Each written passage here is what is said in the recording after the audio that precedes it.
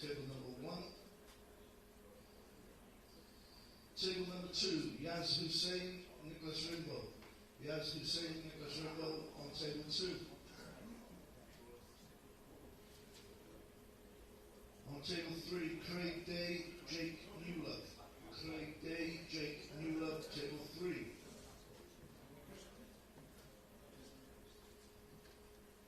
Table 4, Neil Kingsman, Toby Bolt.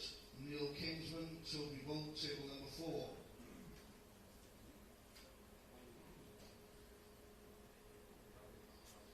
On table 5, Craig Chappell, David McNamara.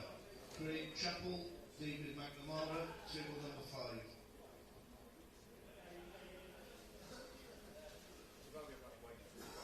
Table number 6.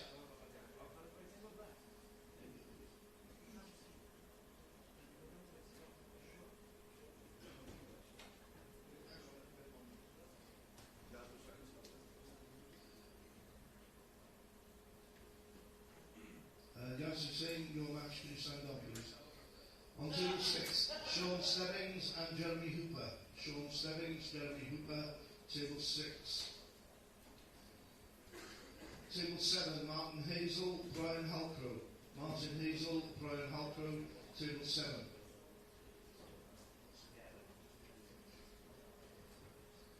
On table 8, Mark White, Andy Slate. Mark White, Andy Slate, table 8.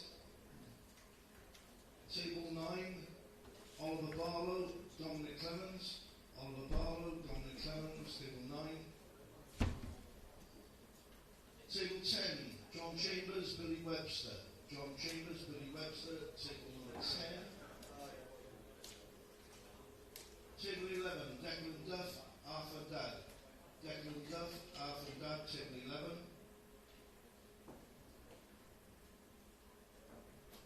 Table 12, JJ Fall, Jamie Turner. JJ Fall, Jamie Turner, table 12.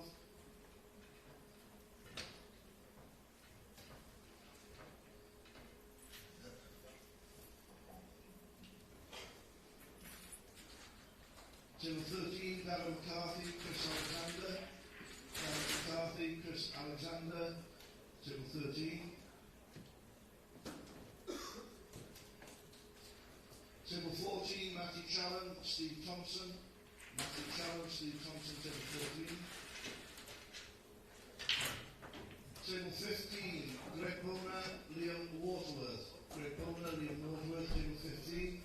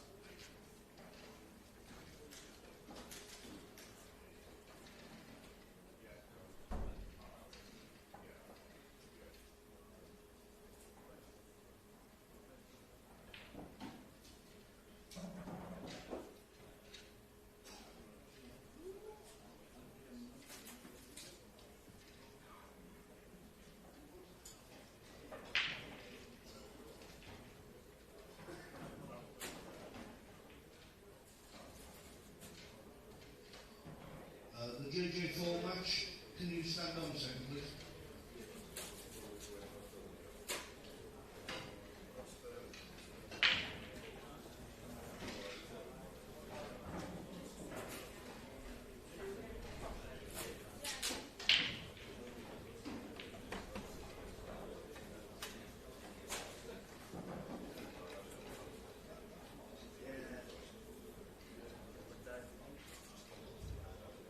On table 16 in the doubles, Goodyear versus Rooney and Fernie. Go on. Go on.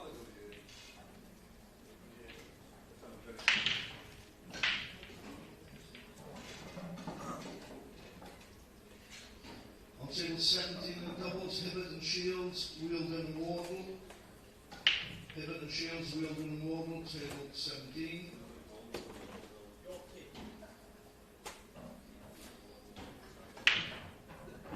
Table 19, McCarthy and Marsh, Woollerton and Juhas. McCarthy and Marsh, Woollerton and Juhas, table 19.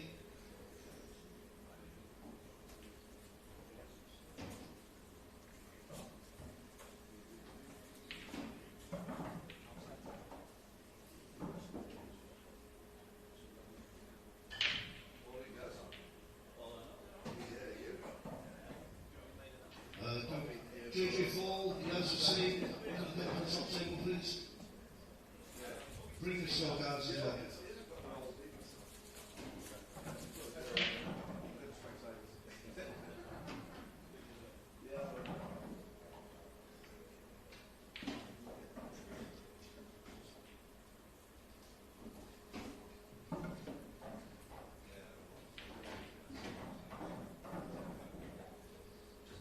Nicholas Rimbaud, top table, please.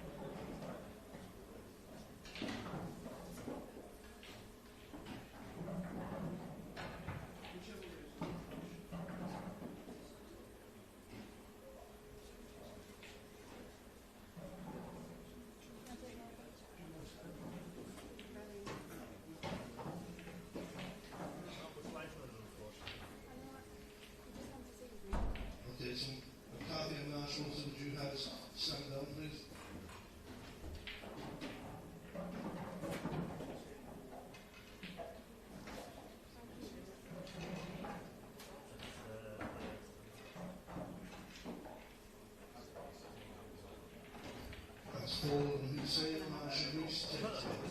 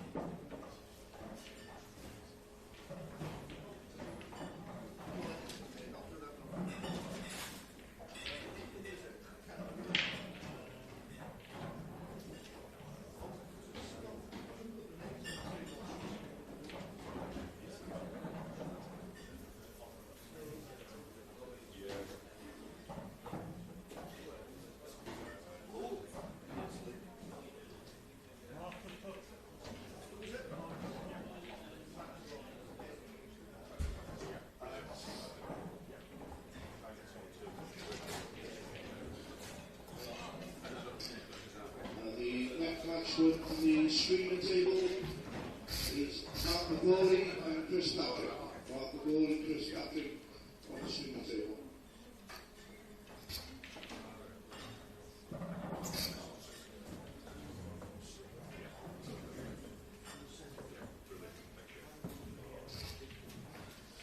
Is Anthony De Rossa or Cedric Angelier in the room, please?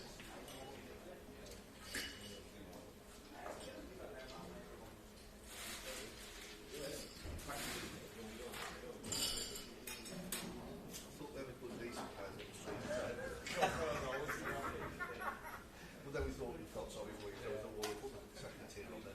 It's going to get better after that.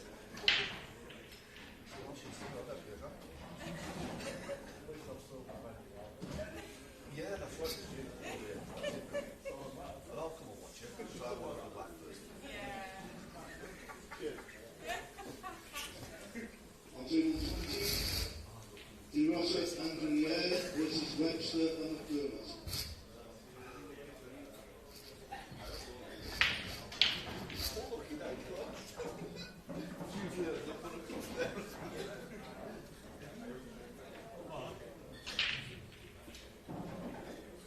Chris, would you sit this side, please?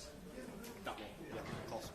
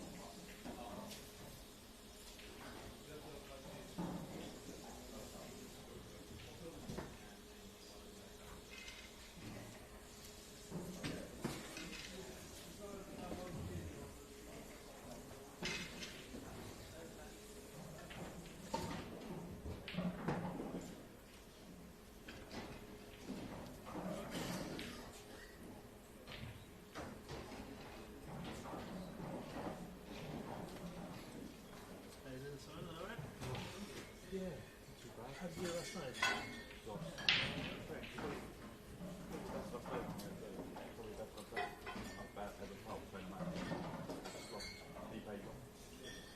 one of those horrible games that when someone, someone else plays well, chances get taken away.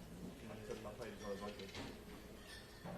Hopefully, if I say like that, I'll go forward this time. It's frustrating.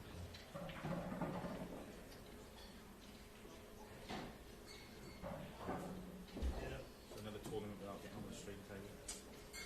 I have to stay behind cameras.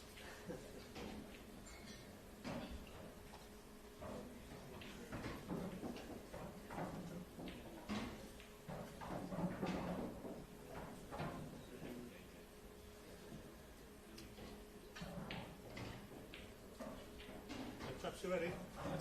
Go for it.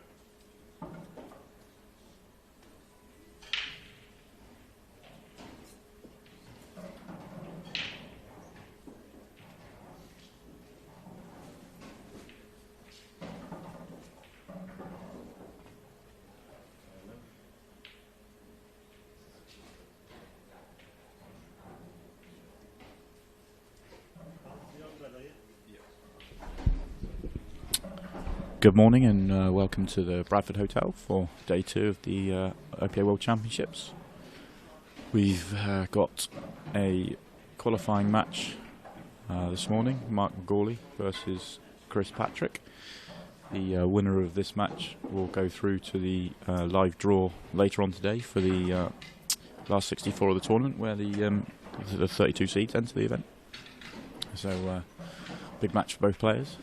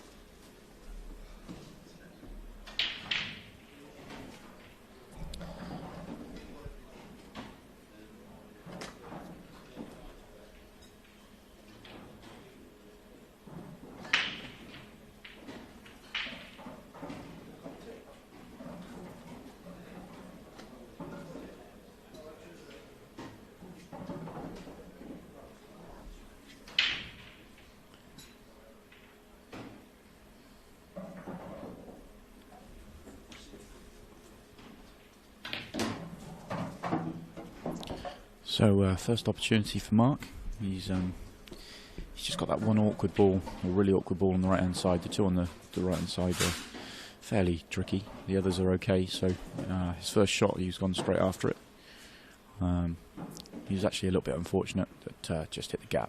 But I think that's one of the things playing on this cloth. You can get a little bit more grip on it, and you can play shots like that a little bit easier. He was a little bit unfortunate. So he's gonna need another angle at some point to get back into that area. I'm not sure he can do it off this next shot. So slightly tricky situation.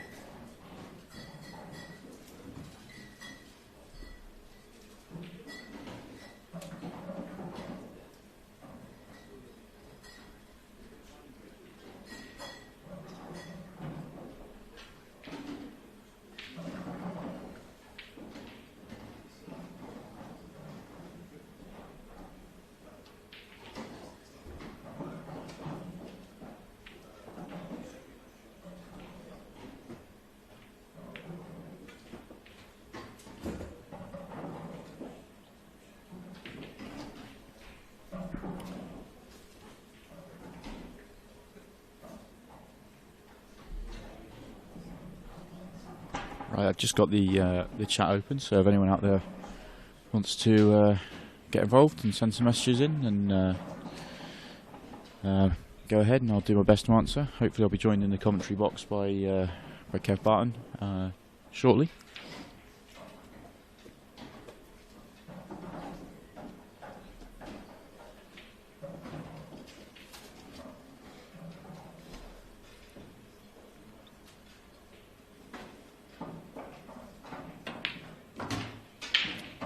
So another chance for Mark. He's still got the same problem on the right hand side, or one of the yellows is still left. So again, it's how he can develop that or get over there. It may go to the bottom left. He may decide to play on it, but he hasn't left himself an angle off that shot, which he was probably trying to do.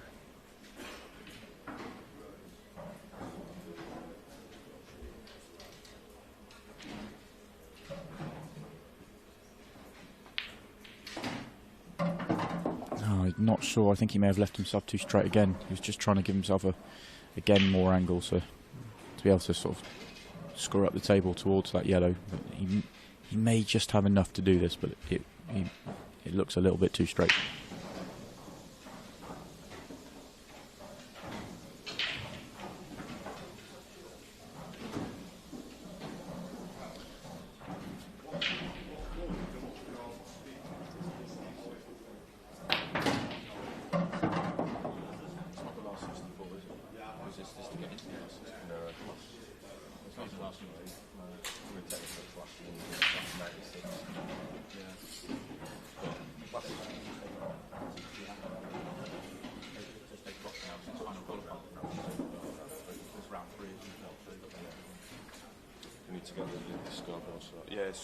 Updating. Oh, right. I forgot that. I was looking for my laptop. It was there. Can we swap? Can we swap seats?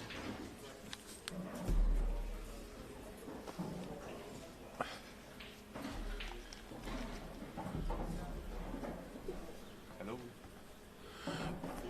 Testing.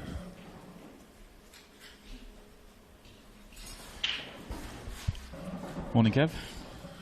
Is it? I guess. Is it still morning?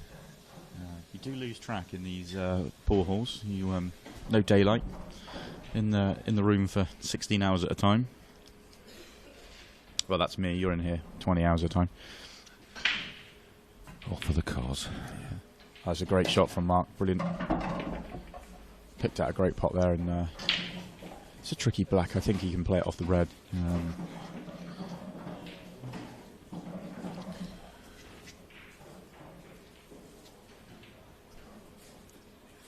It's been a good little finish this from Mark. He's never really looked like having it on, and he's sort of managed to pull out a really good pot to get it done. He was always had one awkward ball, and it kind of had to be left till last the way he played it. But great pot and 1-0. Yeah, I had a bit of a knock with Mark. My 10 minutes of practice on Monday, and he was queuing well. I know he's won an event recently back in Norway where he lives. I think he became Norway national champion at one of the American disciplines. Was it 9-ball or 8-ball, something like that? Yeah, something along those lines. Yeah. So, but yeah, seemed to be cueing well, hitting the ball well. So he's got a very all-out game, very aggressive style. But yeah, from what I've seen of him this week, he's cueing well. So, haven't seen Chris play at all. So. I don't really get much of a go in that frame, so looking forward to seeing him and how he fares. Chris, of course, has been playing some high-value money matches recently, the past 2 or 3 months, and seems to have won most of them, if not all. So he's going to be coming in here in good form as well. Yeah, it must be his round at the bar then. And he's got quite a celebrity following. Particularly some of the cast of Geordie Shore who were follow him on Twitter, etc. It's not something I'm aware of. Geordie Shore, that is.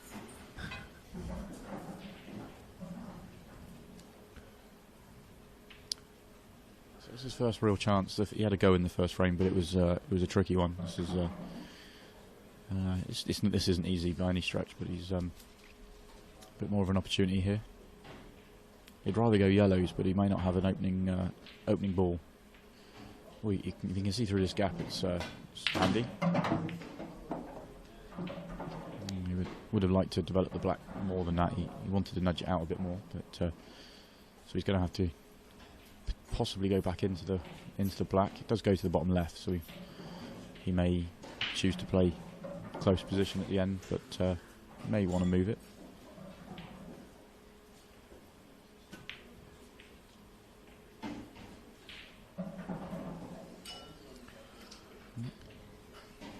Those Pro Cups still look amazing on that blue cloth, don't they? Yeah, the blue cloth still looks good. The table still looks good. Everything looks good. So the feedback from everyone so far has been really positive, and absolutely the way forward. Bags under my eyes don't look good. Yeah, going to bed at 3 a.m. and having housekeeping knock on your door at 8 a.m. wasn't much fun today. Yes. They're keen, that housekeeping here, aren't they? Yeah. Very keen.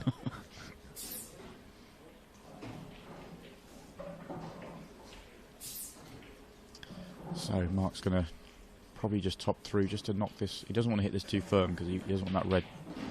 He's going to flick the red and black together. He doesn't want the red flicking to the left-hand side, so it's just a sort of gentle cannon here. He should hold himself on one of the ones in the middle, and then he's going to want to go up the table.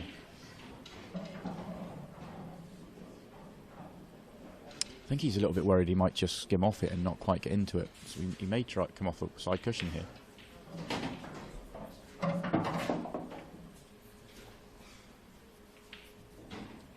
Obviously felt he was missing the cannon, so he's gone a different way.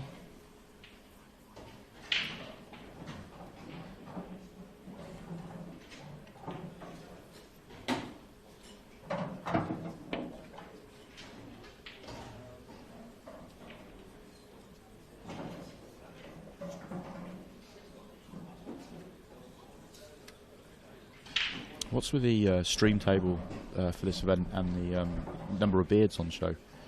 Seems to be if you've got a big beard, you've got half a chance of getting on the stream table this weekend or this week.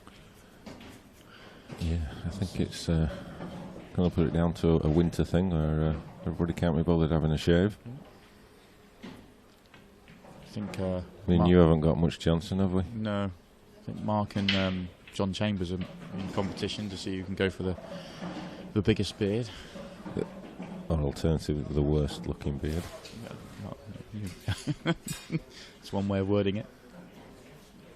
Have you ever tried to grow one? No. I don't think it'd suit me. I tried once a few years ago. Terrible. Itching like mad. Yeah, no, not for me. No.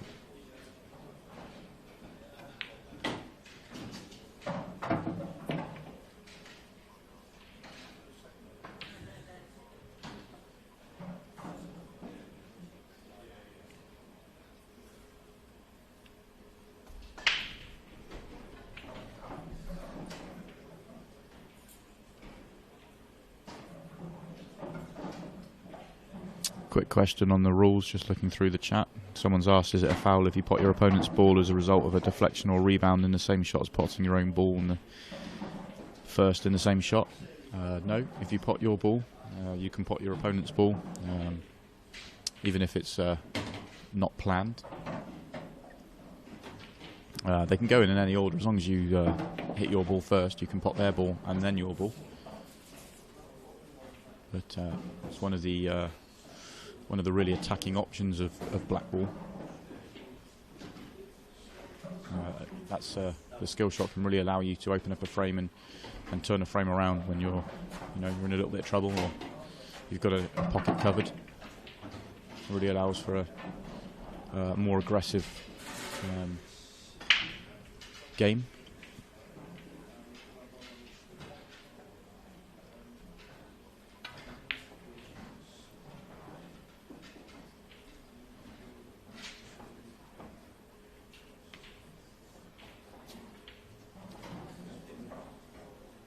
Bit of a nervy start from both players here.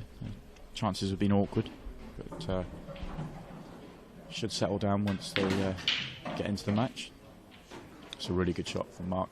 He's played on the one by the black.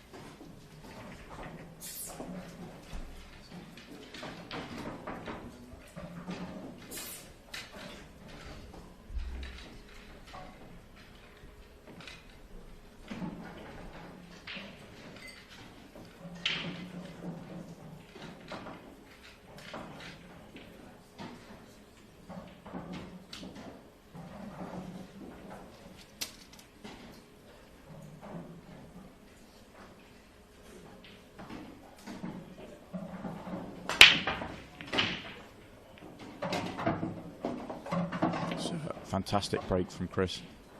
Really hit that solid, giving him a lovely opportunity. I'd suspect he'll be looking at yellows here.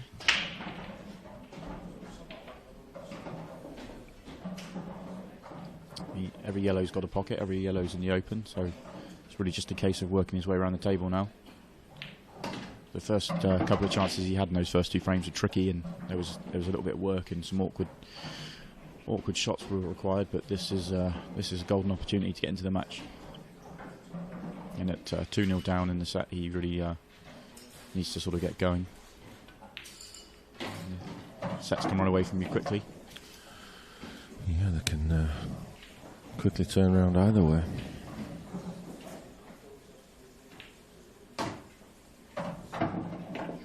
Again, it's just those little soft, delicate shots that can sometimes just catch people out. I'm pretty certain he didn't play for this one.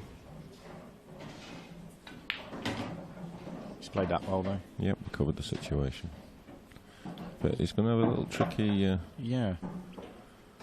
ending to this clearance. Quite rightly not taking the one over the middle. Yeah, he's played that one nicely as well. So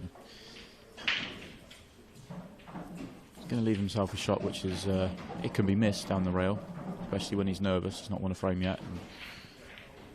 And just needs to cue this one nicely. Absolutely, yeah. Could jab this if he's not careful and miss the pot. Just played it well.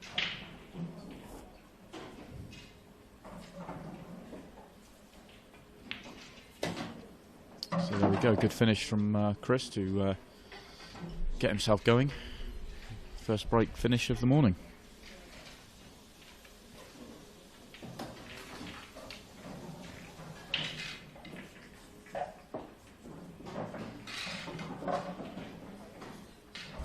Kev, you've been asked if you'll be in Middlesbrough for the World Series next week. Yes, as a player. A what? As an alleged player. Who's running the event next week? No one knows running it. Are you running it? Yeah, I'm trying to. Who's not set those up right? No.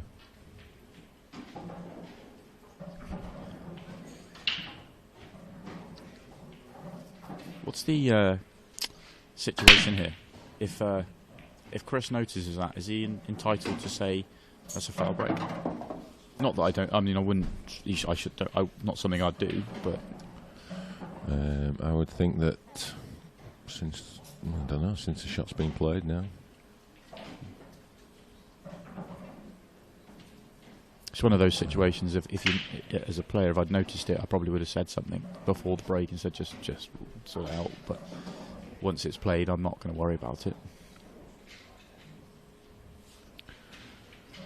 Well, he really wants reds, but he's been forced into yellows. I think the yellow along the bottom rail will clear the pocket to the bottom left. So yellows are still a good chance.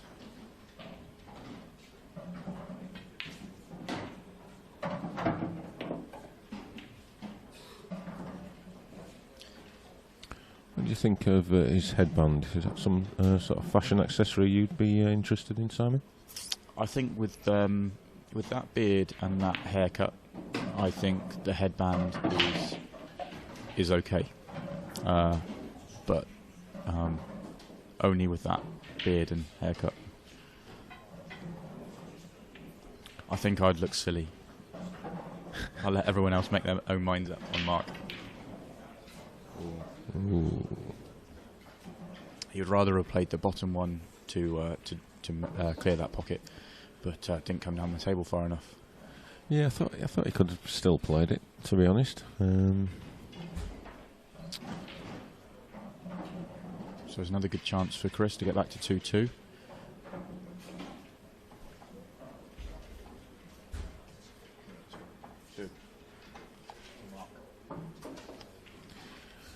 He's going to be worried a little bit about the red up near the yellow, but lots of room to get behind that red into the top left pocket. So he's gone straight up for it. Straight for it. It's just a little bit short. So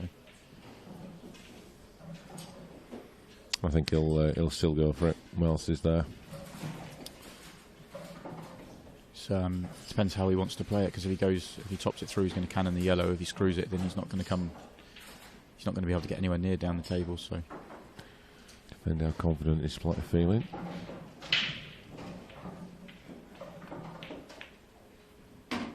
Oh dear. He accepted the fact he'd have a longer pot and just backed his potting, but he's missed the pot and given away the foul. I think that maybe just says a little bit how he's feeling. I think he could have been a little bit more aggressive with that. If he'd have been maybe a bit more settled into the match. Interesting situation for Mark here. He's got one yellow welded to the bottom rail, which is probably what he's thinking about on this shot. So it's actually, he's got cue ball in hand and a free shot, but it's not an absolute guaranteed finish by any stretch. His first shot's quite key.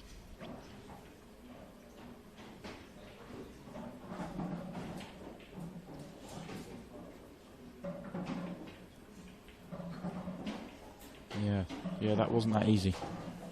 He wanted that just a fraction thicker.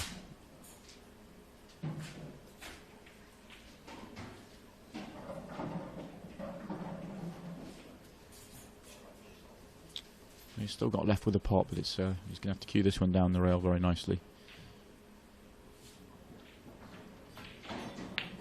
Oh, very good. And a horrible flick. Oh dear. I wonder if he can still cut the one in the middle. It looks mighty thin. We might not even be able to see enough of it with the black as well.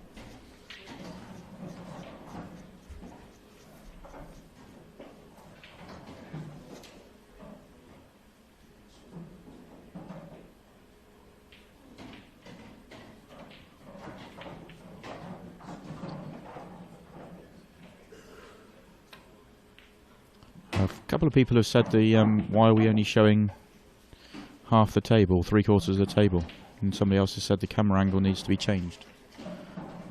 No idea.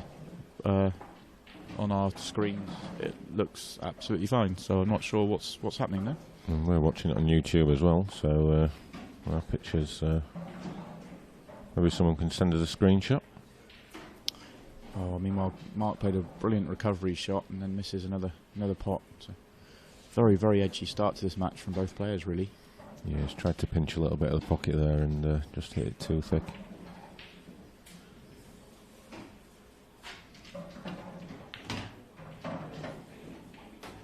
So this red to the furthest right sneak past the yellow, opening the pocket up. I think must do, he's played on. I think he wanted to flick the yellow just a fraction.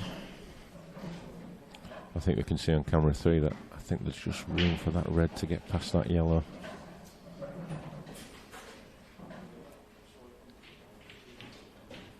Yeah. It looks to be perfect.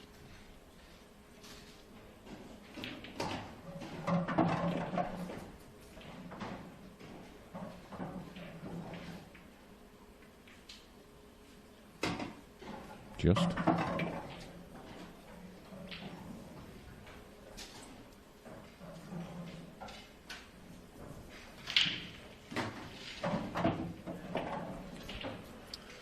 So levelled up at 2-all. 2-all. I think Chris will be feeling a lot better about that than Mark. Really hasn't settled in the first 2 frames and missed another good chance in this frame, but still managed to win it. So Mark's probably had the opportunity to be 3-1 up here, and now it's Chris's break. And last time he broke finish with a brilliant break. So good opportunity for him to get ahead.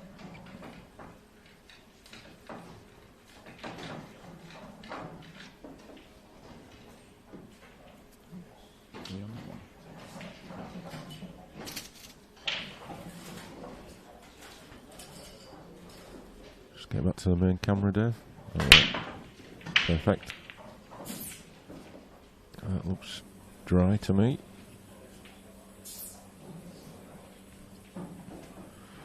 So, I imagine he's going to go yellows here.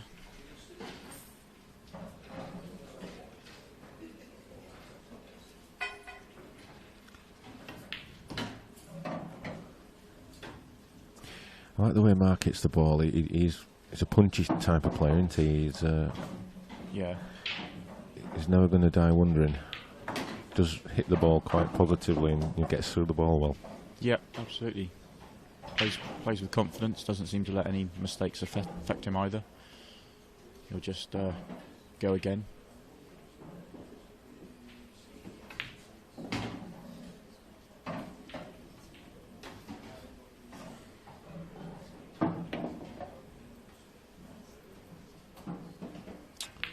Been asked what Scottish players we'll be seeing in this tournament. Well, in terms of the seeds, Liam Dunster and Ross Fernie are the two players from Scotland who are seeded, so we're going to see them for definite in the last 64. As far as I'm aware, we've still got Scott Ross, Scott Gillespie in the main event as well. Yeah. David Rooney unfortunately got beat last night. Graham Sillers was on the stream yesterday, first match out, and unfortunately didn't go his way. Yeah.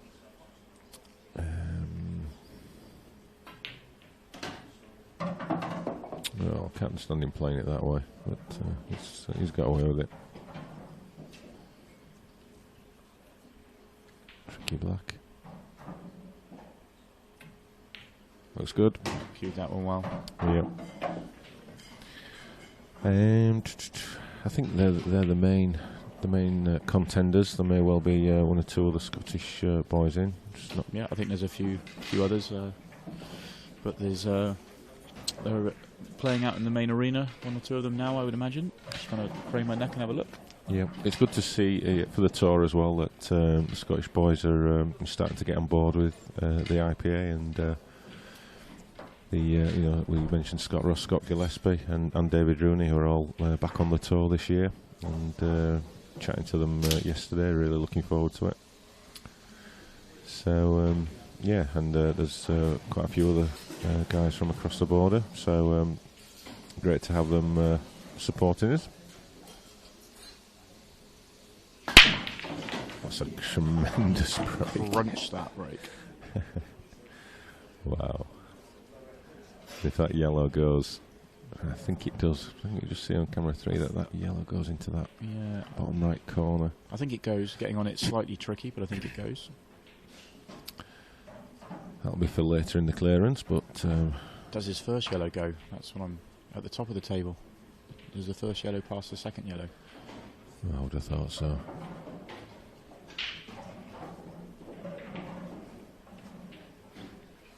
Been asked about the table fitting. What's the link to see the table being fitted as it looks top notch? I guess they're asking. I guess that's 8 Ball Direct they're asking for. Yeah, if you go onto 8 Ball Direct's Facebook page, you'll find all the information you need on there, and all the contact details for Alan Yates, who wrapped the table and put the logos on. Not to mention the hydro dipping. Yeah.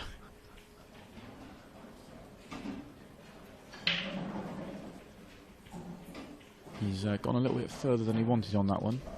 Just a little bit. So.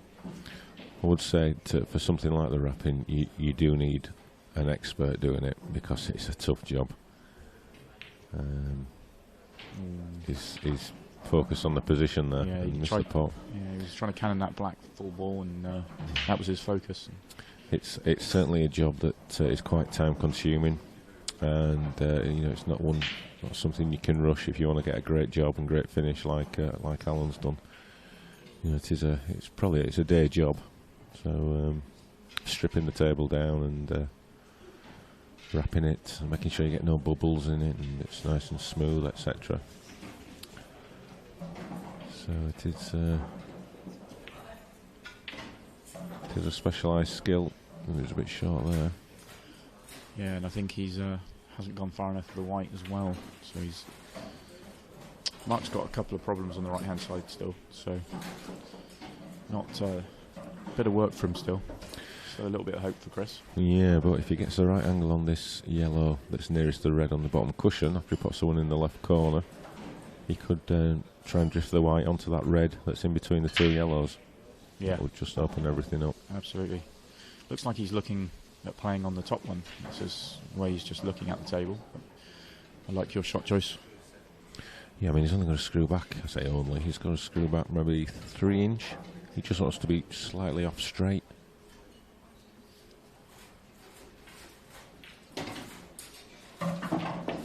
That may be perfect. It's not too bad to that, I think. Difficult to tell, but that looks like it may be perfect. So he's still looking at your shot, Yeah. but I think he can run that through and it's stunning up. Problem is, if it goes for the top one, it's not that easy to get on the other one, even if it gets perfect. I think he can pot this, but he's trusting a little bit to luck with the position. Yeah, well, the white's going to be stopped by that red above it, so it's whether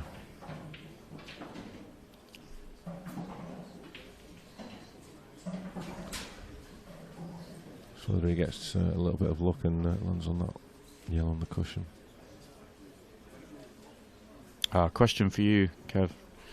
Why have the IPA decided to go for a light blue cloth rather than the original green? It's a question I've not heard before. Yeah, we haven't mentioned that this week. Right, where do we start? Let's just see this shot first.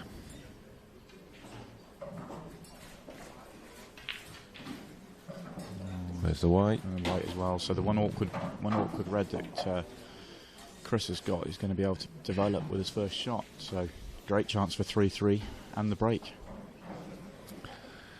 Okay, the Cliff, you're new to the stream today. You didn't see any of it yesterday or hear any of the commentary on the cloth.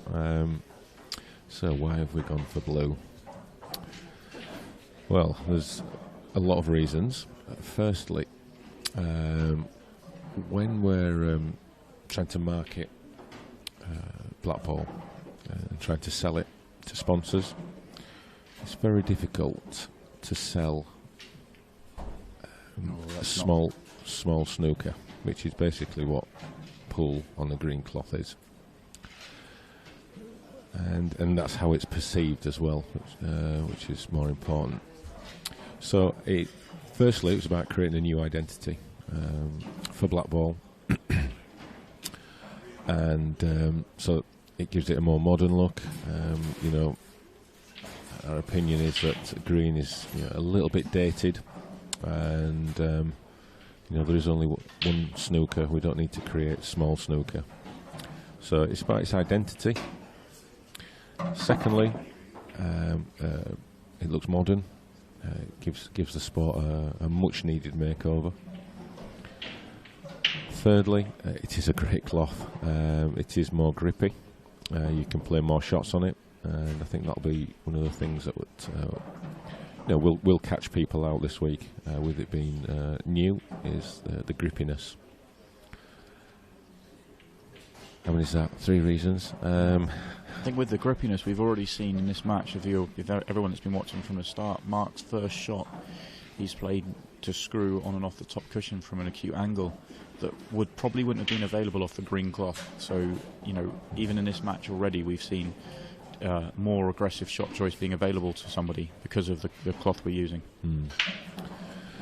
And in terms of, if you're a club owner and you're wondering whether to put this cloth in your club, firstly, it's coated in a spill guard, so it's a bit more resistant to staining, if somebody knocks over a drink or anything. So it has got that coating in.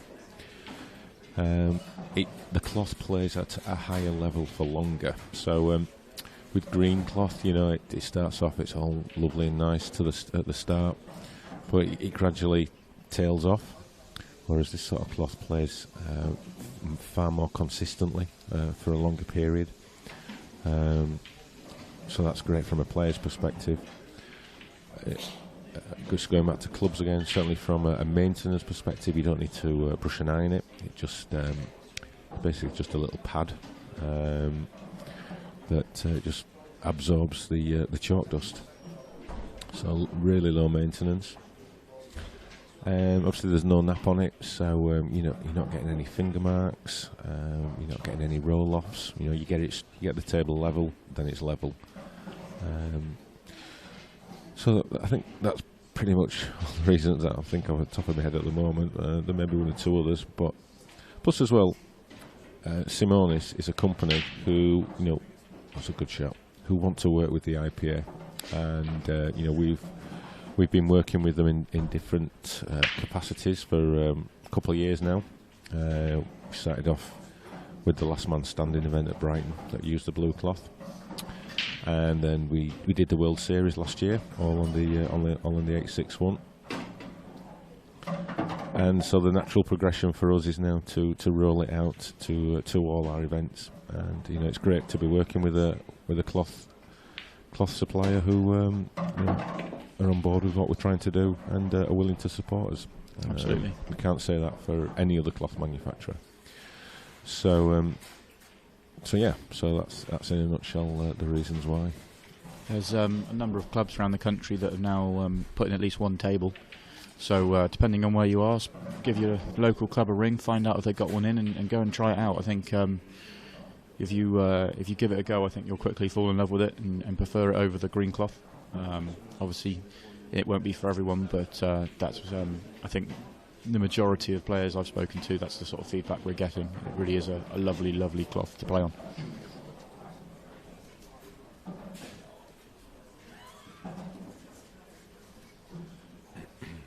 So I hope that answered the question anyway. I mean, on a more sort of strategic sort of view, we want all of black ball. That's going to come out nice. Oh, if it stops. We would like all the black ball bodies to adopt this cloth, so we will be speaking with Black Ball International over the coming weeks and months, and seeing what we can agree between ourselves, because it would be great for Black Ball to all be singing from the same hymn sheet, as it were. So whilst change is not always for some, but we think the case for change is strong, and if we can get all the black ball bodies working together, and then that only makes our sport stronger and better for it. Somebody suggested that the blue cloth makes the room look grey. Well, we can make the room look whatever colour we want. We've got some for the next match. We could make it yellow or red or green or anything you like. Really, we've got some new toys that we're playing with this week. Yeah. Shall we change it at the next frame? At the end of the next frame, we have the power. Should we go red for a set? The first person who tells us on the stream which colour they'd like to see under the table, your wish will be honoured.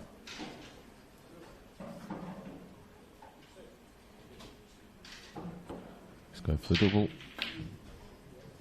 That's unlucky. He played it the right way. He didn't give the black chance to slide too much, playing it at that pace. But I thought he would have played it off the red into this corner. Yeah, he obviously decided that wasn't on. So.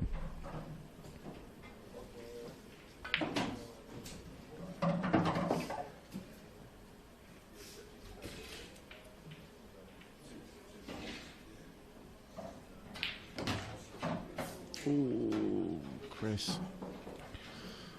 Just got into that too much. It's one of those that it probably won't cost him, but you're giving Mark an opportunity to come off one cushion and make this black now.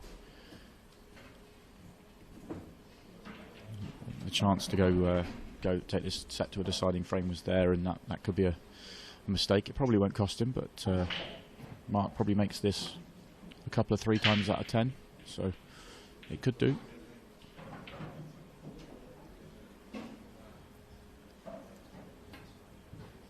He's close. Yeah. Wow. Yeah. Great shot, and that wins him the first set. Wins him the first set, and what a great shot to win the first set. So that was a topsy-turvy first set, that one, wasn't it? Absolutely, yeah. I think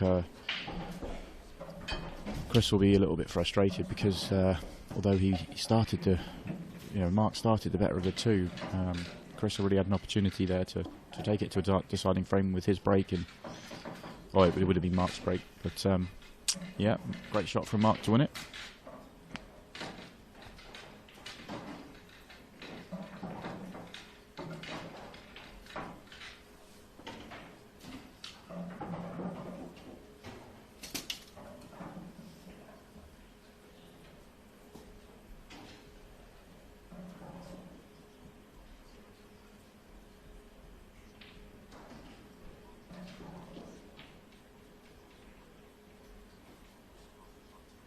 Yeah, I think it's Mark's break.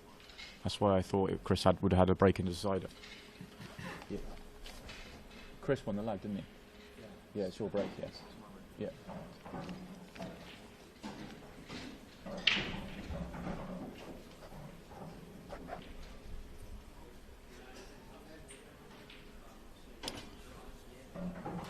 Chicago Q Sports said it's great to see a Norwegian player in this tournament.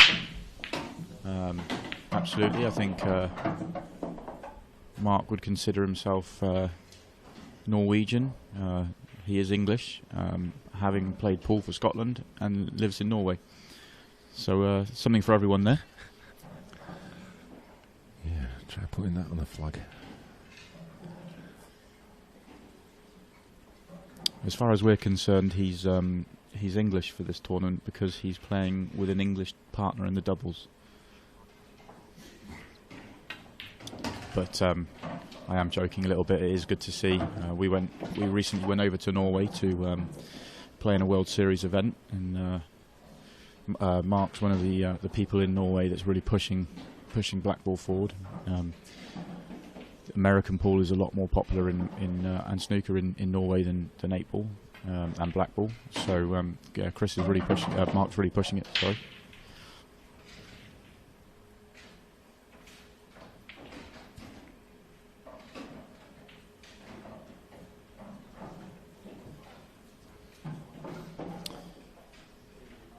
Anthony Bevan asks, would you say the IPA is a good platform for someone who hasn't started hasn't yet started comps and wants to experience, or is it too much of a jump? I think it depends where your starting point is. I think the answer is different for different people. Obviously the standard on the IPA is going up and up and up. So it could be argued, if you're just starting off and fairly new to pool or new to black ball, that it probably is, too much of a jump to start with. But that's the same rule for everyone. Yeah, I think I'd just start entering as many events as possible. Starting with your local events, and if you enjoy it and you're doing well, then hopefully as our tour travels around the UK, the tour is fully subscribed, but we'll hopefully be running a qualifier or two for every tour event. So depending on where you're based, then there may be a qualifier out there for you, and you play well and win the qualifier, you could be in one of these events this year. Yeah, what doesn't do any harm to try a few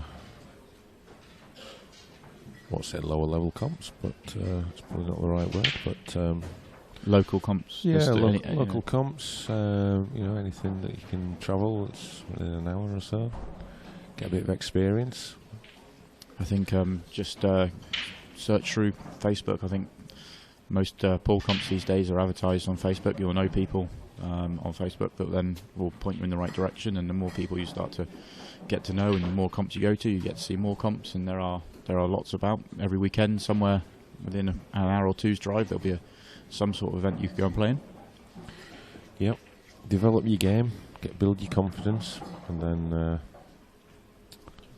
let yourself loose on the IPA.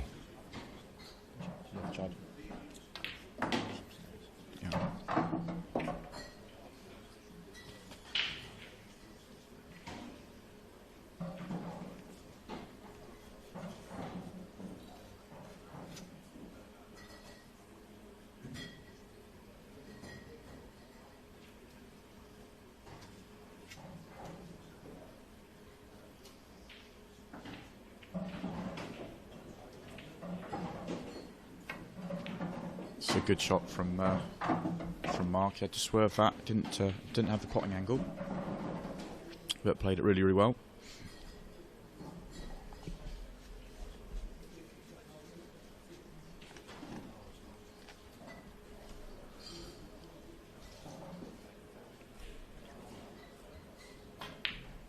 Yeah, confidently played.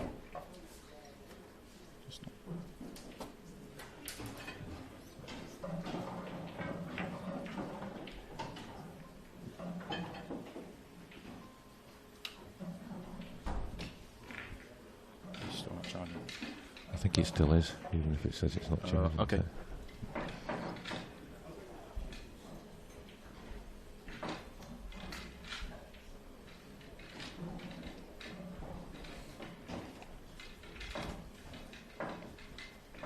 Yeah, Luke makes on the chat, just going back to that previous question, he makes a good point. There's obviously black ball counties all over the country, and yeah, go to your local county, and it's a great way of getting involved.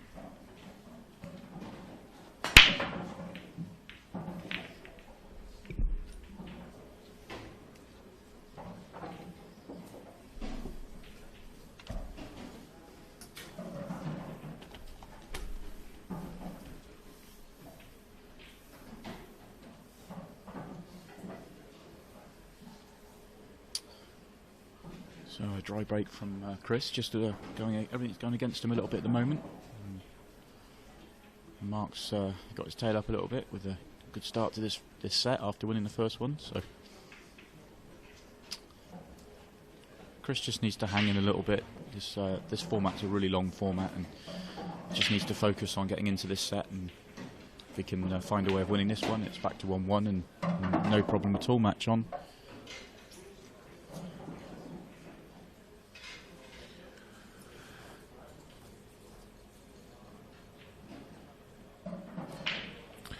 Some good matches going on the outer tables. Just looking through the match at the moment. Sean Stebbins, Jeremy Hooper should be a good one.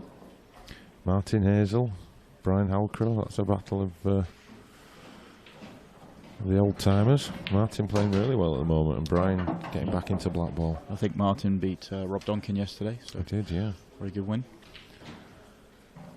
Some other notable players who are in action.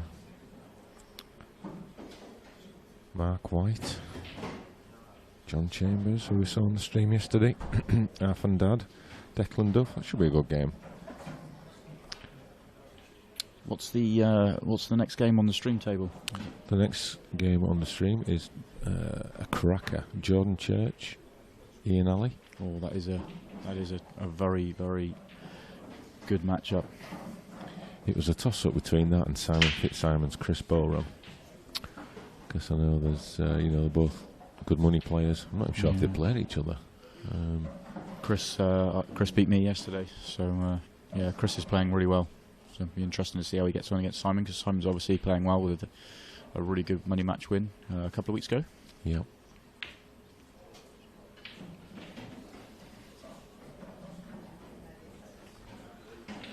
Chris is living off scraps at the moment, isn't he, really? Yeah, I think he's probably still thinking about that bad mistake. He should have gone 3-3 in the last set, and hasn't really had a chance to get going in this set at all.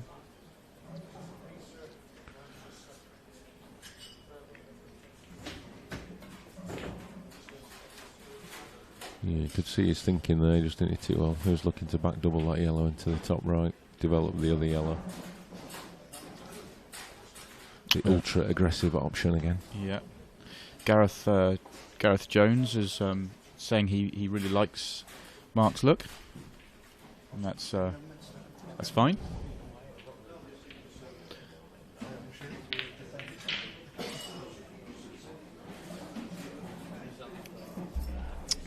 I know I've got to know Mark reasonably well over the last few tournaments, having been out to Oslo recently, and I enjoy a little bit of banter with him over his beard and his haircut and his headband. So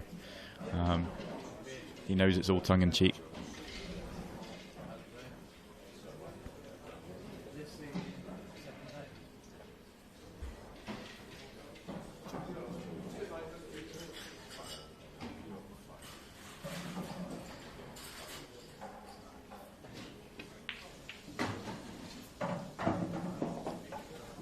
he's just come up a half a roll short there. He's probably still going to have to take this yellow at the top of the table, but probably wanted another inch on that and he would have been absolutely perfect. But the pot's still on, and one good pot, and he'll give himself a great chance to go 2-0. So must take it on.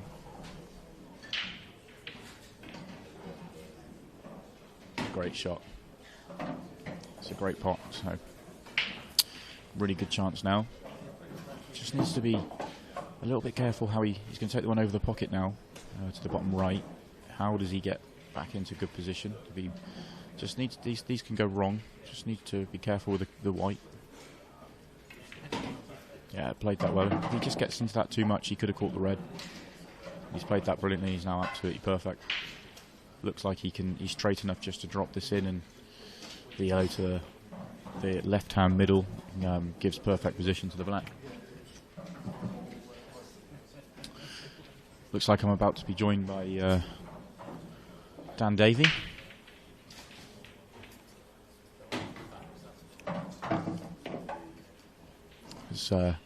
Who is Mark's doubles partner, so coming to keep an eye on his partner to make sure he's in good form for the doubles event. Stalking him.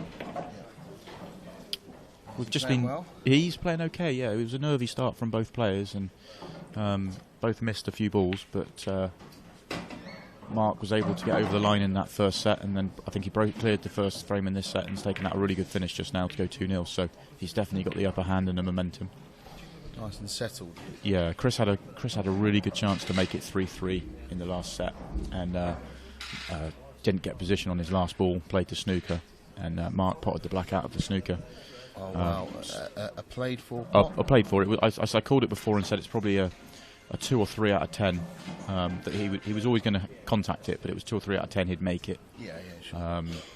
And he did, and I think Chris he hasn't really had to go in. His chance he's had in this set has been awkward and scrappy, so it's just going against him now, and Mark's definitely got the upper hand. Time to go in for the kill then. Yeah, his last break was huge. That's huge. And this one's huge. He can break for us in the doubles. Yeah.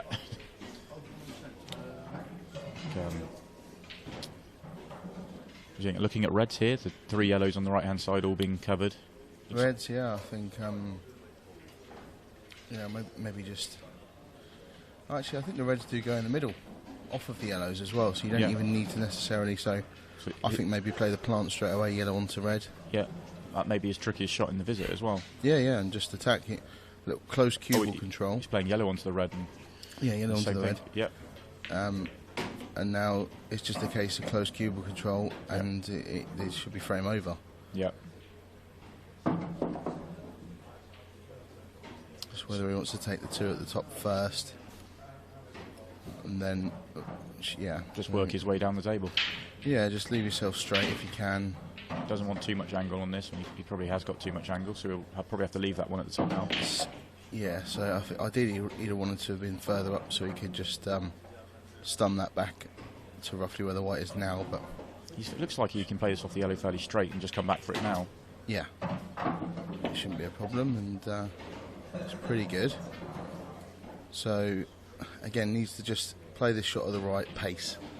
So I think he's gonna just needs to leave himself the right angle off his second last ball to get down for the red near the black. So he could go either way here. Would you take the one at the top because it's drifting down and try and get straight to the one in the middle, or would you take the one in the middle trying to screw back to leave yourself a nice angle on the one at the top? I don't know. I think they're both equally as easy or difficult.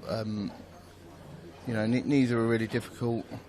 You just have to play the shot at the right pace to leave yourself the right angle. So maybe personal preference, I would probably play what he's playing now, and try and screw over towards just below the middle pocket. Okay, well if you have a bit more angle, then I think he just doesn't want to overhit that. See, this is I think going this way, if you get the position slightly wrong, you've got more chance to recover it with the next shot. If he'd gone the other way and underscrewed it, he's got a much harder shot next. Yeah, it'd be easier if these 2 yellows weren't over on the left-hand side. So is he just dropping this in and leave himself a shot? No, that's not really Mark's way, is it? Stand up. He's overhit it. That's confident. He's just about... he's got a shot. We were commenting earlier on the fact that he really likes to punch them in, use the cushions, and he's not really one that wants to. He doesn't like to roll them in too often.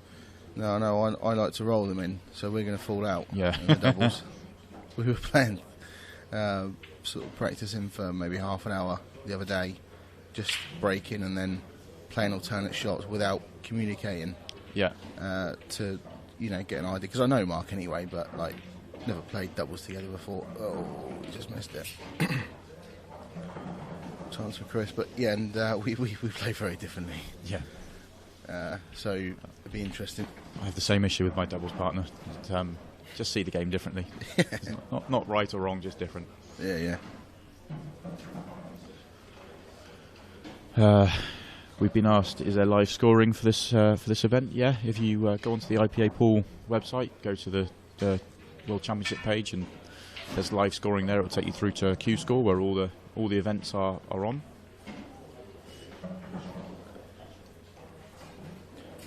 $509 watching. Is that just on the YouTube page, or is that not? So the total's even more than that. Full total. That's a lot for the morning, a work day morning. Yeah, there's a lot of you out there working and watching sneakily on their phone or tablet, minimising it, looking over your yeah. shoulder. I've never done that. No.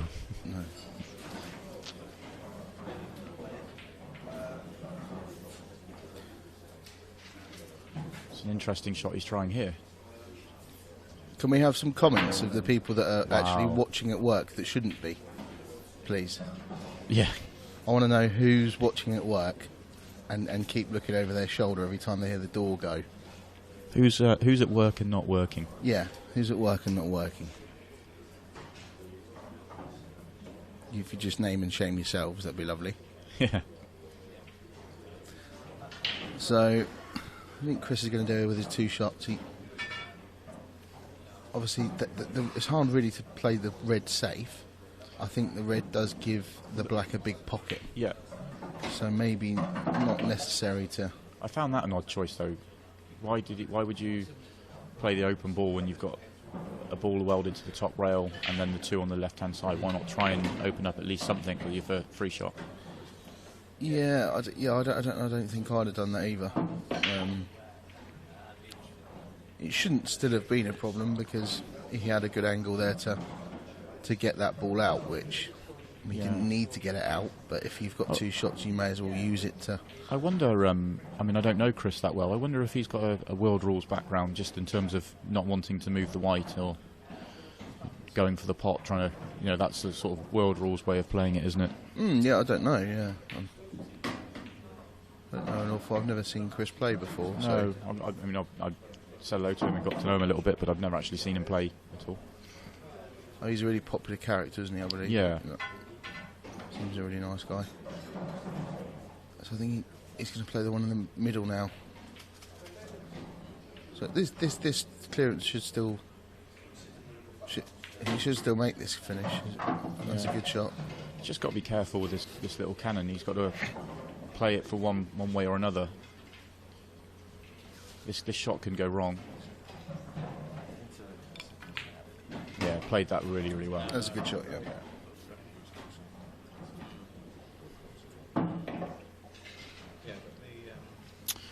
Rossi T says 20% work, 80% watching. Naughty boy.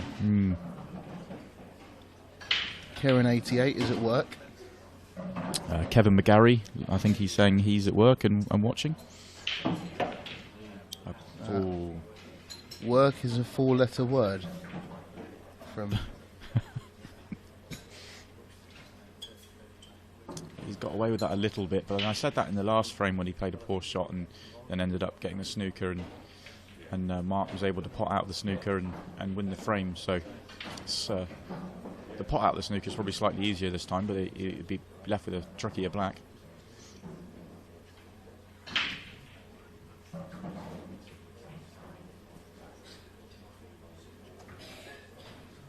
Byron has a tough game against Simon Fitzsimmons from David Taggart.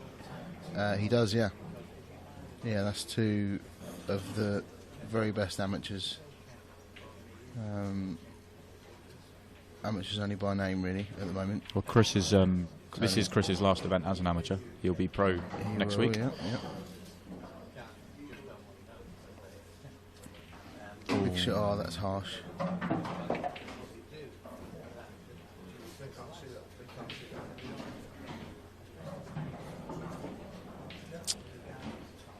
Somebody's asked how Hooperman is getting on.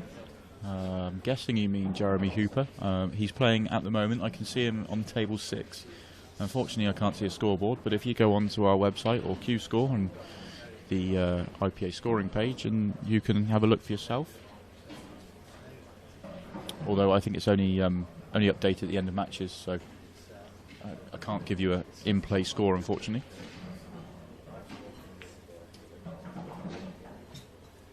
That's not the best. Yeah, it's a slightly odd choice with his free shot again.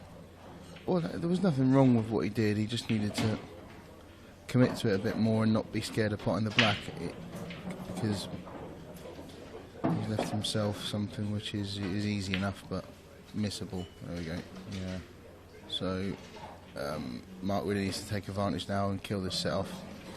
Mark's in a position now where he could really just run away with this match because Chris hasn't settled at all. No, he really hasn't, and Mark's made some mistakes, absolutely, but he's getting more chances, and he could really kill this match off quite quickly. You can see maybe there's with Chris, there's a little bit of hesitation in deciding what shot he's going to play sometimes, when maybe it's a little bit more simple than and we've all been there, but when you're under pressure, under the cosh, you sometimes don't think as clearly. Yeah. Yeah, maybe if it was a set-up, he would have got down and just and just pushed that black right over the corner pocket. Yeah, I completely agree. He just hasn't settled the chances he's had. And as the frames are going on, the more he's making mistakes, the more that's making him make mistakes. Yeah.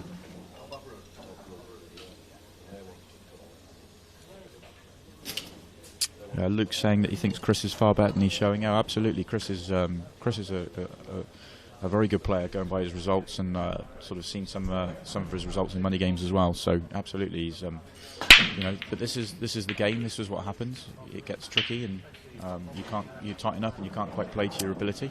Yeah, there isn't a single one of us out there that hasn't played below our normal level. You know, especially when in a big match, being put under the cosh on a stream table. You know, it's easy sat here in the commentary box, but we've all been that person struggling out there. Yep. And I doubt Chris has probably played on the IPA stream before. He would have played on a few local streams and things like that, but the setup here is obviously quite intimidating if you've not played on it before. Yeah, it's a different. You're all out there alone on your own in the arena. Yeah. Whereas normally you're surrounded by people out in the cauldron. 20 tables all next to each other.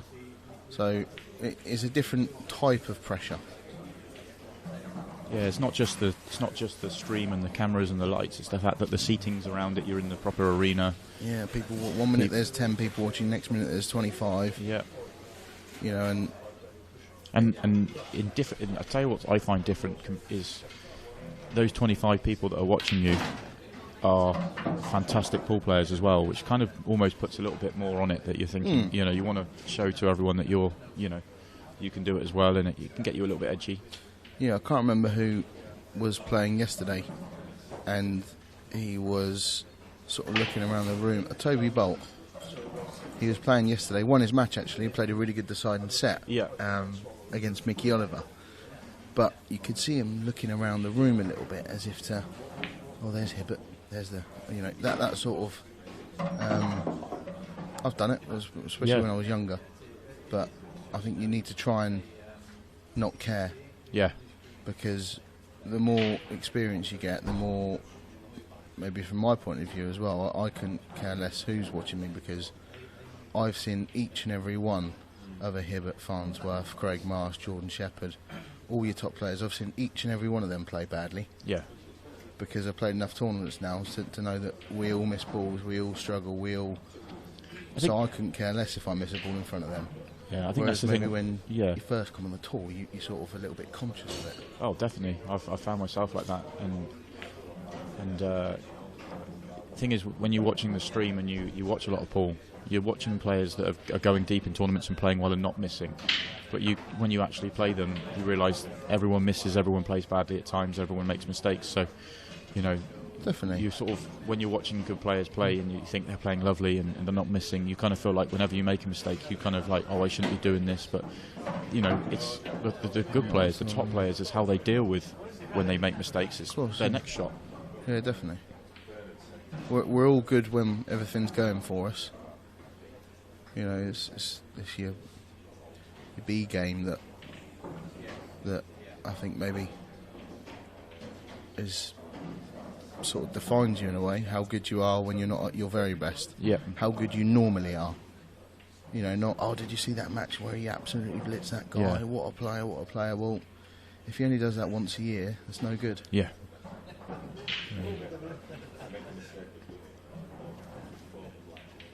So a little bit of a tactical exchange. Yeah, they've each got one really awkward ball.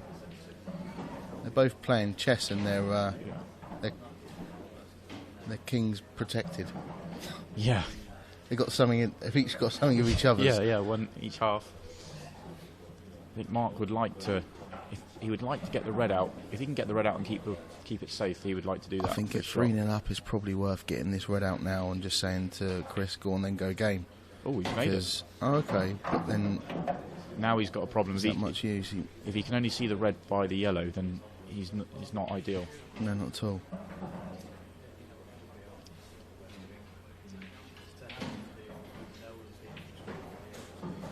I think it's worth taking at 3-0 up in this set. It's worth taking a risk of, even if you go cushion first and aim to. It's not that hard a shot to flick the bottom of the three reds. No. Just on the left-hand side, or even if you hit it full ball, you're pushing it into the. So he's got a gap, all right. What's he playing? Missed the first red. Okay, see, well, that's not what he wanted to do. But if he'd have hit that a little softer, then the intention was right. Yeah, he's given Chris an opportunity. Chris may decide to not go for this. Now, if that red passes the black to the bottom right, then Mark's got a good chance for the set.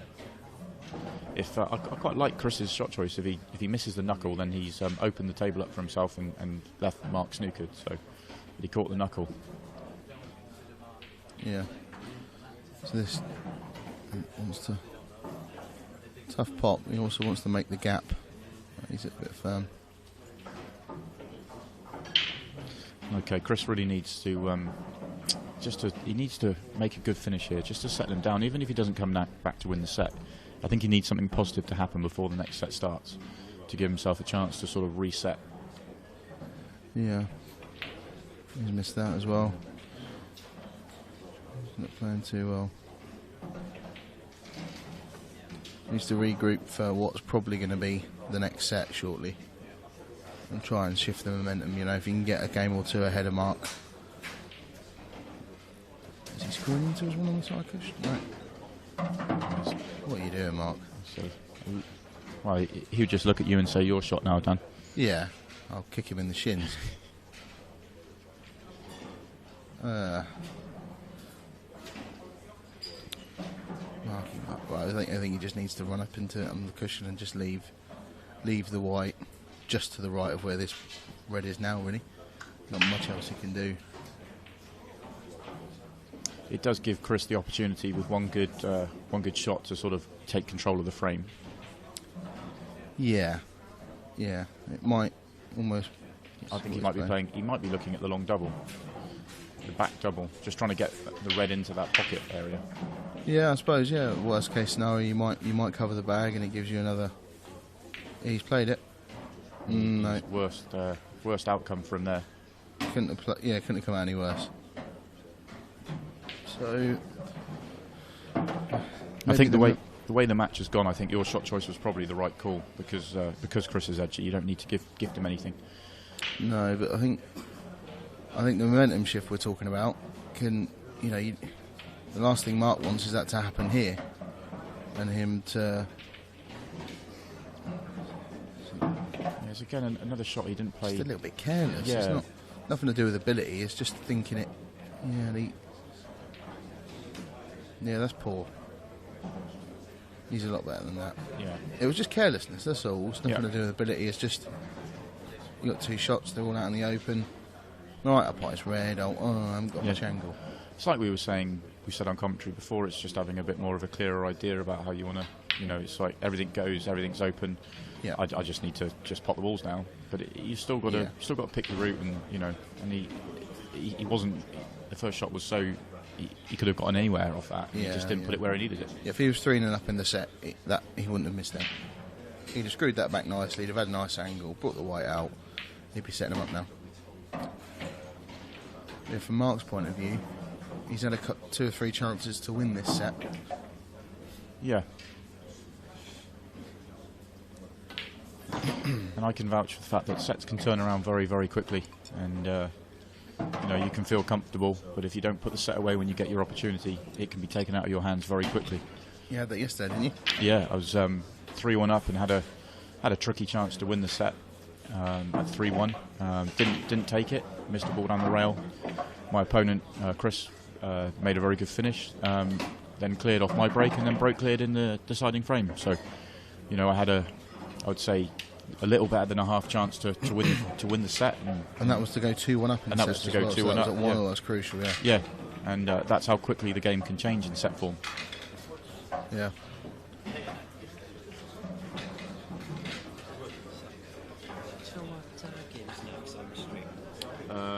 Yes.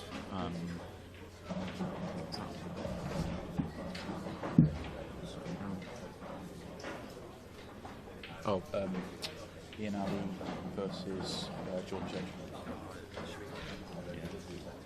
That's a very good match next on the stream. Ian Ali, Jordan Church. Both played on the UK tour this year. Coming over. Yeah, Ian played. He came to the Brighton event, wasn't it? I think that was his first event back on the IPA. Yeah. Did okay. And I think this is Jordan's first event. I think they're both on the tour, are they, for the full year, I think? Yeah, I was speaking to Jordan yesterday, and he just said he loves the setup and he loves the, without going too much into it, it's pretty simple. He just loves the look of it and wants to get involved, so yeah, he'll be an asset. He's a really attacking player. That'll be a great game to watch. They're both very similar. Yeah, I watched. They both go for absolutely everything. Yeah, I've seen Ian play a couple of times in Brighton and on streams and in the past, actually, in county games and things like that. But I watched Jordan play for the first time yesterday and in practice the day before, and just a great player to watch. Really enjoyed the way he went about the game and his style of play. Yeah, they're both very similar. Very similar.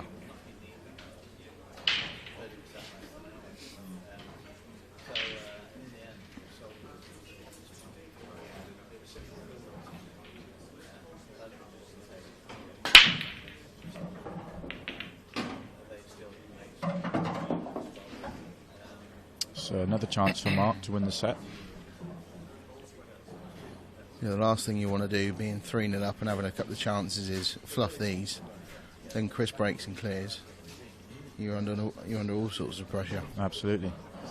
So what do you think he's thinking reds? Just that, I guess that red by the yellow in the middle goes to the left middle. So 3 at the top and then come down the table. With tight cue ball control, you should be. Everything goes. Everything's got a pocket. Yeah, I think that's the. He doesn't. Although it looks like a messy table, like you say, with tight cue ball control, they all go. So there's going to be a couple of shots where you're going to need to leave yourself absolutely perfect. That was one of them, actually. You needed the perfect angle to come up the table. Yeah, he wanted to come down the right-hand side of the table, ideally. And he can do that now. So, yeah, he needs to play this at the right pace. Yeah, he's got a nice window that he needs to get into here. Yeah, He's a little short. I think he might prefer to be lower so he can take the one the highest of the reds first, but Yeah, he can go this way as well. Maybe not his first choice though. bounce. He needs the black to bounce. Yeah. He wanted to be straight on this one in the middle, I think. Probably now needs to take the one at the bottom and come back. I think he can, yeah. I think if you can really dig in and sort of maybe play it with a bit of drag, you can get into the white on these, so you can hold it. Yeah, he's played it perfect. That's absolutely perfect. That's a great shot. That's set over. Yeah, really well played. I think maybe just rest into the yellow if you've got the... Looks like he's got the perfect angle to just top it through and move the yellow out the way. Yeah. And then he can just top through his last red. Yes. Oh, okay. Well, just needs to be a little bit careful. Yeah, Well, maybe may have to play it with a tracer side. Yeah, I'm not sure what angle he's got here, but it should be fine. Okay. He had the room. It was fine. Really good finish. Yeah, very good. Because in those sort of situations, they're all there. Everything's got a pocket, but he needed good close control, and he had that. Yeah, he had a couple of crunch shots where he had to play it at really, exactly the right weight, and he did. So set over. Anthony Bevins asked about the qualifiers. The qualifiers are we will announce them as soon as we know and where they are and things. Obviously, the Welsh Tour being only a couple of 3 weeks away now, the qualifiers will be fairly short notice. Obviously, we've been putting our focus into getting this World Championships, and then we've got the World Series event next week as well. So, obviously, we would like to have let people know before now, but watch this space. Hopefully, we'll announce something for a qualifier, which may be next weekend or the weekend after. I'm actually speaking to one of the clubs later this week to sort of finalise details on that. So follow us on Facebook and we'll get that announced for you.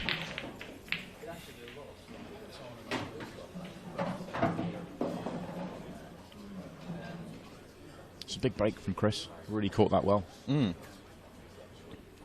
If he's got any chance in this match, he really needs to sort of start this set confidently. Yeah, definitely.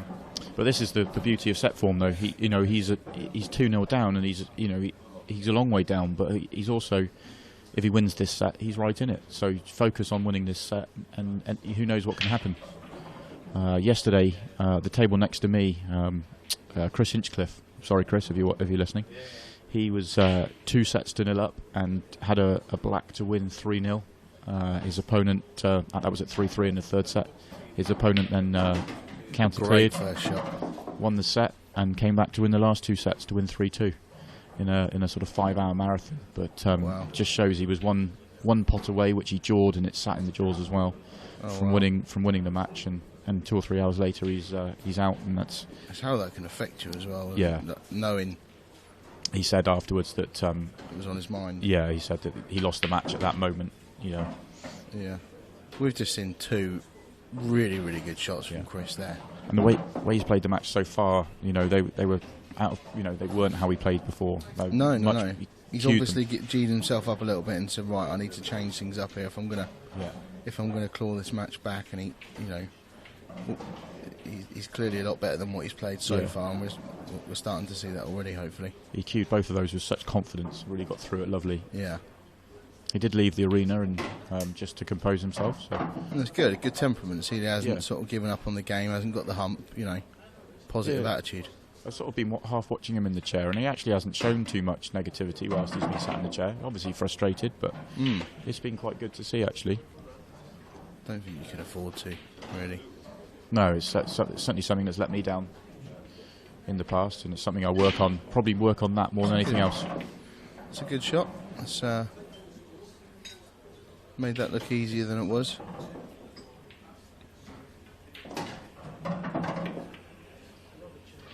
Slightly awkward queuing. Should still make this. Yeah, good finish. Confident start.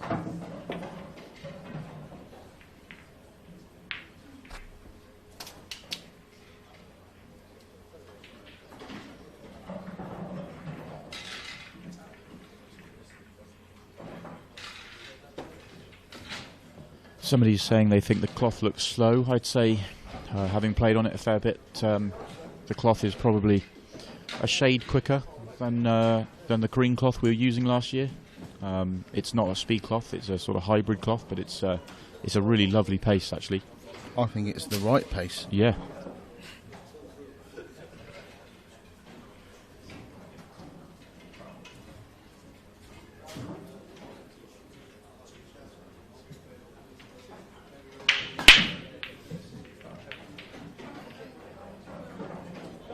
Didn't seem to catch that one as well as he did the previous couple. No. He's actually had a little bit of result. I don't think he can see the yellow to pot into the middle.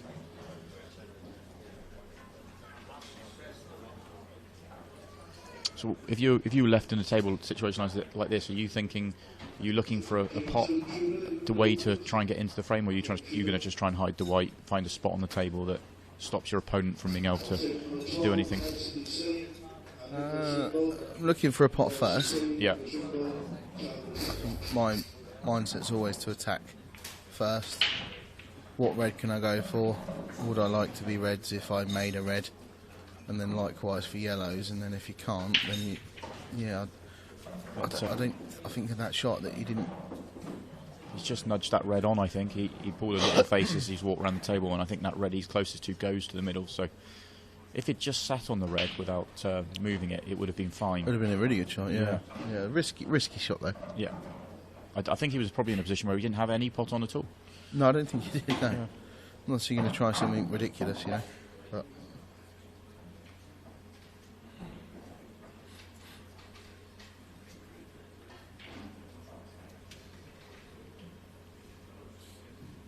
Callum Thompson's made an interesting point. Tend to agree with you. Just a little bit of banter about his headband. he should be thrown out for wearing that naughty headband. I agree. I'm actually sharing a room with Mark, and I might find his headband and just and snip it. So when he puts it on, it doesn't work. He must have some spares. Yeah, I'm sure he has. Yeah. It's gone a little awkward, I think. I'm not sure that red passes to the bottom left. It's not a disaster, but... If David Beckham was homeless...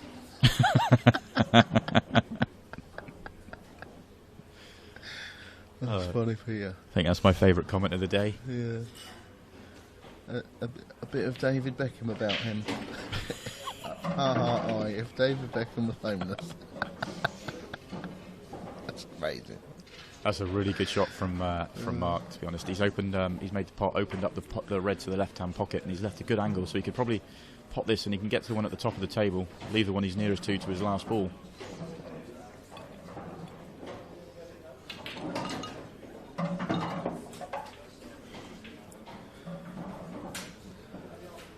He's the Borg of Paul.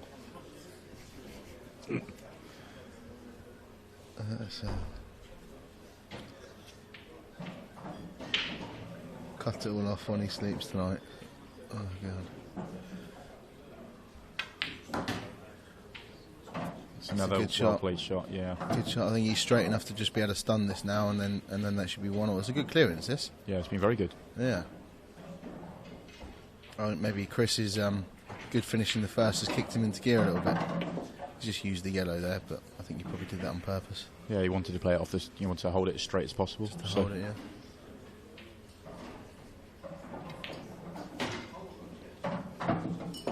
So a little bit unlucky for Chris, because Mark broke and left him pretty much in a horrible position, and his shot wasn't far away from being very, very good. It's just unfortunately nudged the ball on, and Mark's made a brilliant finish. So the good work from Chris's first frame. Not undone, but obviously he would like to have won that and tried to get a lead in this set.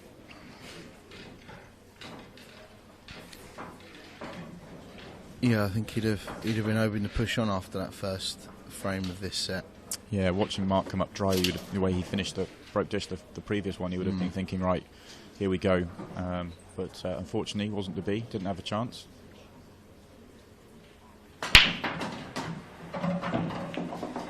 In off. Hell of a smash as well, but in off. I think that's obviously a bad break because he's just it's just gone straight in off. He sort of, when he walked to table, he kind of just threw the white down and kind of hit it fairly quickly. It's with it being the biggest shot in the frame, maybe a little bit more care and attention would have just helped him there. It was almost a bit of frustration in that break. Yeah.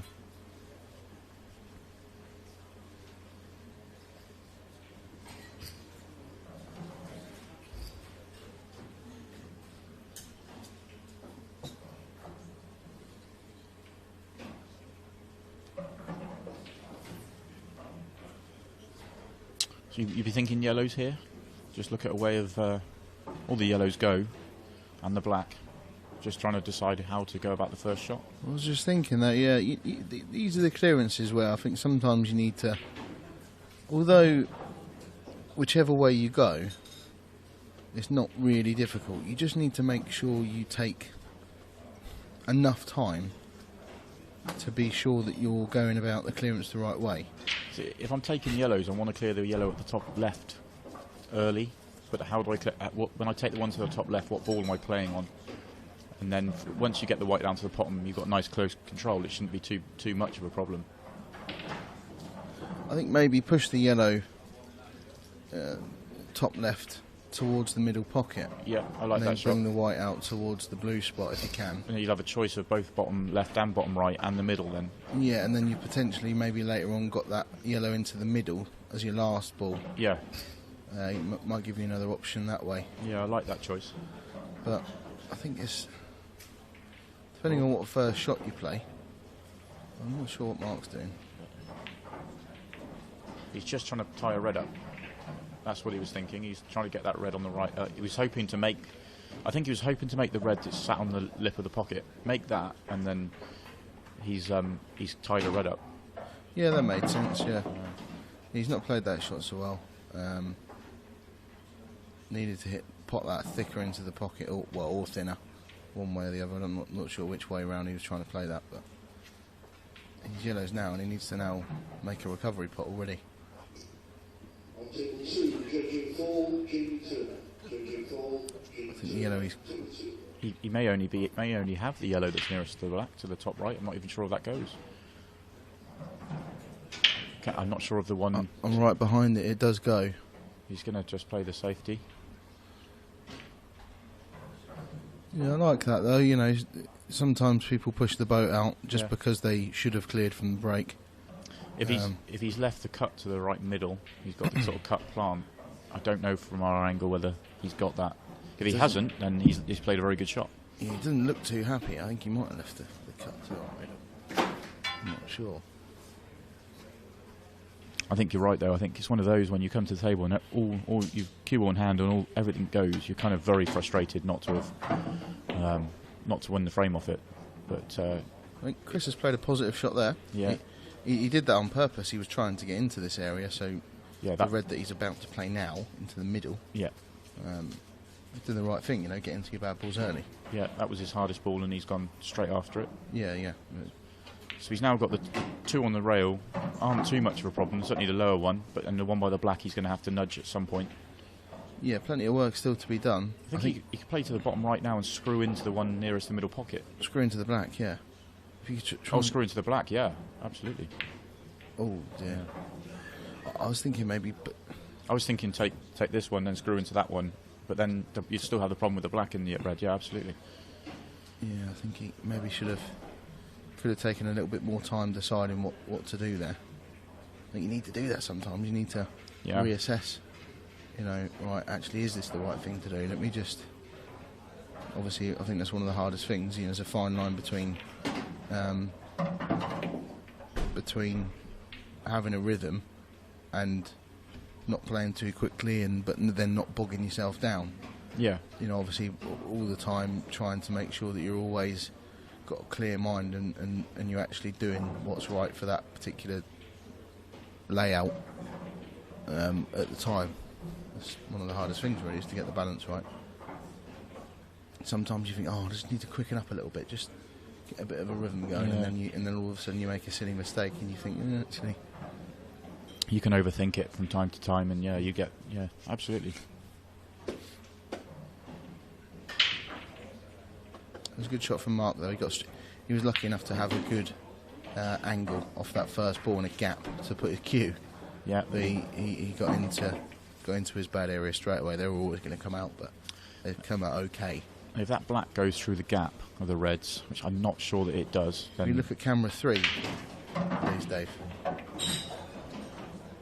Oh, it does go. It does go. I think, well, he's got at least half a pocket. Yeah, which means he doesn't need to do too much. Right, that's yeah. So you've got the perfect angle now to screw up towards the middle pocket. He'll want to get as close as he can to this yellow as well. That's good. You're probably going to be playing the black from the tight on the rail. I don't think he can punch it out. Yeah, ideally didn't want to be playing it from on the cushion, especially if you've only got half a pocket, but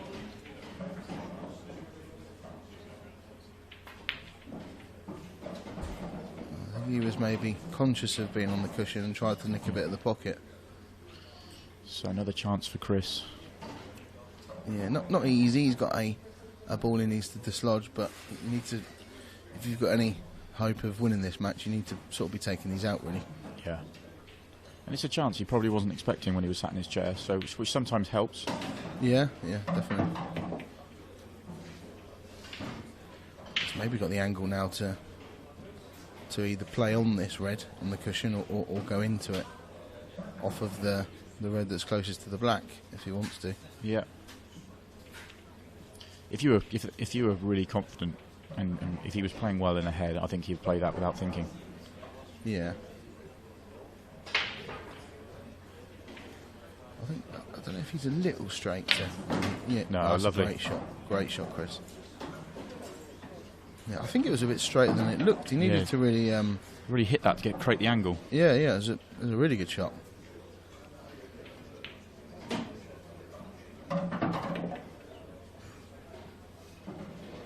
It's finished with an awkward angle now.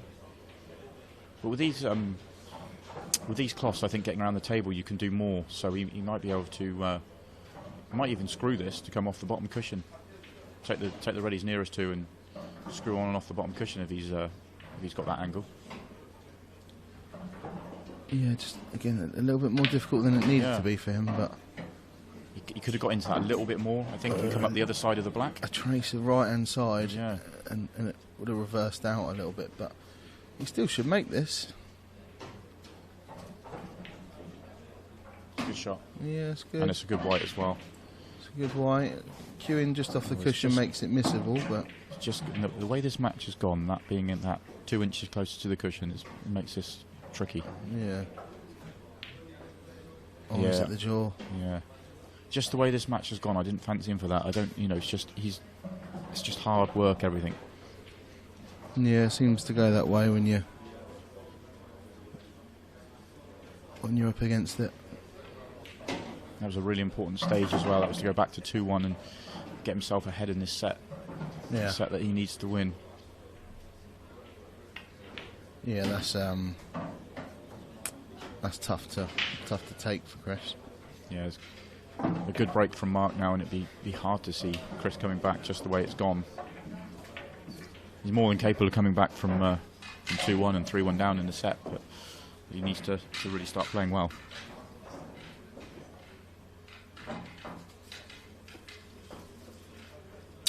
Anthony Bevins asked an interesting question. Could we start doing exhibitions in smaller countries, get more people playing the game and supporters for the events? Well, we already are, in a way. We last year we went to the World Series event, so all the pros play qualifiers in this country to go to 6 different countries to play the final stages and then play in sort of exhibition team event, if you like, and then also an open event in that country. So we did that 6 times last year, and we've got 6 more events lined up this year. So we've been to countries, we've been to, where did we go last year? Gibraltar, South Africa, Malta, Ireland, yeah. Norway. And we went to Norway, of course. Yeah. And next year we've got Gibraltar, Norway, Cyprus. Cyprus? France. Yeah, Cyprus is an exciting one. When's the Cyprus one? Don't know off the top of my head. June is when it is. Yeah. I just thought I'd link the... Excellent. Yep. Yeah, no. The reason I ask is that's going to be really hot. Early June in Cyprus is going to be about 35 degrees. Is that okay? That's a good thing, yeah. Yeah. They, I think it was organised to be just before their hottest period. I think that's why they picked the date. I gave them a selection and they picked the one they liked. So. It's 36 in July. Yeah. Yeah. Yeah. Yeah, so we're already doing that. So yeah, absolutely. That'd be good. Cyprus would be. It's different, isn't it? Cyprus, and there's a real buzz about pool in Cyprus as well. There's a good chance. Obviously, there's a lot of things to be discussed with we're still organising the event, but there's a good chance there might be some TV interest over there. And I know that Catherine and I are dealing with this really, really excited.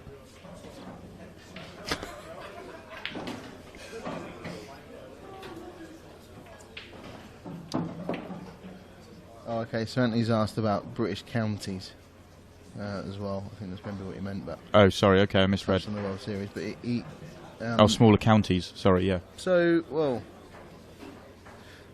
big shot from Mark just before we. This could be the difference between 3-1. Well, I don't think that's there either. No. You see, these aren't ridiculously generous like a brand new Supreme on a Hainsworth cloth would be. They, when the cloth's still, they maybe sometimes give those. Yeah.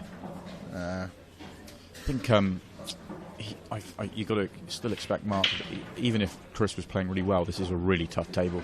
I think Mark's going to get an opportunity at some point to play some sort of shot off a cushion or something to win the frame, if not just an open pot. That was a little harsh there from Chris. He didn't quite. Yeah, it could have come out so much nicer. Yeah, he needs a little bit thinner, obviously, but. Going back to Anthony's question, yeah, well, we've got tournaments across the country. So this year we've got Cardiff, Bradford, where else we go? Newcastle, Coventry, and Brighton. So there are 5 tour events, which you can come and watch if you live within a couple of hours. It's free entry. Also playing the World Series, which will be next week in Middlesbrough. Oh, it's unlucky from a little flick on that yellow, and he would have given himself a good chance. Next weekend in Middlesbrough we're playing, and then we'll have a tournament in Manchester or Bury, and then probably a tournament in Neath. So there are tournaments spread across the country. So if you've lived close to any of those, then come along. Free entry to all those events.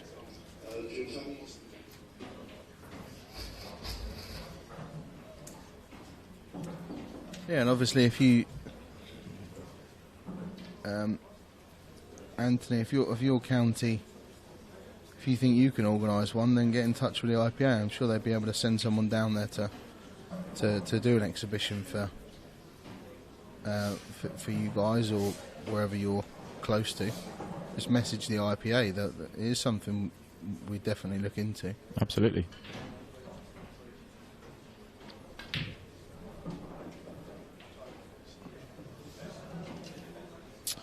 Yeah, Wayne, if you want to come to the Cardiff event, then I'm actually not sure off the top of my head which hotel it is, but go on to our website, have a look at all the details are there. Go to this year's tour, and it'll tell you the Cardiff event, which hotel, the dates, and everything else. And yeah, just come along. There's no charge. You just walk into the arena, and you'll be watching some of the best players in the country playing, or best players in the world playing pool.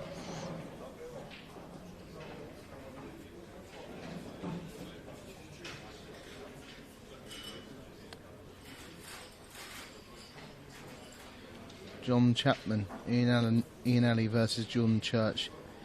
Is the UK pool tour any good? I'm not sure what you mean by that, but I think they both did play on the UK pool tour last year. So it's a great shot. As two of their better players, obviously it's good to have them back over with us. And I think maybe two of the just exciting players, aggressive, They play quite quickly. They play an attacking brand of pool. It'd be a really good game to, even if they do miss a few. You'd much rather watch, I suppose, an aggressive, an aggressive game where they're going for it, and it just makes for exciting watching. And I think they'd suit these rules. These two. I mean, Ian only plays black ball anyway for England A, or he certainly did. Yeah, he has done. Yeah. Yeah. So I think Jordan's the one of those two that. I don't think Ian's played on the UK tour that recently, because he was playing Blackpool County last year, in England International the year before that, I believe, and 4 years before that. So he's always played black. Yeah. I think he's one of those that plays a bit of both. Nothing wrong with that, I suppose. Callum Thompson, can we watch Ian Alley versus Jordan Church? You can. It's the next game on the stream after this. So that's a bit of a treat. And a tough old game for... Yeah. I mean, I'm happy. As a seed, I'm happy that one of them's going out. Yeah. One of them could be drawn against you as well. I believe we're doing a live draw for the... So all these matches are to get into the last 64 to join the seeds, Dan and the rest of the seeds. And I think we're doing a live draw. I think that's sometime tonight. I think that might be shown on the stream as well. So create a bit of excitement in the room when that happens. At 7 o'clock, it's going to be happening. 7ish, assuming that all the games are done, or most of them are done by then. John thinks you're one of the most attacking players he's ever seen. I agree. You're not sure what a safety shot is. Really? Yeah.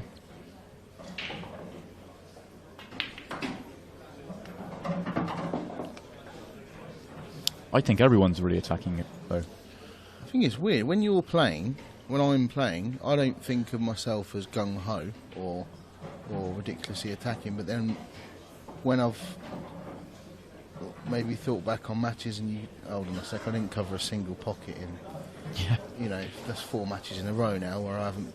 There's nothing wrong with that. Covered a pocket. I think the rule set makes you play aggressively. I think you don't have to play aggressively, obviously, but I think if you're looking at a table and you believe you've got the... I think the right shot for you or the right shot for someone else isn't the right shot for someone else, if that makes sense. Yeah. In terms of your ability, the way you can manoeuvre the white and the way you can pot and pull out shots and finish tables is at a higher level than others, so it allows you to be more aggressive. Whereas the right shot for me and for other players might be to play a containing shot to open the frame up for your next visit. It's not necessarily the right shot for you. That's a great shot. That's a brilliant shot. Yeah, I think the best players play within their level. And they don't push the boat out. It might look like they are, but they're not. Yeah, I think you're right. That shot there, he really did have to bend that quite a lot. That's a really good shot.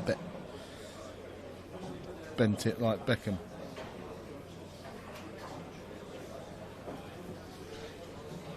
Homeless Beckham.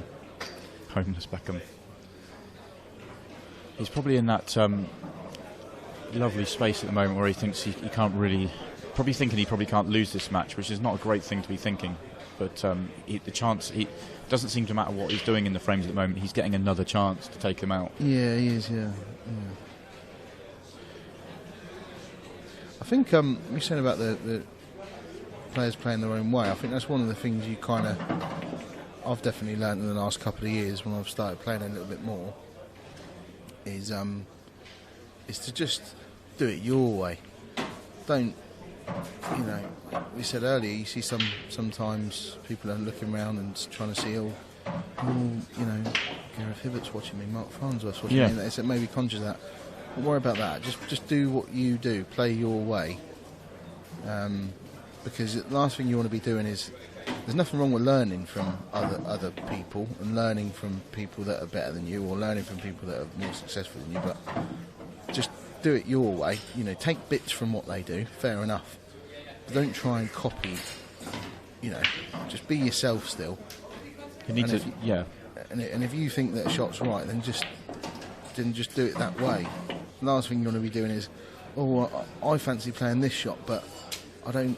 I don't want people to think that I'm that I'm rubbish, or I don't want people to think that my shot selection, don't worry about that, just do what you want to do, just play your way. That's the only way you're ever going to get to a level where you're really confident. Yeah, and have a sort of high level of self-belief. I think the key to that, though, is if you want to improve and learn, is that you play your way and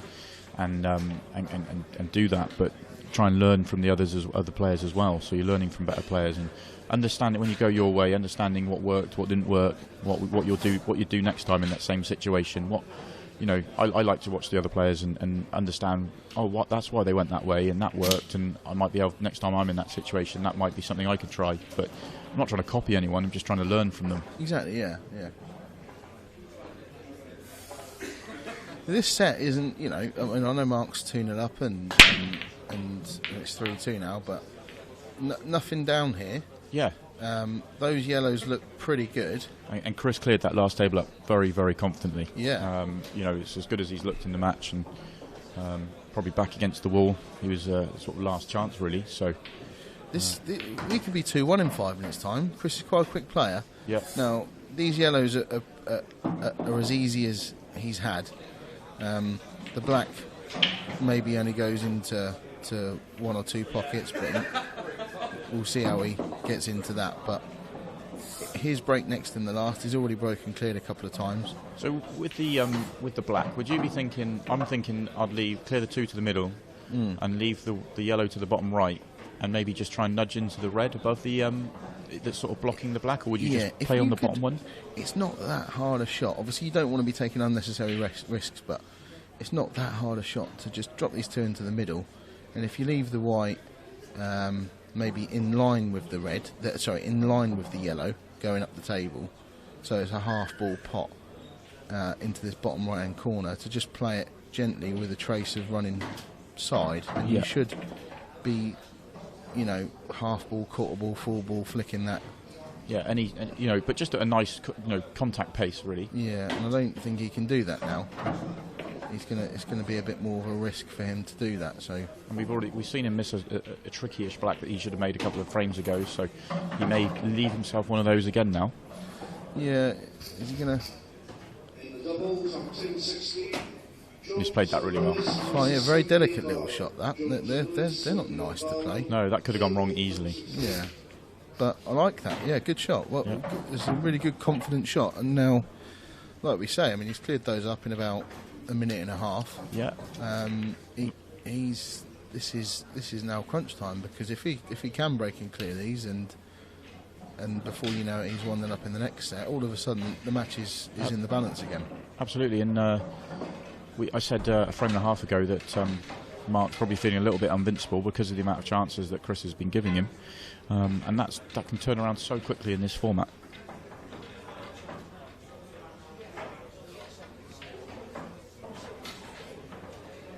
Goes without saying, this is absolutely the biggest shot in the match.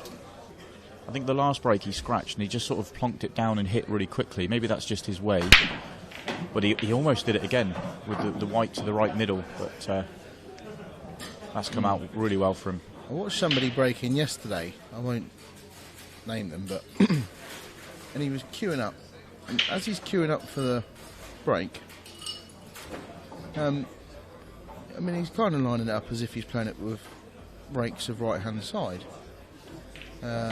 So he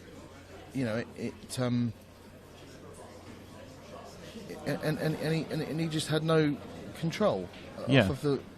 I think you definitely need to hit quite a conscious effort to hit that white with no side.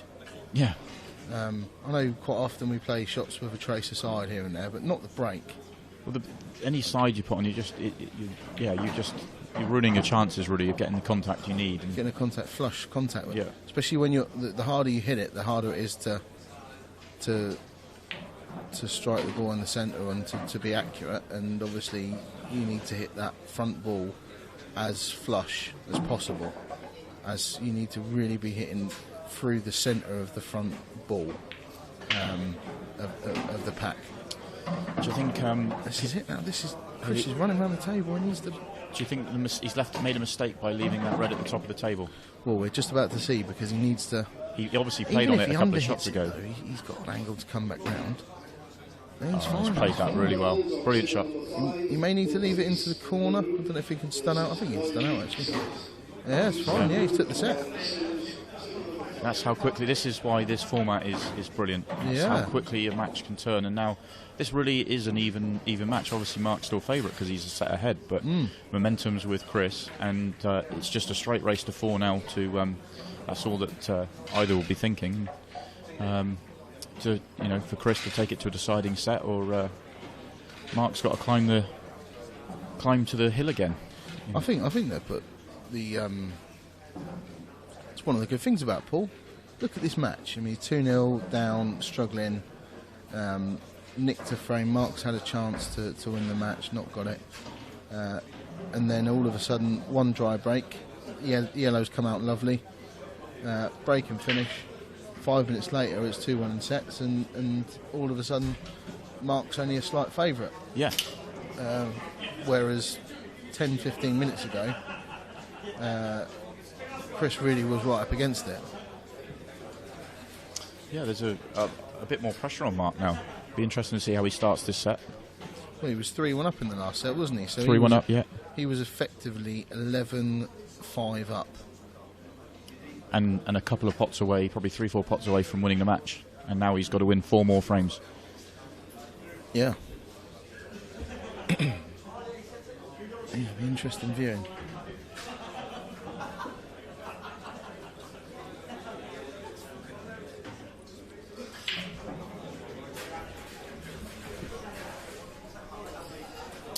Going back to the events we've got on next week, we're playing the first 2 qualifying events for the World Series at Thornaby, I hope I'm saying that right, Snooker Centre up in the northeast.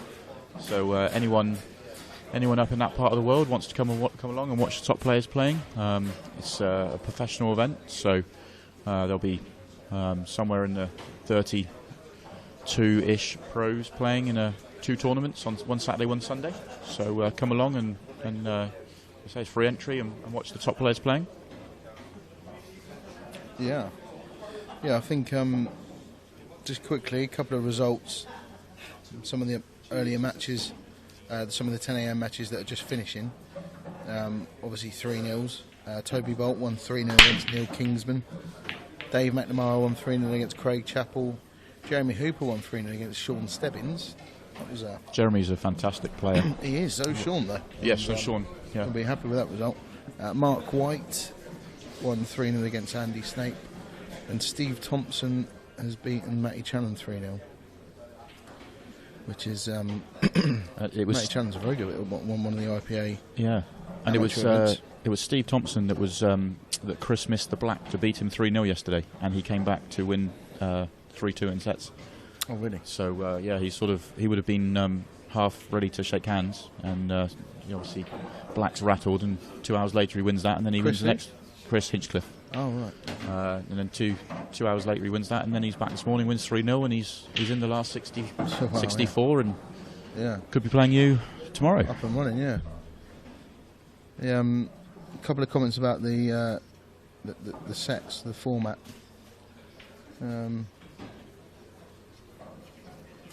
Saying that the best format yet, I think, and love the format. I think we spoke quite a bit about it, but I think it's right. I was chatting to one of the new pros yesterday about the format. He actually thought it was a bit long, but then he admitted that it was just a bit sour grapes because he lost a 4.5 hour match. But we had a bit of a laugh about it. But I think it's right. You should. This is the pinnacle. This is like the biggest event of the year. Most prestige, most prize money. Why shouldn't you have a bit of a? Why shouldn't there be 4.5 hour matches? You get 5 hour matches at Wimbledon, which is a physical sport.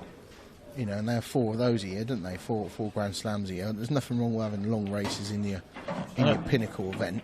I think we're allowing 3, in the schedule, so we're sort of expecting 3 hour matches as an average. Yeah. And it is the biggest event, and we're here all week. That's why we're here for a week. We're not trying to cram it into a weekend. And the person that wins it, you deserve it. It's such a long format. It's such a someone's got to win 12 frames against you. This isn't a tour event where you're 3-0 down and you've only had one shot, and before you're 3-0 down first to 7, you lost in the quarters. Didn't get much of a chance. Someone's got to really take you out of the tournament properly, and that's the way it should be. Only once a year, but the pinnacle, the flagship event should be that. Yeah, completely I believe. Agree. And the format's been tinkered over the last couple of years, but I think we've come along to this format, and I think this might be here to stay. I think it's a fantastic format. I think you need, with the sets, I mean, there's nothing to be too proud about copying things that work, like darts, tennis, even, the sets, but the darts is a great example, I think, of, I've said it before, when Van Gerwen's playing somebody in the World Match Play and he's 11-4 up against them first to 15, you kind of switch off because you know he's going to win. Yeah. If he's 3-1 up in sets, loses the next set, first to 5 sets, he kind of, all of a sudden you're back in it. And with the sets, you get more crucial frames, you get more crunch frames, you get more tension, you get more drama. There can be more swings of momentum. And more, Chris was down and out. He was all but out, and he's right in this match now. Yeah, all you can get with a race is hope for a decider. That's it. I'm actually surprised, and I think we'll see it more. I'm surprised we don't see money matches played over a sets format. I don't think I've ever seen one played that way. Yeah, never. But I'd play one. Yeah, definitely. Why not?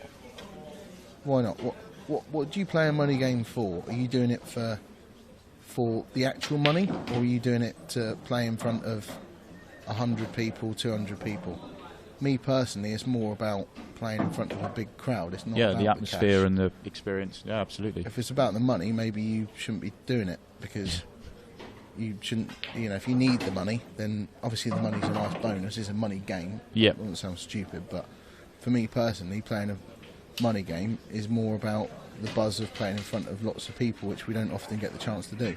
Yeah. So why not make it so there's more drama and more pressure situations and more tense? I think it's good.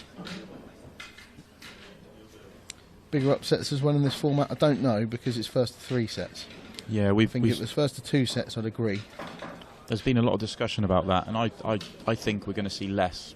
I think I think you made the point that I think the better players, or the more, I don't want to say better players, the more consistent winners, the players that are used to being at the deep end of the tournaments, are going to handle the pressure situations, and there'll be a lot of pressure situations, a lot of pressure frames within a match, and I think they'll handle them better, and therefore I think that there'll be less shocks. Definitely. You can have a match that's 3-1.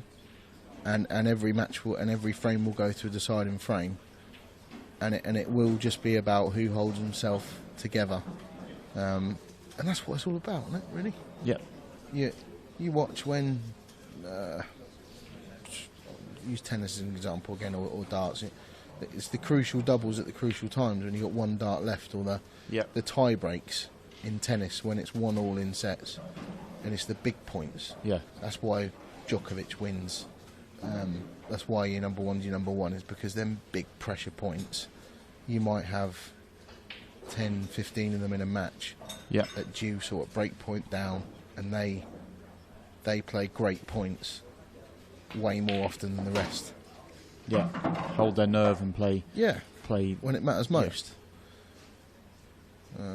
We can all. I mean, everyone that's in this tournament can play to a really high level when they're feeling good and there's no pressure on them. But when the pressure of the tournament and the pressure of the match and the situation and the fact it's World Championships is on, it's a whole other story. Yeah.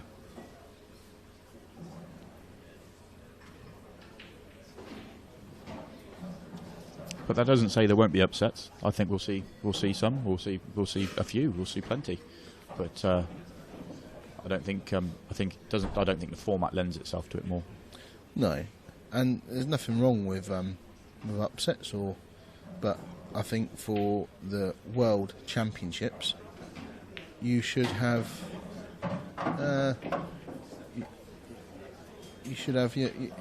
your best players in the semis and finals. It's your flagship event, isn't it? So, Yeah. nothing wrong with upsets, but you know, I suppose it would be more of an upset over a longer format, of which case it would make it a better upset, because first to five,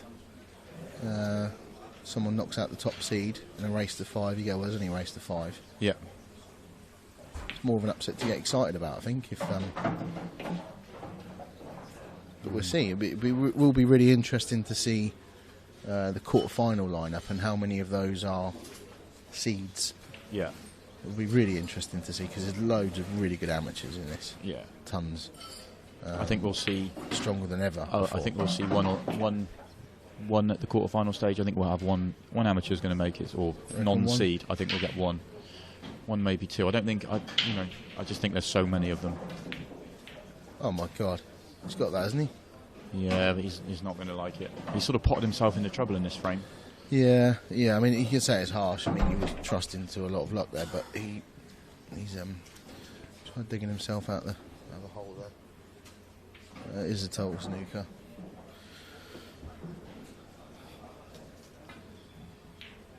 Oh, hello. He's got it. Oh. Wow. Wow. So a great chance for Mark now to sort of almost forget about the last set, go 2-0 up in this set, and he's back in. He can see the finish line again, and he's back in control. Yeah. You know, from Chris's point of view, you know, you go 1-0 down in the set, you don't think too much of it. That's the way it goes. But at 2-0, he's back's against the wall again.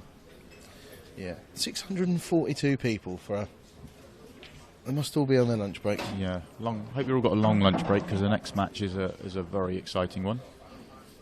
Ian Alley versus Jordan Church, for those of you that haven't been watching all morning.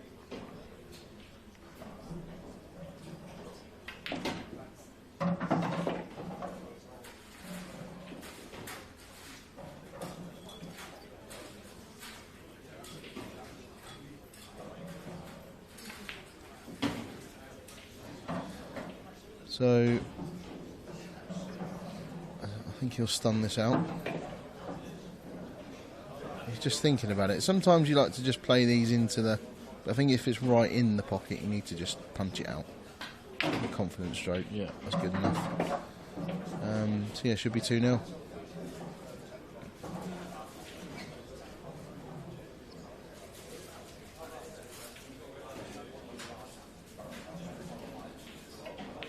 Nope, he's missed it. No.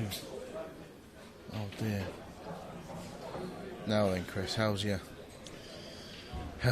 This is tricky, mine. This is really tricky. You taking this top left to get the white round? If he goes top right, he's... If he goes top left, the white might be going towards the middle. Maybe. Yeah.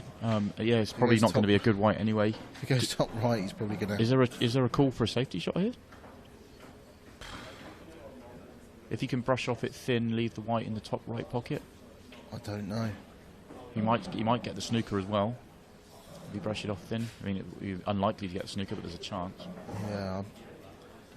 It is such a low percentage. That is the right shot. Yeah. Now he's played it.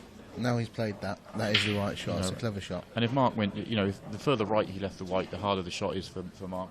I don't know if he can take the pot on and not going off.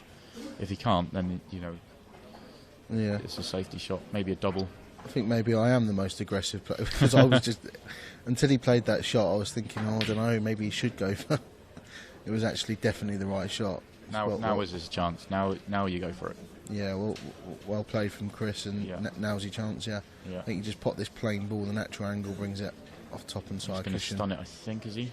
Oh, so just play it top. Yeah. Oh, they played that just with top.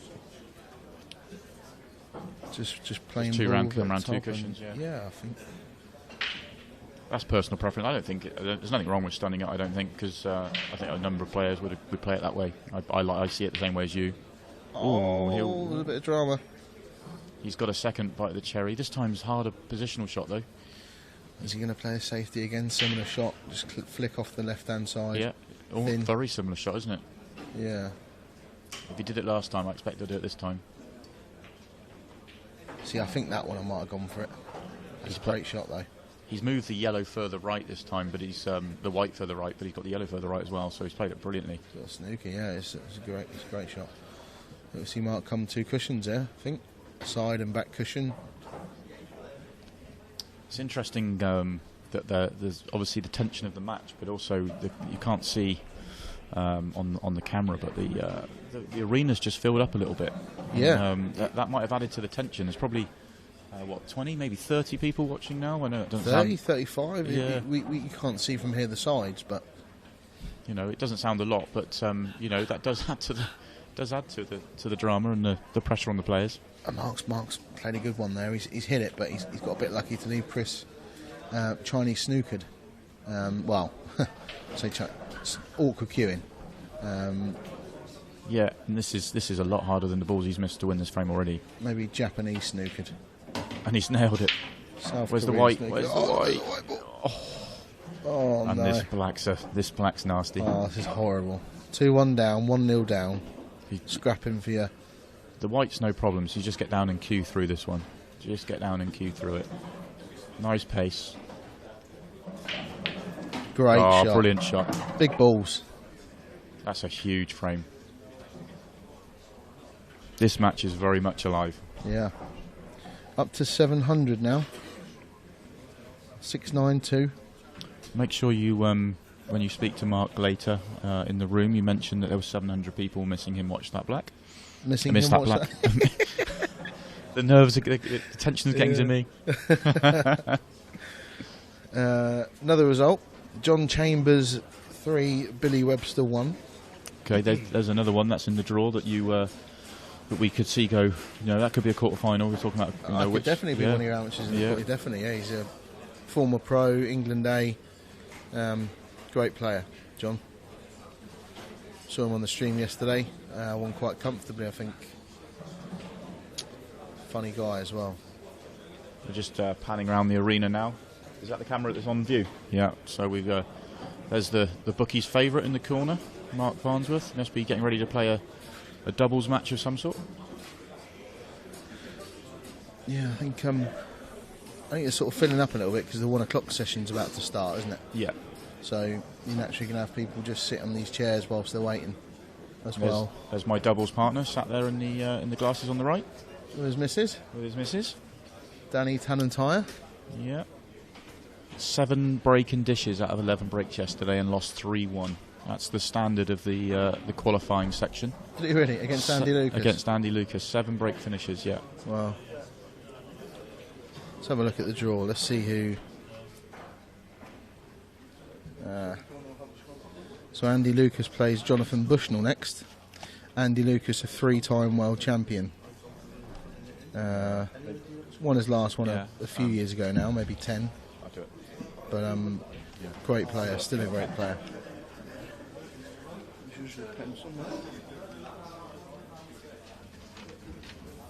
Craig Lakin, Andy Blurton. Oh, that's a great game. It's a horrible. Again, I'm happy one of them's going out. Yeah, it's a little contrast in styles. I mean, Andy can play in any style, but he's probably got a more all-round game than Craig, and it'd be interesting to see how he plays Craig. Yeah, they're total opposites. Craig runs around the table, all-out aggression. Andy's a lot more measured, and he's a bit slower as well. Jason Bates, another, I think typically World Rules player, who's come over. I played him once a long time ago, but he's a really good player. Yeah, I've seen him. I went to play a tournament in Nottingham and I saw him play there, and he looked great. Made the semi-finals that day, and he looked a really good player. Didn't play him myself, but just saw him on other matches. No, well he's got Scott Gillespie. Oh wow! Yeah. Yep. So nice. Another one of them going out. Yeah, Scott Gillespie is one of the very, very best players in the qualifying section, if not the tournament. Made a tour final last year. Good chance of winning shot of the year as well. Yeah. Corey Reese against Yannick Beaufils. Wow. There's some crazy matches. That's just to get to the last 64. There's some incredible players in Wales. And Corey is up there with as one of the best of them now. He really yeah, is. no, he He's really is, improved. yeah. He's improved. He's obviously always been a very good player, but starting to get a little bit of belief in the Welsh tournaments. I think he's sort of leading the way, really. Obviously, and that's a bold statement with the number of top Welsh players on our tour. Yeah, no, he's there's a lot of big names that aren't going to be. There's a lot of great players that aren't going to be aren't going to be in the last 64 there. Yeah. This will be a big statement for Chris if he can make a finish here. Yeah, and he can get ahead again. If that yellow by the red goes to the bottom left, then this is a very good chance. I think we've seen him quicken up a little bit, which He's I left don't know this if it's helping him or hindering him, but he's left this a little short though. I think he wanted to be straight on the one to the middle. So yeah, wants to play his pocket weight. Yeah, sort of did, but yeah, he's covered Mark's clearance. So I think we'll see Mark go straight into this. He's quite an aggressive player. We'll see Mark pop this red into the bottom right corner and bit of stun on right hand side and go straight into this yellow and red towards the bottom left pocket.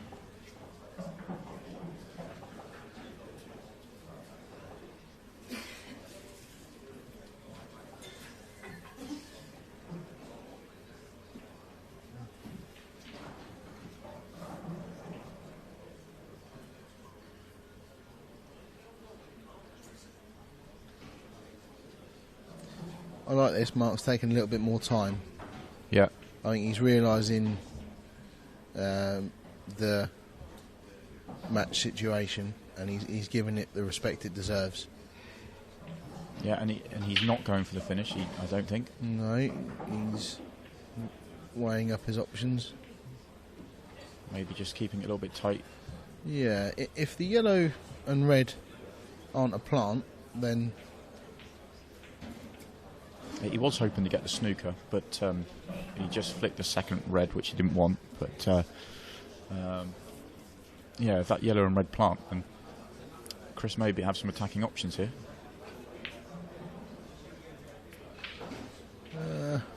that's okay. But it's still left Mark the same shot that you were on about before. You can go straight into the red and yellow. You can, or you can put the.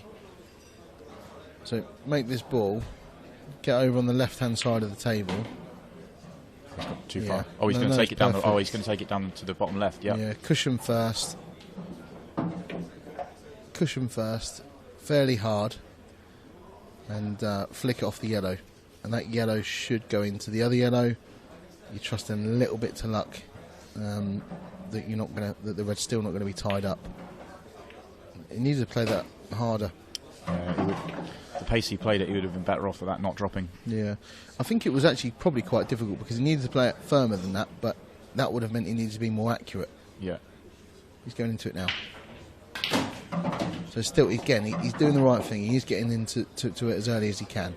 Yeah, it's not worked out for him. Unless the red near the sort of middle of the table, near the sort of pack area, triangle area, if he can play that off the yellow, then he's still okay. Yeah, he's looking at it now. I think that's definitely a possibility.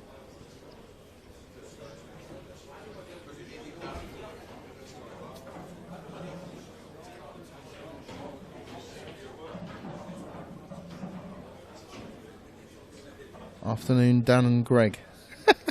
Hi. Hello, Lee. The Greg you're talking about is Simon Webb. Yeah. But Greg's fine. Greg will do. Hello, anyway. This is crucial. Oh, how's he not moved it? Oh wow. What's he got now? I don't know. He's in all sorts. Can he see the double now? He's going to have to see the double. He's still got a problem with the black, but if he can make the double, he'll be able to get the white to the right hand side. He's looking at the treble.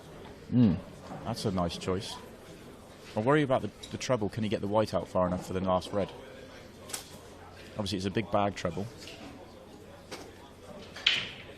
He needs to keep the white over on the right hand side of the table if he's going to play that. I think this it's is good. close. This is brilliant. But it's still not opened the pocket up. But he's got an angle on the last red to. He can play the black to the right middle, Yeah. either top bag. Well, yeah, I think plain ball. If he makes the pot, it will have a shot on the black. Yeah, yeah. This is a potentially massive finish. Yeah. At 1-1 It's at one this of those stage of the match. It's one of those naughty finishes that the whole way through this, Chris is thinking, "I'm going to get a good chance here. I'm going to get a good chance here. I'm going to get the And you don't, and it breaks your heart. Oh. And he is going to get a good chance. He is, yeah, and he should take it. These were the situations. Can't afford to mess these up. No, he's had a couple of these in the earlier stages in the match that he did mess up. He's found a way to mess them up. Yeah, and now he needs to. This is where he really needs to take it. I don't think he'll mess them up now. He seems a bit more confident now. He's settled a bit. Just needs to obviously make sure he gets on the black nicely. So, a bit of a funny angle. Yep. Come round 2 cushions. No, it's 1 cushion. He's lifted it a little bit short. Yeah. It should still be fine. His mannerisms around the table are just more confident, aren't they? They just he fancied him to make that one, whereas he had an easier black earlier that I fancied him to miss. It's just the. Yeah, I think he's playing a bit quicker, isn't he? Yeah. And that obviously works for him. Now I'm being called Seb Batten. Thank Kevin. Seb Batten. Please don't confuse me with Seb. No one wants to be confused with Seb. Nobody. The only similarities between me and Seb are we're both out of the tournament.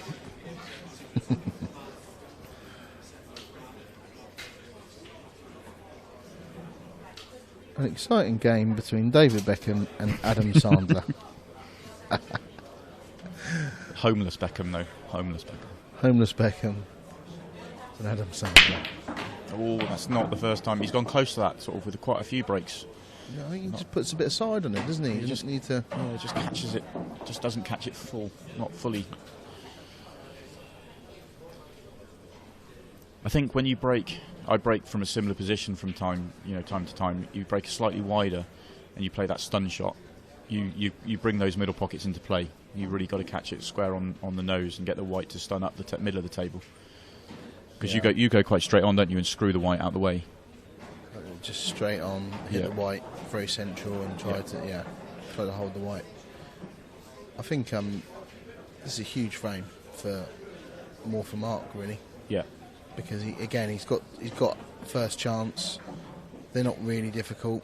Just needs to make sure he goes about them the right way. Doesn't want that yellow to interfere with the red at the top of the table, which was almost careless. Do you think he was playing on the yellow off the red into the middle for his next shot? Or do you think he was just trying to hold for the red? Yeah. Was he just holding for the red and he's not played it very well? I don't know, actually. I think he was holding for the red and just hasn't played it. Yeah. So he is going reds. Reds are the better option. Yeah, white's all over the place. It's come out okay. It's come out okay. Yeah. It would have been hard for it not to. But it was a thin cut. Yeah. Right, this should be fine now. 3 at the top of the table. This should be dot to dot. So, red top left, play the plant, top right, back up the table off the 3rd red at the top right, and then you just red bottom right, red into the middle. Yeah, natural position to the black for the black. Yeah, you can't be messing these up. Well, you can. Yes, it's just a bit careless. He's fine still, but you don't want to be leaving yourself straight on this ball. So he's come up the table. He's finished. I think he's finished absolutely perfect, though. That's a really good shot. Unless he's too straight. Oh, he is too straight. I thought he had enough angle to drift by the black. Yeah, it's careless. So he's now going to screw on and off and have a longer... He's going to cheek the pocket. Yeah, he's tried to cheek the pocket. He hasn't. Yeah, he's forced it. And you're absolutely right. That shot at the top, the plant, was just a fraction careless. Yeah, it's careless. There's no need to take a risk to screw down the table. When he had 3 balls left, just leave the white on the baulk line and leave a bit of distance. That's Leave the white on the baulk line and leave a bit of distance. yeah. Make sure as long as you get straight on the one to the corner, you're absolutely fine. The You don't need to get pot's close easy to it. enough. Yeah. you just. Yeah. I think it is, yeah.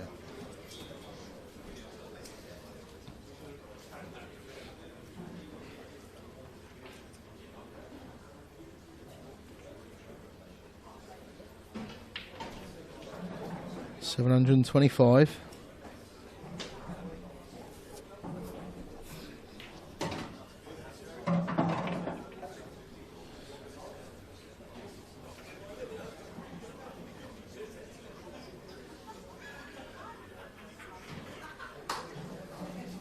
Surprised you haven't made a blue joke with Simon Webb. Yeah, I used to be in blue. commentating. Yeah. He used to be in blue, Yeah. and his skin tone's changed slightly. Apart from that.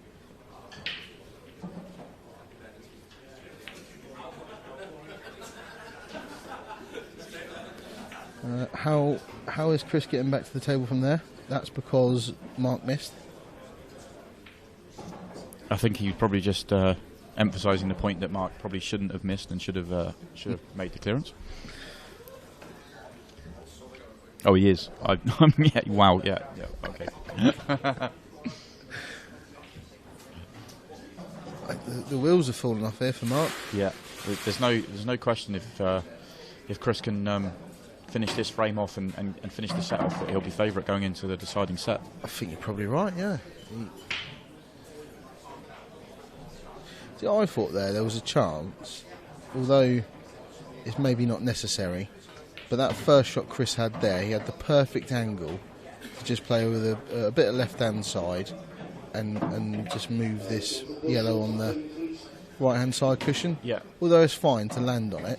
Where maybe shows a bit of confidence to land on it, but nothing could have gone wrong because you would have been guaranteed to be on a ball. and now it has gone a little bit No, wrong. it has gone wrong, yeah, Yeah. because he might end up leaving himself a double now. Yeah, I think I think we've noticed in this match with his free shot, when he's got a free shot, he doesn't do enough with it. He tends to, he could do more with it. We say. Yeah. I mean, that's personal preference and shot selection. I mean, but, I think this is the wrong shot. I think he should have rolled it through and played a double.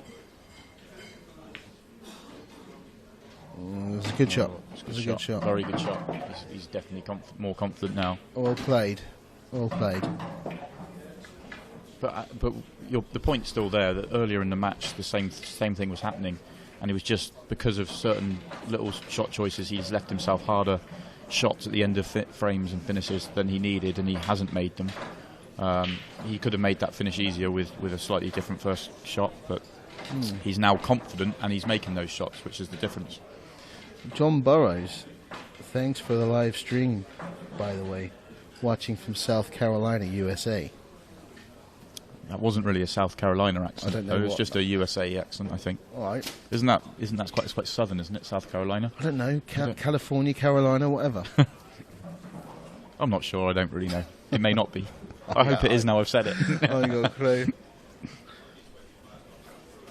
Anyway, nice to see you watching, John. It's great to see there's some viewers in the USA. Yeah, it's good. Yeah, do you like it, John? Do you? How do you like this compared to your 9-ball and your spots and stripes? Do you think it looks better? Do you think? Well, I mean, tell us. Have you got any tables out there? If you wanted to go for a game of this, could you? Talk to us.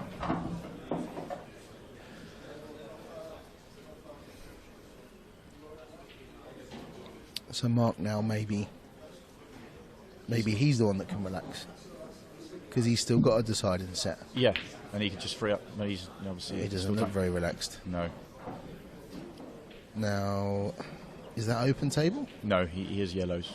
He is yellow. Was it Chris's break? Yes. Okay, so No, it was Mark's. I think it was Mark's break, but he made a ball, and then that was his second shot. He tried to move the yellow off the cushion with his first shot. right. Okay, so Chris is on reds. Yeah, I got it. Southeast Coast is South Carolina.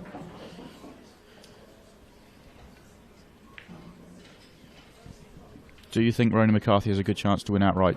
Absolutely. He's one of the top players in the event, and I don't know, third, fourth favourite with the bookies. I think he's a very good chance. He's he's somebody that over a long format will be very, very hard to beat. And he's got great temperament. His temperament in this format is brilliant. Yeah.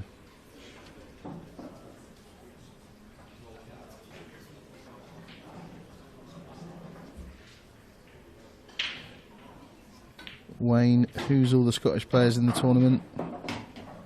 We answered this question earlier, actually. The two seeds are Liam Dunster and Ross Fernie, but there's a whole host of other players in the qualifiers. I believe Scott Ross and Scott Gillespie are both still in the qualifying. I'm not 100% certain on Scott Ross, but I know Scott Gillespie is because we mentioned his match that's coming up now. And there's obviously a few others as well. I think Dave Rooney lost last night, didn't he? He did, yeah. He lost to Rob Chambers.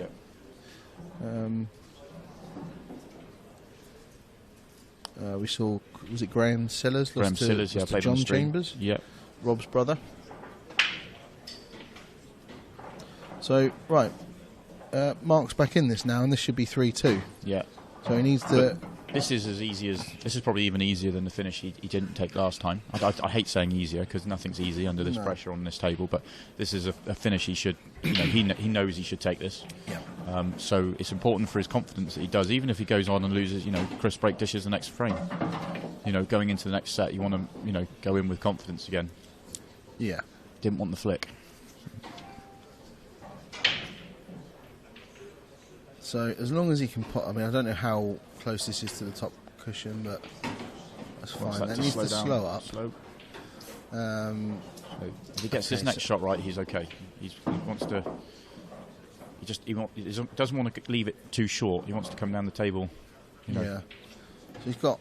I mean, ideally, that the red at the top of the table wouldn't be there, so he could maybe play a bit more of a natural. He's going to have to play this with a I don't know if this is right, but a trace of stun.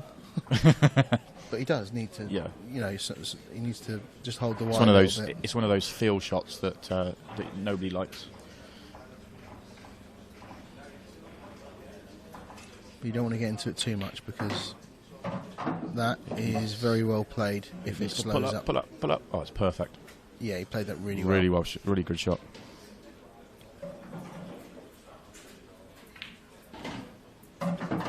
So 3-2. Our American friend has answered. So yes, typical tables here are 7 by 3.5, 9 by 4.5. Who's won most world titles? Well, in the IPA World Championships, this is only our 4th World Championships, and there's only been 3 previous winners, and nobody's done it more than once. So year 1 was won by Gareth Potts. Year 2 was won by an amateur who's now pro, Jack Whelan, and then last year by Gareth Hibbert. Yeah.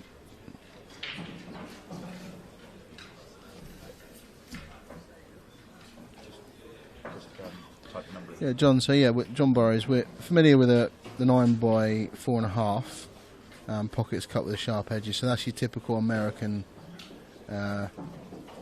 pool table, I suppose. But do you have small ball pool? So obviously these balls are smaller, quite a lot smaller than your American, and a lot lighter than your American pool balls. How regular are these sort of tables out there? Not this exact table, obviously, but these types of tables with these sized balls. Do you get them at all? I believe you're starting to get them a little bit more, but if you can answer that. Dragonfly's asked for a schedule at ipapool.com. There's live draws, all the scores all updated on there. It will link you through to Q-Score, which has got all the live scoring and all the times and schedules and everything else. The seeds enter the event tomorrow. We play through to a conclusion on Saturday night for the main event final. There are seniors and doubles and ladies and other finals as well, but the main event is Saturday night. I think the ladies' final Saturday night as well. But all the details on ipapool.com. Mark now is is in again.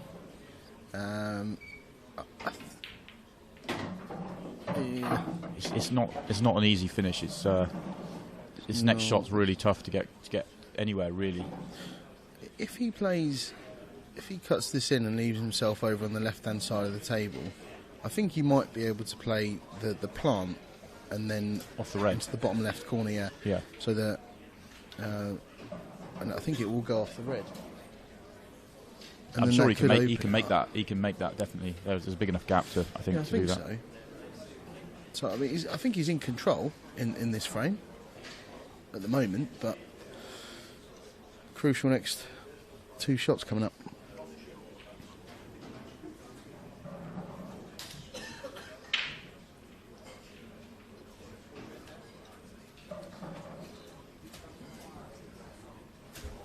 Anyone know if Jack Whelan will be playing any money matches soon? Not that I know of. Feel free to ask him, maybe on his Facebook or something. I'm sure he'll answer. Yeah, I'm sure he'll let you know.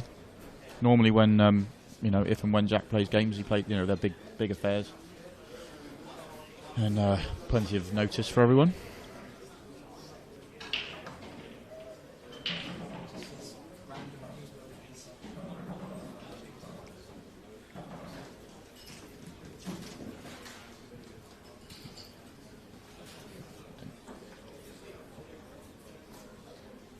Is this Jack's teller from Sons of Anarchy playing?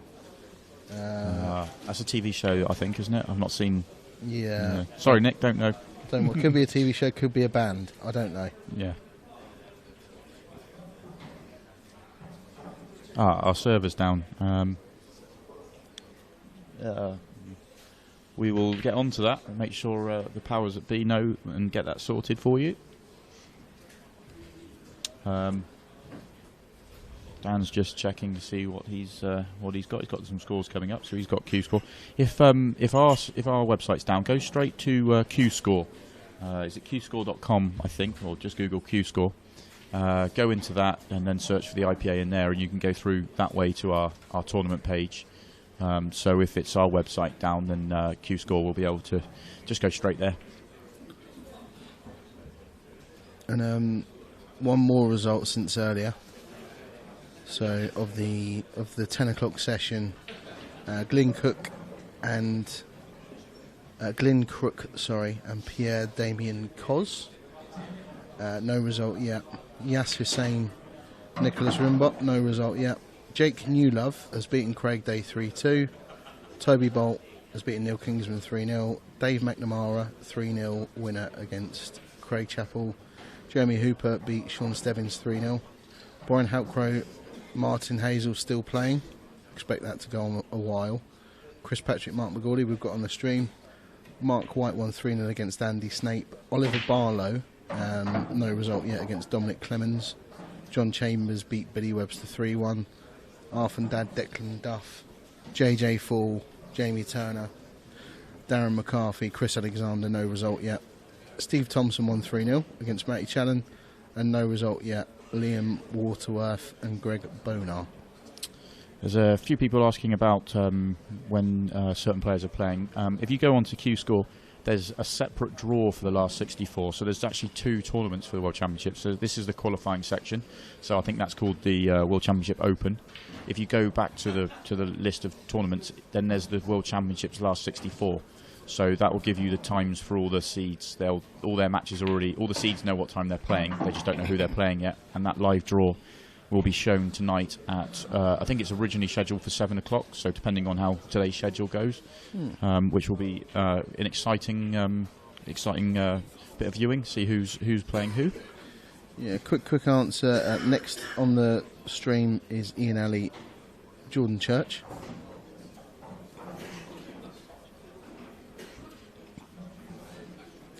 Hello, Mark. That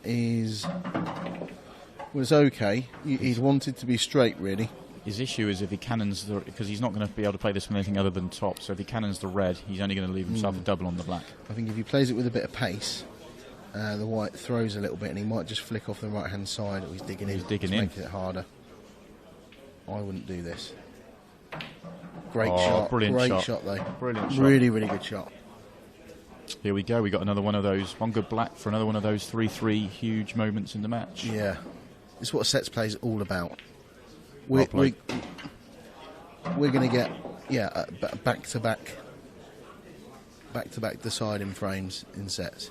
That's what we need. There's been a few questions about Steve Lee. He has been removed from the draw.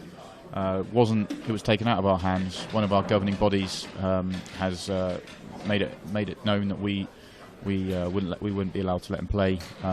We weren't happy about the decision. We were against the decision, but the decision was taken out of our hands. He is banned from snooker and snooker only. There's no reason or at all why he shouldn't be allowed to play, but that's the decision that was made. So, and that's really the end of it. Yeah, out of our hands, yeah. So then, massive frame. I think Mark's asking about whose break it is. It's don't know. Well, we've obviously agreed it's Chris's break. Bit of gamesmanship. I actually think it's Mark's break. Really? Well, Chris won the lag. Right. If Chris won the lag, then this is Mark broke first in this set. Right, did he? Okay. Yeah, which means it should be Mark's break. Oh, well, okay. Yeah, it could have been a big issue. Well, they agreed amongst themselves, Yeah, so yeah. we'll stay out of it. It wasn't a good break anyway. No. He's got some gear on that. Yeah. Real reaction there. I really like the way Mark plays in terms of he plays the right way straight after any problem. Immediately. Yeah. I really like that. Yeah, yeah, you're definitely right. I think if we can see camera 3, the yellow does go into the middle pocket.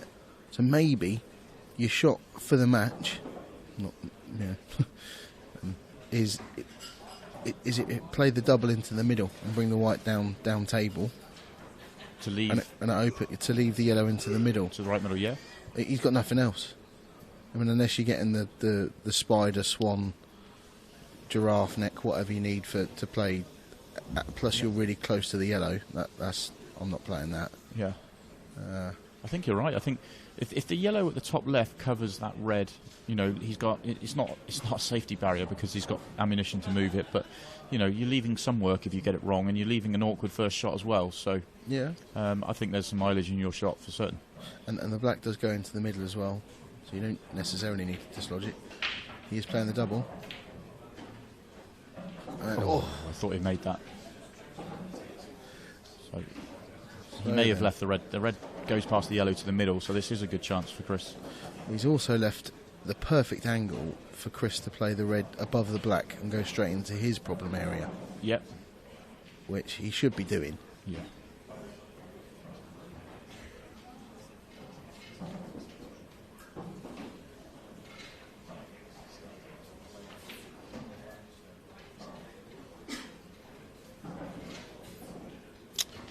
Kenny says that Mark breaks first sets 2 and 4. Yeah, I think I agree with you.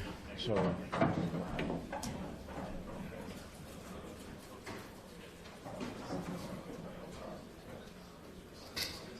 Adam, yeah, this tournament is open to anyone. The tour is fully subscribed. You don't have to be on the tour to enter this event. Obviously, it's a bit late now, but for next year, yep.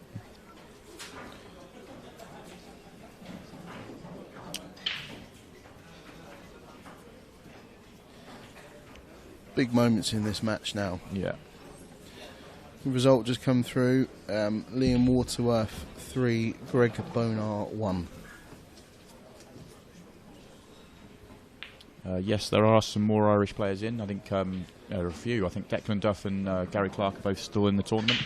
I'm sure there's some others, but I don't know off the top of my head.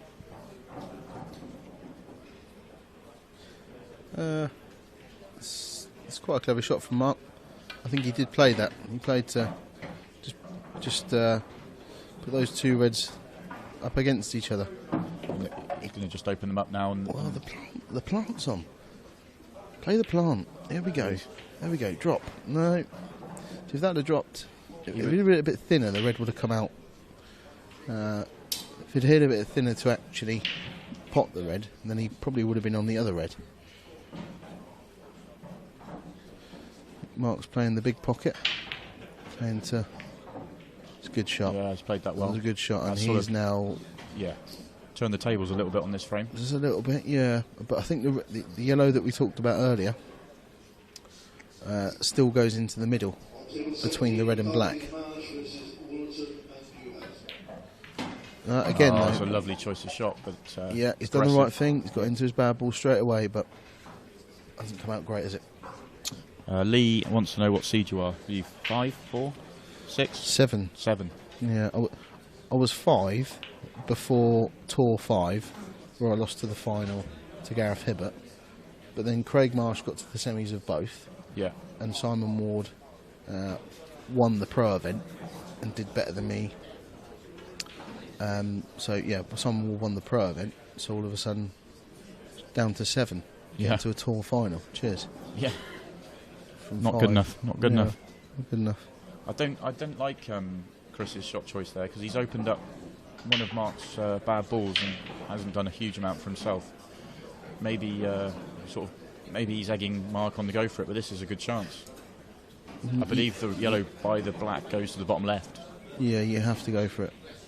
You have to. Or is he trying to get onto this yellow now, below the black? If it doesn't go, he can go into it. I think maybe that's what he's thinking. Yeah, I don't know if it goes into the bottom left corner.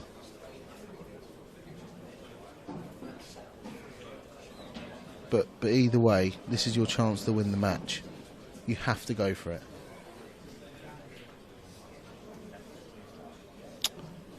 I'm sure we'll have some Welsh or Irish lads on the stream at some point.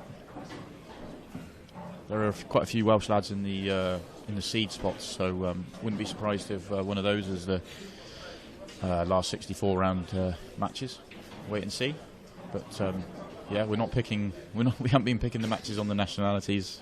No, just pick them on the matchups, really. Yeah, matchups. Yeah.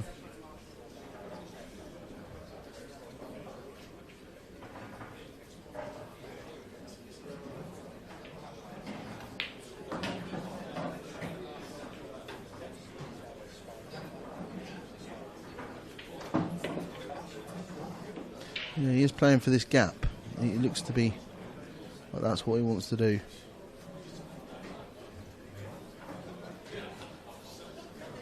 He's going to get on it now, is he? He's trying to force it. It's a great shot he has. It obviously doesn't go to the bottom left. See camera 3? Oh, that's tight. Yeah. That is tight. With the 2 shots he had, though, with those yellows, if would you choose to play for that gap rather than just trying to nudge into it at some point if he can in the black or something? Because he's got the ones over the top left. He could have just developed it a little bit. So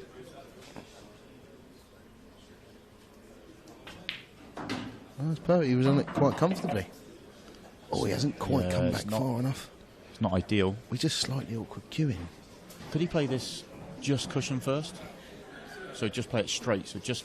I think he's just about okay, but he needs to. He needs to just sort of slow roll it, really. Which he isn't. Yeah, that's it. Just flip the cushion first. Yeah, he's played perfect. that really well. Yeah, that's good. Really well. So one good positional shot and for the match, really. Yeah, so I think maybe swinging it around off 2 cushions with right hand side, and then it's all about the pace. If you overhit it, you should be on it in the middle. So, I mean, obviously you don't want to be in between, but assuming it doesn't go into the bottom left corner, it's all about the pace. Oh, does it go bottom left corner then? He's finished awkward. If it goes to the bottom left, he's okay. If it goes to the bottom right, he's got a trickier pot. I think it probably does go bottom left then. It does. It does. So it should make it if it goes to the left. Yeah. For the match. He's got it. Well played. Well played, Mark. That was really impressive from Mark because he was right under it at the start of that set. Yeah, really, really impressive. Yeah, very good.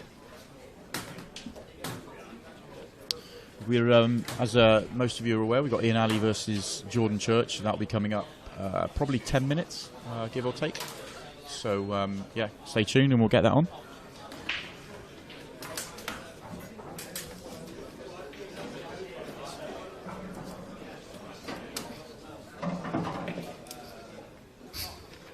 Next match up, table number 6, Paul Houghton, Andy Coles. Paul Houghton, Andy Coles, table 6. Table 8, Scott Ross, Ian Smith. Scott Ross, Ian Smith, table 8. Table 10, Andy Blurton, Craig Lincoln. Andy Blurton, Craig Lincoln, table 10.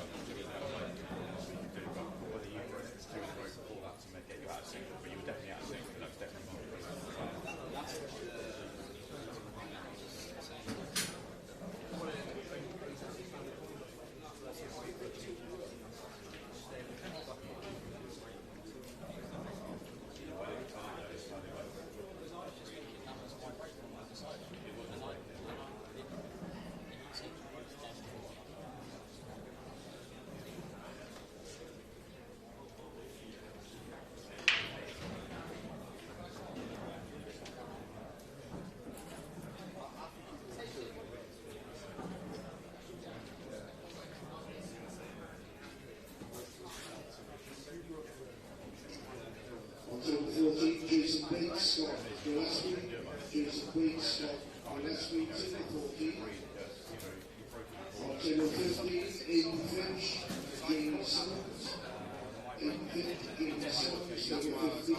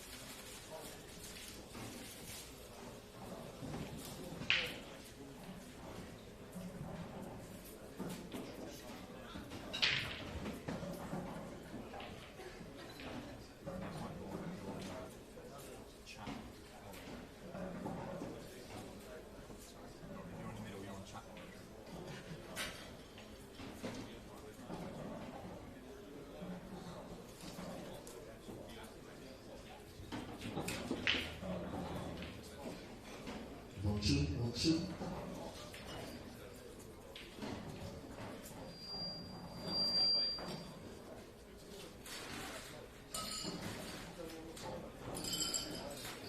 One, two, 1, 2.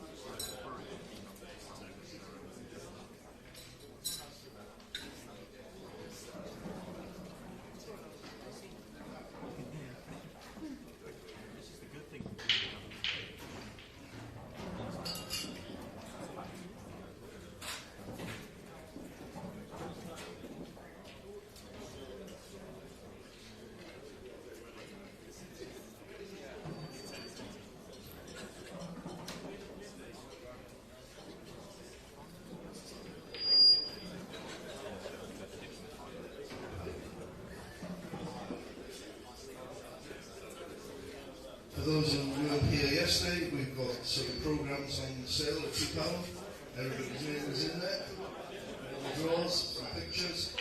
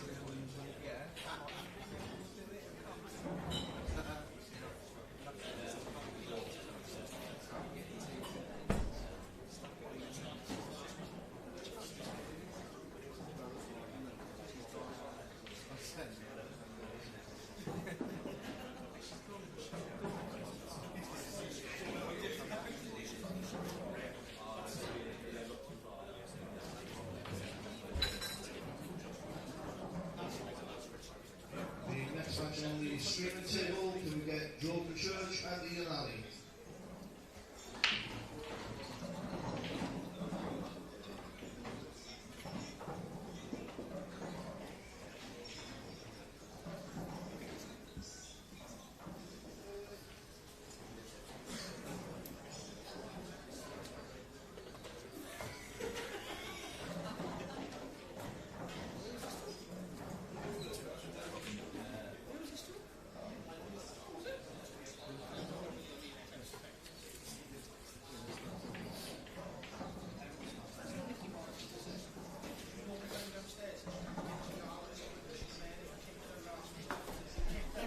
Welcome back, everyone. And we're here. So, what a match. And we have an extra special treat for you. We're joined with a third commentator for this game. Luke Johnson joins us in the commentary box. Afternoon, Luke. Good afternoon. Good afternoon. Nice for you to take a break from your playing skit. Oh no, you're out there. No, Brilliant. okay. Yeah, cheers for that. No problem. Those of you watching, I know that you were on the stream table yesterday, but after the stream finished. So I was about to say for those of you watching yesterday, but I would have been brilliant if the stream was on. yeah.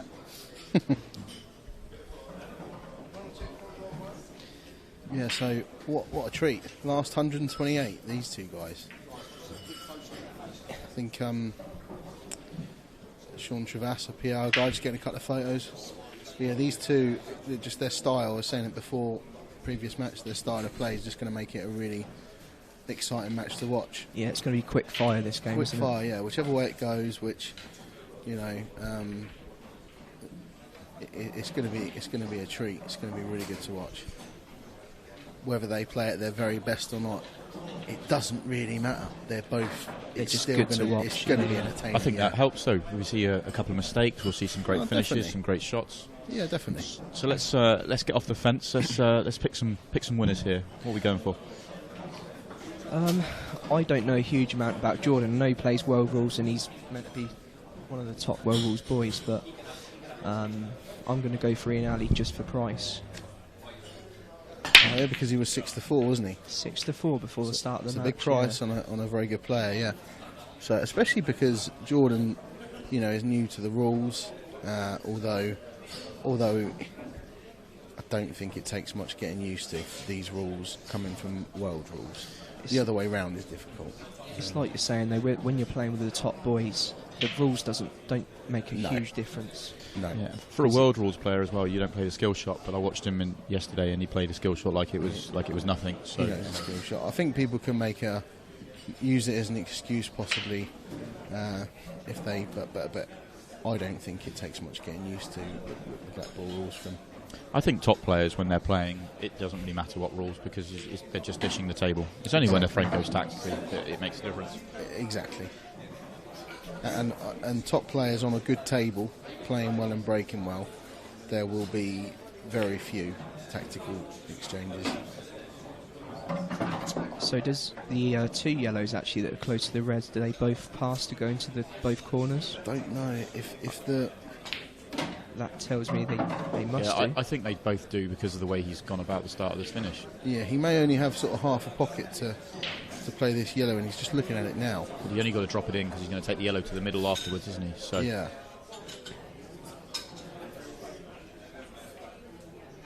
yeah, it was tight. He's just flicked the red. It obviously was tight. Yeah. I think you had to be right behind it, didn't you? Exactly. Yeah. He wanted to be a little bit more behind it, and then he could have controlled the white as well. Because if he would have hit it thinner, which he needed to do, he'd have gone into that red. So, Ian, not messing about. We said it'd be like this. I was going to say it was a really good leave because he's left it Ian awkward, but he was straight after that and happy to have that chance. Yeah. Well, Is there a chance he can go into the? I think he'd be playing a plant. Yeah. Just stun back off the yellow into the bottom left, and maybe cushion first, and play the billiard or the Looks like he's plant. going into him now. Yeah, he's going into him. I don't know if he needs to because the. Is it a plant though? I don't think it's quite a plant. The yellow. it I not? think it goes into the jaw. Oh, okay. Well then, I don't know. We can't really see from here, It's can we? tricky, isn't it, from our camera angle? Yeah. He'd have to really hit this hard to. Or he's going for. Yeah, he's going to move it off the middle one. No, it must be a plant. That's Oh, a really brilliant. good shot. Although he's awkward now. Bit of work to do still. He's going to have to run into this and to an extent hope for the best. What kind of pace do you play this, Dan? Depends if you're hitting it thin or if you maybe try and hit it thin into the pocket and get a full ball contact on the red, which will push the yellow hopefully just below the black. Is there an argument for a double now then? Is that what is he looking at that?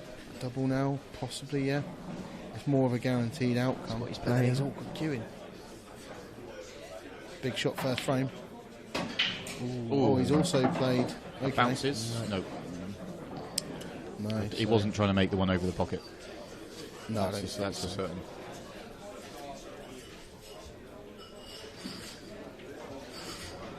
So Ian played quite a loose shot, and he's seems to be coming to the table with. He's got away with it, yeah. Yeah. So we've had a particular. Well, Luke's going for Ian. I'm gonna go for Jordan just to split up the commentary box. Let's get some thoughts from the guys out there watching, who they think is going to win this match. Yeah, and why? Don't just tell us a name. Tell us why.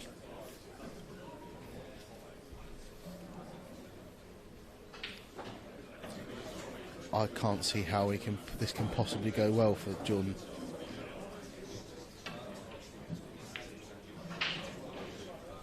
It's Yeah. a good hit, but Yeah, this is 1-0 Ian. Yeah. Other See than how quickly Ian clears these up. He's such a quick player. I reckon this frame's got a minute left.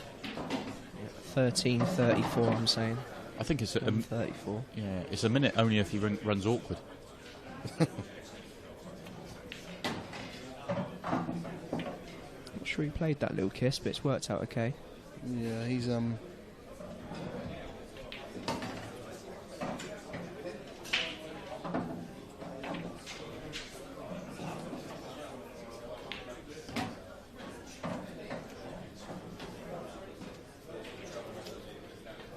So a comment from Callum Thompson. Thinks Jordan's going to win. He thinks Ian's too reckless. oh. Kevin Howard doesn't think Ian's too reckless because he thinks Ian's going to win the comp. We also in a previous game we talked about people who are at work. Oh wow. wow, that's not. That is a surprise. Was that a kick? It must have been.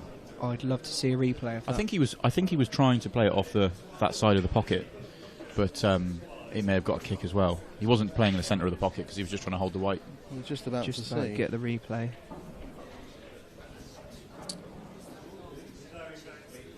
That could be really important first frame.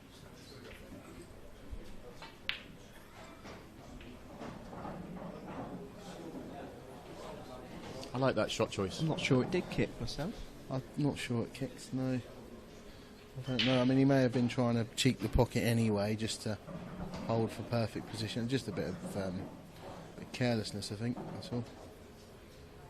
This is certainly gettable. A shot from Ian, but he's not got it. Jordan's in. Callum Thompson, I'll rest my case. So, that's what I say about Ian being reckless.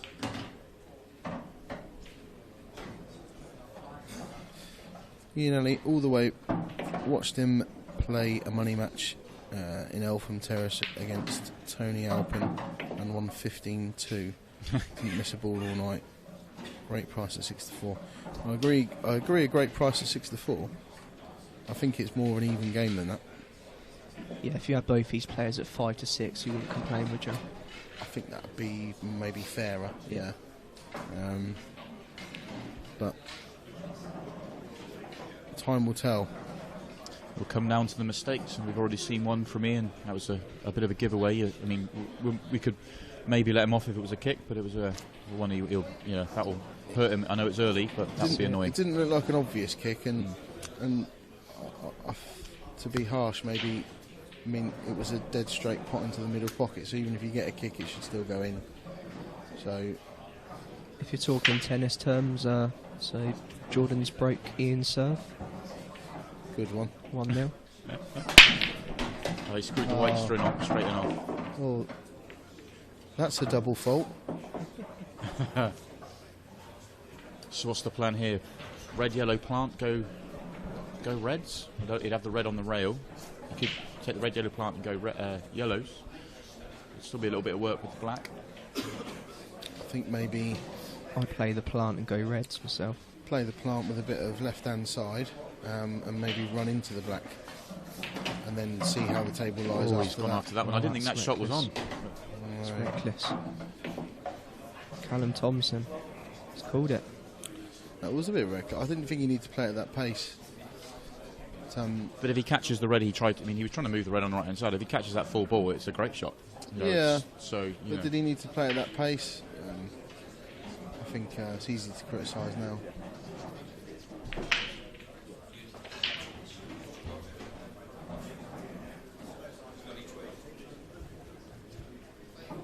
Who was the worst player to win a pro tour event? That's for you to decide. Yeah. Nasty man. Dan, have you won one of them yet? No. Oh, okay.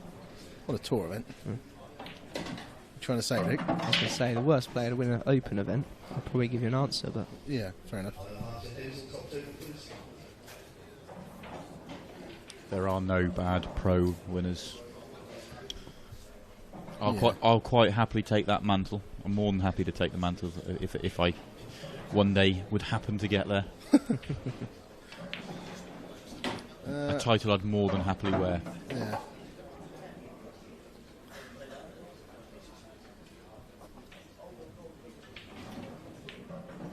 Oh, yeah, okay, fine. I think Jordan looks a little bit more controlled, doesn't he? Although I've played Ian a few times, and he's a brilliant player. So he's the sort of person that can come back into it really quickly. Yeah. You know, Quick fire. Yeah.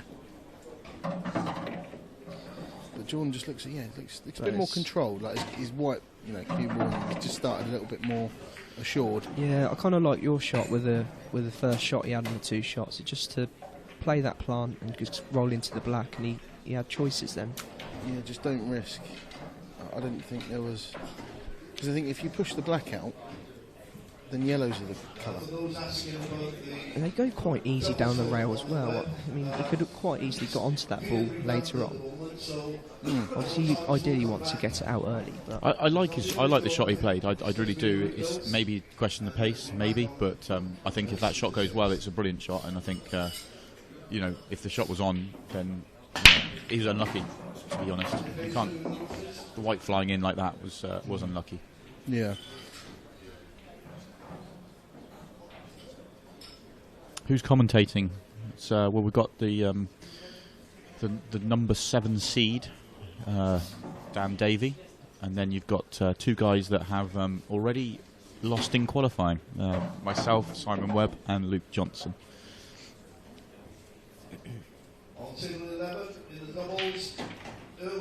So if you want to listen to shot choice and take anything from that, listen to us. Yeah, listen to Dan.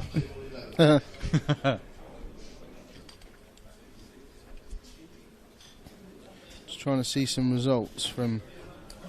Just trying to have a look for you guys.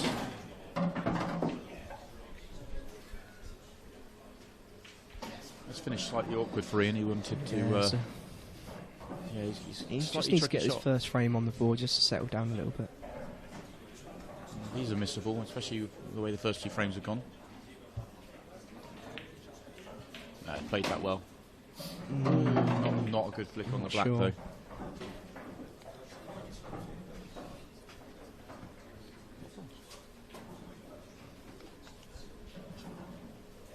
Oh, Dan's got food. Luke's jealous. What you gone for, Dan? I've gone for a ham and cheese panini. It's a good shout, to be fair. Yeah. I noticed he's only ordered one. He's got another There's round coming. There's 3 of us in the commentary box. Yeah. Very selfish.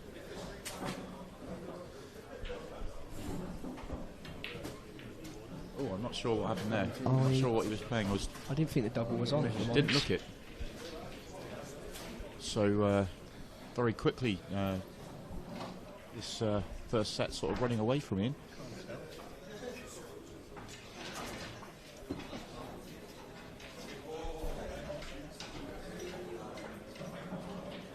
It's a tough finish though for Jordan. See just how well he is playing. Yeah. Dan, I'm going to let you answer Tom Coote's question.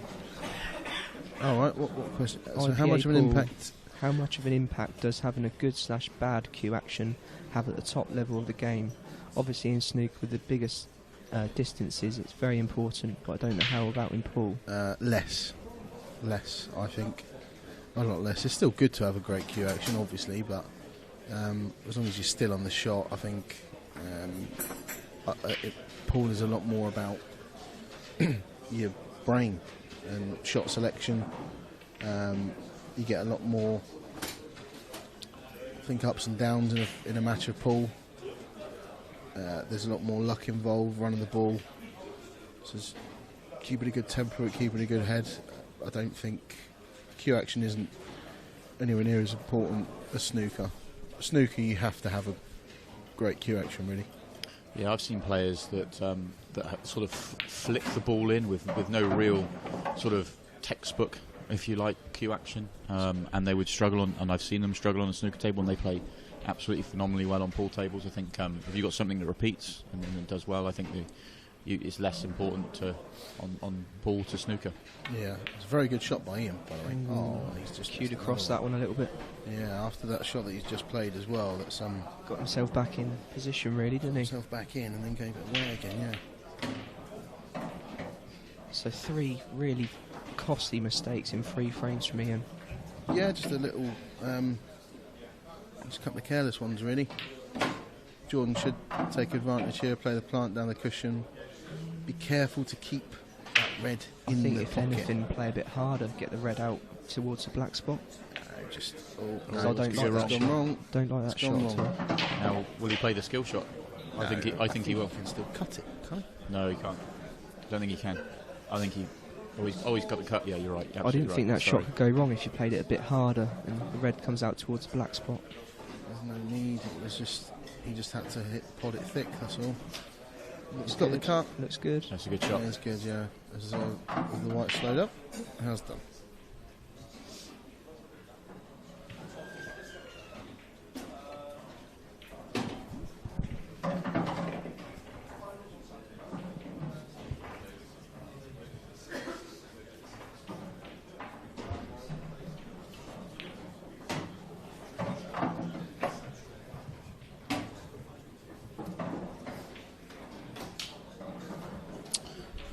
So 3-0 Jordan.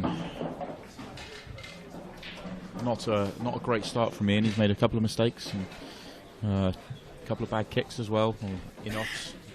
So bit of early match tension. Yeah, but set form, he just needs to. It'll be good for him even if he loses the set, for him to take out a good finish, even if he loses the set 4-1, just to get himself going for the next set, really. But it's Jordan's break, so he may not get the chance.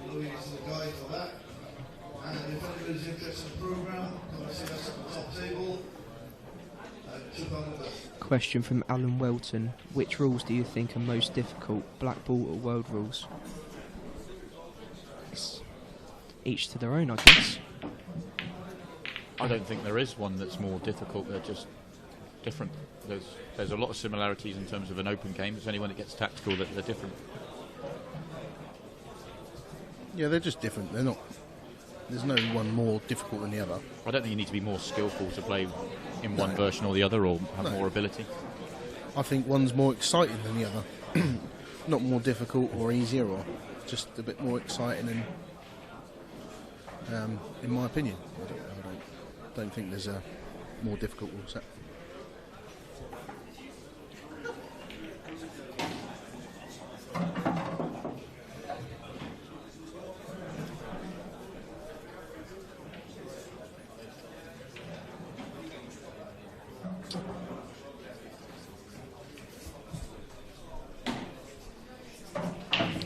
Can Ian get a frame on the board just to settle himself? He's not expecting to win this set now.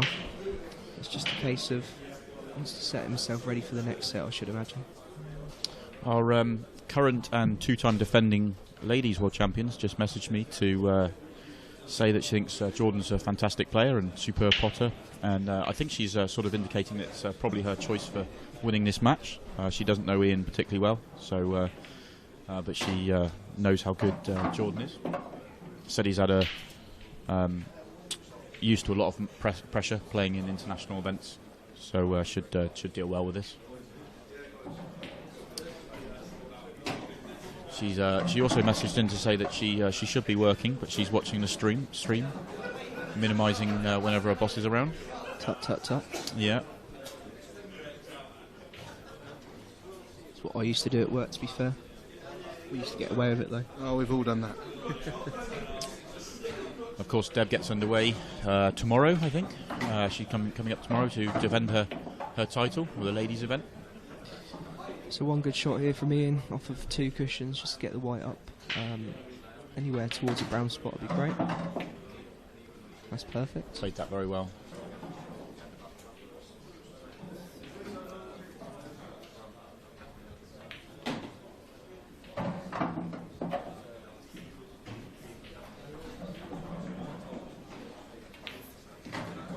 I mean, Ian's still going to be... He's still a chance to win this set. He's only 3-1, and you can see how quickly he can win frames. But I think even if he was to break dry and lose this set, I think that frame is actually going to could be really huge for him anyway. Yeah, of course. It's a real good set like that. I think what he's got to think of is now is Jordan's got at least 2 more breaks to win the match, to win the set. Sorry. And you expect him to get one of the breaks not dry.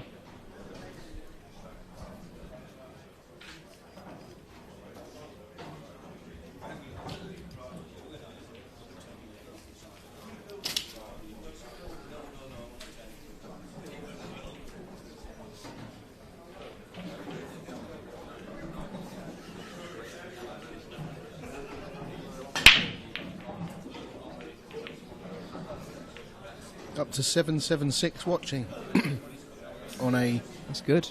on a Wednesday afternoon. Yeah, when everyone's at work. A lot of people at work watching by the looks of things. A lot of people at work, or a lot of people unemployed. Yeah. Unemployed with laptops and iPads. Yeah, they're doing well there. I'd like to know how many of those are players up in their hotel rooms who are watching upstairs. Yeah. I must admit, I watched a bit of it this morning before I got out of bed. I share a room with Mark McCauley, and I watched my alarm went off. I'll have a look, see how he's getting on. Oh, I should go over there, really, support him.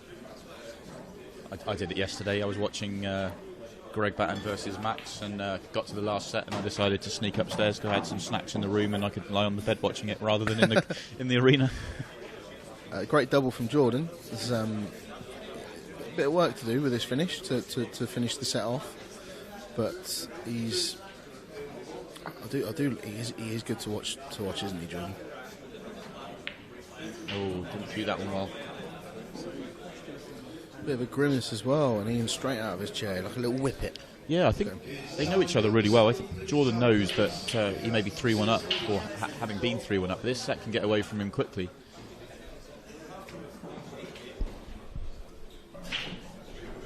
Just realised I've been talking on the mic for about 2 minutes and turned it off by accident. Amateurs. Working with amateurs. Question from Andy Lishak. The guys who's commentating who's the best player to play pool in England? Ooh. Too many to pick from. There's so many top professionals. Yeah, there's no standout player, in my opinion. Yeah. We haven't got a dominant, we have a number one, but we don't have somebody that wins 50-60% of the events like a Federer in his prime or a Phil Taylor or Van Gogh, and there's no dominant. There's just, you can see on there, go through the IPA, there's loads of multiple winners every season.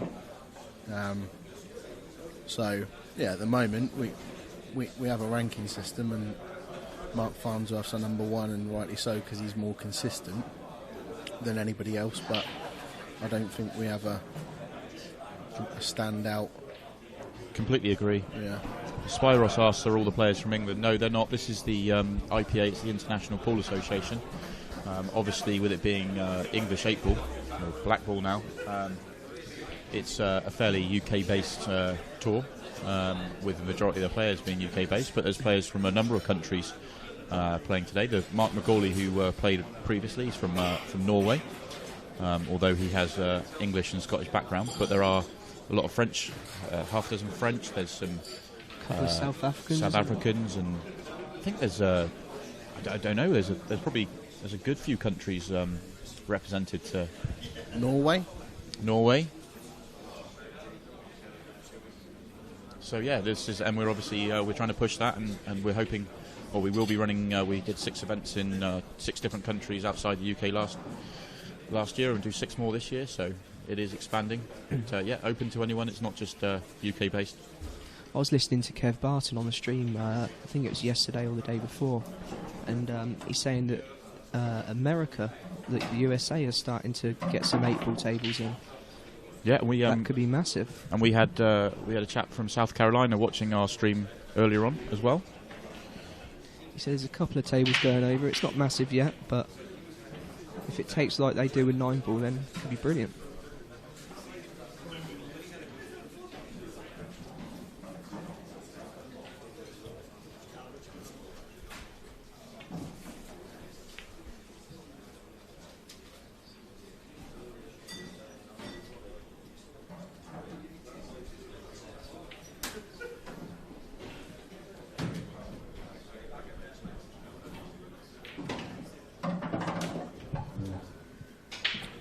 Laptop on at work, and cricket on Sky Go. Great way to spend the afternoon while the boss is out of the office.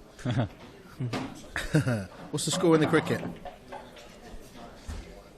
I presume you're talking about the T20, England-India. John from America is still here as well. Are you still here? Good to see you're still here. Appleton is playing in the tournament. That's Andy Appleton, who is Darren's uncle.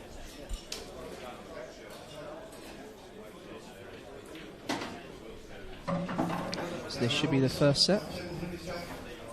First set to Jordan, yeah. So interesting, we had a sort of mini tactical exchange, and Jordan did come out on top there. Yep. I was speaking to Jordan yesterday. I said, like, you'd be amazed.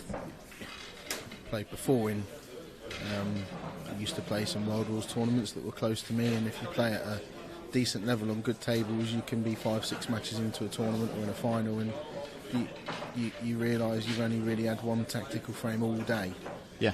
You know, if you're playing on good tables at a good standard, it doesn't really come into it. I don't think. Not much. Not enough for it to be an excuse. You know.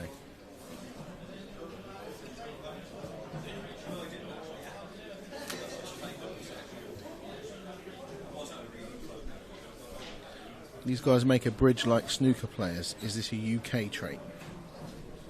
The USA 9-ball players all do the finger circle thing. Well, maybe. I just don't think. I think maybe the circle finger thing, because the white ball's so much bigger in American pool. Maybe you can afford to do that a little. I don't really know. Cues are a little bit bigger as well, aren't they? Bigger tips and cues are a bit. Yeah. Don't really know. So what Ian needs to be careful with. This black could travel towards a. Yeah, you could call that. There you go. Yeah, good call.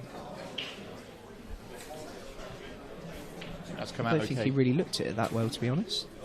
It's come out well. Jordan, former world junior champion in World Rules. I think he's a former double or triple world junior champion in World Rules. He's about my age, so used to. Was he playing in the seniors this week? We have a comedian in the box. No, but his hairline is very similar to mine and Ian's, actually. It's trendy these days to be, bald in your 20s. And supporting the beard. It seems like everybody on the stream. That's the way this year. It's more. I think it's because we're so grateful to be able to grow hair anywhere. If only you can convert it to the top of your head. Let's show it off. Yeah. This should be a routine clearance here for Ian. Just need to stun out towards the middle of the table now. I thought he maybe would have tried to play this one at the top. Leave the yellow that he's about to play now until last. But maybe it would have been the... Because he's going to have a little bit of traffic on the way back down. He should be fine. But it's just a little bit more difficult than... Does he need to get close to the black? Could he leave the white in the middle of the...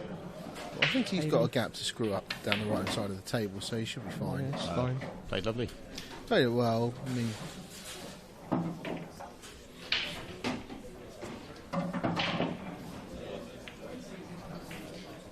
So Ryan Jones has booked a day off work just to watch the pool today. Good lad.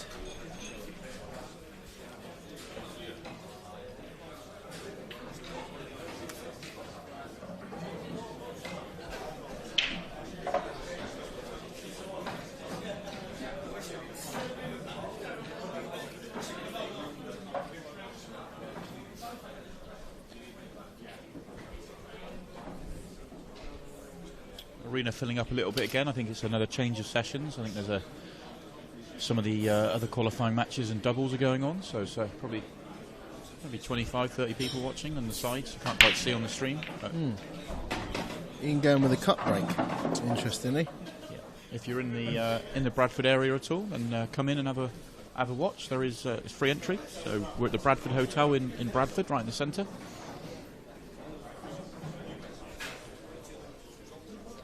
I believe there's some players' programmes as well if you want to pick up a programme on the way out. £2. Yeah, we'll even get Dan to sign one for you if you want him to. And it'll be worth £1.50. I'll take that.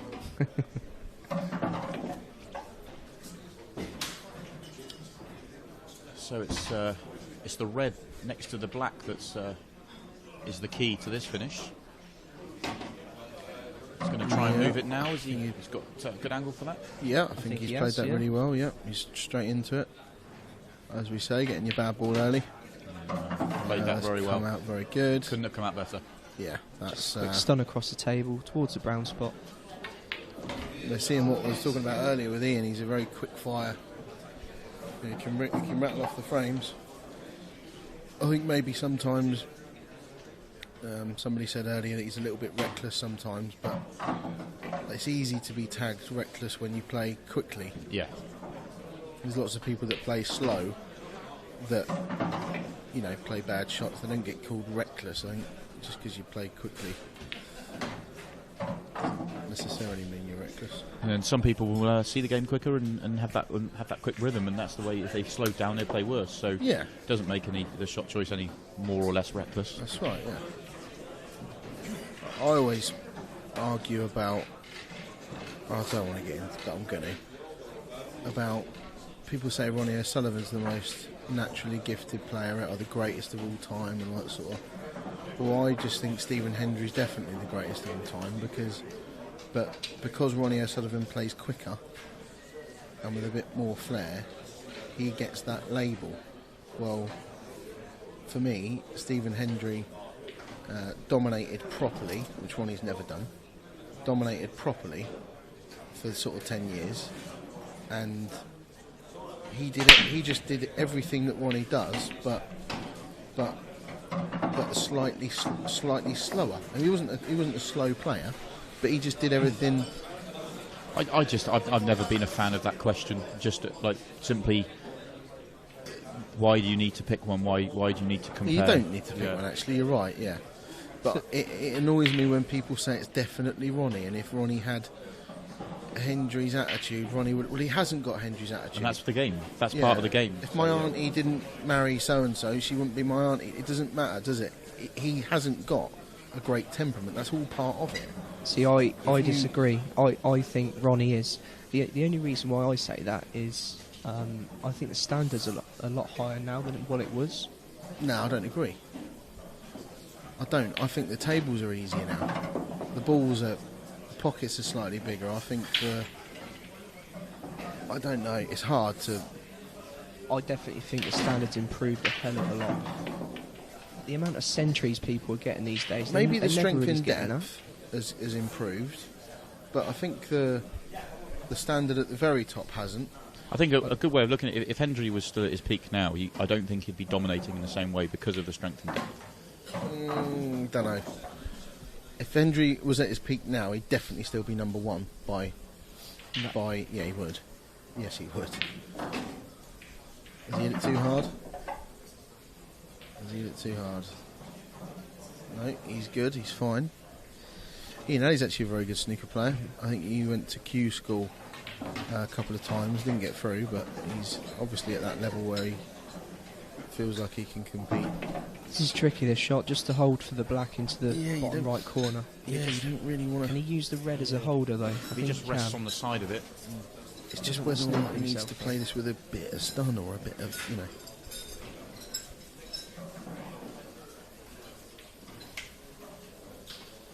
Good afternoon, Billy. Good shot that from well. him.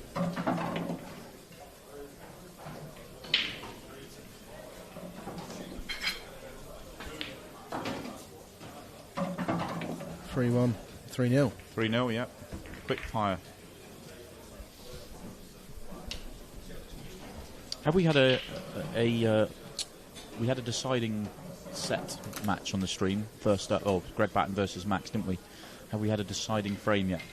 Are we going to make an early call on that?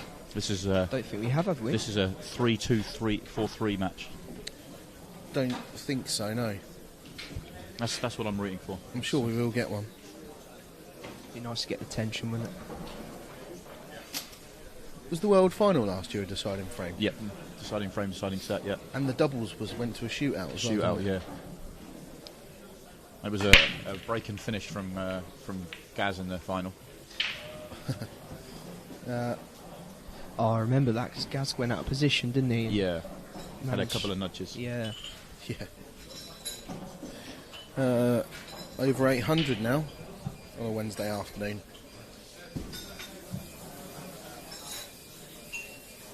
Can we get up to that 1,000 mark, do you think? Yeah, let's tip it over. I think we must have flown past that last night, I think. Did we? 9:30 was our peak 9:30 yesterday. so far. Come on. That's gonna ramp up as the week goes Tell on. your work colleagues to get on the computers as well. We'll double that easily. Last year, the Marsh Hibbert final had over 2,000, so I'd expect to get up to 3,000-4,000. Just been told we had 22,000 views yesterday. Views? Yeah. Funny. The standard tour event, I believe, is somewhere in the 100,000 mark. That's pretty impressive.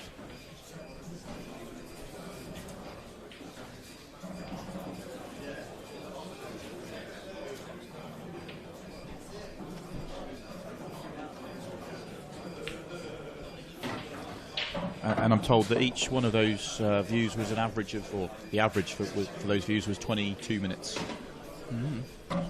Proper views then, okay. Proper views, yeah.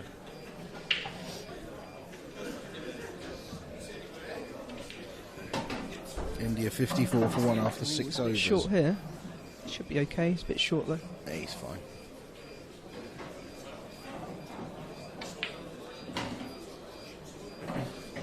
So 3-1. Who's break next? It's Jordan's by looks of things. I always like to look at it if you're Jordan here, you're one dry break away from winning the set. Yeah.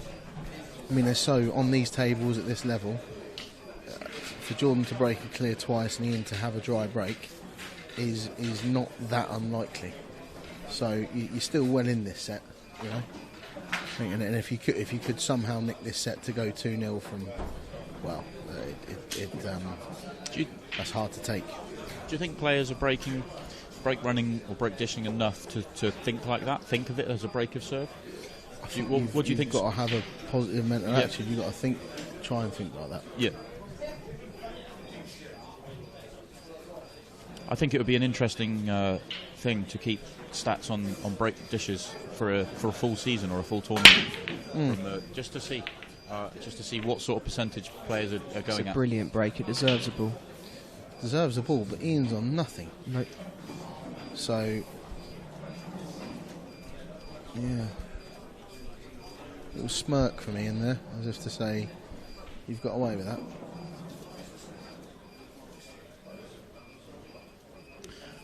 Looks like the debate on snooker players is getting heated. Let's wrap that one up and let's concentrate on pool, shall we? Let's have some debates on who you think is going to win this tournament. Who's the top man this week? I think Ian's had a little double kiss there, so I think he's left the yellow into the middle now.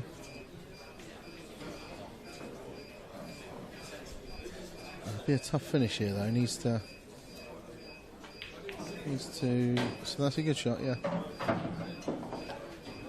So basically, Jordan's going to need to. He could get down there now, actually, into this bottom right-hand corner. If the yellow to the right of the two yellows goes, just passes, yeah. They both go to the left, so I think the bottom one goes to the right. So if he gets straight on, there's a nice little area for him to play on in there. It's just a case of whether he leaves it.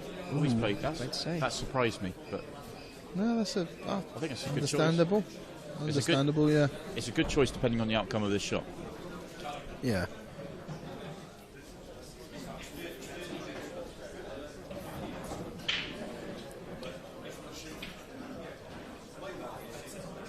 So a couple of predictions. You've got Simon Ward, Mark Farnsworth, Marshall Farnsworth.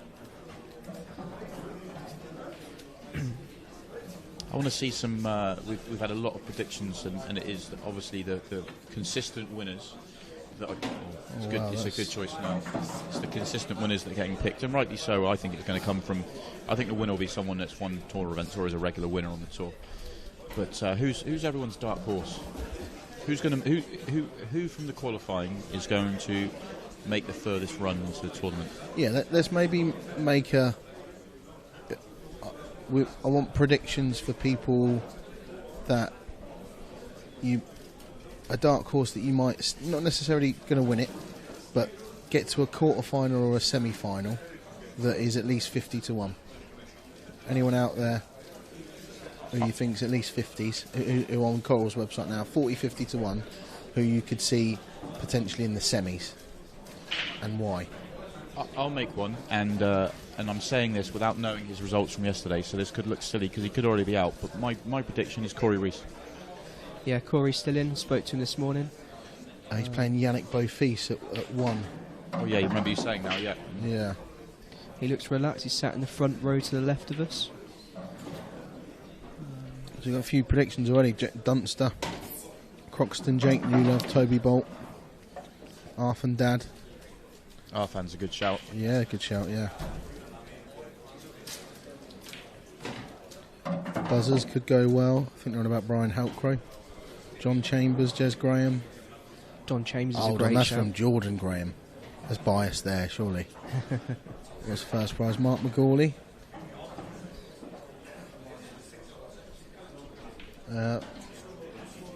Right, back to the action. Oh, that was a heavy contact. That was a kick. Yeah. No, that was. He may not Just have does the yellow pass. I think it goes, but it's not. No, maybe half not a pocket. full pocket. You may just play a plant. First prize is £10,000, Marky boy. But more importantly, the trophy and title of world champion. Callum Thompson, Dan Davey. Played that into. Dan Davey. No, that's far fetched. Callum, mean not dark sure. horse? You might want to get them get Specsavers, but you know, he's not. Ian 50s. Ian Ali's 50-1, yeah, good shout. Bolt 66s. See, John Chambers, I don't think he's even in the betting, and That's actually perfect. It's going to be 3-2. 3-2, and like you said, one dry break away from Jordan being favourite for the set. Yeah.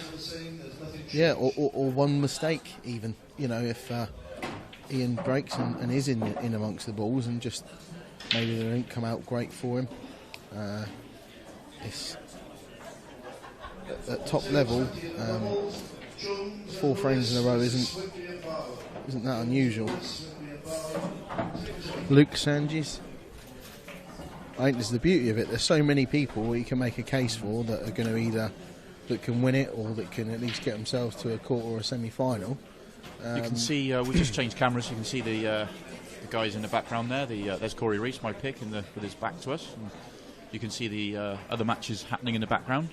There's a lot of players because of the doubles. Its doubles are on at the moment as well. So, yeah, there's Craig one of the Marsh on his phone. Yeah, one of the bookies' favourites there, Craig. Last year's finalist. What's the deciding frame? Ian with a cut break again. Kevin Howard, John McAllister at 20-1. It's a good price. Nothing down. Nothing down. So he's going to be looking at reds. He'll be looking at reds. The yellows are tied up all over the place. 2 at the top don't go, 2 on the side. So he's. I think you called it. You called it, Dan. Probably one good pot down the rail, the one at the top.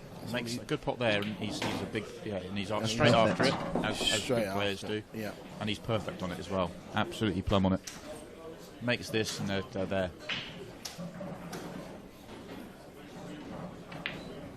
It's a good shot. Very good. Very confident stroke. He's still got to be a little bit careful because the red by the black only goes to the, it's not.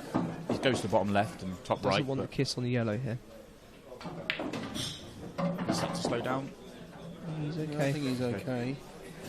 Can he play this into the middle, or does he?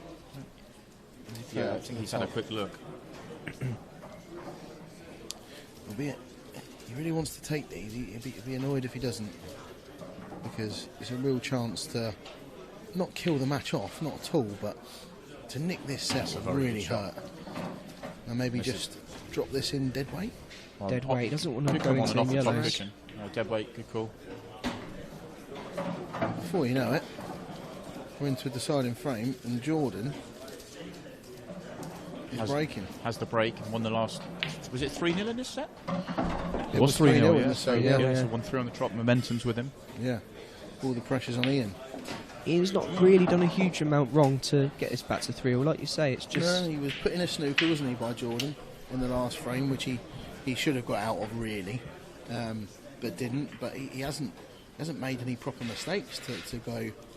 He hasn't missed any balls, has he? To go 3-3 all from 3-0, No. and now he's sat in his chair. He's hoping for a shot. Hate to say it, it's almost like you know what you're talking about, Dan. You called this at 3-1. You said that he made a mistake, I think, to allow the 3-1, and then one dry break, and It's just an experienced commentator. Experienced commentator. What happens when you sit around doing nothing all day?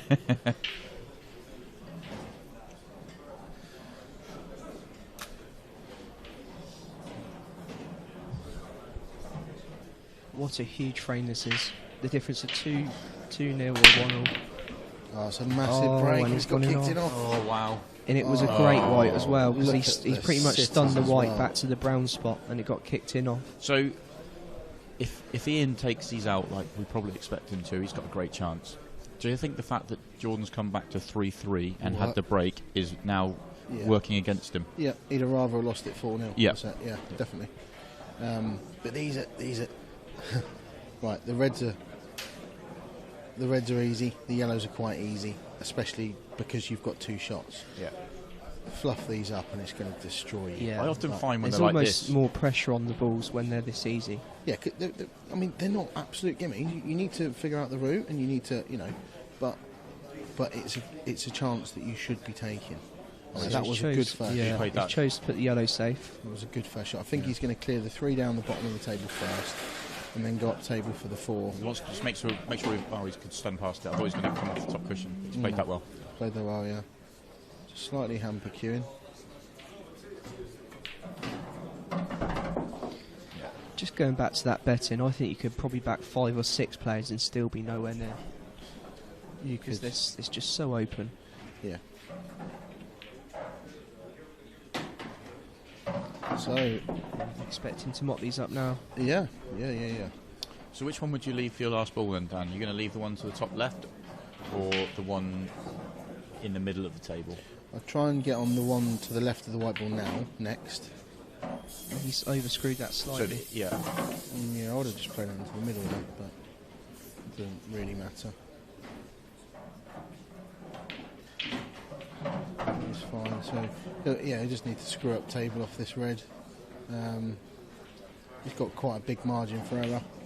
It's the only thing that can go wrong is if he sort of overhits it and goes towards the yellows in the middle of the table, but I don't expect him to.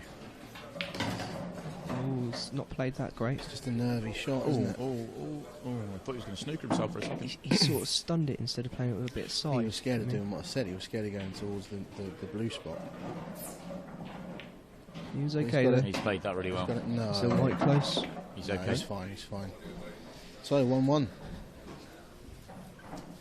If he'd have just hit that a fraction harder, he'd have been snookered. Yeah. Yeah, as it was drifting down, I thought he was going to.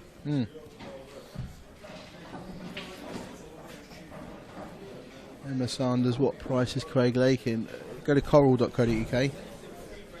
Be on there. It's probably, I'd probably guess around 25s, something like that. I have looked at the betting. No, he's not right at the very top. He could beat anybody on his day. So looks like David Thompson's cleared that up, 40-1.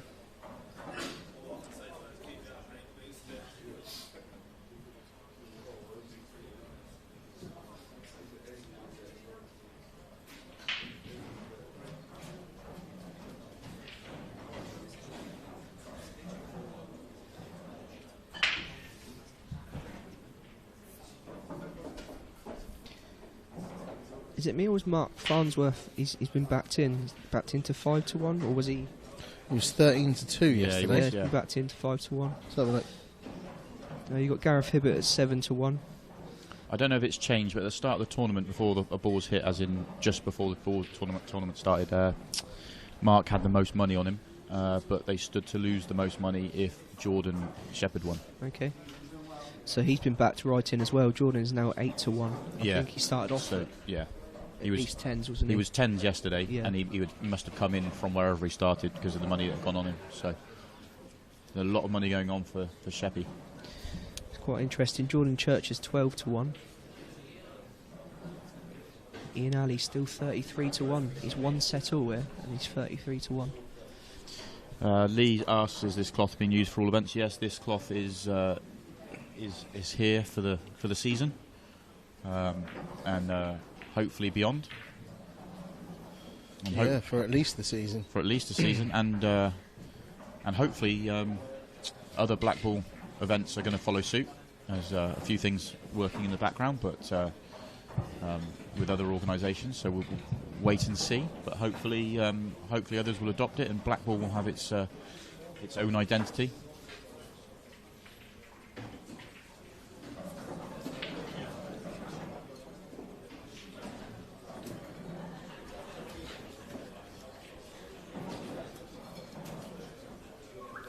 What odds is Scott Gillespie? 33-1.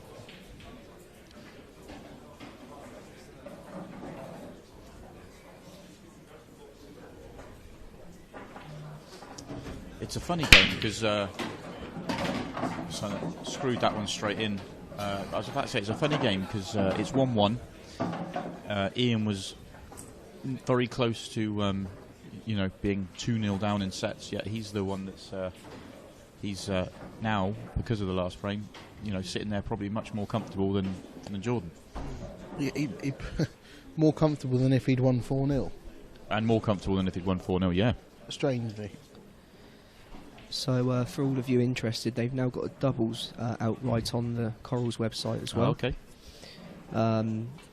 Very surprising actually. So last year's winners, Gareth Hibbert and Dean Shields, they're 14-1. They're like 8th favourite. Who's the favourites then? The favourite is Mark Farnsworth and Chris Bowron.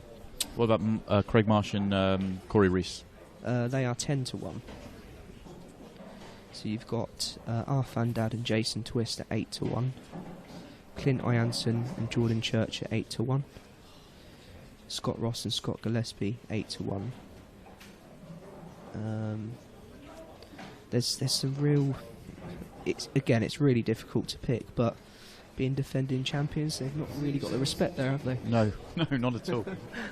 No, that's value for money. It really is.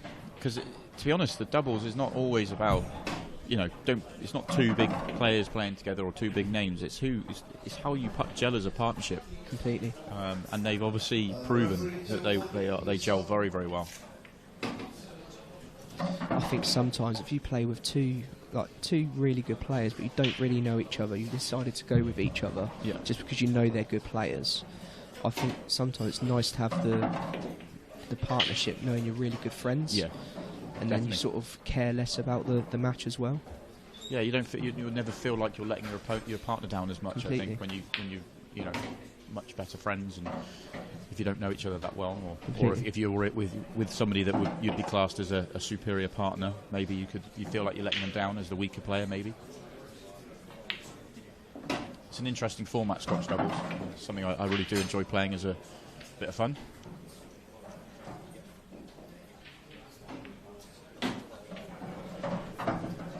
There's definitely some value to be had in them doubles games, I tell you. Where do you think the best place to break from is? Do you think hitting the second ball gives you a more controlled break? I don't. I think on a good table, I think there's an argument for the cut break on a slow table. My view on the cut break, and because I play, still playing some international pool one frame shootouts, I like the cut break in that form because you're less likely to scratch off the break.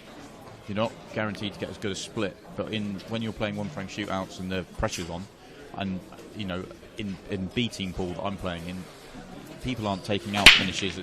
They're under a lot of pressure and nerves are there. So I kind of was taking the gamble that if I didn't make a ball, I'm probably more likely to get back to the table and be able to sort of counter clear, if you like. But in tournament play, for me, just hitting that front ball square on. Definitely. I mean, look at this break from Jordan. It's a huge break. He's hammered them. Ian's side breaking at the moment, and Ian, as far as I can remember, hasn't really got a great split, or hasn't, had the success that Jordan's had. I think if you're on a really good table and you want to, I think the only way, really, it's a better shot than it looks, is to play, is to hammer them. You've got to. Yeah. Well, but you don't have to try and hit them as hard as you possibly can, but smash them from the front. How you generate your power, whether you want to put your whole body behind it or whether you want to just concentrate on hitting them flush, and that's a different argument. But I don't think the cut break for me. That's a very poor shot. He's left himself the wrong angle. He's left himself straight, I think. Yeah. I think that was the problem with taking them in that order. You had to leave yourself perfect in this Just one. quit on that last shot. I think he can probably run this through just enough to be able to get a shot at the to back. leave a cut, yeah. He just can't get right up table like he wanted to. Oh, He's played a double. That's a great Nice. shot. He Great has a shot. It's shot. unlucky. He's not on it, is he? Cushion first, rakes of left-hand side. It's amazing how quick the game changes. Jordan was cruising at one set up, winning the first set 4-1. So he is totaled. Just called it. But I think he's looking at your shot, Dan. Yeah, rakes of left-hand side, I think.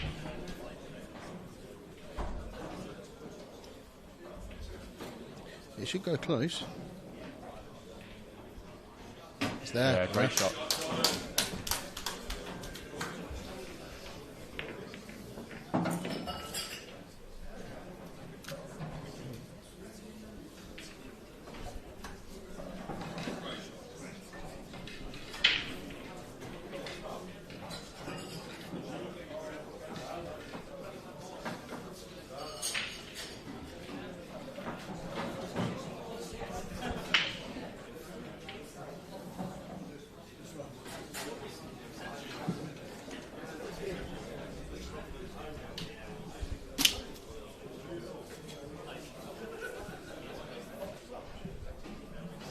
He's changing from the side break. He's going straight in front of him now. Had enough of the side break. And he's got a better split and a better break. Yep. He's been listening. He's a player and a listener. Did you see, in the it going to cricket and players listening to commentators in the Big Bash, they mic up some of the players, so they talk to the commentators during the game. Yeah. One of the commentators started telling one of the team about one of the players on the pitch, so sort of saying, "Oh, this bowler goes really well against this batsman."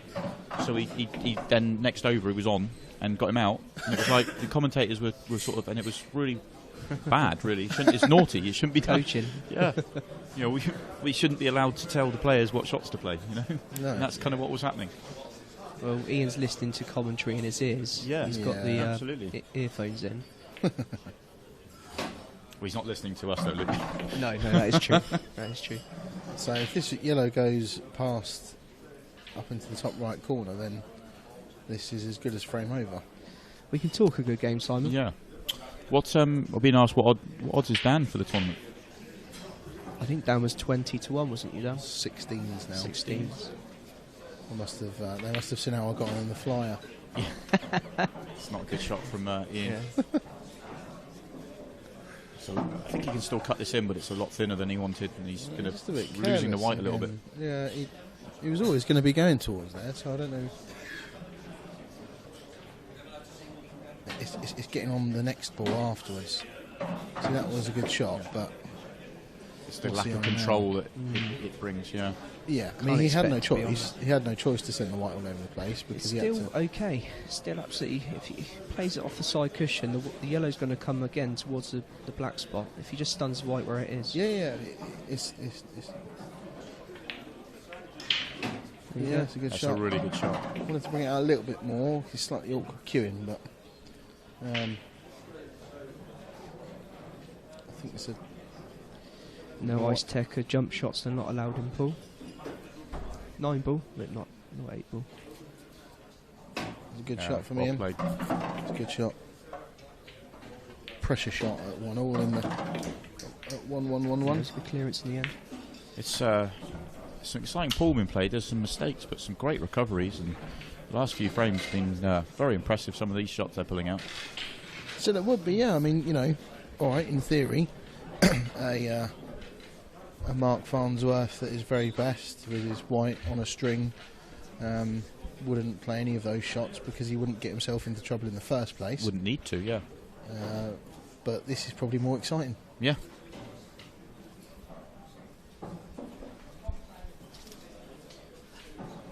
So we just need to let Mark know that he needs to start just throwing in a few loose positional shots just for the entertainment value. Yeah. Yeah. I'm sure he'll be thrilled.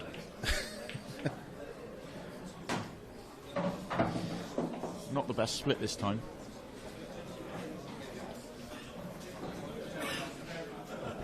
You think he'd want yellows, but they're not great, and there's no real opening ball. Well, maybe the one over the right middle, but then where's he go after that? So tricky. Yeah, messy table.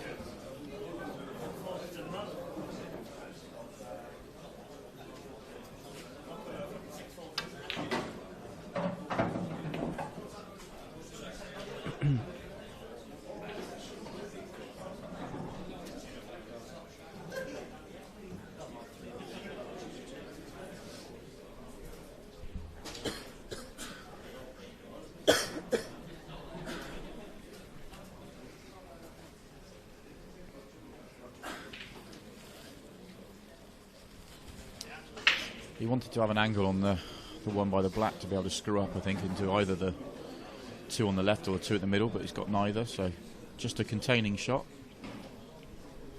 It's a pretty good shot as well. Well, I think that might be touching ball. If it is, it's an easy safety shot for Ian. He can't do too much with it, No, though. it's not touching. We'll see here just how much difference it really does make that Jordan isn't over familiar with the rules. I don't think it really will make much difference because this isn't one of those sort of frames, even though they've got a pocket covered. It's a lot more straightforward, these rules. You can just expect Jordan to push the yellow into the red in front of it and then try and put Ian's other red right on the cushion, and then so that his two yellows near the middle pocket both go, and then kind of over to you, Ian. You know, if you want to Yeah. find a clearance from there, then fair play. But No, he's taken a more aggressive option. he wants to excite Oh, the here we fans. go. Nah, he's got the easy 4-ball plant. Just the easy 4-ball plant. He needs to control the white, get the yellows out, finish perfect. No problem. Oh, He needed to play that with topspin. I don't. He hadn't thought about that. Sort of rushed that for me. That was all what was going to happen. Though he needed to play it with top. I think he's still on the top one. If he is, he can stun into the red and hold for the yellow, but it's tricky. Jack up though, isn't he? Yeah, maybe. But if he plays it plain ball and cannons the red just above it, maybe trace aside, then you're on the cushion. That's a tough shot. Paul So Robertson, at what point did you get paid out? Is it last 32? It is last 32. 150. 400 last 16. 1,000 for the quarters. 2,000 semis. 4,000 runner-up. 10,000 to the winner.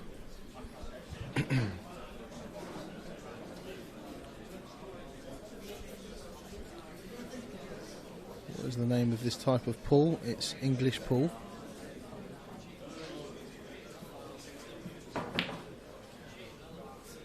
Oh, this could be close. No. Okay, So, it's I think good that's- leave, really good leave. Yeah, he's left. I think he's left in a. Does it go to the top? Dan's having a little look.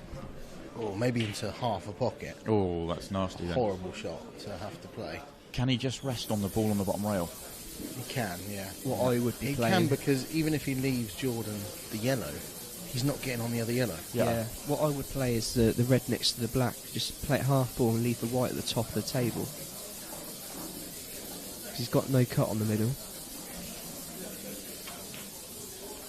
That's what he's played, but he's sort of screwed into it a bit too much, really. Yeah, I mean, he's still big favourite for the frame, I'd say, Ian, from here, but I suppose he's... If Jordan could even just cover the pocket, just for, you know, just to try and buy himself a bit of time, probably wouldn't have minded if that stayed out. Where does the This- black go if he does pot this yellow? He might have to play into the black now with rakes aside. Loads of right hand side. How's your... Certainly, Ian looking favourite to make this 3-1.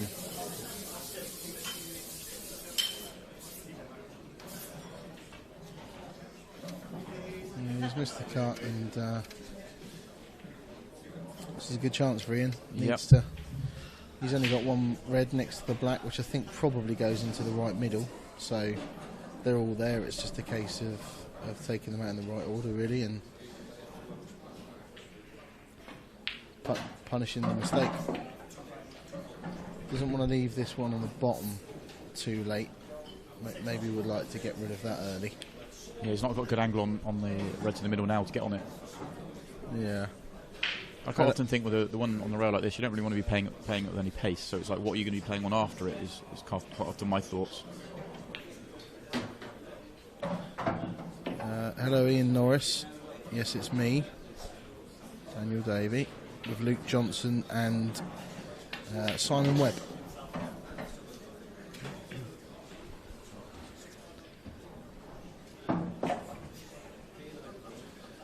So, I think So he may be leaving the one on the rail now for his last ball. In fact, I'm pretty certain he he's is. only just come far enough, I think, for that. This is the thing about, right, you know, it's just about taking the balls in the right order. And I don't think It he needs has. to be high on this one into the middle I next. don't think he has, but I think his first thought was to play the one on the bottom rail, but he finished with an angle that was no good and had to go away from it, and then he sort of Yeah. I mean, reset, I think. he's fine. He's just made it a tiny bit more difficult for long as himself. he's Don't not be straight. straight. Don't be straight. And he is dead straight. He's dead straight, but he's still going to have a shot on the black, isn't he? Do you top it through and play it into the middle or up the top? No, screw it back and then cut it into the left middle. Could he screw back, play off the yellow, and flick the white out? I don't know if the yellow's tight enough to the rail to do that. Yeah, we won't really know, but But it's not worth the risk, I don't think. It's back your queuing. Middle or top? I'd go middle. I like a cut. Depends what day of the week it is.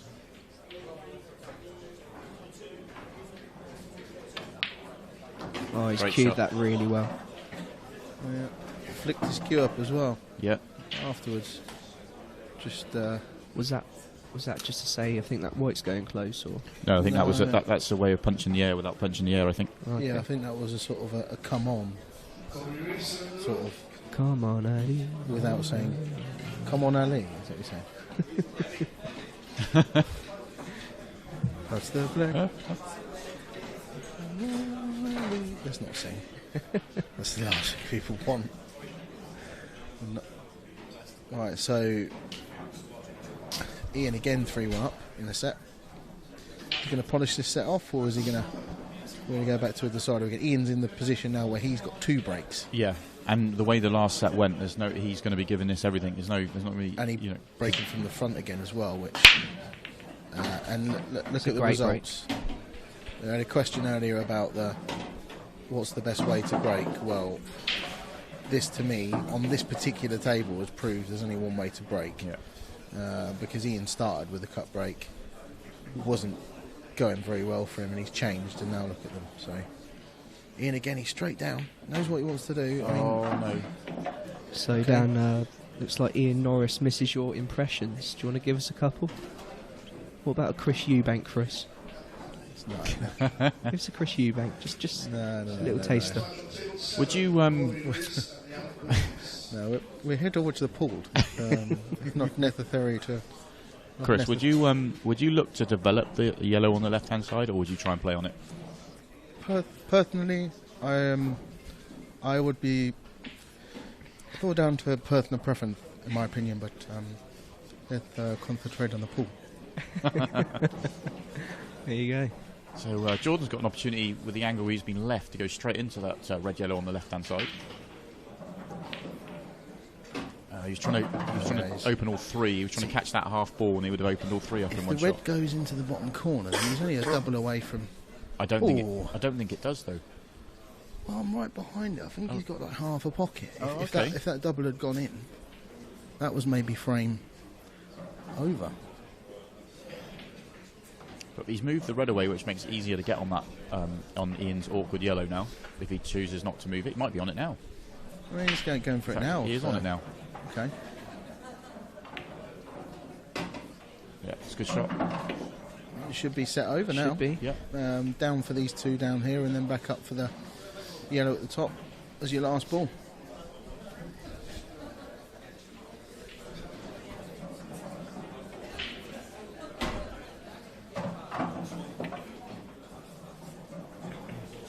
Just doesn't want to be careless and leave himself straight again. Not that it won't be too much of a problem, but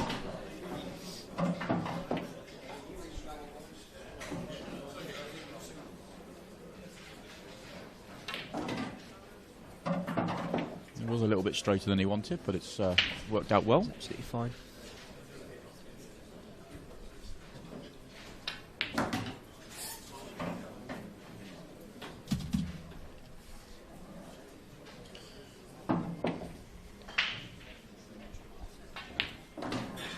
And that's 2 the sets set to 1.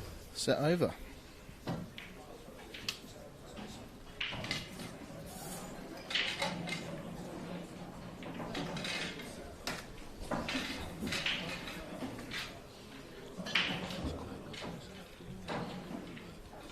So next match-up, I've just been handed the sheet from our chairman, is those of you that were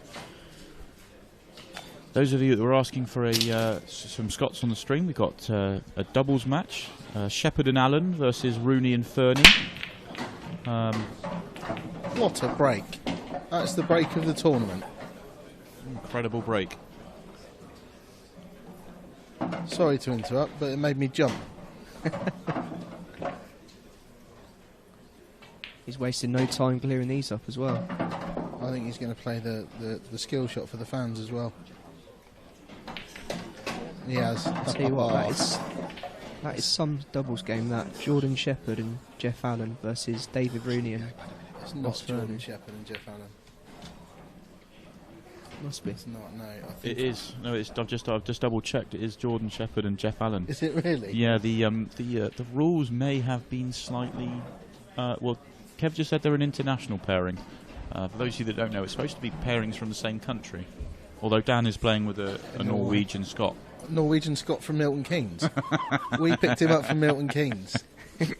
I'll have none of that. No, I think the problem was, because the doubles is a side event, it is when playing with people from your own nationality. Here we go, Jordan. Here we go then. No. He did rush that clearance a bit, though, didn't he? Yeah. When playing with somebody of your own nationality, there were 8 or 9 Welsh pros. Yeah. And not enough. Like, pretty much all of the Welsh players are pros. So, that's just not fair, is it? So no, I don't really have an issue. It's an open I don't doubles have an comp, issue. isn't it? Yeah, I don't have an issue. Just as we're touching on doubles, I just had a message from Connor Jones, because we were saying about pairings. I think kind of if you know each other well, it can be an advantage. He was saying he made the semis last year with Tom Ford, so and they'd never met before, so obviously that worked well. Fair enough. I think Connor Jones should have to go with Connor Jones. Yeah. Connor Jones Notts and Connor Jones Oxford. There we go, yeah. It would save confusion in the draw. Mm. So Ian looks a bit... If he's straight, he's perfect here. Just draw it back a few inches. Yeah. He's more confident here. Yeah. We're just like... Exciting as it is, they are making a few mistakes each. But you kind of forget that, didn't you, when it's fast and furious? Yeah. And you said before that was an absolutely monster break, and one mistake and it cost him the frame. So it's interesting to know who backed Ian Ali at the start of the match. It's 6-4. There's a long way to go still. Yeah, let us know if you had a bet on Ian. That's 6-4. I presume you won't let us know if you had a bet on Jordan at 1-2. Not yet, anyway. Not yet, no.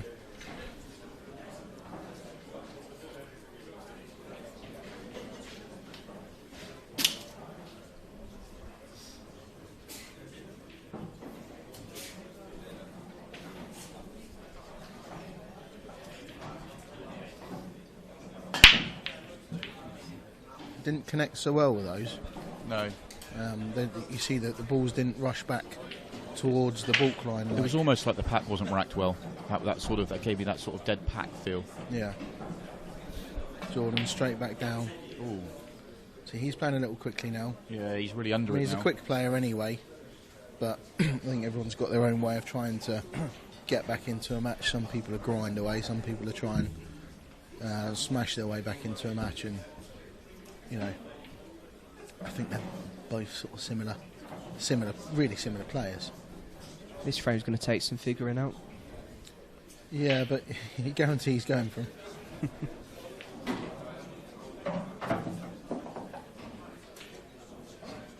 Well, maybe not.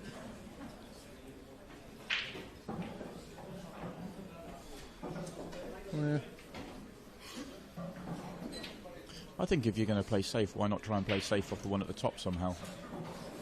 We already had this pocket covered down here, so yeah. Why not? I'm not sure how he would have been able to do that, but maybe that, because obviously that's the ball that's stopping him from really being able to go game. Well, yeah, or he's doing it now. So, but either that or he's hit it too hard, so he's just put it back over there. But or the yellow that was near the right middle, just flick off of that, because yeah, your yellow at the bottom right, your bottom right pocket, you already had. Yeah, he developed two balls that already were okay. That's worked out so good for him. But as much as it was looked like a bit of a slash there, he obviously tried to cut that in and go into the area that he was going into. Yeah. But Ian's got two safe balls, so he's doing it at the right time. Yeah, it just looks bad because he's played it quickly and he's obviously and he's missed it by a distance. But Jordan playing the treble, just responding to some of the comments at very good shot. Ian, back in Ian. Someone's had £50 on Ian Ali at the start of the match, went 1-0 down in sets and took a loss of £33. Oh no. His name's Danny Fry. Or Danny. Great shot from Ian, but it's not the greatest outcome. Danny boy. Pack that in. Can you play the skill shot at the top? If he plays the skill shot at the top, can he then play the yellow plant at the bottom? It may not go, but he's taking the bag if he makes it. Maybe, yeah. Yeah, that's not the worst shot in the world.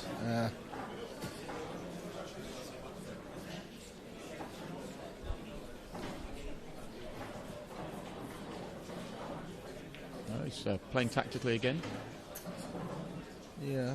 I think he was maybe trying to push that red Yeah.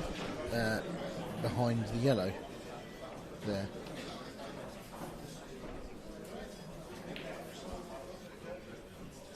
Yeah, that's not the best shot from Jordan.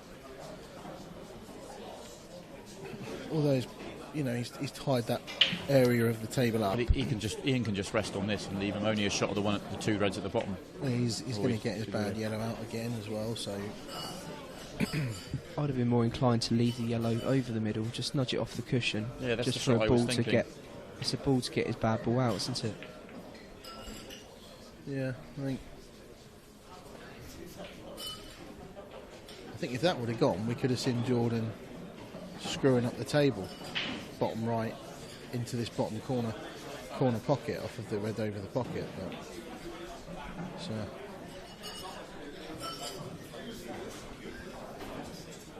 It'll be interesting to see if he goes for that this time. well, it's the attacking option. He's obviously not, because he's playing the can't. So, or even now, pot it thin and play it with a bit of topspin and bring the white up this side of the table as well. But you really want to be getting into it ASAP. This shot now. Yeah. He's doing it, yeah. He's in. This is tricky to judge this way, then. He's got it, played Perfect. it really well. Oh, that's harsh. That's harsh. Just need a little bit more pace, if anything. Yeah. I think you can generate a bit more pace if you play it from above and clip it, and then the white comes rushing down rather than... It's maybe a bit of an easier shot to execute. Ian can probably go into it from the one off the bottom to the bottom left. Maybe pop the one in the middle first. Some sloppy rushed play here from Marky Boy. You're probably right. I think when you wow. It's a great Great shot. shot. That Brilliant. is a great shot. It's a great shot. Yeah. Probably would have looked sloppy and rushed if he. Yeah, I was about to say the come same off. thing. It's the style they play quickly. Yeah. It doesn't make it any more. A missed pot's a missed pot. You Yeah, take your time over missing it. Enjoy it. It's more exciting than more exciting than your average style of pool. Bit of work to do here. Should be okay.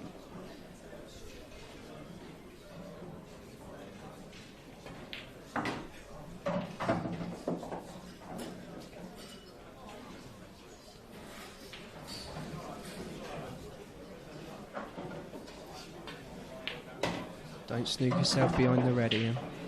He's not. Just about okay. He's absolutely fine. What's the score in this set? 2-0 if he's 2-0 1-0, so now. this is for 2-0. Well, it'd be 2-0 after This is for this. 2-0 in, yeah? Yeah. Okay. Need to get the scoreboard updated then.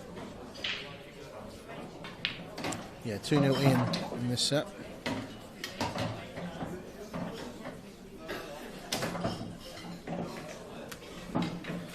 Mr. Chinfall says, what a shot. It was that was shot of the match for me. It was a great shot. Yeah, it was really good.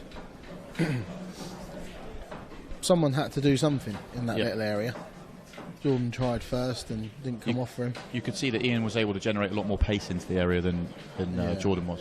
Hard shot though, slamming it into the middle pocket. Like Yeah, that. oh It was yeah. a great shot. Where the other reds were, if he misses the pot in the middle, he loses the frame, more than likely. So, great shot. Great break again from Jordan and nothing. Oh, he's got a red. He's got a red.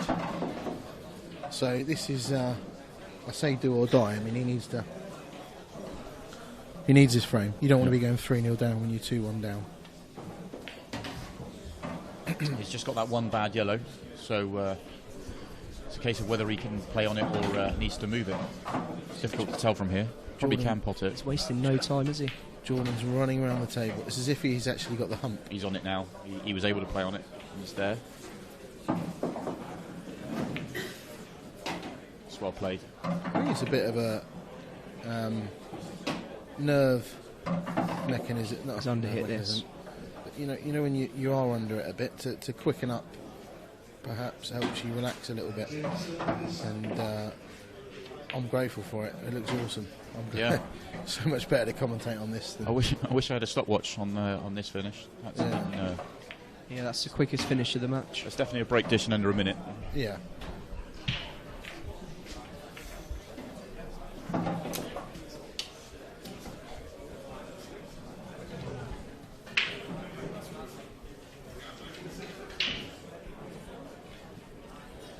Still in the balance, really. 2-1 in this set. I mean, obviously that you're probably trying to.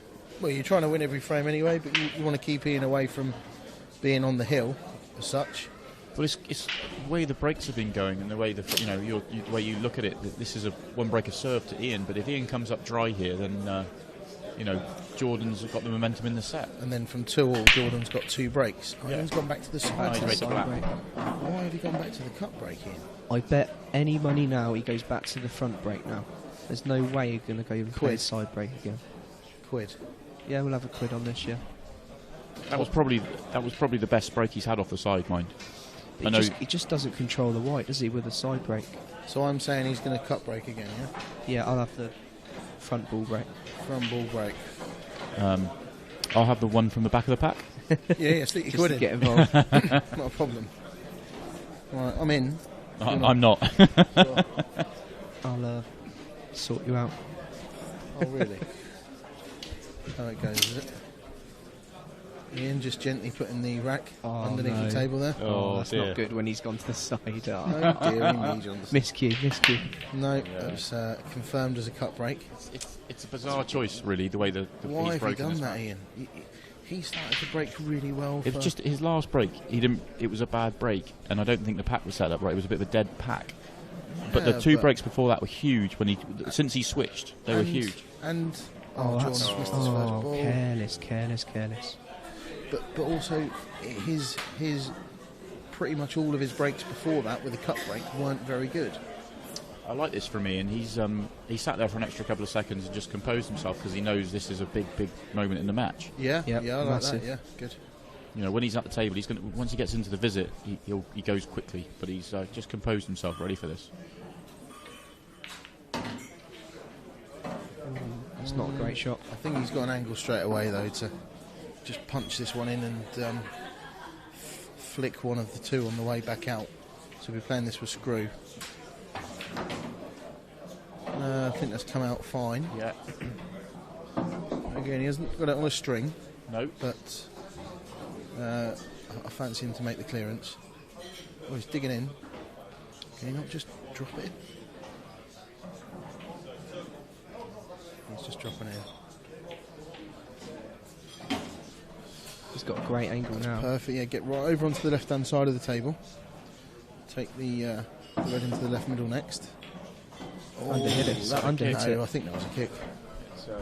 It definitely was a kick. Is he on it? You could see from the angle that it came off there, it was a kick.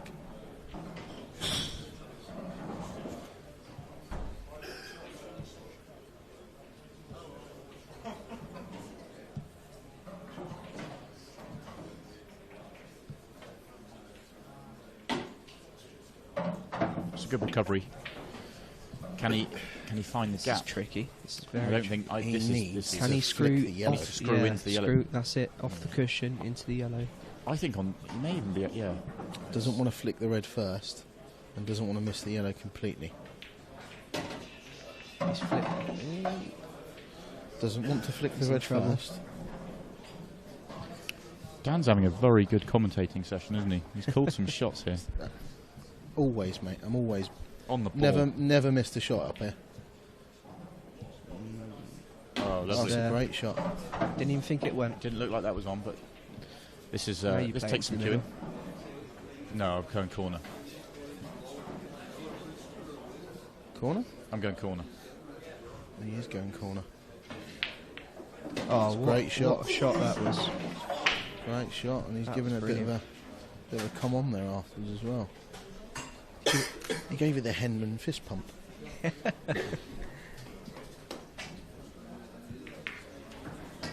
It's a bad mistake from Jordan. He's now right under it. Needs to win 3 frames on the trot to stay in the tournament. But he's got 2 breaks. 2 breaks, yeah.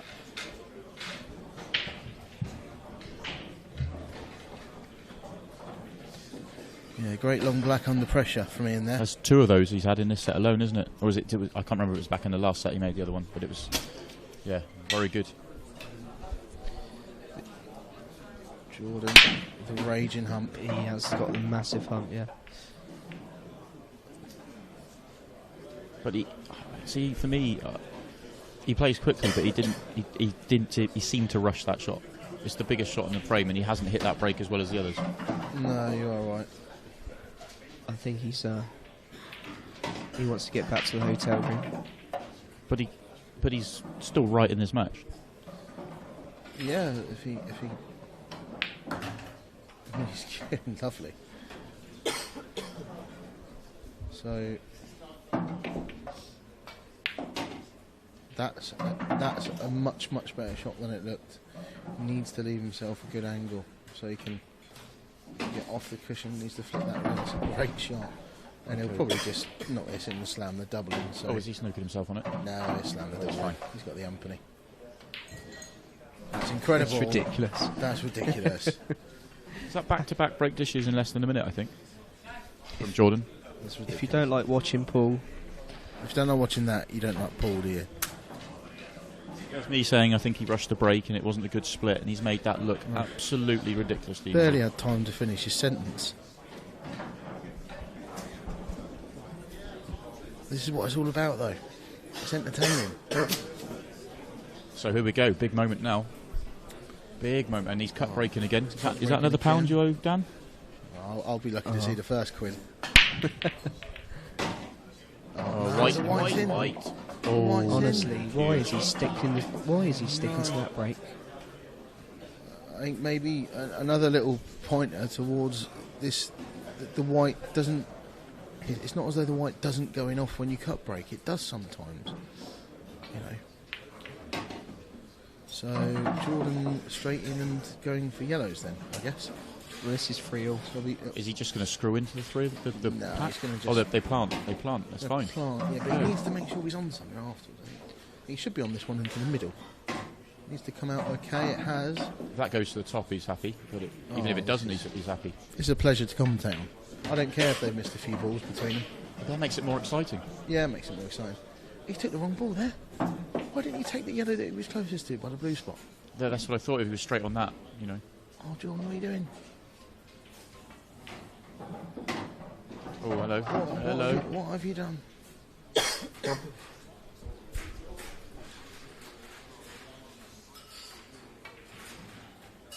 Oh, that's incredible. Great shot. Great That's shot. ridiculous.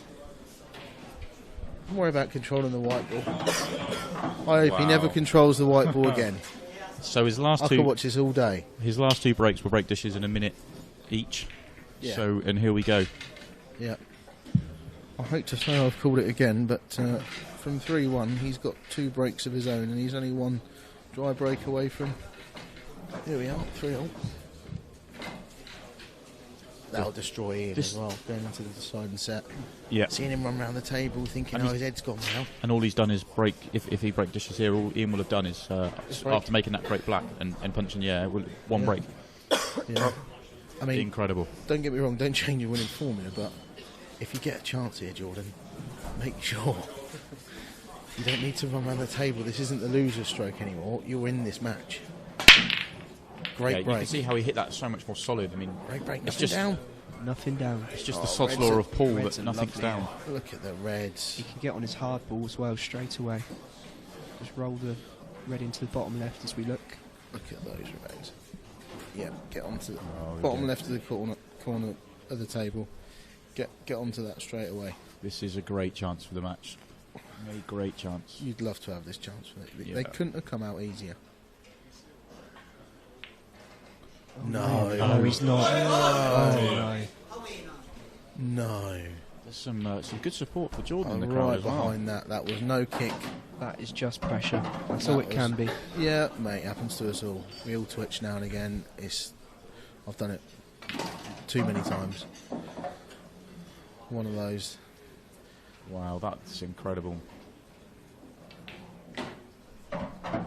It's what the fans wanted to see, though, deciding set. And there's definitely some good support for Jordan in the crowd. Yeah, really good support, yeah. I noticed that his doubles partner's just turned up, so Clint Anderson. Clint's in the crowd. And Sun pairing. yeah.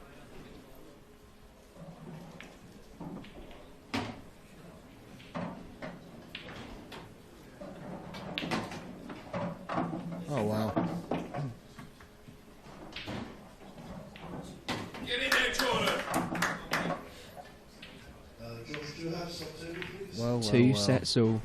Wow. Ian Are we going to have Wow. that deciding Wow. that deciding frame? Yeah, I did call that earlier. I said it's the time. 3-3, 3-2, 3-3, 4-3. Easy for me to say. He will be kicking himself. Whatever happens in the rest of this match, he's had a great chance to win the match. Whatever happens. Yeah. This is what it's about, though, isn't it? It's about entertainment. Do you really want to see perfect pool all the time? No. This is a really good standard, but a couple of misses chucked in, it makes it brilliant. And he's back to the front on break, and it's huge again. Yeah, yeah. It's This could have been him at 3-2, with this chance to win the match. But it wasn't because he cut broke again. Be interesting to see if he holds it together now. Yeah. Thing is though, cut break's not working today. He'll have days where that cut break works brilliantly for him. He wouldn't do it if it didn't. But it's just today, it's just not happening. And he has changed, so the front on break is working brilliantly. Yeah, That's the thing that's fine, surprising that he keeps changing back. He done 4 or 5 cut breaks in a row, and they was all pretty bad. Yeah. So why not change it, especially in But the he did, and they were big. And then he went back. He went back to it. Yeah. Yeah, I know. But why? Is it because you're 3-1 up in a set and you're trying to protect your lead? You're trying to not going off rather than make a ball, and it's just that.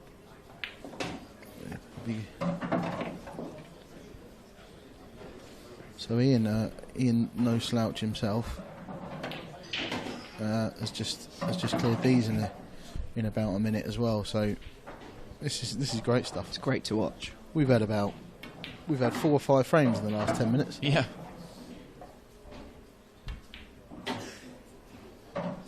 Anything you can do, I can do better. So, what time did this match start? I didn't even have. I've not. It wasn't. I mean, it's the 1 o'clock session. Yeah. It's But it- half one. It's kicked It was off. about 1:30. Yeah. And we're into the deciding set already, and it's 3 o'clock. Yeah. That's what it's all about. Ian's an incredibly quick player, but I think Jordan's making Ian look like a slow player. Yeah. I mean, it's incredible. Those last couple of visits were just running around the table. And I'm saying he's rushing shots. It's incredible.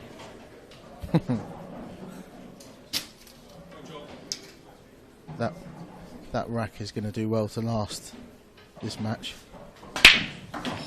Hear that break. Crunched. Wow. Well, he's got a bit more work than Ian has. Yeah. Yeah, He but has. He's not Round great table split. now. No, the yellows are okay. I think if you take Yeah. them in the right order, they're there. Yeah, everything's got a pocket. Yeah, you don't need to break anything out. You just need to mind your work. And he's getting onto his ball on the cushion early, I think. Oh, he can't. He didn't have the angle. He's good up top now. I don't know if he's taking it tricky, in the right no. order, is he? No, he's going to hold. Yeah. Okay. That's not ideal, though. I think he's Got wanted a really bit more key angle. as well. I think he could have been using this yellow to get onto the yellow that was in between this one and the black. Now he's got Brilliant. a How camera good's out that? there, That's but brilliant. Look at that. That's the brilliant. confidence. What a shot. Oh, I know. Look at What a that. shot. Didn't think he had enough angle to play that shot. No, it's a great shot. Deciding set. Something's clicked, obviously. He started the cue really confidently. Don't snook it yourself. Oh, no. Don't snook it yourself. He's Oh, also perfect. now got the perfect angle to run just behind the black and take the black into the right middle, which he really didn't need. So That's a this quality is, shot. this is Brilliant. great. This is a What great a- ball. Oh. If we can get a picture of the crowd on the side, everyone's loving this match. Let's be honest, though. I mean, that's a bit of a disappointment because that was a minute and a half. So it's a bit of a shame, really. Yeah. Slow down. I think we should let's get the shot clock. Yeah. As an aspiring player and new pro this year, this is so demoralising to watch. Shouldn't be though, because they're throwing a few mistakes in there. No, absolutely. Yeah. It's just the whole. There we go. There's the crowd. It's. I suppose it's the natural talent that they've both got that you that can be intimidating. Yeah. He's not hit them well at all. No, So it'll be cut breaking next one. I'll have a pound with you next time that you cut break. Yeah. Good luck getting the quid off him. Yeah.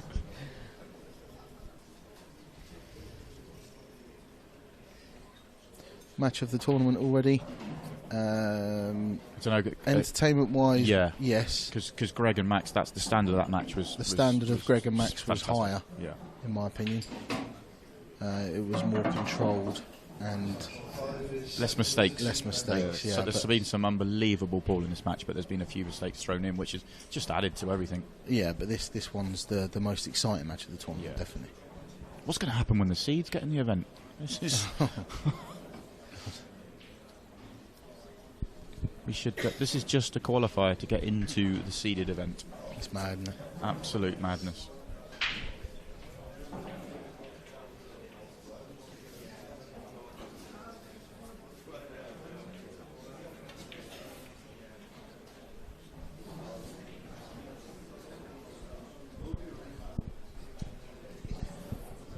827 people watching this on a Wednesday afternoon. Yeah.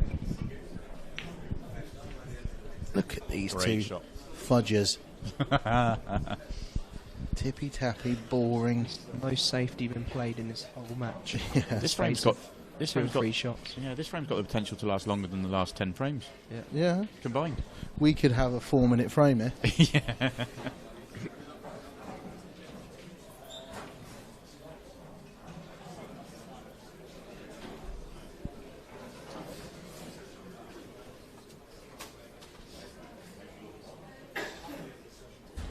Jordan just seeing if it's touching.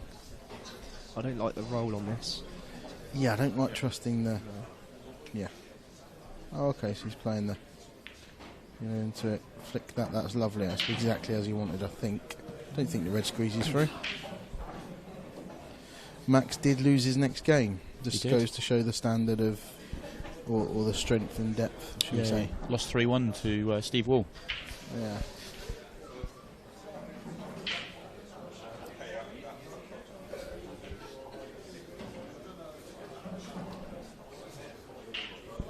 Adam Bassano, Basu, sorry.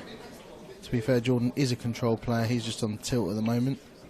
Next match on table number 2, Petworth and Turner. I do understand that. I mean, because I've seen him play quickly before, but I have seen him also playing very controlled. I think some people just have that in them to, it's probably his best way, or felt it was his best chance of getting back into the match and putting a bit of pressure onto Ian. Yeah. Well, it was to, and it's worked for him. So you can't.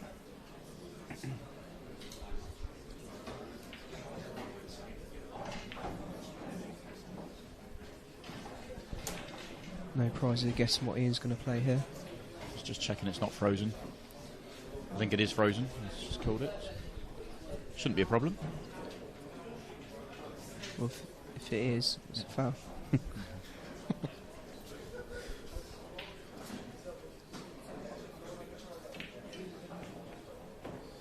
Jordan's doing the right thing. Open it up, make Ian, force Ian to do something. Yes. Jordan's ahead in this battle at the moment. Yeah. Yeah, I would rather be yellows.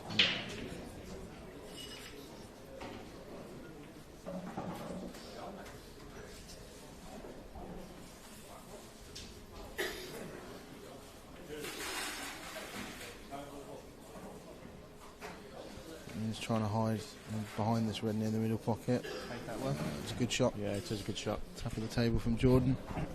You wouldn't think it's going to give him much of an advantage because it should be a fairly simple out, but you never know. And it's all he could do at this stage. Is Jordan looking at playing this hard and the yellow off the red into the middle? What the two, yeah. The plant off the red into the middle? No? Just try and get the one on the side rail. Oh no, throw don't miss wide. them all. Or is it the red? Oh, Is it the red? Yeah, 2 shots. That's poor. That's poor. He had such a big margin for error there. Yeah. Just now Ian can look to take control here.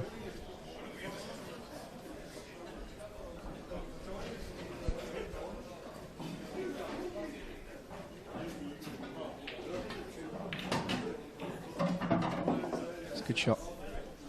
Yeah, open the frame up. Yeah. He may have to take the one at the top of the table now, though. Yeah, they'll go. I think maybe they're ready into the middle. Oh, he's left got the one into middle the now. middle. Yeah, middle. Yeah. He's okay. So, yeah, no need for that. But We have to play the thin cut into the middle again. some people just have a tendency to try and hit everything hard when they're under pressure. You know, never like to roll a ball. Yeah. Back I mean, in perfect position now. It's though. complete contrast in styles in the other match we just mentioned in Greg and Max. So, you know, much. They float the balls Yeah. and they just sort of, you know, they've got the white on a string. You know.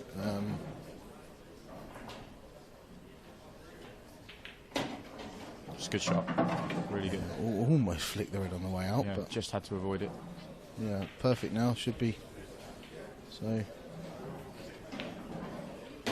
frame over now. Ian just 2 easy balls left. On and off the back cushion. 2-1 up.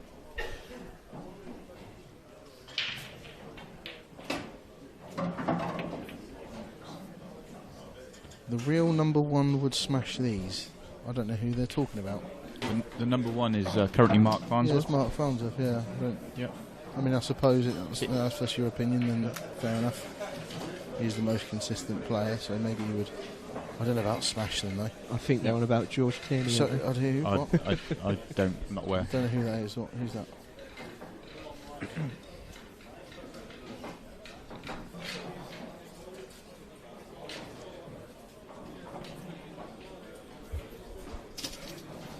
It's that guy that's catching chickens at the minute. Rocky. Back to the cut break. No. Oh no, sorry. We're talking about Jordan. But that's I'll probably get his carried worst. away. That's his worst break for a while. Yeah, even though he made a ball, maybe the Reds will go as well. Yeah. Apart from a longish first shot, I think these all go. He maybe needs to. Yeah. Good first ball. Probably needed a bit more on that. Needs tight control on the cue ball here. Can he avoid the red above it? No, it's just a safety. Yeah, is that the right thing to do? Maybe. It's not what he would have done at 3-1 down on the last set, though, would he? No. They are on about George Tierney. Who's he? Never heard of him. Not sure he's on. Teirny. Tierney. No. Is he a player on the tour? I've not I heard of. don't. No, I never heard of him.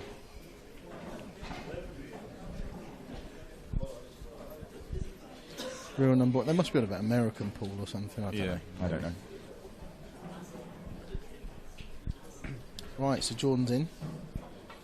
I think the plan worked, really. Yeah. But he's going to have to play Yeah. a plant, and the red after unless it's a dead straight plant, it's going to be going into nose. But if he's going to finish low on the one on the 3, and then sort of push the red into the black and stay on the other one, I think that's his thinking. Yeah, and it probably will come out all right. Maybe the black's going to go towards the side rail. Oh, he's underhit that though. He's still yeah. okay. I think it probably will come out. He could just okay. lose the white here. He could just lose He the needs white to up play to us the a bit left-hand at bottom, side. I think. Play at the top. So Oh, that's really well played. If that red, does the red go? that black- Does it go? black might have just popped in the way. It goes in Can the you other see centre, I think. Jordan's reaction? For Jordan's reaction, I think it goes in the middle. Yeah. He's Oh, on he played that with such control. That was a really good shot.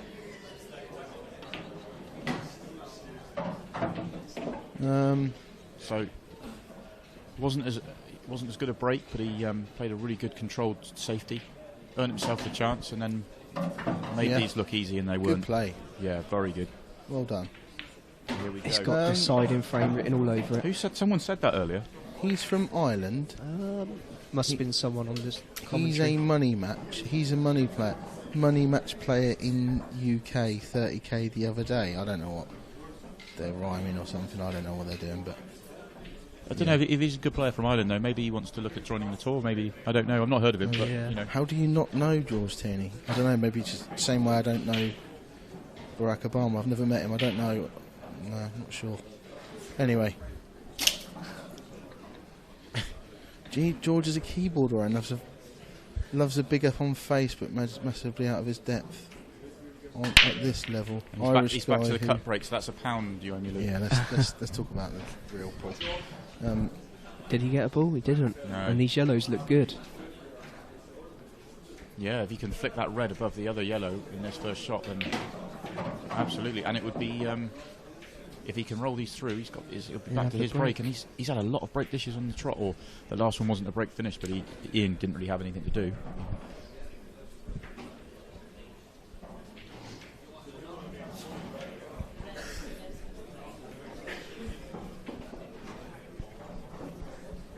Important first plant.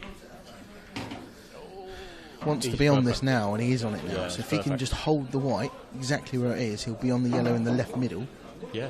and then he's just got one positional shot to play on the black, and that's it. And then he's 3-2 up. So close cue ball control in a couple of shots' time, and Jordan can be ahead in the match for the first time since the first set. Yeah.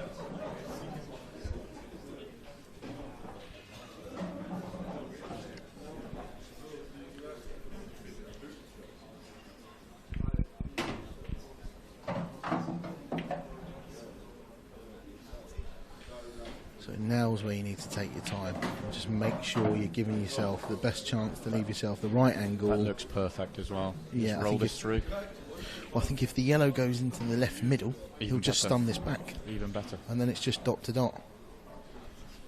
Make sure you stun it back enough, though. Oh, has he? Has he got too much angle? He might have Just to play run the... past it, play it in Yeah. the bottom left is fine. Yeah. I don't think it's what he intended, but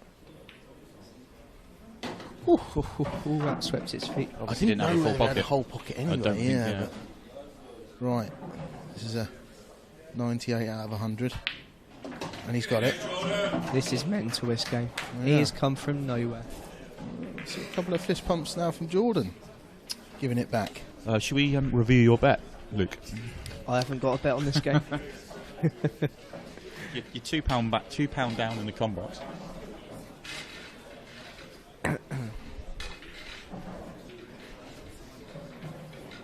Still going on about this George guy. Who's George? I don't know. Isn't the guy that used to run the other two? No, I don't know. I don't know who he is, but right then. So big break from Jordan. So 3-2 up. What he'll give for a ball off this break? Yeah. See if he moves the white. If he keeps the white where it is, because he's been breaking right over from. He stayed the same.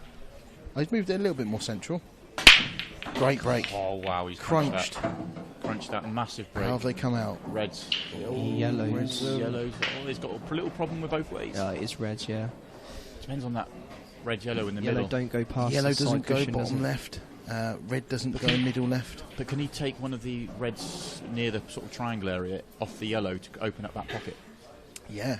No, No, he can actually. Yeah. And then that, because the two reds above at the top of the table go to the top right. But then and the where's his middle's first red coming from? The long red. Is he on it? The one over the bottom left? He may not be on it. No, he's not on it. He's not on it. If he could maybe bend it. He I'm right behind it. He could maybe bend it, but no. So he's forced to go yellow. So how does he develop the yellow on the left-hand side? Can he so use the one at the bottom, the one to the furthest bottom on the right-hand side? Bottom right-hand side, yeah. Just stun out from the yellow that he's about to play now. Leave it near the blue spot and have the perfect angle. Get into it early. He's her best chance. I don't think he's doing that. But maybe it doesn't go. No, it definitely doesn't go. No, it doesn't go. No, what's he doing then? Is he going to just leave a double? He does like a double. He does like a double. Not into a corner pocket, though. Yeah, but he does like a double. Surely.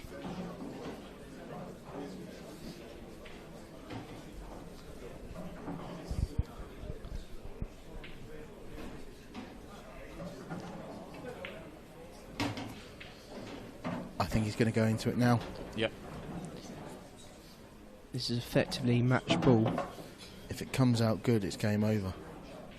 But he's relying on luck. Oh, he's missed it. No, he's not played it well. He's not got into it enough. I think he's made a mistake, and I don't like judging players like that. But I think he made a mistake not going for that first shot. First shot, yeah. Well, I think that over on the top left corner, that yellow would have taken a bit of getting on. So I do understand why. Yeah. One of those.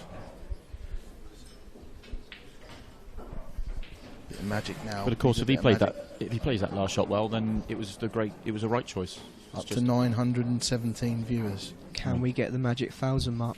We'll get there, just maybe not. 1,000 viewers for the final frame decider. Oh no, Ian's in. Ian's got a great chance. Ian's in. Played that sort of too hard, really. What's he going to play on off this? He might have to. Ready to play off middle, I think he can. Can he come back far enough? I don't know. He may have to leave himself a tricky pot off this red, unless he plays it off the yellow, of course, as you said. So this red goes past the black to the middle. Yeah, I don't know if he's got a full pocket, but it obviously goes.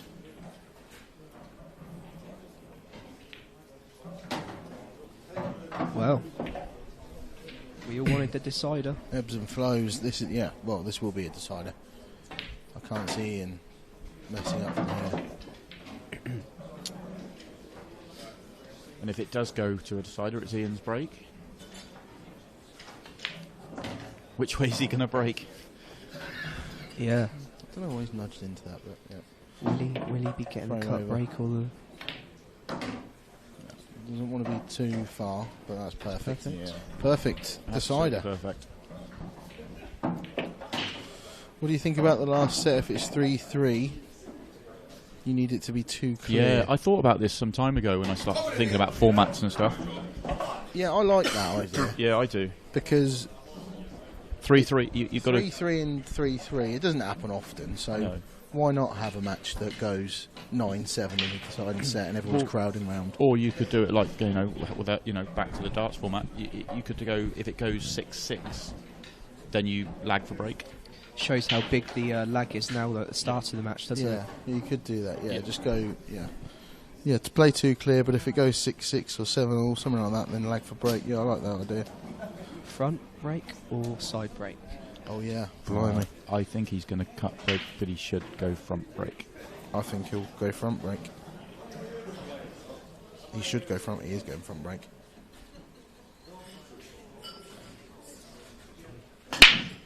Needs a ball. He's got a ball. He's hit them brilliantly. He's got a ball. What's come out? How are they looking? Not a great split. Not a good split. Oh, they're all right. Yellows are okay. Reds are okay. They're all right. Yeah. They're gettable. He's going to be going. He's got to go reds, I think. Reds are better than yellows. Yeah. It's a tricky finish. It's not a really difficult one, but it's a tricky one. But yeah. A little area just to the left of the Pots black. his red into the middle, sort of goes into yellow. It's how that comes out.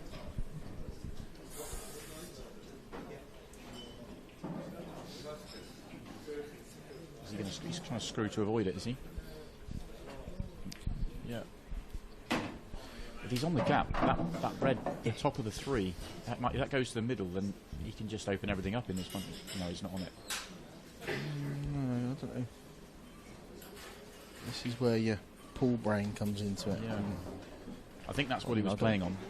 Because if he finishes on that, then I he think opens the the shot frame right up. is to play the red into the top right-hand corner, screw across, stun across, and leave the white. Oh, I see. Yeah. In line with the green spot, and then you can play the red into the bottom right corner and flick into the yellow. Yeah. You just need to control the white, but he's gone back to try and get perfect again, and he's gone too far. Yeah. He could play the plant and use the yellow as well, and to maybe flick the red out. Flick the red up a little bit. Maybe you just don't know where the first red's going. That he's like that. That's a good shot, but that first, as you called, I think he's got the angle to flick into the yellow. He's got the angle to just top straight into it. Yeah, this could be perfect. That was a really good shot, though. This is match ball in my eyes. If he gets the right flick here. Well, depends where he leaves it afterwards, because he needs to get the white out. Yeah, just top it. Doesn't need. Yeah, as long as he's not flicking any of these yellows on his way back out, then this could be game over. He's flicked him. Yes. Oh, he's got away with it. He can go straight into the yellow here. What's he doing? That was kicking this. careless.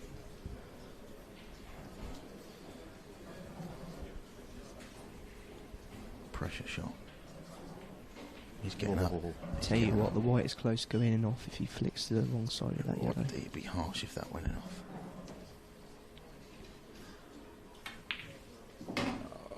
Oh, it's on it Great perfect. shot. Come out any better. Oh, wow. He relied on a bit of luck there, but I suppose you kind of deserve a bit, didn't you? So Wow, really good finish. what a match. If he was only in at 6-4, you'd be loving life right now. Well played, Ian Alley. Very That was a good great match for the stream. That was a brilliant Enjoyable match that was. Yeah. So just to remind you, the next match-up is Shepherd and Allen versus Rooney and Fernie. That'll probably be 10 minutes, I guess. So stay tuned and we'll get that on.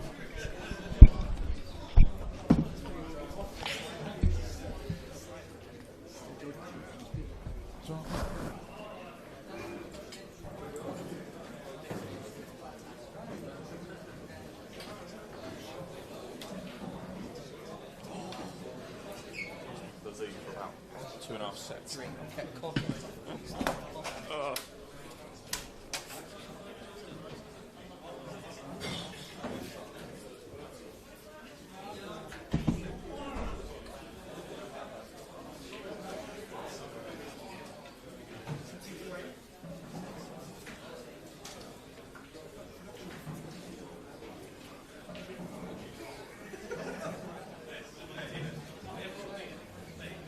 I got to do this. I'm not living.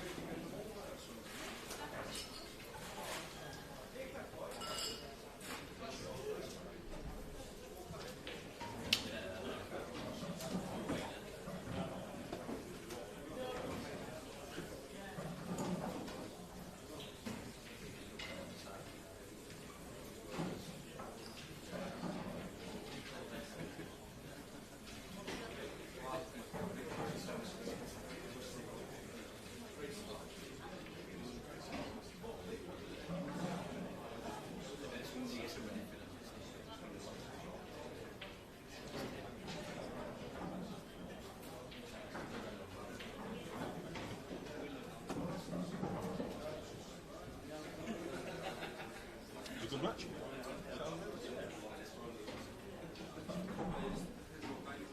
Just under 1,000 matches.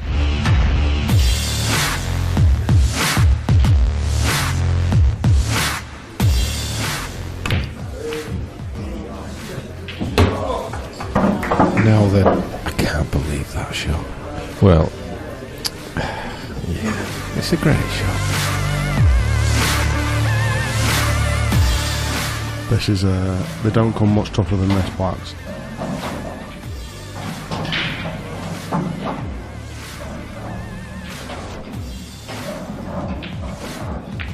Oh, what a shot! Wow. What a shot! That is an incredible. Those two balls to finish, absolutely incredible. Brilliant. He's got hold of it too much. Oh, you know what's coming here, don't you? Cocked out. Cocked out. And it is, and it's on. Don't be disappointed. Got to make a name for yourself, Hollywood. Always getting down the plate straight away. I don't like that. Oh, It's okay, close. there. Oh, what a great shot! Do you know what? Wow, John McAllister.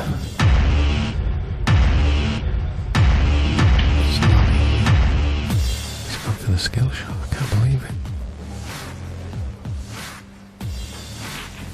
Oh, great shot, John McAllister. Oh, she's tapping his, banging his cue on the floor in appreciation. Wow, what a shot that was.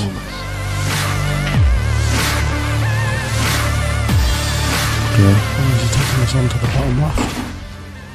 Has he got it? Tell you Oh my days! I tell you what. I tell you what, Danny's cube. Well, That's obscene. He's used the red to keep hold of the of the white. Absolutely brutal.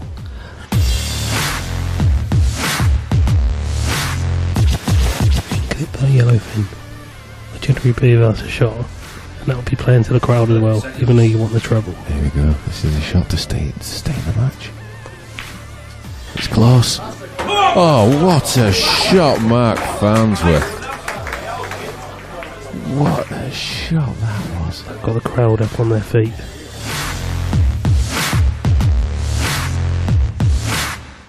So is he going triple? Yes, that's close. Oh my days. Whoa, what Oh a my shot. days. Have a day off. What a shot.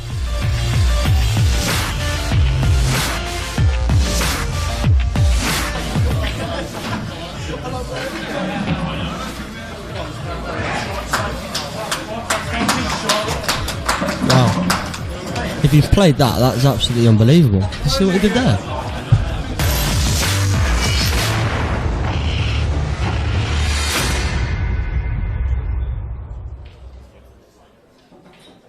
Do you think we'll get time to do anything in terms of, I know we talked about the players doing that walk-on thing.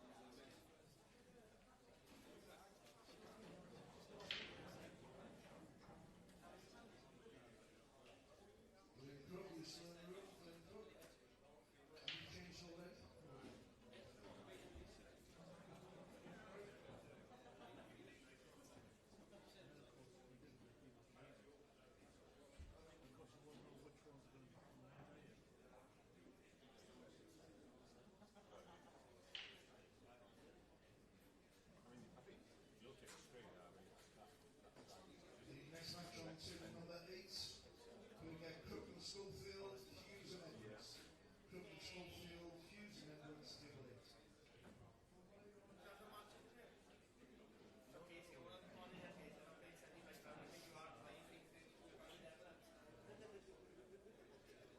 Well, looking between the two, I mean, the counter was that one.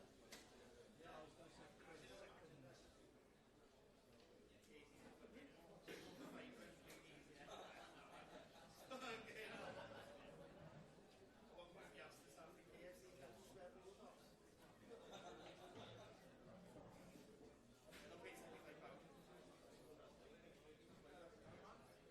Graham and McVicker. Graham and McVicker are in the room.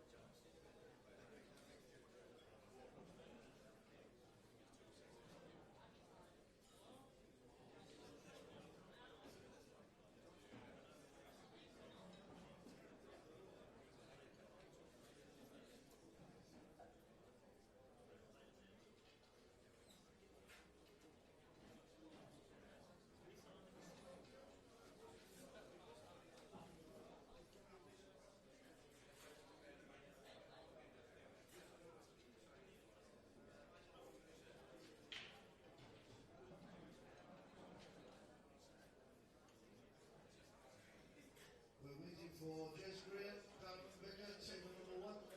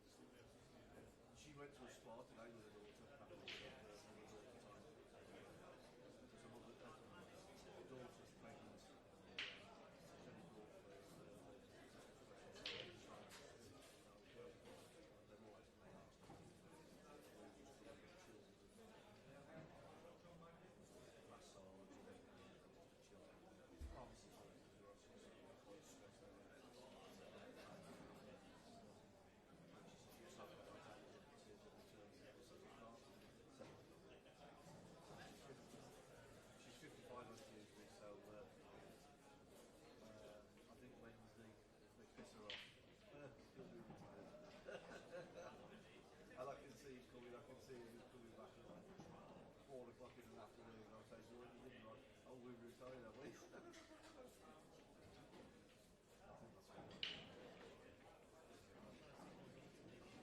Yeah, well, work is the On to 19, Kren and Bicycle, Remington and Lincoln. When I've been offered a job. Kren, Bicycle, Remington and Lincoln. Over to Cleveland. Again, shouldn't do. But that will take priority. It's only a weekend, I think we'll get it for Friday, Saturday. It's the furthest one away. Scotland wants this. It depends on whether I'm going to get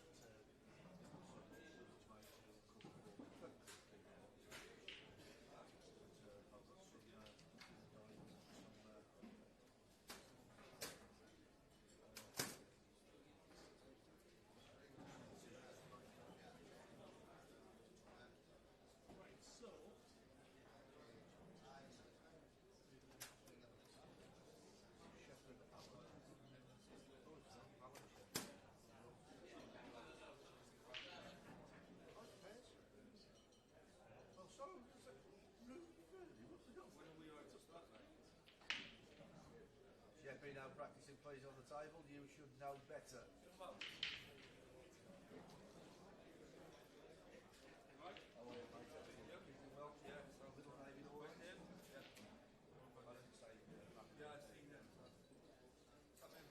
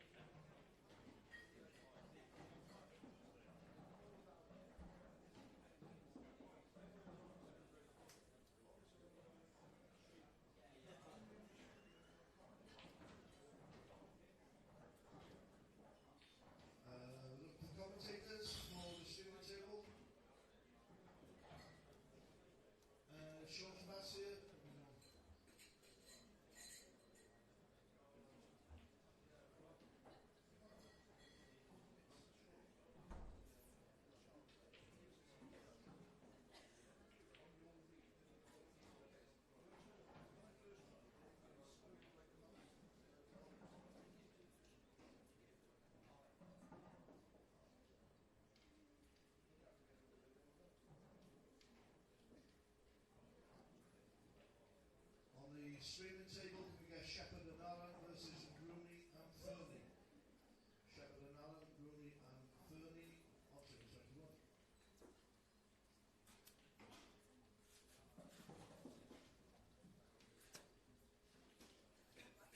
We are looking for commentators. If anybody's willing, have a go.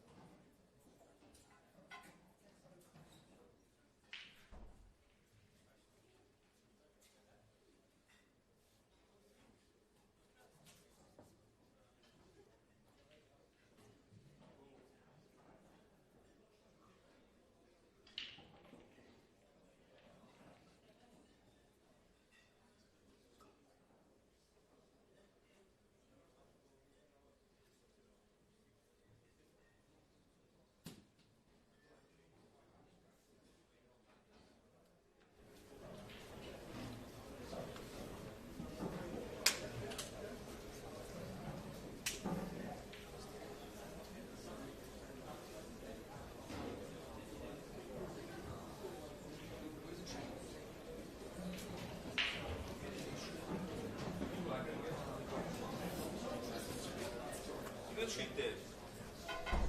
Sorry, yes.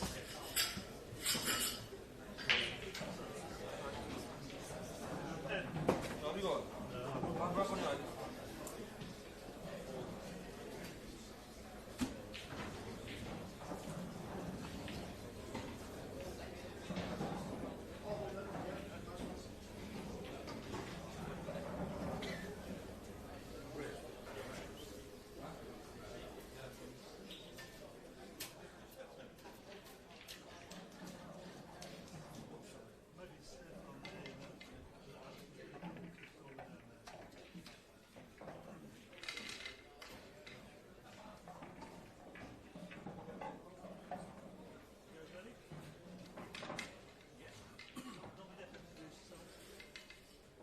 So on the commentary we've got Dion Owen, North Wales, and myself, Chris Rushton.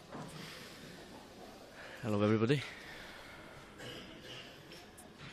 So I don't expect this match to take too long with Mr. Shepherd, Mr. Allen.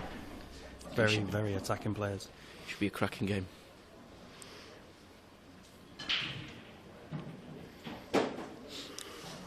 Jeff Allen to break.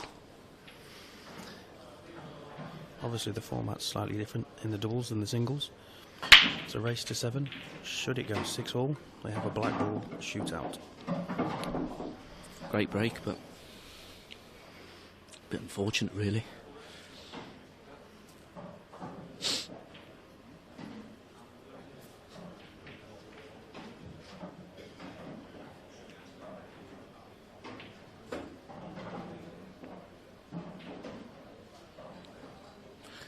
Play the plant here, Chris.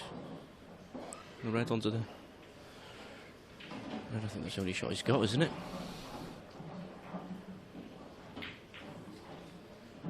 Oh, let's open the game up now. Yeah, these two lads from Scotland are very, very accomplished ball players. Ross Fern is a professional.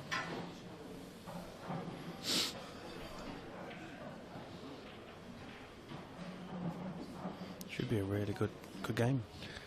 Definitely.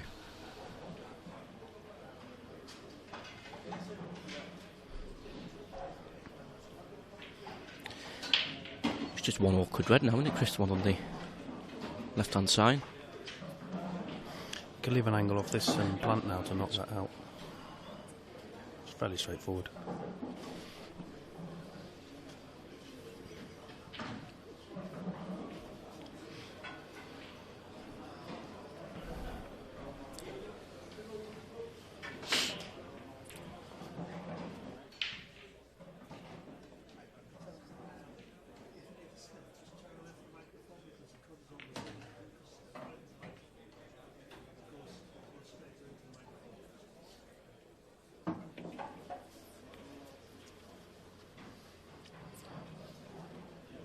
So he's left himself that perfect angle just to knock this awkward red off. Yeah, good shot.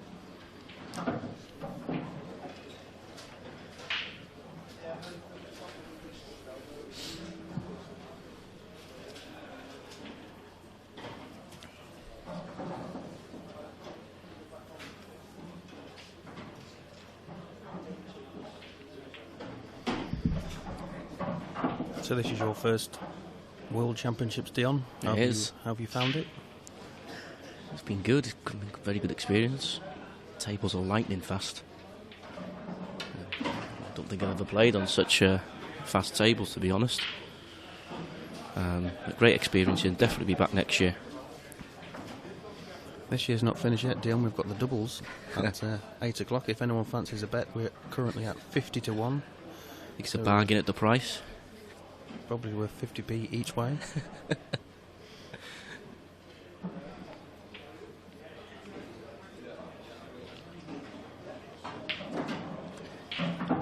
Great shot. Bit awkward there, wasn't he, with the 1-0 Scotland. And their break now. Yep. Advantage.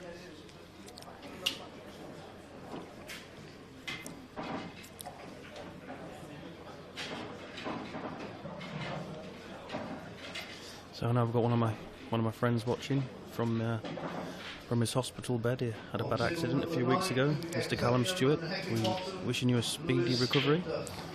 Massive pool fan, great player, good county player. Hoping you obviously get well soon. Yeah, definitely. All the best, Callum.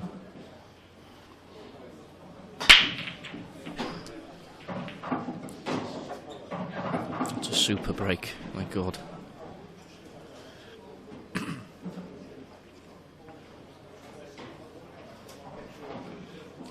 Reds all the way, Chris, do you think? Yeah, they'll just take a couple of minutes now to decide their route.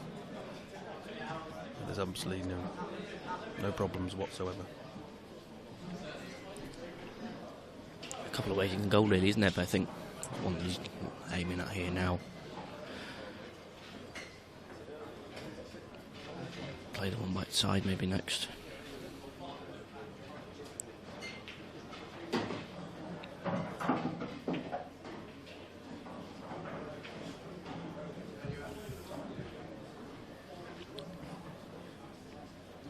Yeah. Jordan and Jeff just watching at the moment, spectators. Doesn't matter how good you are, if you're not at the table. That's it, innit? Yeah, that's it. That's the one I was thinking, yeah. Who's take next?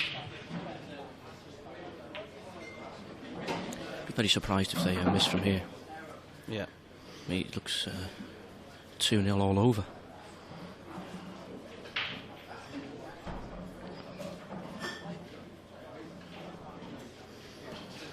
The room is filling up nicely. Lots and lots of heads here, lots of supporters here this year. I mean, I was here last year as well, and there's a lot more heads here this year than last year.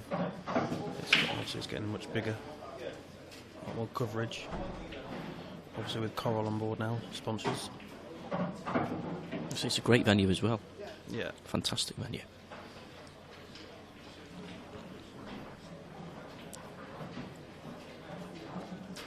Red passes the black, does it to the right corner? Does it? If not, but if it does, I'm not too sure if it does from here. I can't really tell. Must do. Absolutely. Simple stun off the side cushion. Yeah. And we've got the black in the right centre. 2-0.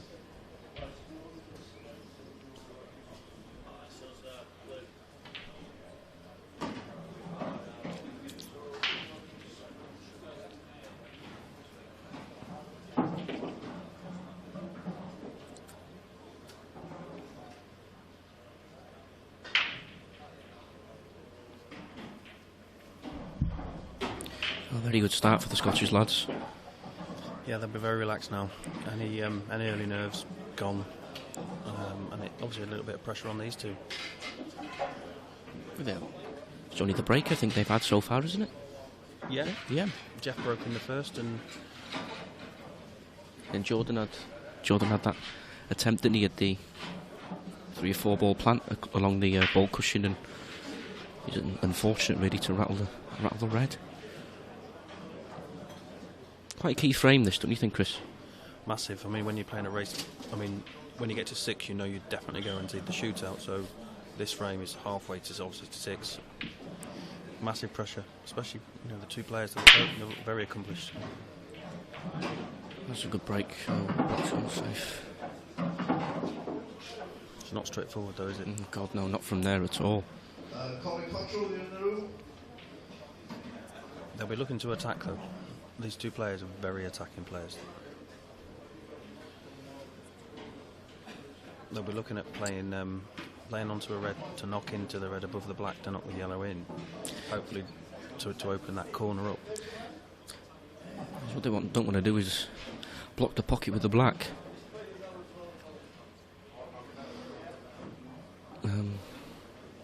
Probably, what do you think? Try and go for the yellow here, Chris?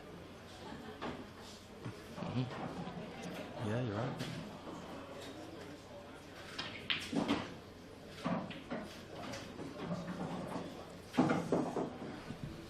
It's still a good shot, this, because you can the two yellows that's on the pocket with the black, they'll plant in, won't they? So I'll clear that pocket, so I don't think he'll have to do any work there. Just getting the red out, I suppose. Yeah, like I said, these two players will attack every single time, so hold on to your seats. Definitely.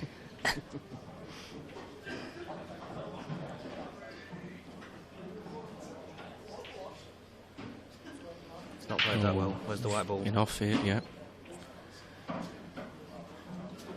I'd be very surprised if they get another visit here.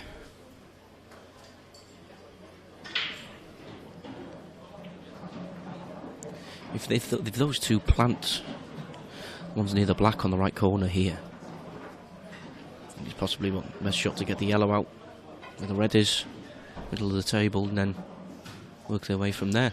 Yeah, they might be trying to hit the knuckle first before the yellow to knock the black out to leave the other one. It's difficult to see from... Yeah, from our angle, yes, is...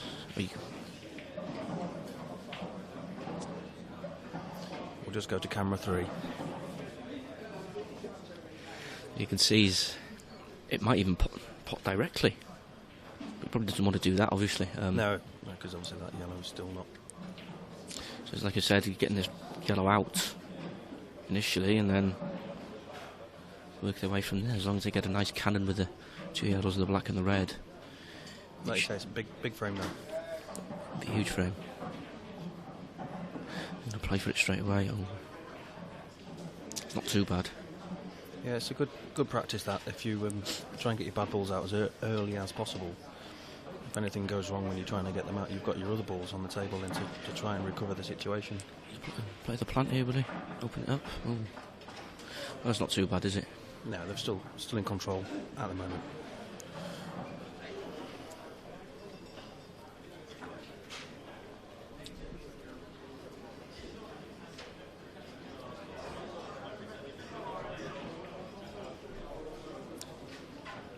Have we got a referee in the top table?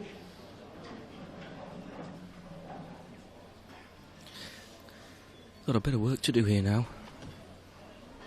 And possibly we try and take the left-hand top bag here.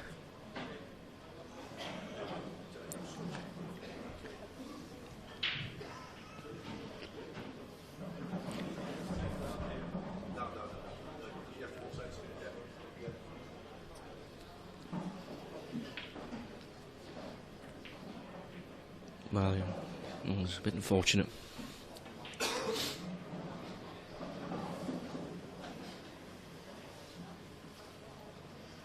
It's turned into a bit of a sticky game, hasn't it? Yeah, definitely. With that still left-hand pocket still open here, it could easily be game over here, couldn't it, Chris? To be honest. Not going for it though.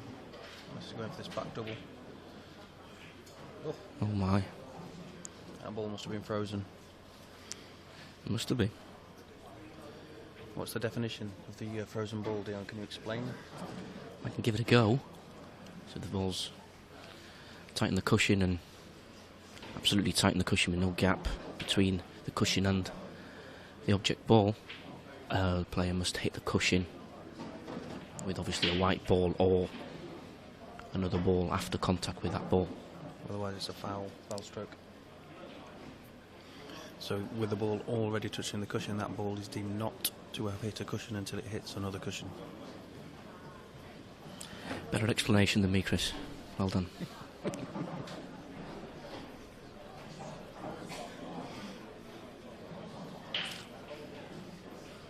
think, do they take the pocket again here, or do they play? Could they play thin off the red in the centre of the table, knock that red towards the right hand side where the black and the two yellows are, and try and free the pocket and try and pop this red at the same time? A very attacking shot, I'm not saying, but it doesn't look good for them here, does it?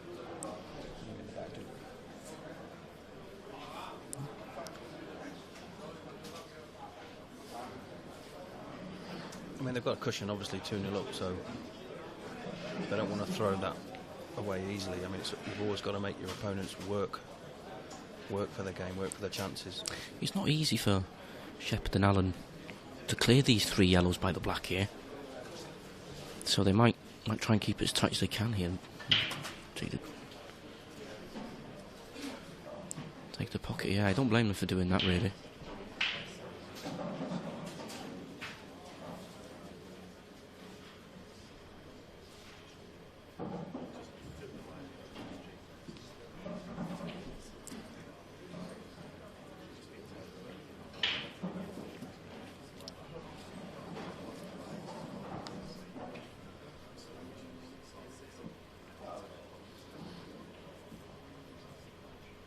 Looking at the singles betting before the start, really, and one that's always picked my eye, especially on these fast tables. I don't think Jordan will be far off at all of winning it, to be honest.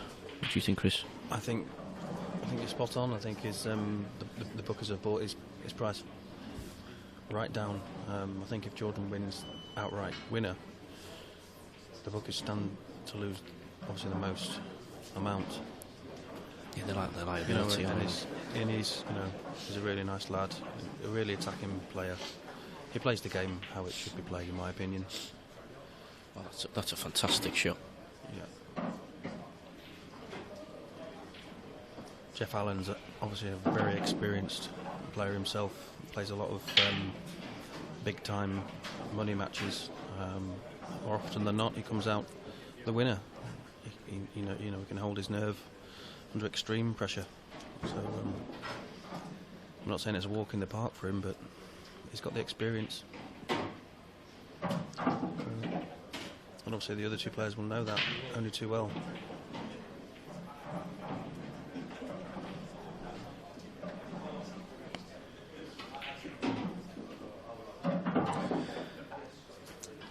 Slightly awkward.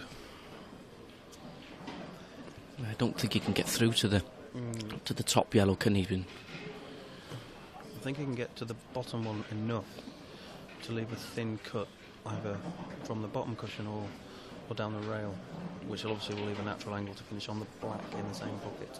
Even if he leaves it where the red is on the cushion, really, he's going to hit the cushion first now onto the yellow, yeah? Yep. That's perfect. That's a great shot. Great shot.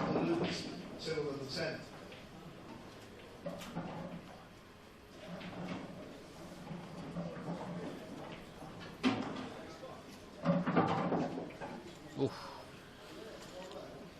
Well, 2-1. Here we go.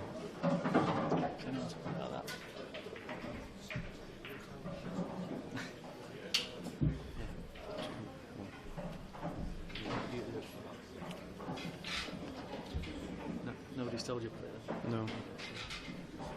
It's the only way we can get a score on that screen there. It's just a mimic of this. We can keep it updated. Yep. Cheers. I've just been informed on how to keep the scoreboard updated for all you viewers. So now we are in the know.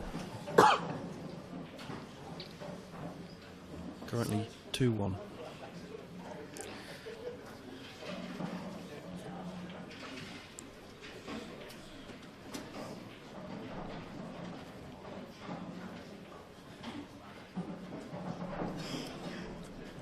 what did you think of the cloth, the tables, Chris? I found it obviously extremely quick. Absolutely no nap whatsoever, so there's no turn at all. Obviously unwanted side's going to turn anyway, but not as much. But I found in my game I got some kicks. You know, I always get kicks in a game, but the kicks seem to be exaggerated. So 3 or 4 in yours, yeah. Don't know if that was just... I'm not making excuses, but one of them cost me the second set, which would have put me 2 sets to 0 up. Looking good. And there you go.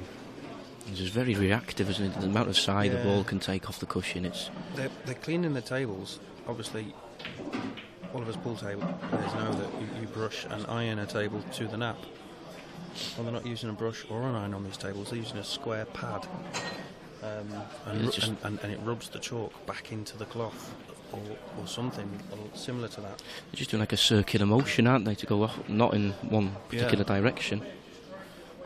And for me, you've got to get the chalk off the table, because it's not all fine chalk that comes off the tippers. You can get slightly larger pieces of chalk, which is, in my opinion, is causing the kicks.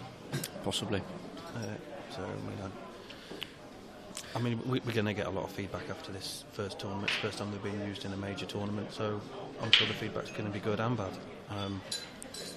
I think in general, I thought they were very nice. You know, it's sort of effortless pool. It's more touch pool than having to do anything else, really. So, which what it should be, I suppose.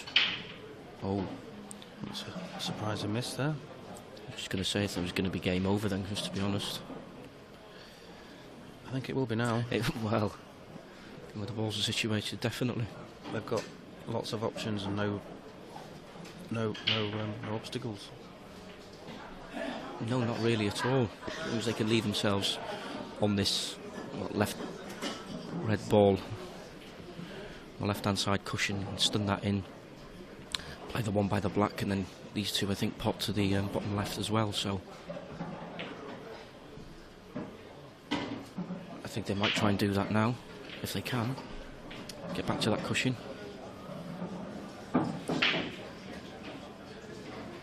Callum will be shouting at the screen now. Do this, do that, do this, like he does to us in the aces. You know, he's a great shot. All the time. Loves his pool. Does indeed. We've just got him a new cue. One of his cue got broken, so we all chipped in and bought him a nice one for Christmas, and we call it his magic wand. He doesn't seem to be able to miss with it. It's been in fantastic form, hasn't he? Yeah. 2 or 3 weeks prior. Yeah. He'll be back. Definitely. So routine shots now. Soft stun, yeah. These two, once they get going, they're going to be very difficult to beat in this doubles competition. Obviously one of the favourites to win it. Yeah, they've got to be. Got to be. That's 2-all. It could have easily been 3-1 there as well, couldn't it, Chris? You know, Rooney and Fernie had quite a decent chance, it seemed, on the yellows, and it wasn't a straightforward pot to them, was it? But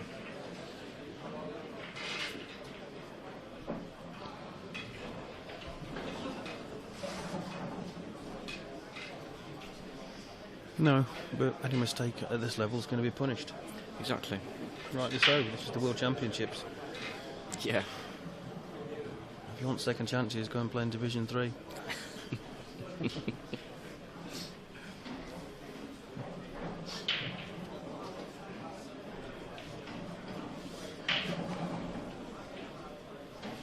Jeff to break.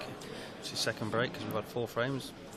Take it in turns to break. Each player breaks until 4 frames have gone and then start again.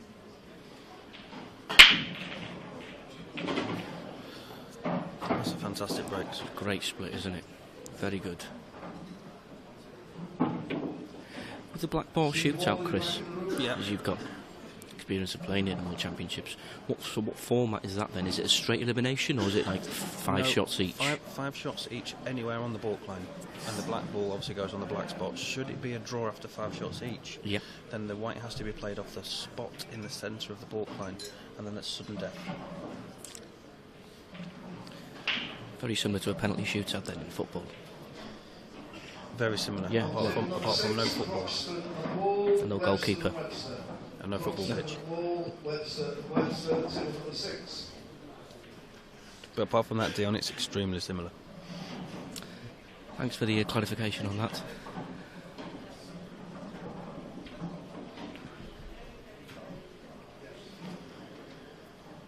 So they've got a little bit of work to do on the ball on the left-hand side below that red. I don't think they'll try and bump it out because it's possible that these two players pop balls off the lampshades, you know. He's a little bit hampered here, isn't he? He's going to play it now. He's playing the thin cut? Yes. Oh, that's that's so unfortunate. Well. Does that red pass the yellow? It's close. If it does, then these are on. It's a great chance, isn't it? Yeah. I think it squeezes in, you know, off the knuckle. I can't believe it hasn't cannoned the yellow out there. It's unreal how it's found the gap playing that cut.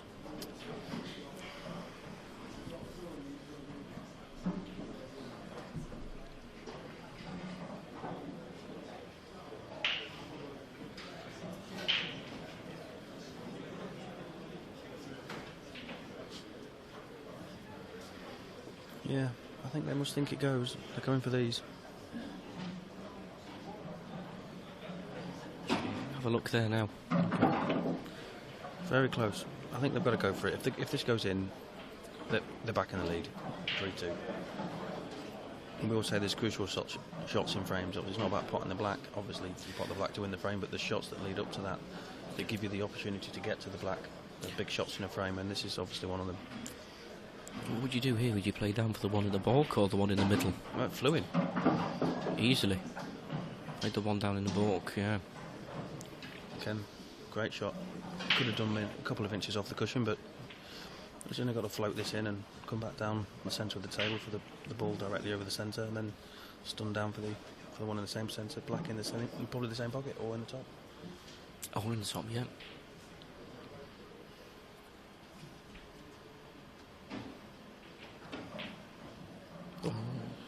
Okay. Just twitched that one a bit, I think. Just think the difficult cueing wasn't off the cushion. It wasn't a gimme at all. Very difficult shot. So they're probably going to pot this one now down in the bottom left, screw back for the two up in the top. What if that top one of the two goes? Then they'll probably play on that. I wonder if the yellow by the red goes into the middle bag. It definitely goes in off the red. In off the red, doesn't it? And yeah. I would say, unless they're going to try and develop it. Like that. Great shot. Have we called any of the shots right yet, Dion? Let me have a think.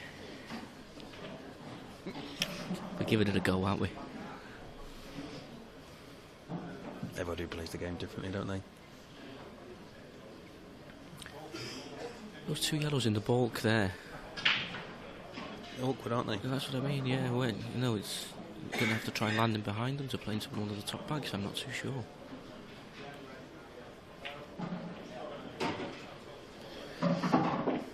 Maybe try and play the plant now and go up and try and develop them all. Develop them from this shot now, you mean? Or? Yeah, maybe. Come off the two cushions, side rail, top rail, and down into them. I don't know, I think I'd be playing for the one in the middle of the table.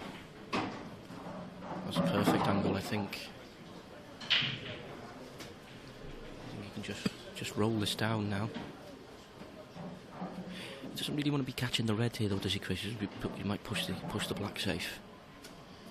Yeah, he's got enough of the pocket not to catch the red. I've not played that well at all. There's no real plant on here. I mean, he has to make a plant. I mean, the yellow could go anywhere here as well. Yeah.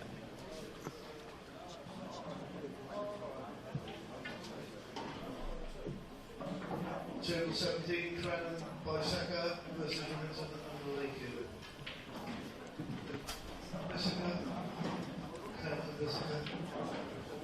Very difficult plant, but they haven't really got much option, have they? Yep. So, obviously that positional shot by Jeff has probably cost them this 5th frame. We were saying, weren't we, with and then momentum shifts again. Well, they had the 3 yellows up here. It wasn't easy to get on those two yellows down the back end, was it? Like I said earlier, you've got to try and get on your bad balls early, so you've got other balls on the table. Oh, he's miscued.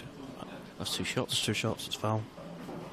He had a natural angle there as well, didn't he, too? The reason that's 2 shots, if you're not aware, is that the cue ball hit the cushion before it struck the object ball, and then no other ball touched the cushion or went in, so it's a foul, 2 shots. The only time you can do that legally is if you're total snookered, so you can't hit any of your object balls, and you have to come off the cushion first. You call total snooker, and then you don't have to hit another cushion after.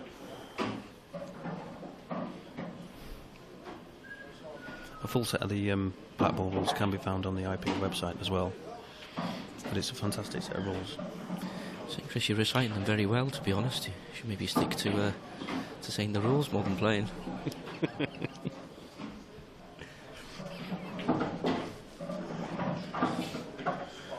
So that unfortunate miscue is obviously costly. Yeah. It's given Shepherd and Allen the lead on the last 3 frames. 3-2. Rudy and Fernie have had chances in all 5 frames, haven't they? Really? Yeah. We all know there's a long way to go, you know. Oh, definitely. But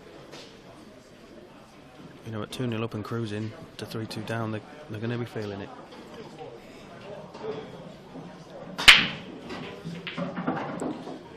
It's a great break again.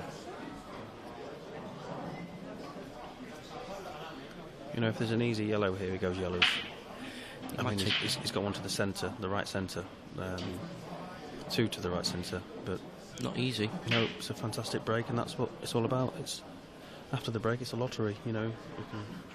Would you take the risk now and go for that in the centre? I think so. Like I was saying earlier, the shots and frames that if you go for and get, they may be difficult and get them. The rest of the frames straightforward.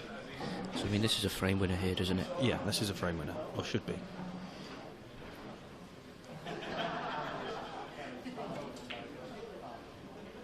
Too much? Obviously a frame winner that can turn into a frame loser.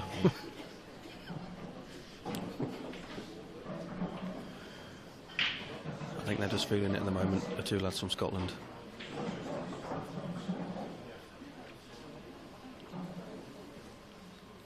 I don't know Rooney very well, but I know Ross Fernie quite well. He's a fantastic lad. He's been on the tour now a good few years. He's obviously a professional player. Very, very nice lad, very approachable, you know. It didn't work out to plan, did it? No, it's gone wrong. Jordan's just shaking his head a little bit. Off camera. It might go to the top right, which it does. God, that's... Again, been unfortunate, you know. He's played a good shot and could have gone anywhere.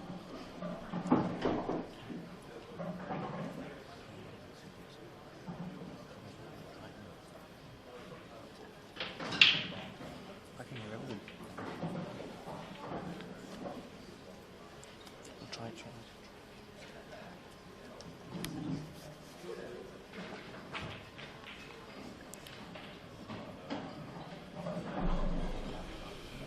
So.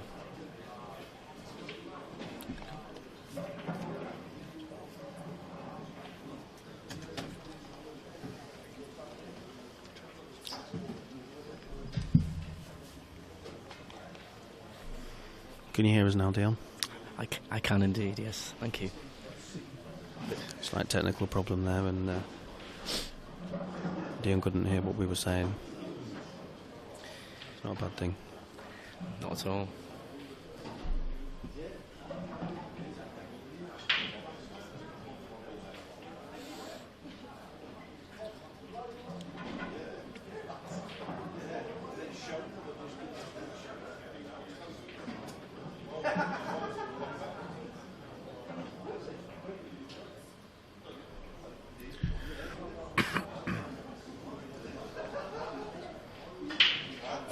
So I think they've just on the Reds here, so to be honest, Again, it's a great chance, isn't it, Chris?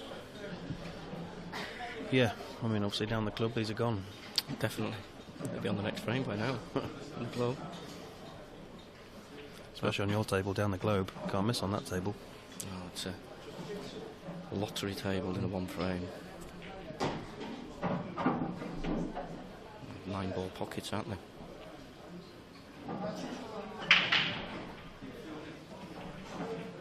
It's not perfect here, is he? If he's going to take the one down the rail here, it's very missable and punch it into the cushion quite easily. Interesting if he takes it on or not.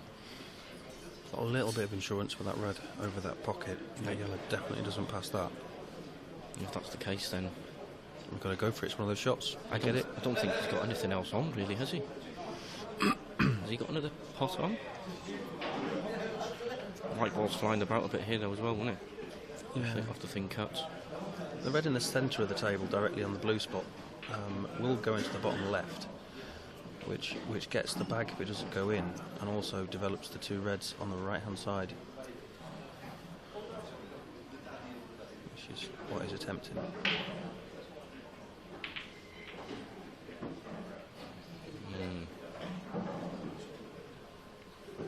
Still not too bad. You take the pocket now. Well, try and pot the yellow one. Take the pocket to take the left-hand, top left-hand pocket here.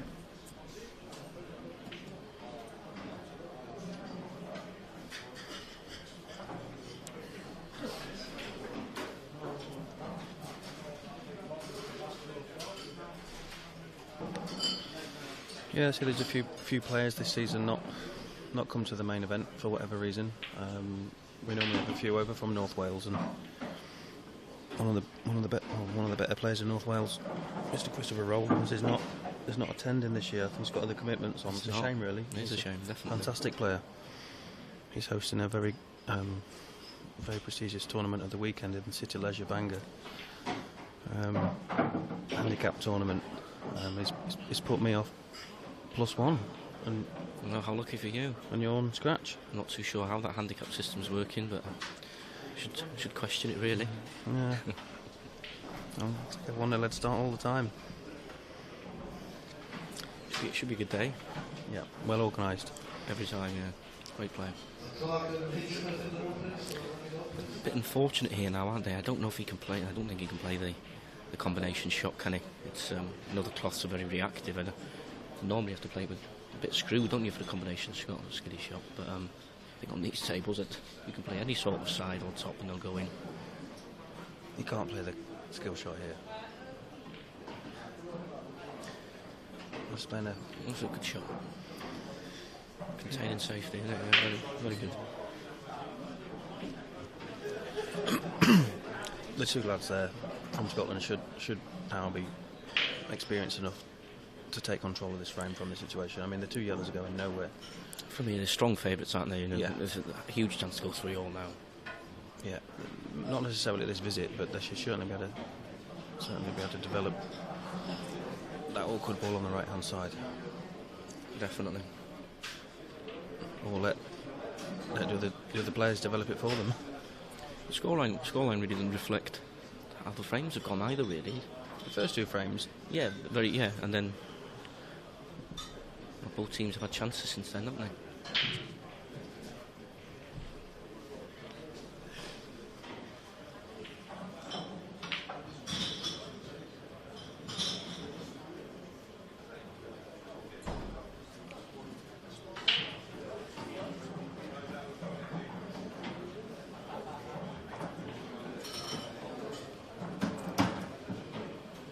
One of the lads that we play with often at home, plays in the same team as me, Mark Chung.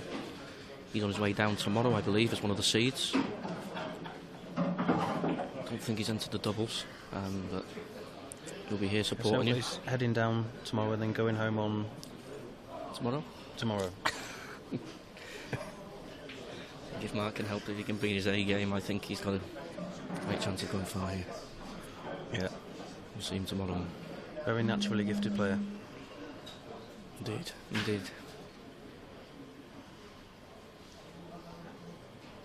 This game's just changed a little bit now, hasn't it, with that that shot. You know, they've gone from very strong favourites to needing to pull out something quite special to win this frame now.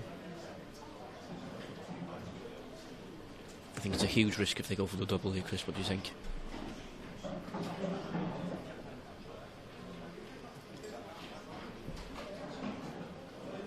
Yeah. I'm not saying they can still play safe here.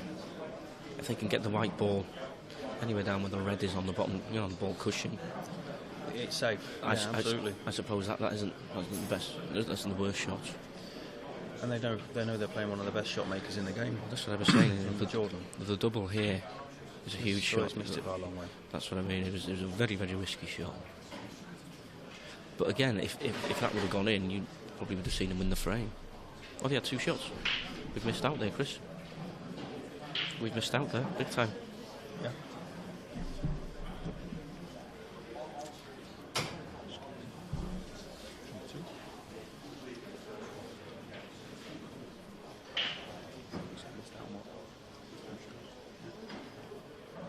Oh, they had 2 shots.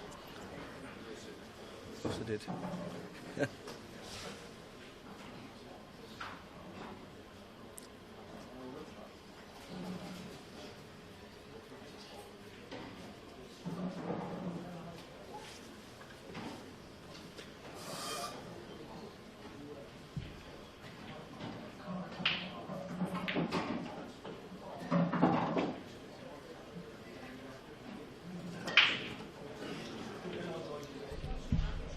Not too sure if the red on the...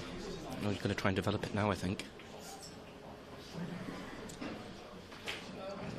He's going to... Oh, dear. Oh, dear. There's never been a pocket there, Dion. It hasn't.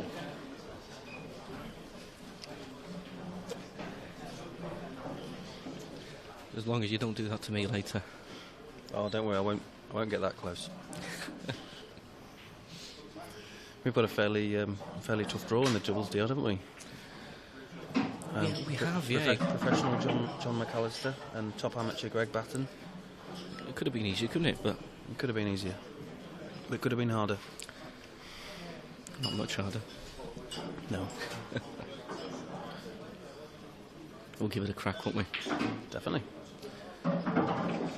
Great shot. Again, another frame that's gone amiss for William Fernie, really. A frame that you were, in my opinion, in control, and just, I don't know, you know, knowing them as well as they do, you know, they don't normally give frames away like that. 4-2 anyway. They were definite favourites there halfway through that frame, weren't they? Yeah.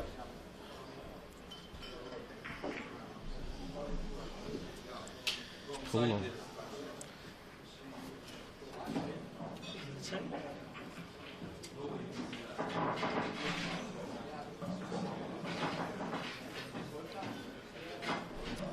So the current European champion is watching this game, sitting on the back centre.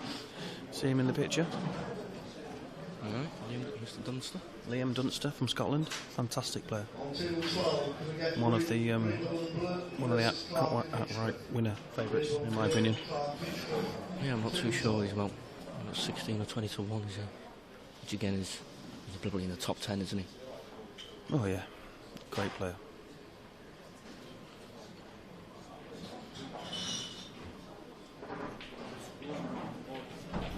Oh, sorry. These guys.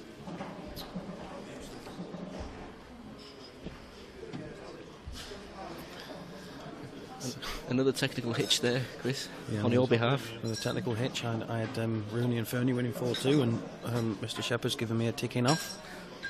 Indeed, they are winning 4-2.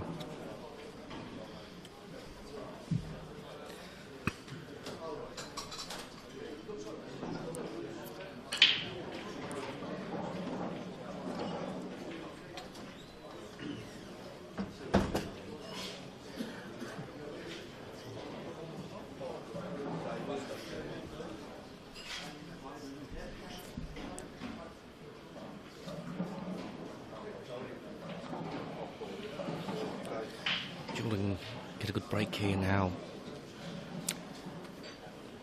Could easily be 5-2, and there's a lot of work Which is easier to catch up. Nice split again. Nice split, but nothing straightforward. I think these two yellows on the left hand side, when they plant down here, makes things a little bit easier if you want to go yellow.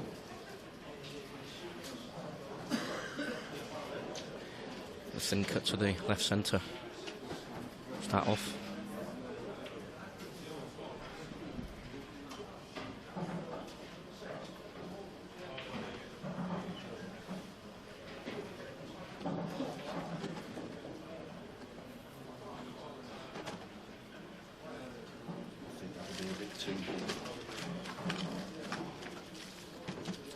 We have red here, so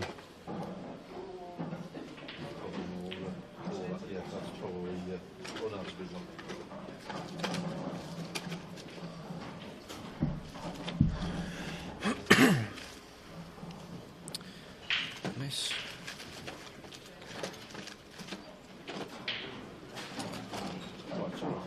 Unless you know the two reds by the black here, they may go into the, which I think they do, go into the left, top left centre, top left pocket. They can drop in behind after putting the red that's blocking the path. Yeah. They still could go reds here. I think they'll go reds. There's no. Would you play the one on left centre now, get out of the way and...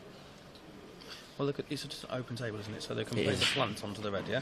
Of course they can. And then come down into these two and split them up. That's the shot. I don't think they need to do that because as I said, these two will pot in here from in behind. So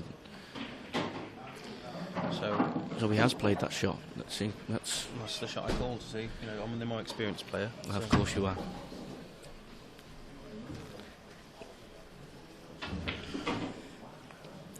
I'll call Chris. I'll give you that one. So again, now that red near the black, slightly awkward. I think, as you said, it definitely puts in the left, top left, yeah. Left bottom. Unless it goes in the middle as well. It's very tight, that.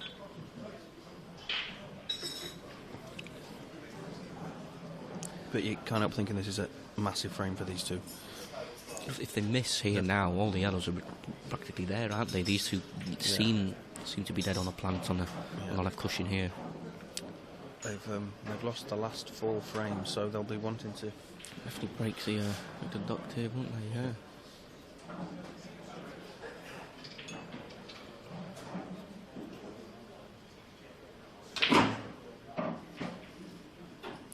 That's very unlucky.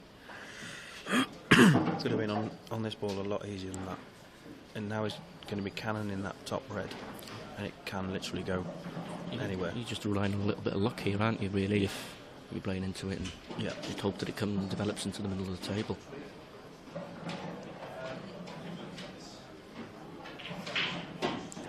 Good shot. Unlucky. Everything's going a bit awkward for a minute.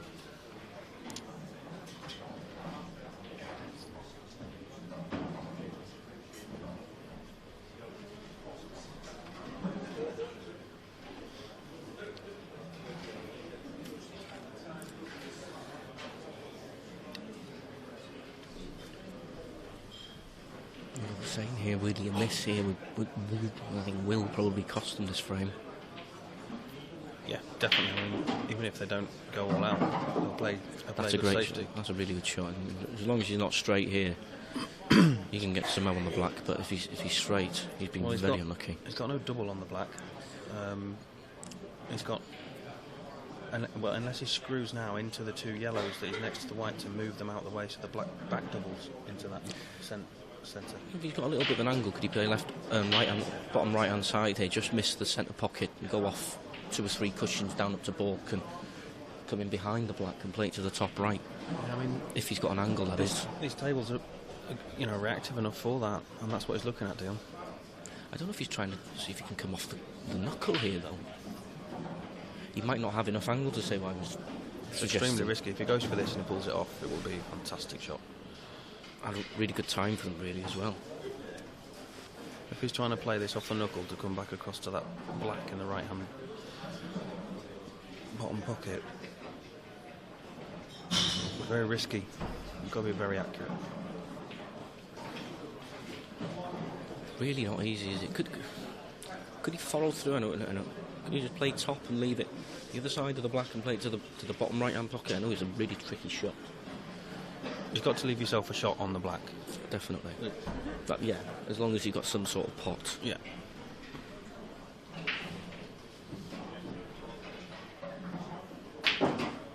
He's played it. Oh, indeed. He's been very unlucky. Well, at least he's left the shot. Yeah. I thought he would just play just this side of the centre pocket with a bit more side and going to have two cushions, but at least he's still got on the black. Cheers, mate. Take some cue in this. Very tricky shot. Big pressure. His pocket seems a little bit tighter as well down the rails. Oh, great shot. That's a fantastic pot. Wow. That's a huge frame for them. In the circumstances, that was a great shot. That was massive. They'll feel like they're ahead now after that shot. Yeah, momentum. Definite momentum here now. And one good break here and you could... 4-all. Could easily be 4-all, yeah. And it's first to 3 then, basically. We're going to hopefully have our first black ball shootout. That'd be fantastic, wouldn't it? Yep. Really. Well, for the spectators, obviously not for the players.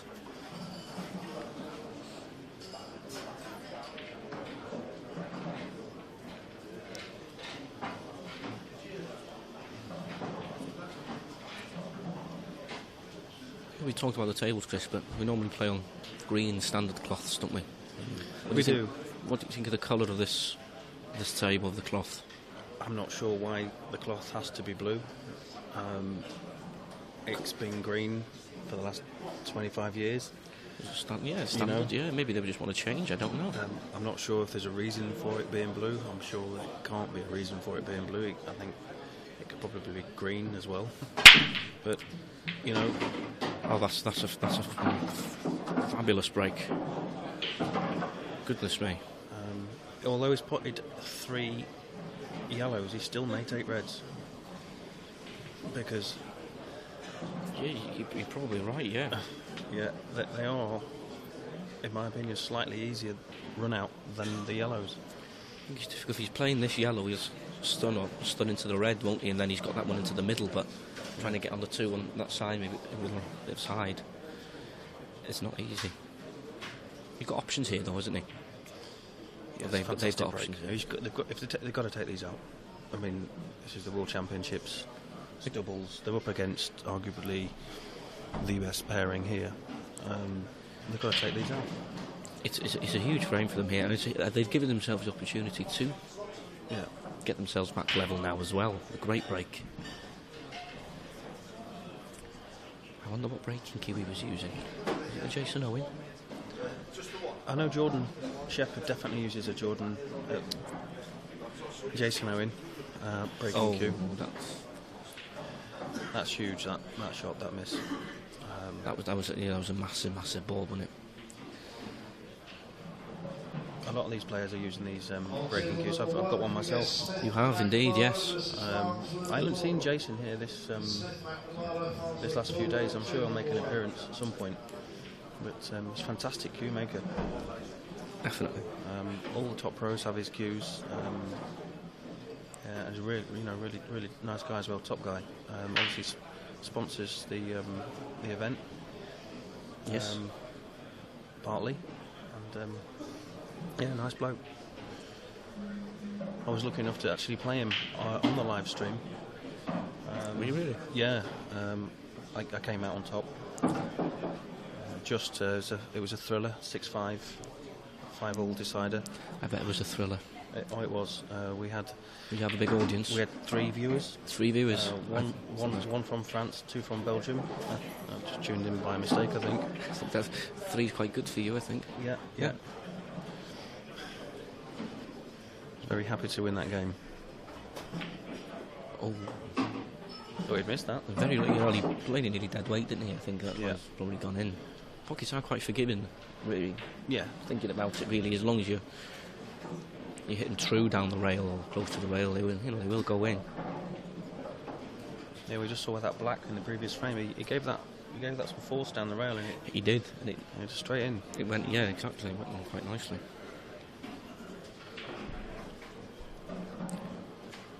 It should be formality clearance from here now.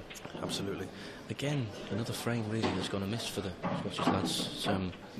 This match could have been finished easily. Yes, they've had chances really in every frame. They haven't been a little bit unfortunate, haven't they?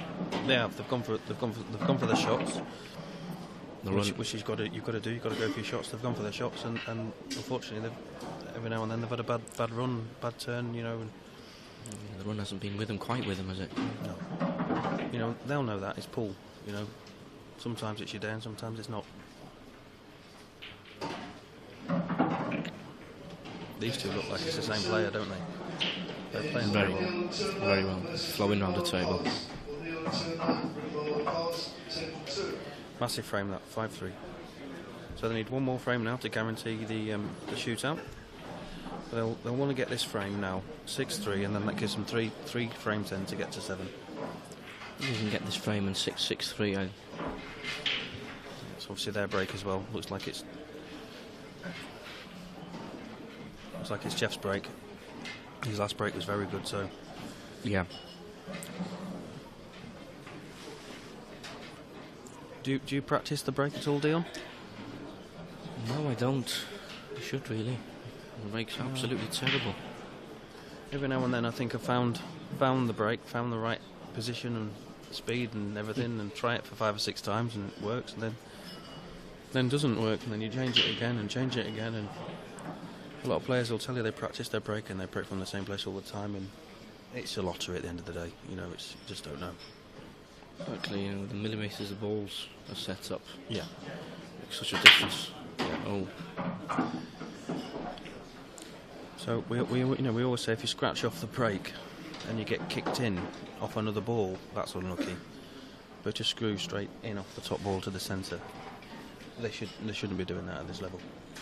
No, you're probably right, but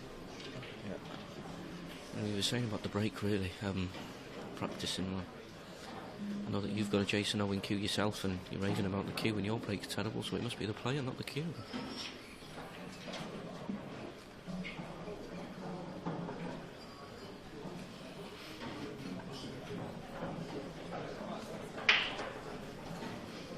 Thanks for that, Dion. No problem. I'm looking forward to seeing your break later.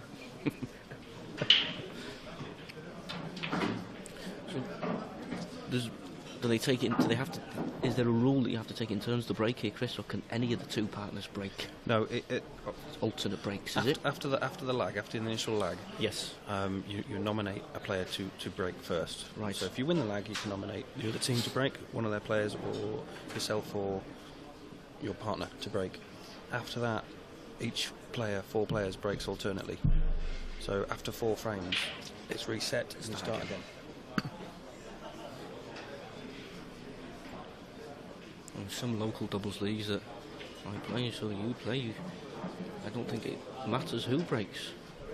But obviously, rules are rules, and that's the way it should be, really. You shouldn't really have the same player breaking all the time, should you? And this Scotch doubles is this format of particular doubles that they're playing in these World Championships, which in my opinion is the best set of doubles.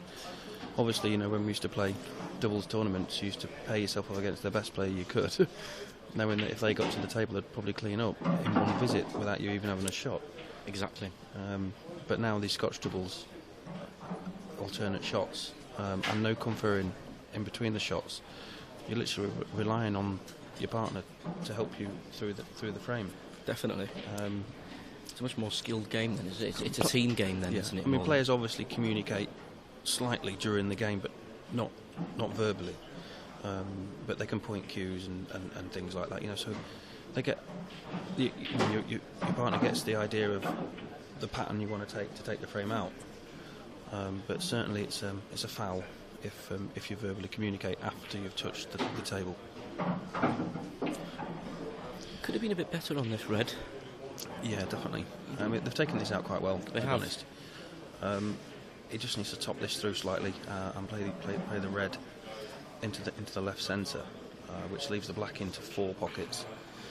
Yeah, basically, yeah.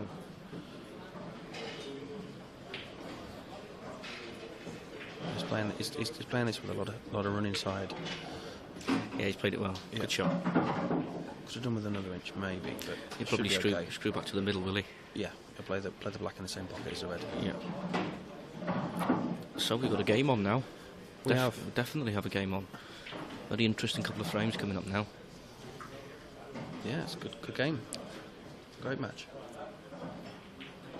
There we go, 5-4. 5-4.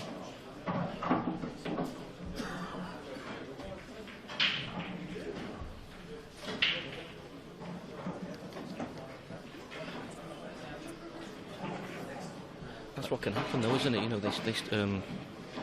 Have you been watching any of the Chinese pool? Chinese 8-ball? Yeah. I've watched a couple of clips on YouTube, but I haven't really... Have you seen how they set the balls up? They don't use a triangle. They use what's... I think Gareth Potts referred to it the other day as a magic rack.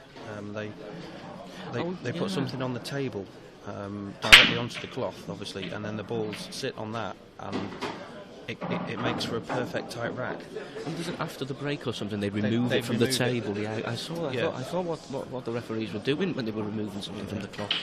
Right. So I don't know whether that can be introduced into this game. Certainly at this level, obviously you would need a referee to enforce that it was done. So what would the same all the time. But what would happen in the case you get the ball split, but you've still got 4 or 5 balls sitting in the centre? Well, the referee then gets the cue ball marker out and marks the balls, removes it, and puts the balls back. So how doesn't this magic triangle affect the break then? Does it like lie into the nap? I'm not quite sure the science behind it, but it seems to work very well. Well, yeah, definitely. Every break they have there, without fail, the ball's split. They go everywhere, well. yeah. They everywhere, do. Yeah. Where in this game, every now and then you get what we call it like a tight rack. We call it a tight rack. We hit them as hard as we can and don't go anywhere. And other times you can hit them as hard as you can and they go everywhere. It's very inconsistent. Definitely. There's a little clever shot they played there. Played the red in for the yellow and knocking the yellow towards the yellow on the left-hand cushion. Tying the 2 balls up there, so it's be difficult if Shepard and Allen get back to the table for them to develop. This is another very good chance here, Chris. It is. Not too sure. Does that red pass the other red, or it's very tight. I don't know what you're going to have to do. What you can do here? Would he play the red into the middle off the yellow? If he's seen it, then that's the shot to play.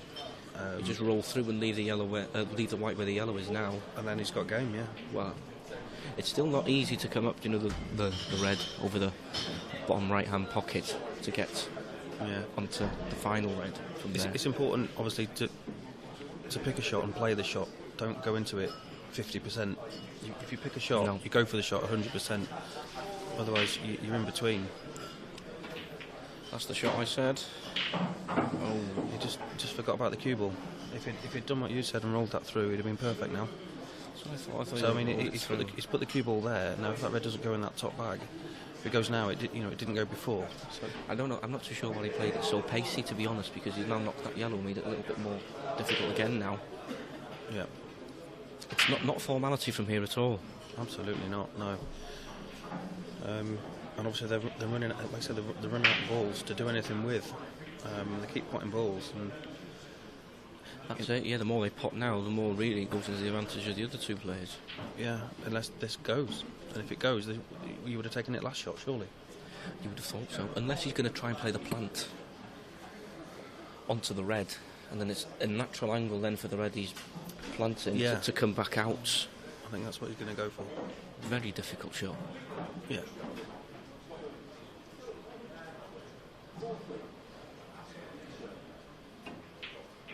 No, it's nowhere near it. Just cued straight across that from the cushion. I think, like we were saying, really the shot before when he played it in off the yellow into the middle, he was. If he played it the way you suggested and topped the ball through slightly, played it a little bit softer, yeah, they would have been in perfect position.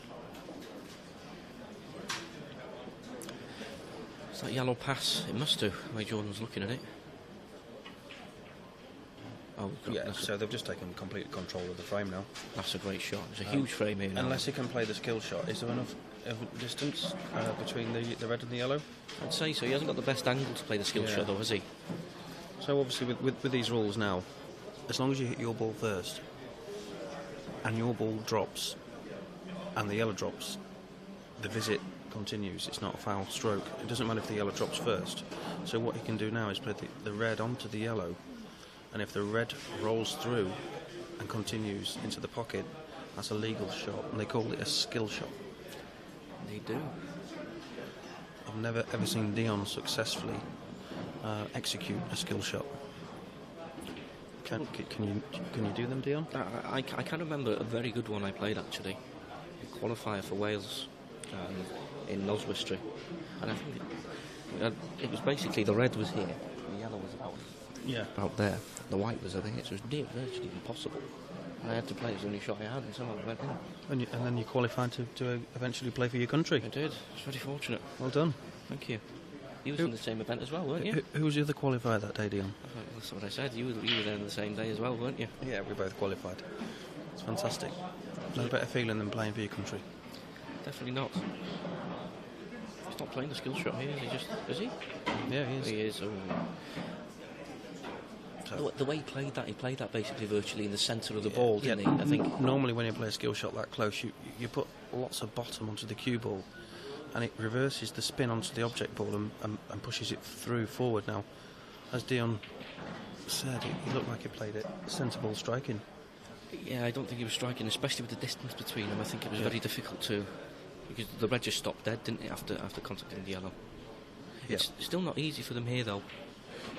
No, but they should take complete control of this. Definitely.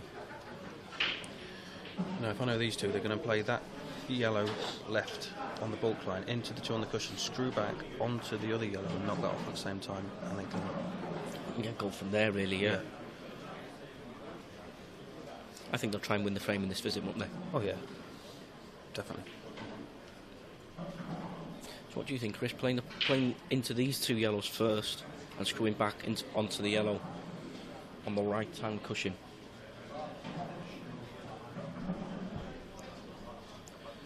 Sorry, Chris is just ignoring me again here. I was just reading some of the comments coming through from some of our friends in North Wales, that's all. Mr. Shakespeare saying that we're likening him to John Virgo on our commentary, and thank you for that. It's very kind. Yeah. We'll have to start charging for this commentary, Chris. We will.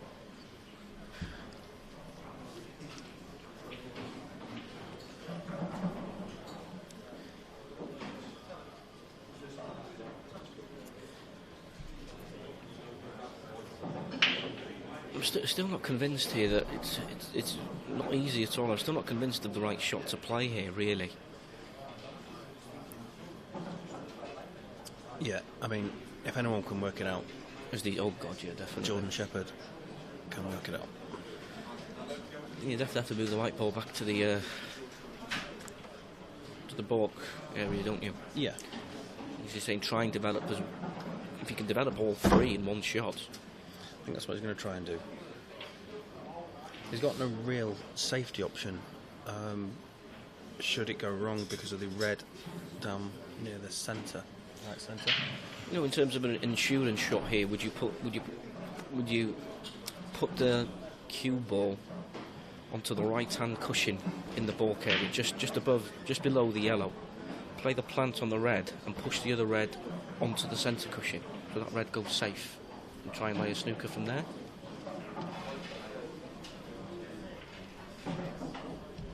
Pocket.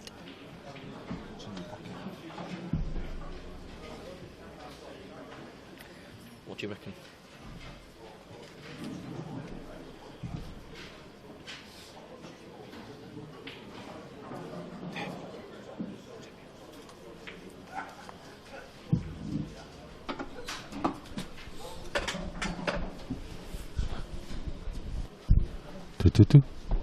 So the IPA chairman has joined us in the commentary box. Indeed. Mr. Kevin Barton.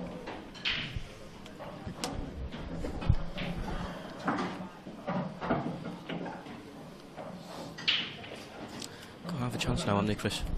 Yeah. Now then, chaps. Now then. Bit of doubles action.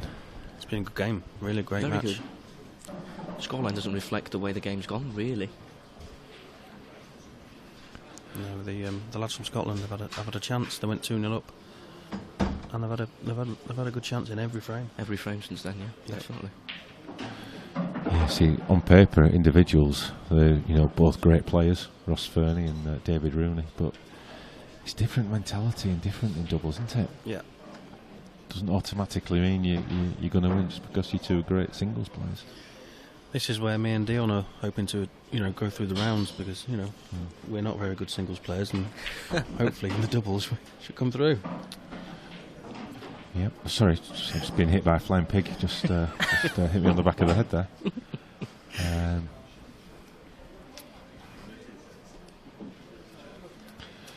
So I don't know if anyone's seen on the Facebook page, but we've just put up the next couple of matches that's coming up. So at 6 o'clock, or following this match, we're going to have some more doubles action. We've got our fan dad Jason Twist taking on Jack Whelan and Rob Donkin. So that should be another cracker. Really should. Definitely. And then at 8 o'clock we've got a bit of old man's action.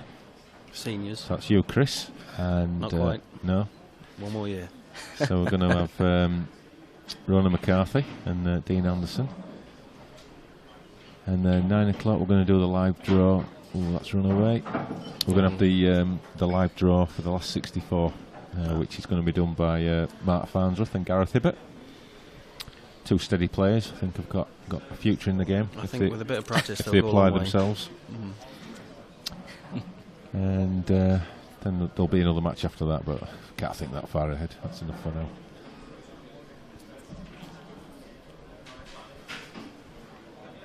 So who do you think's favourite for this match from what you've seen? Well, from this position now, I would say Shepard and Allen are definitely going to get to 6 and guarantee them a shootout should it get that far. They've missed some chances, the two lads from Scotland. I think really, you said earlier, really the game could be over by now. The chance that they've had. Yeah. But I mean, obviously this frame's massive. At 5 all, huge, it's anyone's. Huge frame. There's been a few shootouts earlier. Did you see any of them? I haven't seen any shootouts, no. Yeah, there's been a couple. I saw one, the French team, Yannick Beaufils and Julien Leroux, against Dan Wiley and Graham Sillers from Scotland. It was a good one that the French team just came through. So it's 5. It'll give us five shots each from the bulk line, and then if it's a draw, it's sudden death from the centre spot. That's correct. Yeah.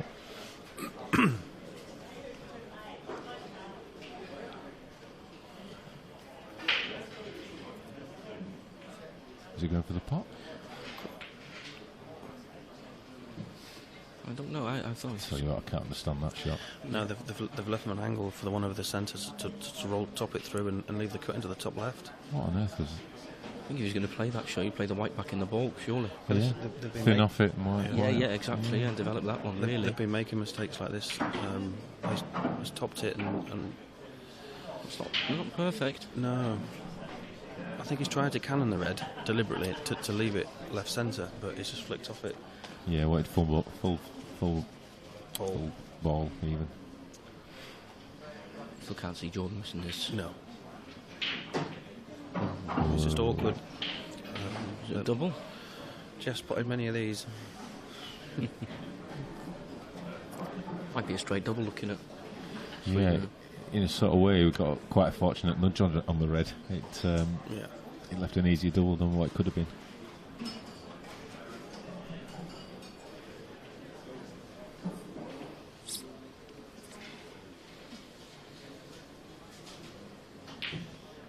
Oh dear. It's a heavy contact off that cushion, then, wasn't it? Was it? It sounded a bit. I don't know. Well, because it's a new cloth and the angles are a little different. It does play a bit more like 9 balls. It does straighten up a little bit more. You know, it's on the double. It did come on the narrow side. Yeah. You know, it's just getting used to the cloth and the conditions, and so it's going to take a while. I personally enjoyed playing on it yesterday. You're saying, yeah, I think it's very good. Very nice. First time I've played on the Simmons cloth. Really nice. Great experience. I mean, looking at the stream, it just looks amazing. Yeah. But I am going to say that, of course, because I'm a little bit biased. The table looks amazing, though, doesn't it? You know, looks really nice. Great It's a good shot. So it's looking like 5-all. Very interesting now, yeah. He's definitely got a lot of potential, Ross Fernie. He's somebody who I think is, you know, people like him, the future of the game. I think there's a lot more to come from him. He's only in his first year of being a professional. Fantastic lad as well, isn't he? Yeah. He's asking the question here. Yeah, just overscrewed it slightly, hasn't he? And again, that's the grippiness of the cloth. Yeah. Just giving that extra bit of reaction than what they're used to. He's powered it in. He's drilled that in, hasn't he? He had a really difficult block earlier on in the match as well, and he drilled that down the rail full length. Yeah. Straight in. Off the Brilliant. It's a phenomenal shot, yeah. Yeah, he's got the hunger back as Mr. Rooney was chatting on commentary yesterday. He's had a bit of time out from the game, but he's got the appetite back. Likes the direction that the sport's going in, and a few of the Scottish boys on the tour this year, so it's good to see. Some quality players up there, isn't there? Yeah.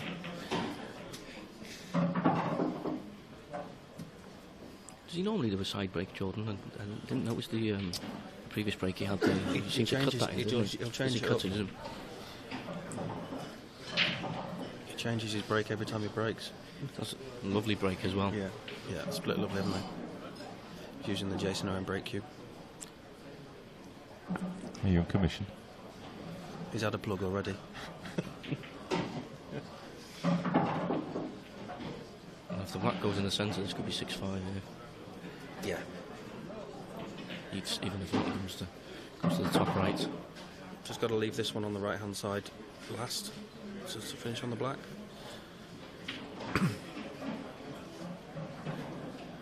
He's going to be moving this with the yellow, isn't he? It's a great shot. It's played that really well. Top of the table there from Jordan. I hope he didn't mark it. I've seen some of his taps of tables. Yeah. So is the doctor. It's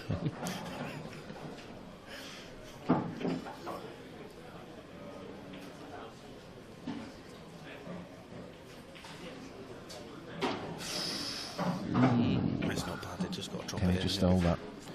Another bit of a turn, and that'd have been interesting. Yeah. Can he hold for the top? Tell you what, that's a little bit thinner than what. Oh, he's yeah. That's what I mean. He might have to roll through the centre, the same centre now.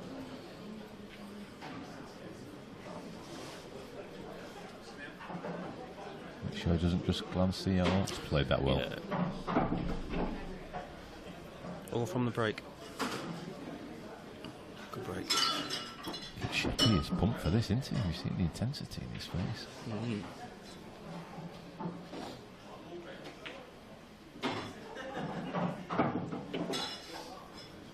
Has he got a full back there, do you think? Yeah. Should be routine. Yeah. So, Final framer. we're either going to get the 7-5 winner, or we're going to have a nice bit of shootout drama. Indeed. 65. Any preference, Chris? Do you fancy seeing a bit of shootout drama? Yeah. Why not? Good. Definitely. Yeah. Very interesting. Yeah. Did you see the final last year with the shootout? Yeah. I watched it a couple of weeks ago, actually. I watched this. Yeah, on YouTube. It was very good. There was some drama there, I tell you. That was proper. Just what you know, if you're scripting the finals from last year for the doubles and the singles, Brilliant. you would have had exactly how it happened. This format this year in the singles, the sets, the longer sets, you know, the sort of the shorter sets, but more sets. It's good, you know. It's proper value for, you know, for matches. You know, you've got to win at least 12 frames to progress. Yeah. And you can win 17, and I think it's 17 you can still lose or something like that. Can't you? Yeah. So but what we've seen on some of the stream matches is that even if you're 3-0 up in a set, you're not safe. You know, we've seen sets won from 3-0 down, 3-1 down. Every frame has got importance. You know, and if you're playing a race to, you know, playing a straight race to 10-11, if it's like 8-2 or 8-3, it's over really, isn't it? But you know, you might only be 2 sets to 0 down. You can still come back and win 3 sets to 2. We've seen that happen in quite a few matches already in a day and a half. Yeah, I referred to it earlier to Dion as a triple elimination event. Basically, lose 2 sets and still be in the tournament. You know, win the next 3 and you're through. So it's exactly, yeah. That's a very optimistic way of looking at it, isn't it? There's been a few. I think Jeff Allen, was 2 sets down, 3-1 down in his first round match, and came back and won. 2 sets, 2-0 and 3-1. And 3-1. In frames down, Yeah, I noticed he lost in his final qualification match though, didn't he? 3 sets to 0. Oh, did he? I think it was Luke Walker. So some big names that have already gone out. I mean, we saw Greg Batten get beaten on the stream yesterday. Scott Ross. Yeah, he's gone, top player from Scotland. Dion Owen's gone out as well. Who? It's a huge name. The Dion Owen. Yeah. Jeff Allen, of course, got beat. There's been a few. I mean, that Greg Batten and Matt Knosko first round match. You know, one of them had to go as well. It's unbelievable. Yeah. Okay, so what are they going to go for here? It's got a few options. Obviously, yellow's, in my opinion, obviously favourite. You can play the top, the middle one of those 3 yellows at the top off the other yellow and obviously which develops that yellow. And the rest of them from there are pretty straightforward. Yeah, definitely. There's a bit of work under it to do with a bit of pressure as well. Yeah. The black's tied up as well, so you get that far. I mean, they'd like that yellow bottom right corner to be the last ball for the black into the left corner. Presume it goes in there. But yes.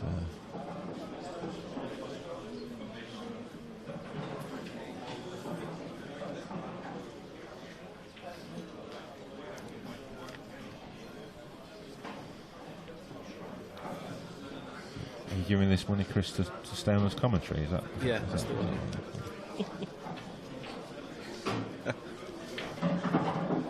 What are you giving me there now?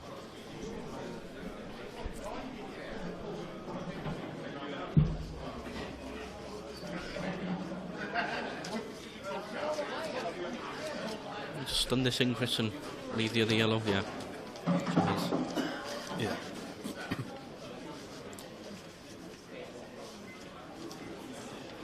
Especially if that black goes to the left, the top left, and they can develop that other yellow. There's half a chance here. Yeah, if you can flick the red that's near the black now off this, and the white ball will travel towards that top corner. Yeah.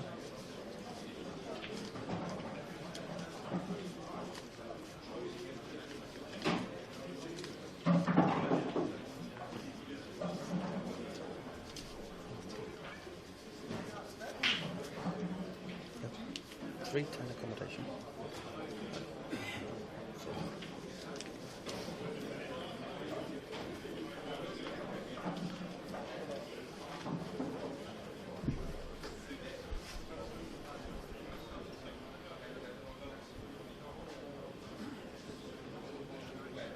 Obviously playing that taking shot off now. the yellow? Yeah. That's a good shot. Needs a Played it nice nudge. beautifully. It's not bad. That's perfect. Yeah, he's going to be happy with that. That could have been so much worse. Yeah.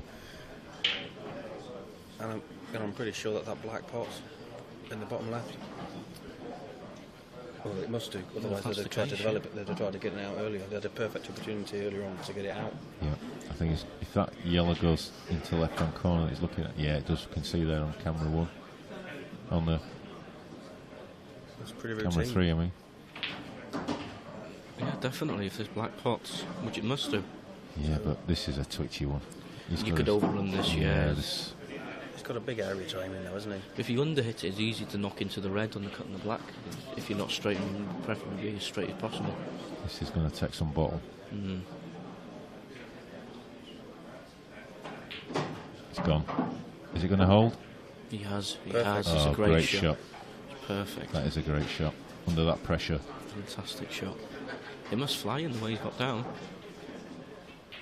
Which it There does. it goes. That is a great finish. Well done, Rod David, Rooney and Ross Fernie. Referee, TV table. Yep.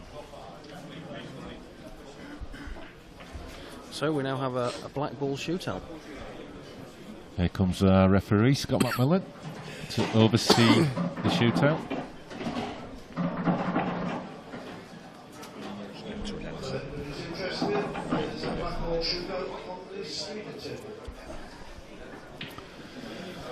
The tournament director just announcing the So the shootout. the attendance around the TV table has just doubled, which obviously doesn't add to the pressure at all on the players. Yeah, well, I think it's trebled. I've seen this flood of people that have come on the left-hand side. God. Jeff waving them away there. And not only that, the cameraman's arrived as well. Everyone loves a shootout.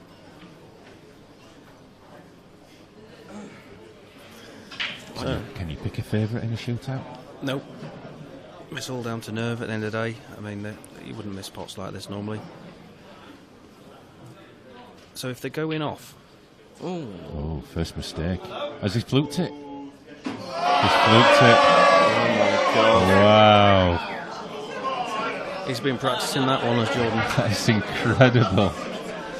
Oh my God. That is incredible. My goodness. The best thing they can do about that is forget it. The emotions on the Scottish guys must have... Matt Schofield, top 10 winners. Where's that white going? Oh, what's going on? It's all It's the Why can't they nerves. just roll him in dead weight? I don't know. Nerves. Now we know Jeff's got nerves of steel. Yeah, he's got some Yorkshire gritters, this lad. What an incredible start to this shootout. What's the preference here, to roll it in or to stun it? Top it through, yeah. Yeah. Two cushions, yeah. Just roll it in. Like that. Yeah, that's in. Great shot. 2-1.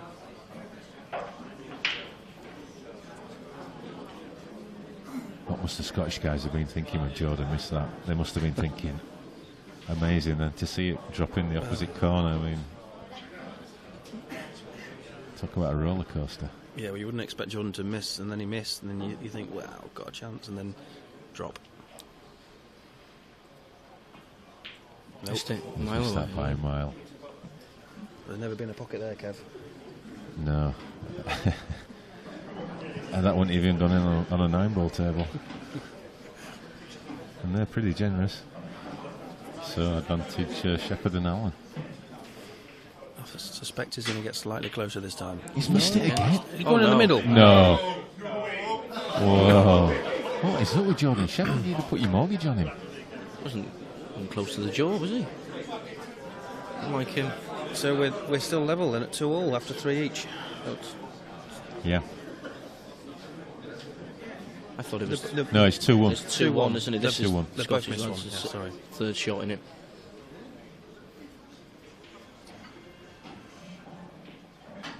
We've got it again. Oh, he's yeah. gripped that one better. Yeah, Now 2-all. we're all level. 2-all. So 2 more. If we haven't got a winner after 2 more attempts per Sudden team, death. we're then into sudden death. Matt Schofield, you're in the room, please. There's a lot of tension in the room. I mean, again. quite literally, there's got to be over 100 people watching this shootout live, at least. Yeah. Easily. Not just any old 100 people. Who's the who in the pool world? It's like world champions and European champions and all sorts of players. No pressure. Is he allowed to do that? What's he doing? I think he should. Scott had placed black because he places it in the same way every time with the 8 to the top. David just came down and turned it around. But if he was just joking, or see if he can get closer than his last attempt. Rolling in. No, it's the He same. missed it again. Was that it? No, missed 2. Of course, they can't lose now. Is that it? Have we miscounted? I thought they've had 4 attempts, haven't they? They've had 2 attempts each. Each player's had 2 attempts each, and it's 3-2. Yeah, it's not over.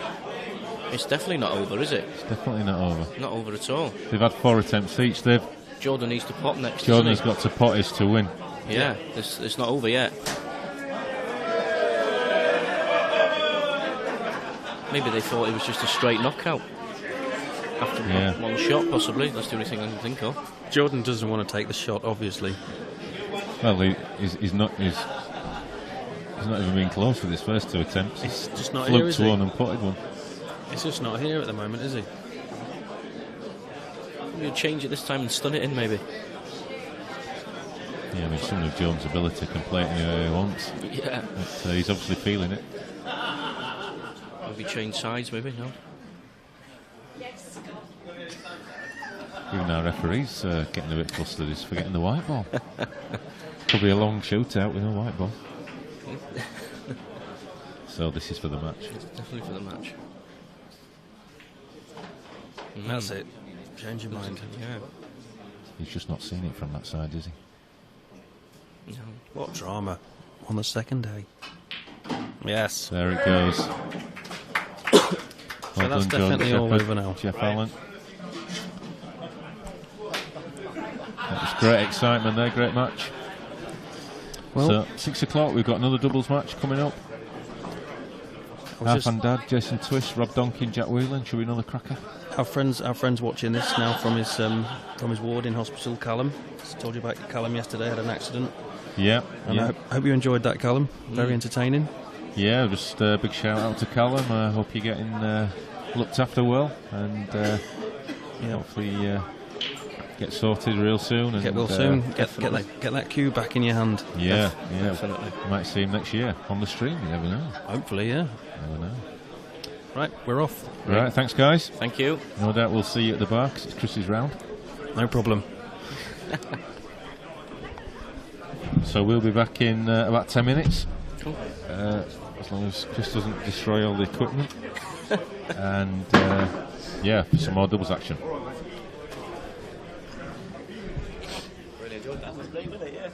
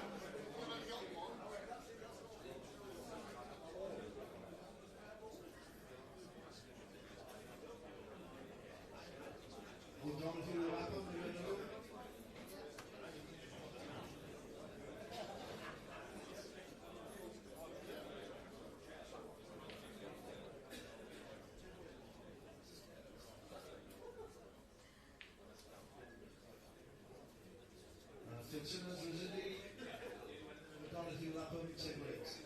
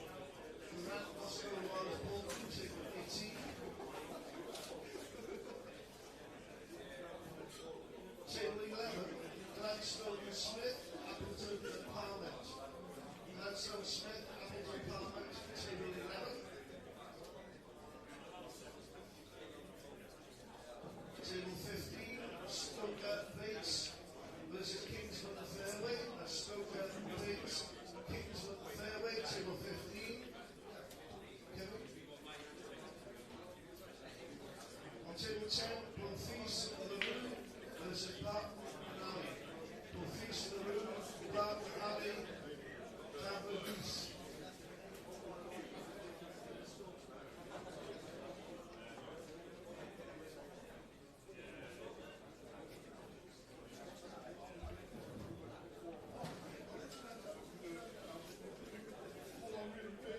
Stand down on that, sorry,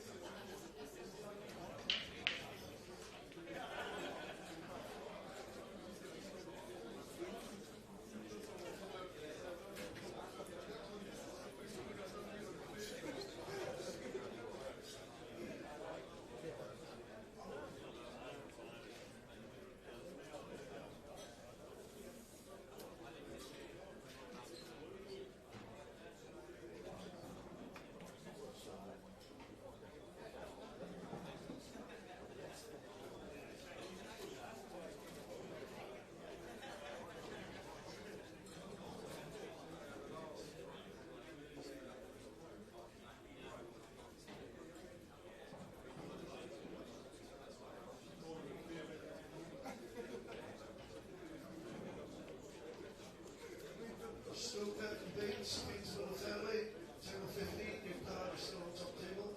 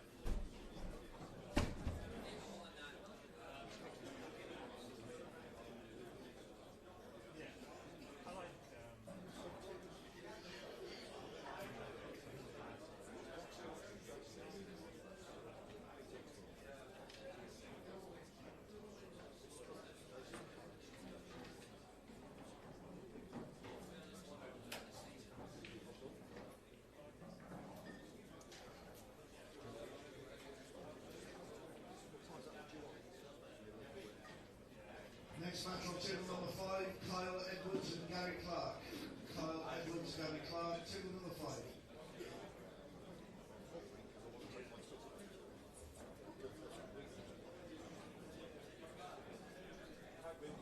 Can you see the numbers on the side of the screen there?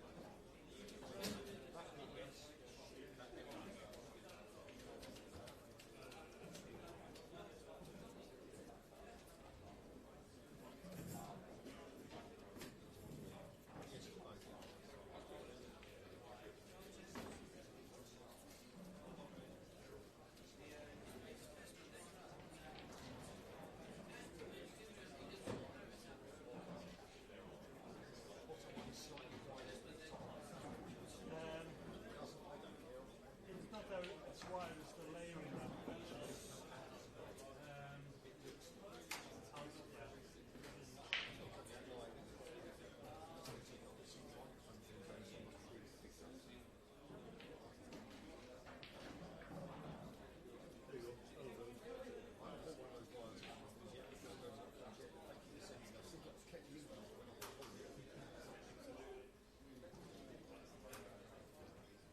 I tell you one thing, these little cameras here, fantastic.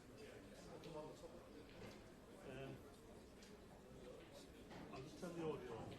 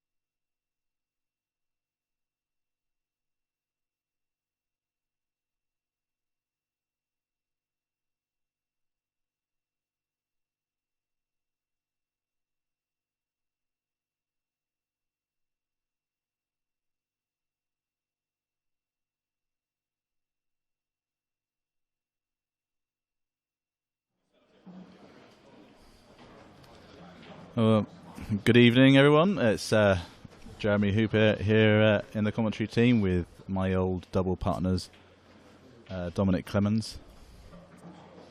Hoping to see a fantastic match here with Jack Wheeler and our fan dad, Jason Twist and Rob Donkin. Fantastic pairings. This game could go all the way. Who would your money be on, Dom? Dad and Twist. Yeah, I think I'd have to go the same. Our fan be playing very solid. Jason Twist has only just turned up, so we'll just have to see how ring rusty he is. It won't take him long though. Obviously, Jack Whelan, he's going to be a bit ring rusty too. See who gets going quicker. Rob Donkin's been here for a few days now. Had a bit of practice, but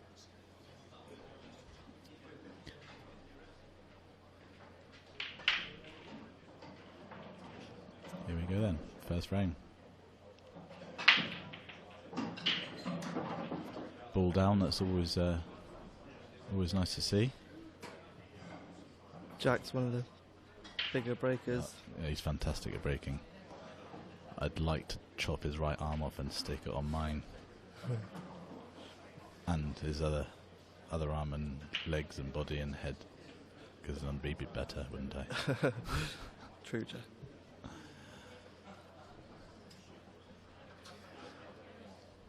Anyway, if obviously they were playing singles,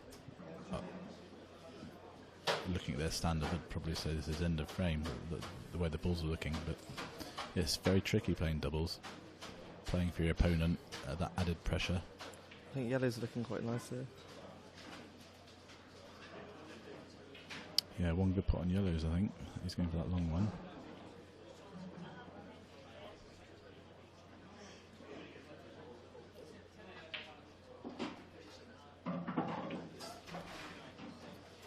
Nice shot. I think has he just held it? Yeah, you can see the one down the rail. If Jack gets rid of this tough ball, then depending on the angle, I think you can screw back and take the yellow in the middle of the table in the corner if it passes the black. And I think it'll be plain sailing from there.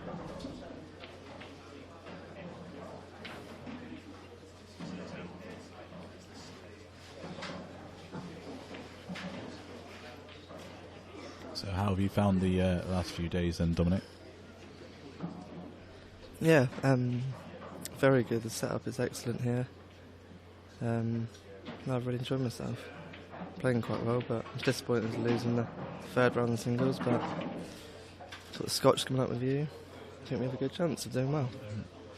We do have a good chance. There's a nice shot from Jack there, screwing straight back for the one over the middle. That makes it a lot more straightforward. Much better than my shot selection. Perfect. I'm interested to see how Jason gets on these Simonized cloths.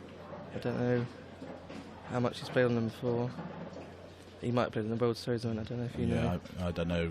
I think a couple of them, there were a couple of World Series with these cloths, and I don't know if he was part of it, but we'll find out soon. Won't we? Might find out when he's 1-0 down there.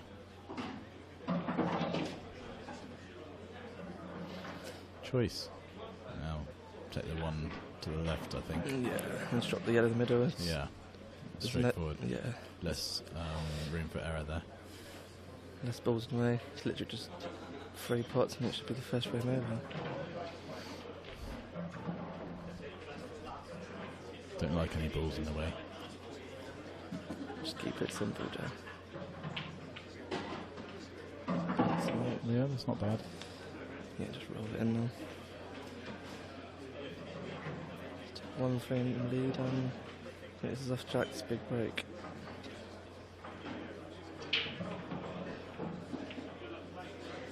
Yeah, lovely. With Jack's big break, I would be interested to see what his percentage of breaking runs is in a big practice session with him. Yeah. He doesn't miss much, and when he's breaking big... Yeah, You sat in the chair a long time. I'm glad I don't live near him because I wouldn't want to be practicing with him. I probably wouldn't be coming to these events if I did practice with him because I'd be so soul destroyed.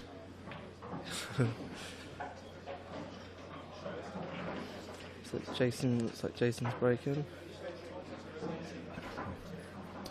Jason with his Hugo Boss shirt. I think it goes everywhere with him. About to say, does he live in that shirt? I've seen him in that quite a bit. His lucky shirt.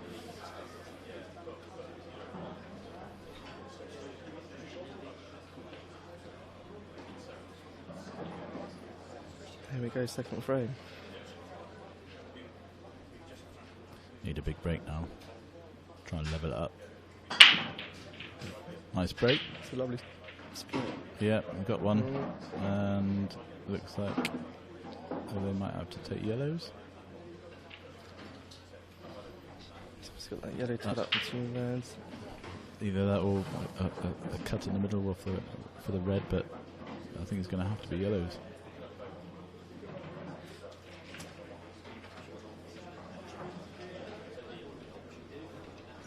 Just discussing what their plan's going to be.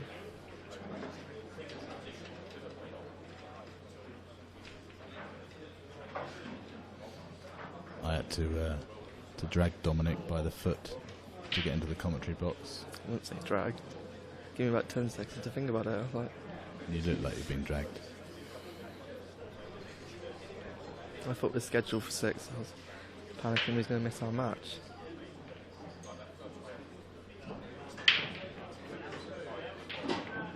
He's gone to attack it now. Oh dear. That's very unlucky. Just to stick behind that red. Yeah, it is very unlucky. Obviously, he had a natural angle there to split it and attack it, so. I think he's got a chance here. Go across the table, hitting that bottom yellow. He won't leave very much because he'll be snookered by the yellow nearest the bottom cushion for the one in the middle. The only thing he could leave, he's gone that way.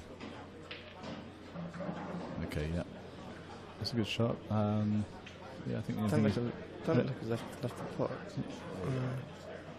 He's left one by the corner bag. Bit awkward queuing. Very awkward queuing, but it's possible.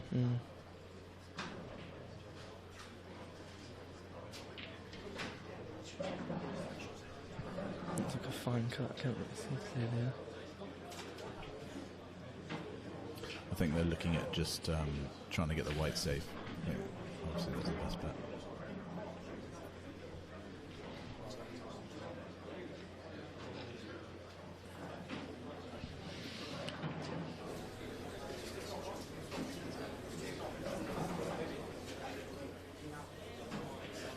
So Joe, how do you find these new Simonised cloths? I think they're fantastic. They're very good to play on. Very responsive. Yeah, they are very responsive. You don't really need to put in that much effort, which is always a good thing. You don't have to start. I think they look fantastic as well. Smashing your arm backwards to try and get as much power as possible. It's just a lot of stroking. I really like that. This TV table looks very impressive. It looks very good. Look, chrome corner pockets. Yeah, carbon fibre wrap, I think it's called. Yeah. So the Simonese 861 cloth. Sort of a hybrid between nap and the old speed cloth, but plays very well.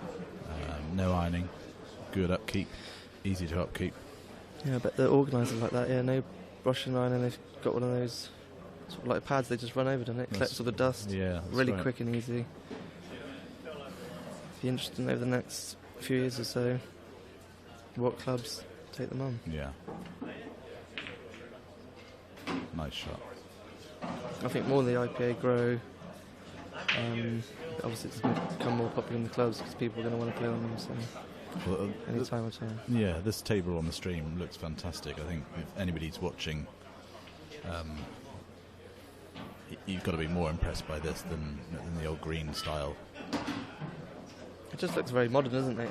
It just looks great. If you've never really watched much pool before, I think it looks really good.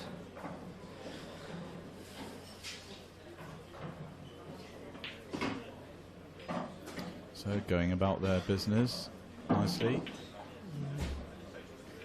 It's all about getting on that last yellow. That last ball. And I'm not sure where the black goes. We might have to have a little nudgemans on the black. Can he screw in? Can he screw straight into that red? The red will move out of the way. The black will move out of the way. I thought he was going to just screw past, just 2 inch past the middle pocket, and he has got a little window there, just the yellow does go in. I can't see if that black squeezes the middle of the side or not. No, I don't think it does. No, it goes on the bottom line. I think if he can screw into the black here or the red, he should land on the yellow. It'd be a bit unlucky if he doesn't have a shot on the yellow. I think he has to split it out because I can't see it going anywhere else. Big shot, really. One down, they need this to come off. What can our fan come up with? No, he's gone for that window, I thought. Where does that black go, Joe? I really don't think it does. Maybe it does, maybe it does. It might. A little bit aside. Jesus. Pinch pocket, tiny little bit. I don't know. You need a lot right hand side. Yeah, chuck it in. Yeah, that was the window possibly. I thought. Possibly. You don't really want to be knocking into balls unless you have to. If the balls go, you just want to. Yeah, it's a good shot. I think it does go a tiny little bit aside. Referee. Just chuck it in, side chuck it in. Yeah. Flies in, Joe, Ah, well, there you go.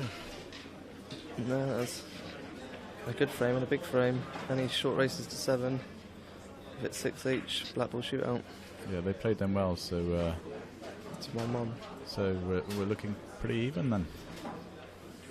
Or even exactly even. The standard's going to be so high, like saying, yeah. The odds of it going 6-6 is actually quite high. We like a shootout, don't we? Yeah, we seen one a little bit earlier on, about an hour ago. Yeah. I think the whole room come round to watch. As soon as they heard it was 6 each, I think everyone came down from upstairs and all the cleaners gathered round and the chefs and the whole hotel was around. Yeah. No, it was good. Obviously, there's a couple of balls missed, but there's massive pressure. People don't realise. There's people at home watching. I just know a few comments. But people don't realise that pressure and the people around. It's immense. When there's pressure like that, your brain can do funny things and you can miss it by an inch or more.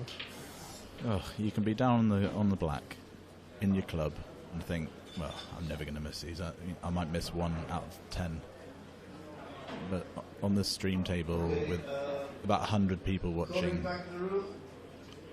and a world championship, people playing, and you have to pot it. And you got your doubles partner. You get down on that cue and you completely forget about where you're meant to be aiming. What a break that is. That's a nice break.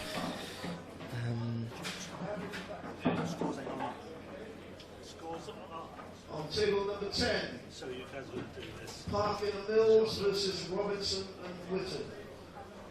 That's Parkin and Mills, Robinson and Witten, table number 10. Yellows look like they all go here. Just about cue ball control and keeping it simple.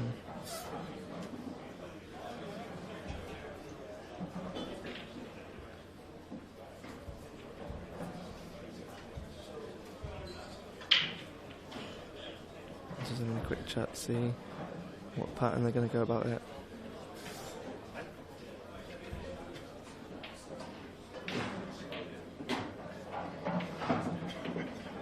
So who broke that? Rob did? Yeah, Rob had a massive break. Well, if they're both breaking like that, then look out. Yeah. Unless they do something crazy with white in there. Because they're always going to pick the right shots.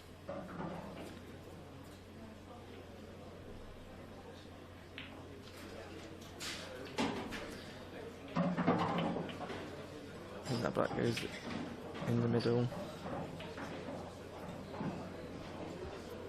goes in the corner as well. Yeah, doesn't it? goes in the corner and all. They can just leave.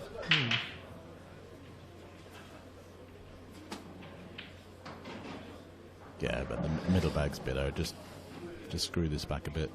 Yellow in the corner. Oh, it's going that way. Has he gone too far? I thought he's going to come down there from a little bit. I think he's alright.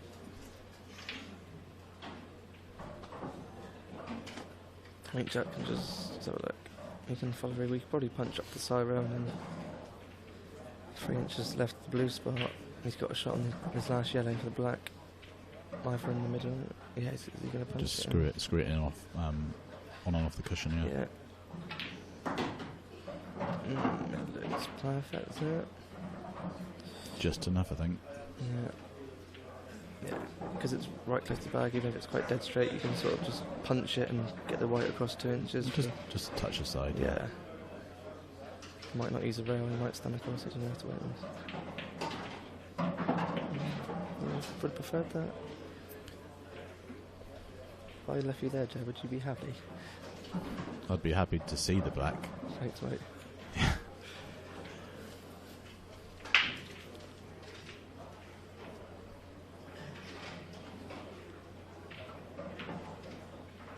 It's easy. That's a good shot, yeah.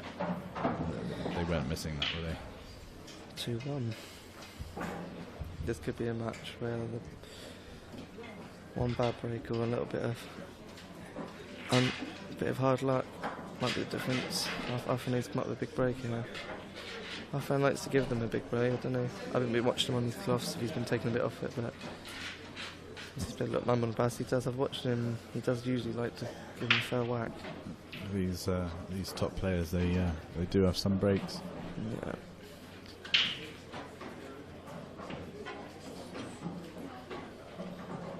More times than not, they do control that white as well. Yeah. Or a lot of them, Jack and Craig Marsh, try and screw the white straight back into the middle of the bottom rail, and then you just obviously it is done to luck still then, but hoping it more doesn't get times, kicked in. Yeah.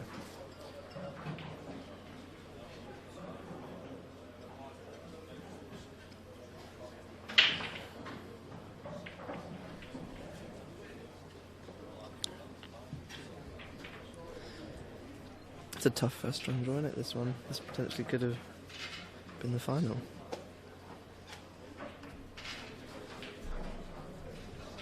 Whelan and Twist, both world champions at 8 ball and pass. Twist beat you in the seniors last year, Jeff. Final. Oh, did he? Watched it on YouTube, pal. Thanks. Yeah, a match that I had so many chances to win. My claim to fame is partnering you in the Scotch this year. That's right. Very lucky boy. You are. Right, let's have a look at this frame here.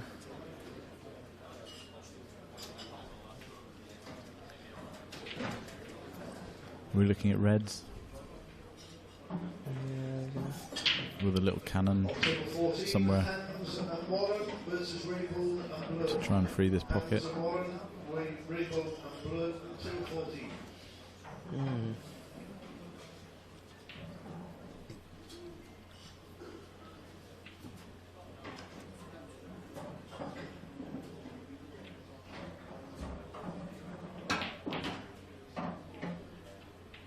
Hello, Andy Martin at home. How you doing, pal?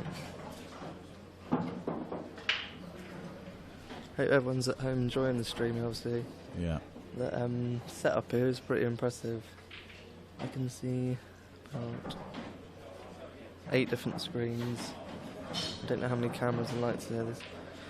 The IPA setup is very, very impressive. Oh, it's fantastic. I've never, this was my first ever event. Never been to a tour event or anything. I played in a few different, obviously, 8 events in the past, and like I said to Kev, I'm very impressed with what's going on here. Yeah, last year it was a very good event to come to, and well, I play really in one event a year, and this is it. don't play any other league pool or anything, but this is one event that I really do try and get some time off for, because it's great value. Setup's excellent, well run, and the conditions and tables and everything are just fantastic to play. So if you're going to play well anywhere, this is the place to do it. Yeah, definitely.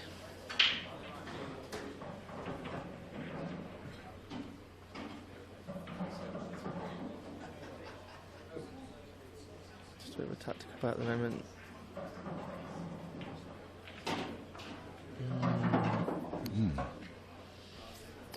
Not sure about that.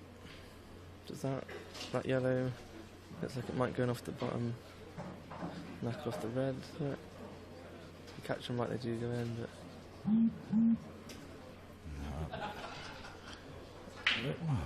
can you see it? It might be to take the bag. It might do.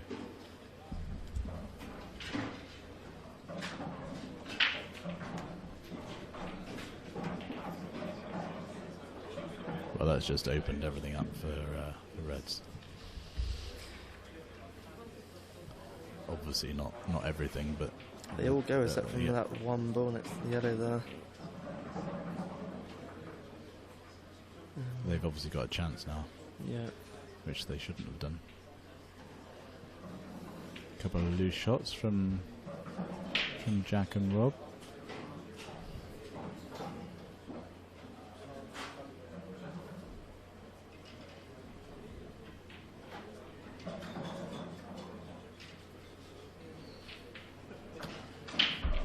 It's interesting, Jason and Arfan partnering each other. Obviously they're good friends, but they live opposite ends of the country. Jason's still living down at Ilfracombe, and Arfan is not far from here. But they're obviously good friends.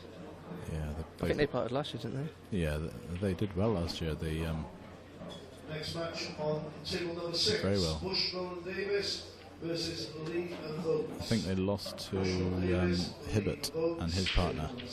That Shields. He went on to win it. Yeah. And then Twisty beat Hibbert in the singles, the seniors. Thankfully, because well, it didn't make any difference to me. It's very open, this Scotch event. In races of 7 at this level is fairly short, really, because the breaks don't go your way, and obviously Scotch doubles different. Like saying, I see them both having a good chat here. They are having a good chat. Yeah. A very good chat. Like I said to you, Joe, I think personally you can have 2 ideas, but you have one person that should have a main say, and if the other partner doesn't. Does he come far enough for that? I find that he's quite confident on the line. Yeah, he's on it. Just. Yeah, you can put that.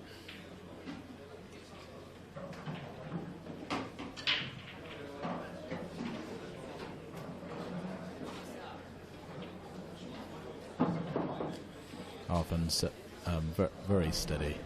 When he gets down on the cue and cues him in, you just really cannot see him missing.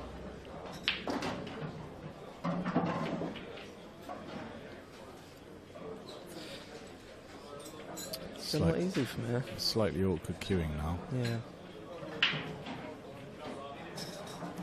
I feel he probably has to take it now, though. Yeah. Can't risk trying to get on it again.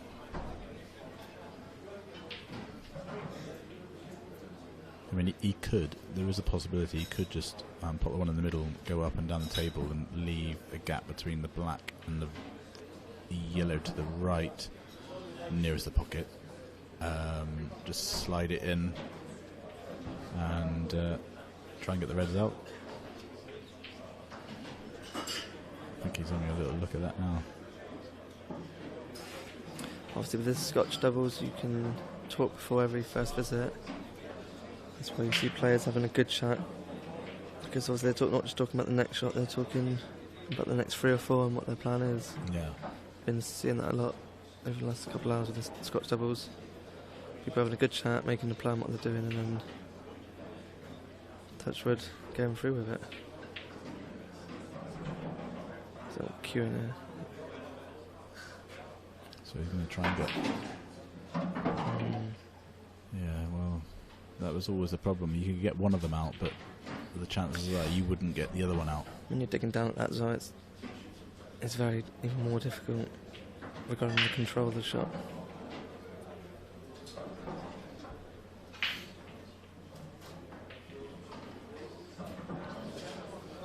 Big frames out, 3, 1 on 2 each. I'm going to try and sneak this inside, push the yellow on the side rail. Yeah, is he trying to take the bag on?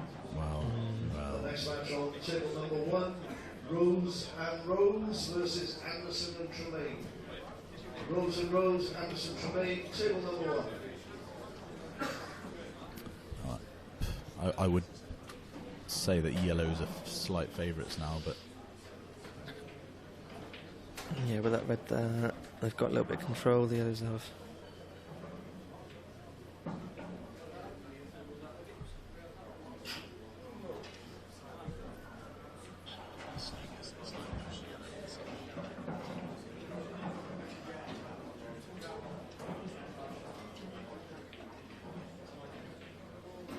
so we're looking around the room. We're very busy this evening. Got a lot of players in the room, all waiting to get on for the doubles. Yeah, it looks like the top 32 pros obviously have all turned up now because the Scotch event started. And the seniors event starts this evening as well. Personally, I'm on at 10 o'clock tonight. That's about 2 hours past my bedtime, so yeah, I'll be in my pyjamas. Not quite there yet, another 8 years to go. Yeah. That white looks awfully close. No, that's alright.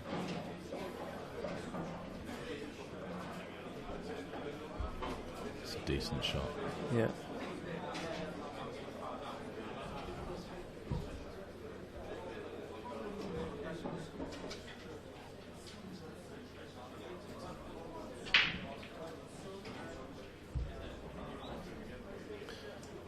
I would personally just like to thank anybody that's been supporting me on online and my sponsor All Stars.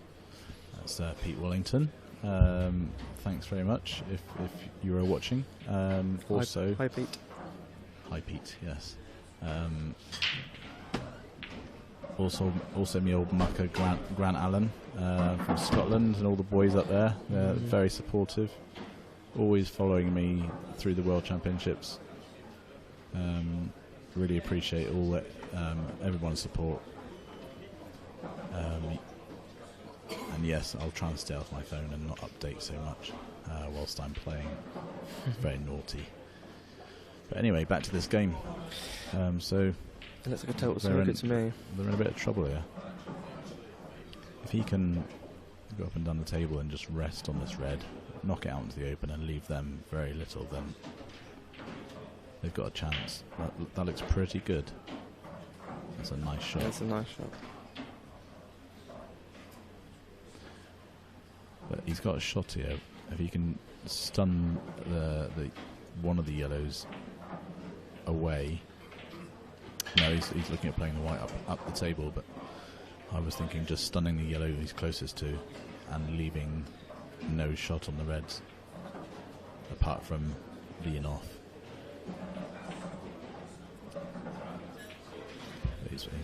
He's gone for just playing the yellow up the table. It's a tricky shot.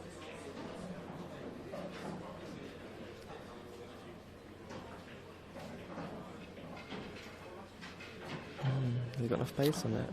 Is there a window? That's why it was tricky, because you had to cover that red and cover the other red from being able to be cut in as well.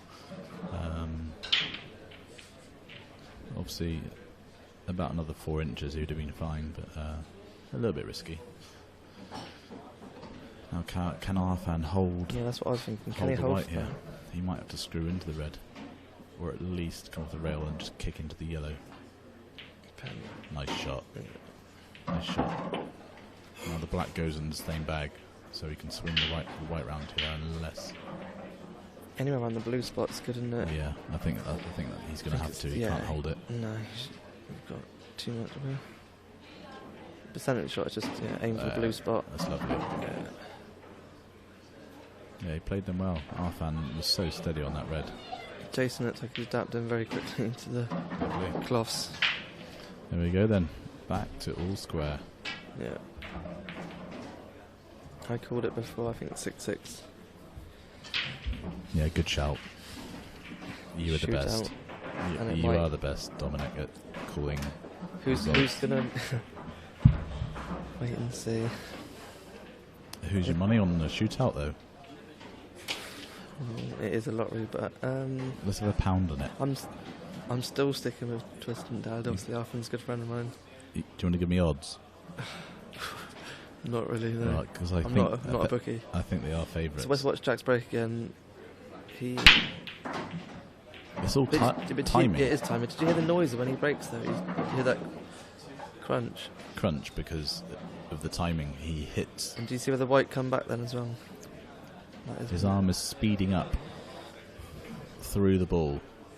These boys practice the break. Be interested in how many hours they play a week and how many breaks they do when they're practicing. What you've got to try and do is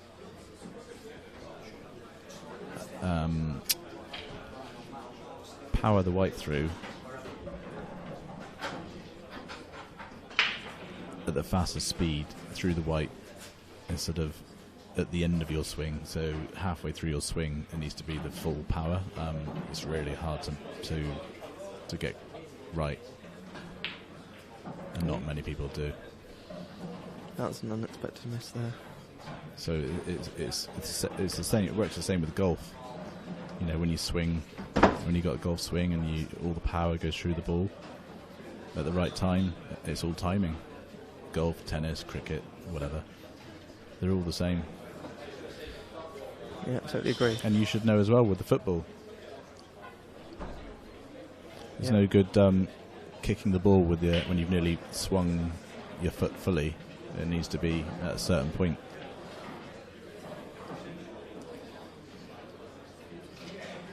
Yeah, Jack's very good at it. Was that an open table? I can miss that then. Yeah, so he's missed, and it's an open table now, yeah. Open table, yeah. I just want to show that this is his first, is it? So, some black ball rules, it's the first ball you pot. So, just pop the yellow in the middle, screw back slightly, the yellow in the corner, bring the white down, cut the yellow along the rail, the white kisses into the red, he's got the other yellow in the right hand pocket, go down for the other two, game over. So, it's easy, isn't it? I can't see the camera because if one of those top reds aren't too shabby neither, because you've got obviously those top two going. Yeah, but I can't see if that bottom one passes on. They got. I think yellows are easier. Well, could be. Obviously, nothing's easy in this game under this pressure, but with Scotch, you've obviously got the extra pressure of your. Don't want to let your partner down as well, so. That's right, Tom. Don't let me down, Joe. I'll try not to. Yeah, so open table. We need to be finished by 10 o'clock now because I've got a seniors match as well. All right. You'll be lucky. Yeah. So he's going down that way first. Yeah. All right. So yeah, if you can, I'm not sure. It's all about the cue ball control. If you can get in the. They should obviously know better than I do, but I think I'm sure they'll be fine. Are they going to that rail on the bottom rail? Are they going to look to get on it and then stand it out and then they can? Yeah, isn't it on the? I'm just seeing how they play it now. Yeah, see, this is where, I mean. They're taking the 3 shots that I think I would have taken first, but they're going underneath it. Yeah. Yeah, that's what I was saying. So that's a nice shot. Yeah. Absolutely perfect on it. That shot was not as easy as it looked. Jason plays quite a small tip, so he just shot loads of side on that, and that was the shot I was trying to save. The only difference is I would have taken these first and then gone up to play the other two, but they're going this way and then having the black. Yeah, that's still very from good. A distance. That's good clearance. Yeah, it was taken out nicely. No mistakes. Take a 3-2 lead off. Oh, that was good. Very steady. Looks like it's Jason's break as well, so he'll be looking for a big break here. If they can break and finish to go 4-2 in front and race to 7.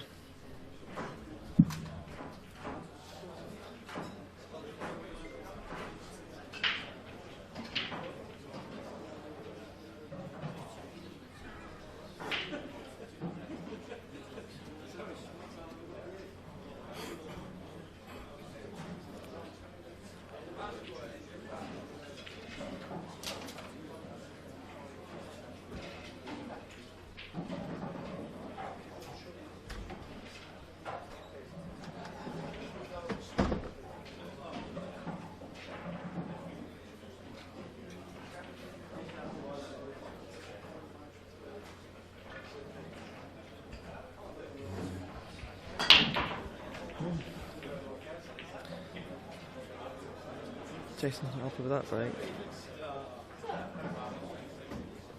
They didn't split very well then. Yeah, not the best split.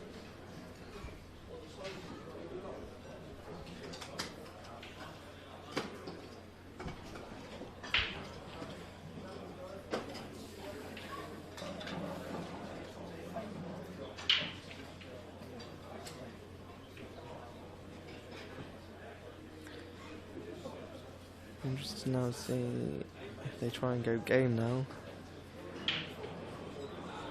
So it looks like there's 3 yellows going to the bottom there, so that yellow actually near the black, I think goes in the corner there, so yeah. if they work the white, if they can get rid of these 2 bottom ones and then the tricky one in the middle there, and then get the white round the blue spot, he's got those 4 yellows there. They'll be looking to try and get rid of their hard balls obviously first. Is that ball? If he plays this now, this one here, and the white off the bottom rail, and lands, breaks into the red, black, and yellow, right in between them, I think that will open the game up a little bit for them. So just a touch of left-hand side. Unless he's screwing. Is he screwing into the? Yeah, he's screwing into it, and he's missed it. Unbelievable. Oh, wow. He was concentrating on the nudge. The only way, that's a classic example of keeping off the pot. He's just looked so much on where the white was going.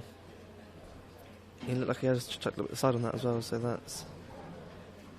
Just keep it simple, I think. Obviously that yellow above the red on the left-hand side goes in the middle, so if they can get on that, they're laughing. Yeah, that could be the first big turning point in the match. To go, if they can take these out to go 4-2, I think that's going to hurt, obviously. He's also got an opportunity now to pop this one in the corner and play the yellow in the opposite middle, if he wanted to.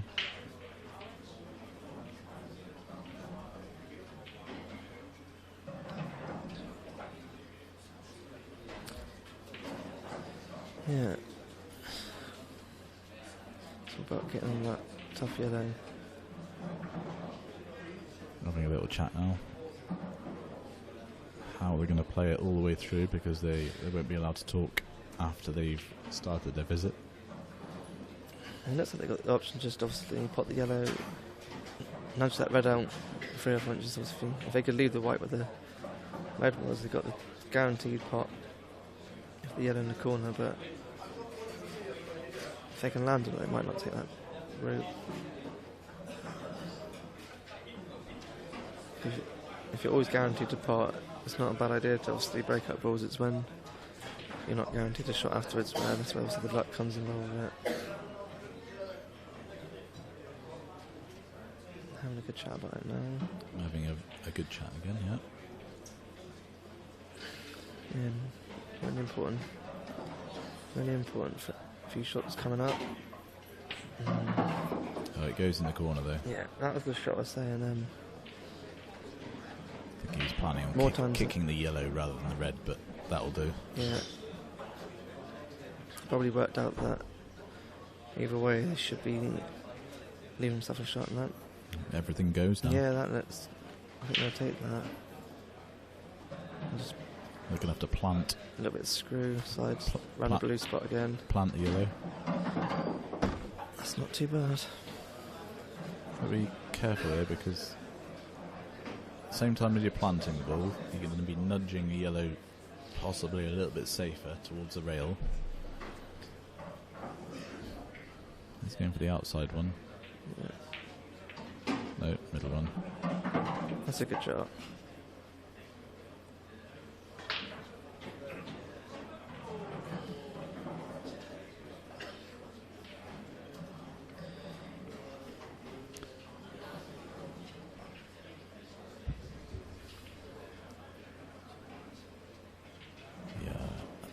If he can pot this, pot the one in the corner, then play one in the middle. Oh, the black obviously doesn't go in the corner, so it must go at the top bag. Goes at the top, yeah. Goes down the top corner, isn't it? That's what I was talking about. Goes that sneak down there? I'm not sure. See him obviously, he looks like he can pot that one obviously next to the black now, but ideally he wants to get rid of this ball here. That's the only... Yeah, it's a good shot. That's a nice shot. Just got to keep the white now.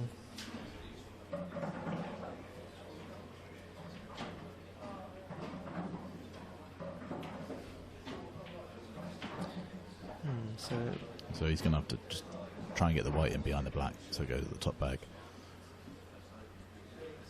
Is he just going to drop this in and obviously drop the yellow in the middle and then... Yeah, and then just swing the white around. Yeah, just got to have confidence getting it You've round. got to be accurate though. Yeah, you have. There's a bigger circle to land on, you're going to be on the ball, but you want to be nice on it. You want to be fairly decent on it for your partner. Yeah, you'd rather not have a blind pocket, so you want the white a little bit further rather than shorter. Yeah, so you just sort of cue for it, yeah. So you have to drop this one in the middle and then go up to half hand's touch to get it. Yeah, ideally, obviously just wants to play nice and straight on it, but just wants to leave Jason a half decent shot on the black. Let's take a 4-2 lead. So that's all on the shot really.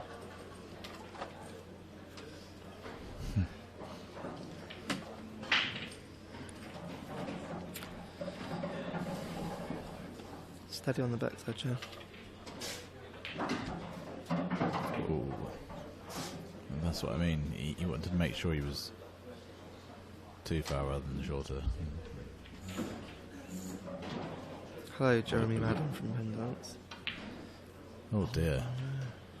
That was about 3 inches from the pocket. Did not expect that, to be honest. No, you don't expect it. It was always going to be hard if you weren't absolutely perfect on the black. But no, 99 times out of 100 you expect Jason to pot that. He seemed to just sort of swing at it a bit. I thought he moved a little bit on that shot as well. Yeah, I just didn't expect that of any art at all. Well, they've just gone second favourite for this frame now. Unless they can pull out a fluke to level it up 3 each and keep your dream alive. He'd be trying to kick this in somewhere. There's just no point. They might as well go for it. They're gonna. Ooh.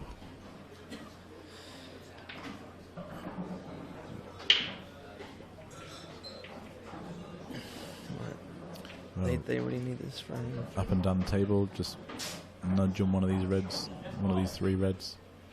Split them out a bit, or are they going for another little snooker? Well, I think getting angered, I think they'll be going game. They just need one good shot.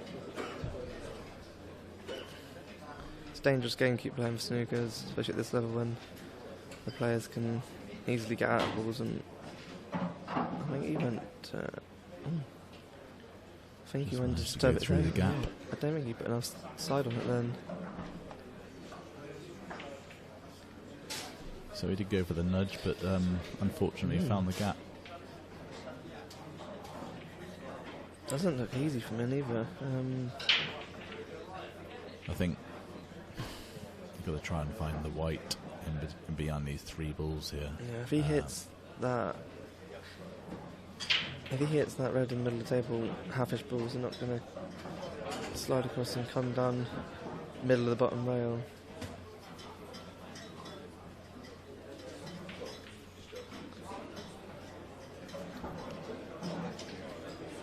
Might be worth just playing the 3 balls, just playing them, and trying to leave the white in line with the red on the left-hand side of the table, so they can't see the black.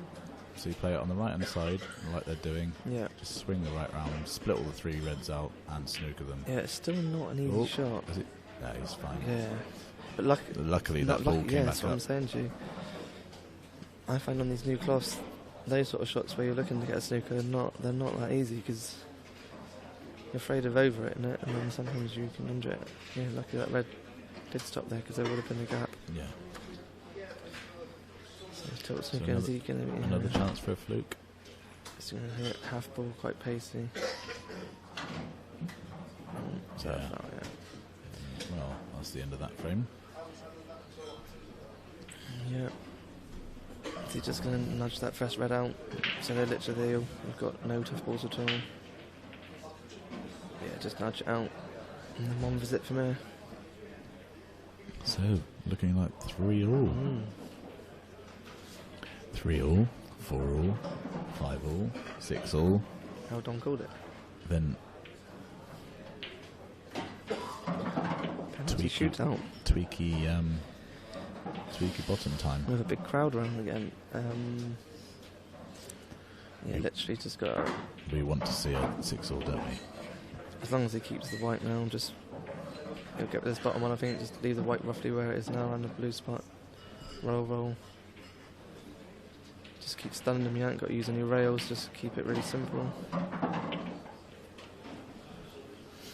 Just a touch one of those patterns where touch you of right hand side. You can, yeah, like there. It doesn't. That's right.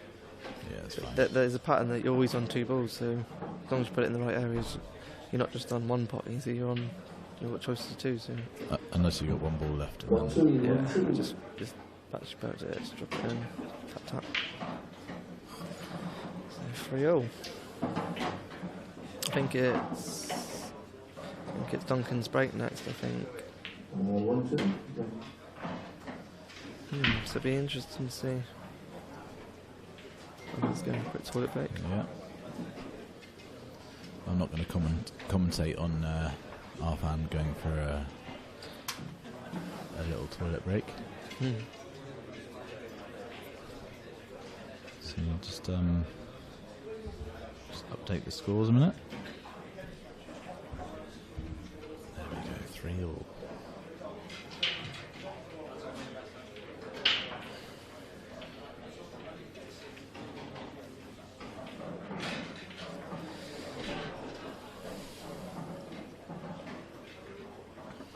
Yeah, that was an unexpected miss to go 4-2 up.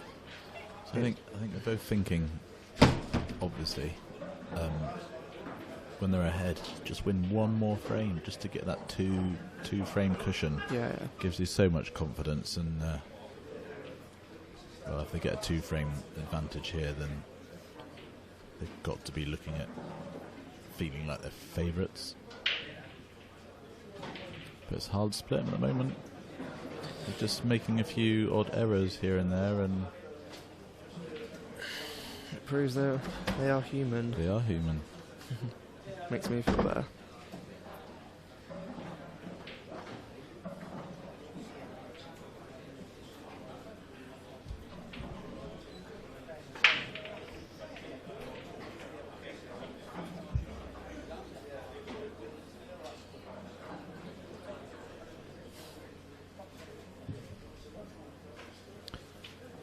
So I hope everyone at home is enjoying watching this live stream.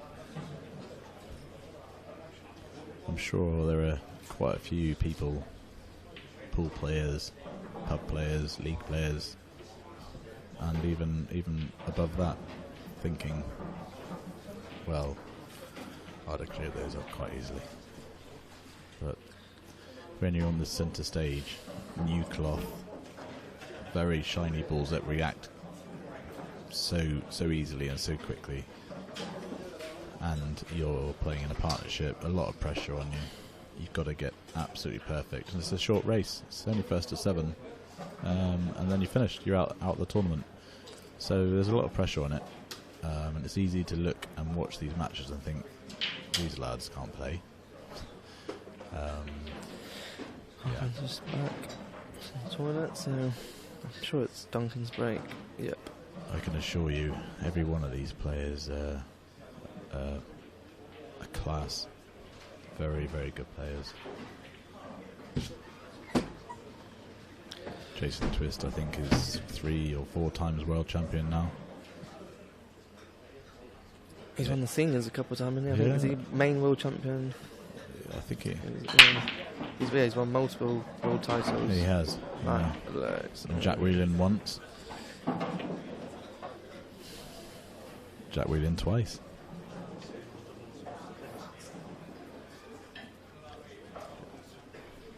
The individual world championships he won the first year. Yeah. Did Jack win the doubles with Clint as well? He did win the doubles as well, yeah. I think it was in the same year.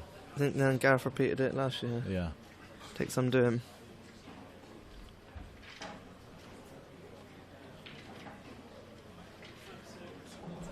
Maybe you're going to win the seniors on the Scotch Chair. Corals have us at 25-1 with a shout, mate. How about the seniors, the main, the mixed, and the doubles? How about all 4 titles? I mean, you could retire from Paul J and I think you'd be a happy man. Yeah, I think so. I think one of those I would be. Plus, you'd be taking me to the casino on Saturday night.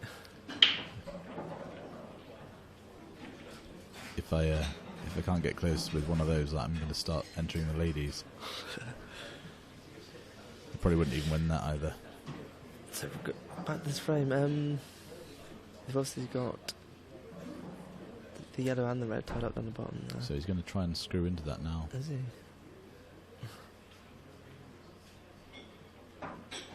It's open table. He's tried to swerve that around that red to pot it. Well, I was a bit surprised about that. Yeah, I am. I mean, for me, I think if you're going to go for a swerve, why not just try the plant? And you've got a nice angle to get down and split these two. Well, split this red out down on this bottom rail at the same time. But who am I to say? Plus, these when you are doing a little swerve, obviously I've done one yesterday. I don't think it's as easy to swerve a ball It than isn't. on that close. No, because it doesn't react as quick. No, it doesn't react as quick. No, so the white's gone on a lot more before it's reacted. Yeah, so it's similar to like the 9 ball as well. So it's funny though because these, when you're screwing back and whatever, putting side on, that the cloth reacts quicker than normal cloth. Yep. Yet when you try and swerve, you need to put more swerve on it for it to come round. Yeah. It's just odd. So now it's open table. I think the clusters there, they'll be looking to go reds and just try and leave an angle, maybe disturb that. Because obviously if they can catch that yellow just half ball, it's going to nudge the red over in the pocket. It's just trying to find that angle. Reds certainly look quite nice, just that one tough ball. See, I'm sure that's what they're looking at. I don't know. What do you do, Joe? Are they trying to just look for an angle? It looks like if they can leave the white, he obviously hasn't got the angle on that red and the blue spot now to go into it. But if the white was an inch further up, I couldn't. No, the thing is, when they go and get this ball out, they need to be leaving themselves another ball in case they don't land on that one. That's what I'm saying. Therefore, yeah, they need to probably leave the one that's nearest the black. Leave it there. But getting an angle to split these two out from one of the other three is not easy, and that's why they're talking about it for so long.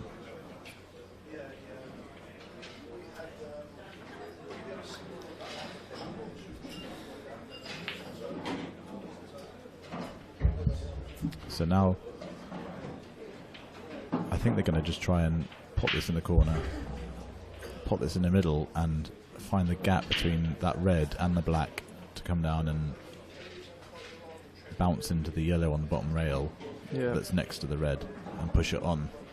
And at least then they'll have a, if they're not on that red, they'll have a shot on the other red. That's not nice, bad. Nice, That's nice not angle, bad. yeah. That looks like a very natural angle. The pace, if he's going to now, it's just, for me, it's about is the pace he plays. Touch the right hand side. Yeah. Oh, look. No.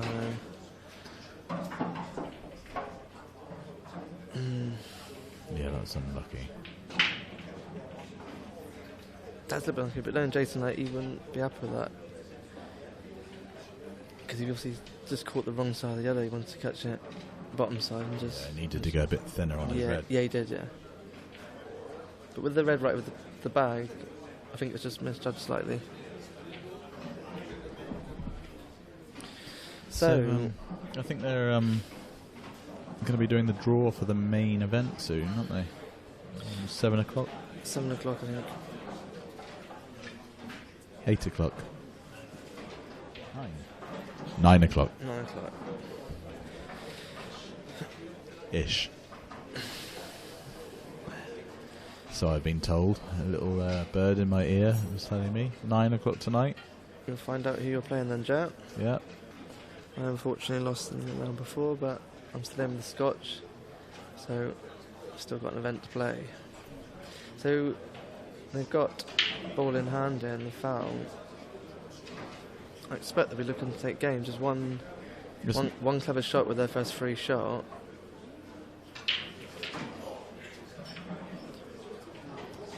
Possibly, if they could stick the white on the right on the, as we're looking at it, on the left-hand side, slightly kiss off the.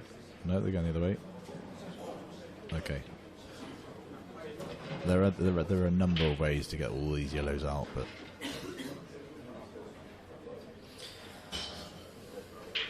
they'll be looking to take advantage of that, though. Of that foul. This is a massive chance. That's a good shot. so I'm guessing the middle yellow. Will they be looking to get down, obviously, bottom end of the table and get rid of that yellow? Fairly, well, might be doing it now, is he? Yeah, I thought you'd do that. Just get rid of that bottom yellow, and then once you come back down here, you're moving the white a lot less then. Big shout out to one of my best friends in Cornwall, Johnny Watson. He's a bit of a legend. Hi Johnny, love you. Yeah, he just needs to... They're going for the middle yellow now. Yeah. Middle of the three. Yeah, he's lovely on it now. Yeah, he just plays that tiny bit of run inside just to get in that.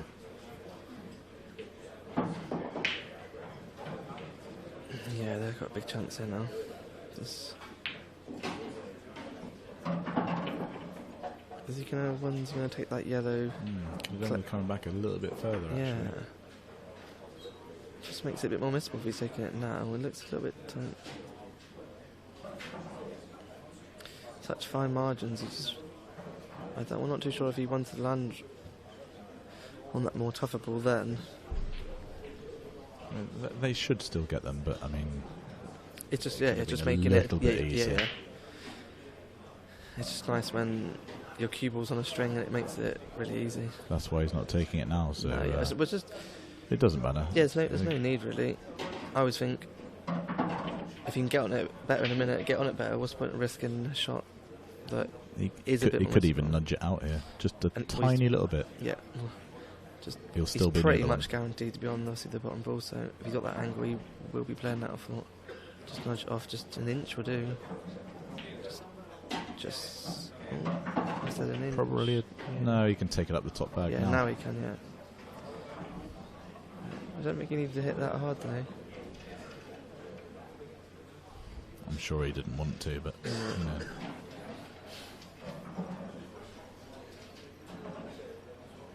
Just take it out the top bag. It's fine. Yeah. Just keep nice and still on the shot. Just cue it. Good shot. Yeah, steady.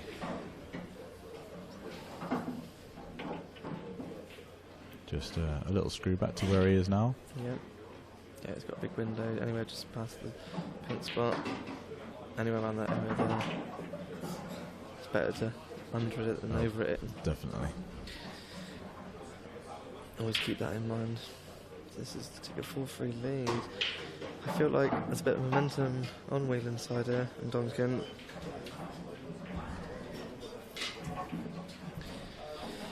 Our fans break. I'm going to go 4-3. for a little break, toilet break, because Dominic's been feeding me pints of Beck's, so I need... I'll see you in 2 minutes, Jeff. An old man toilet break. 2 minutes.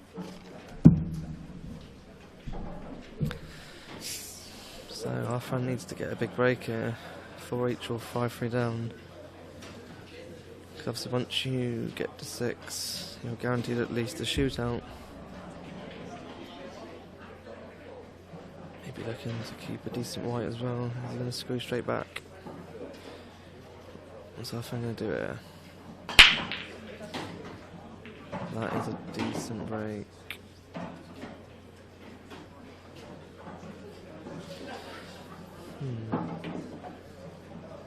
They both look quite nice. The reds down the bottom here do look like they go in the bottom left.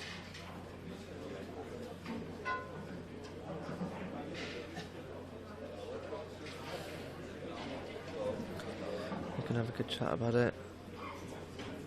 If that yellow goes on that bottom rail as well, they've also got yellows look. If that yellow does go on the rail, they're even better, to be honest, because you don't have to leave. The pattern's a lot easier.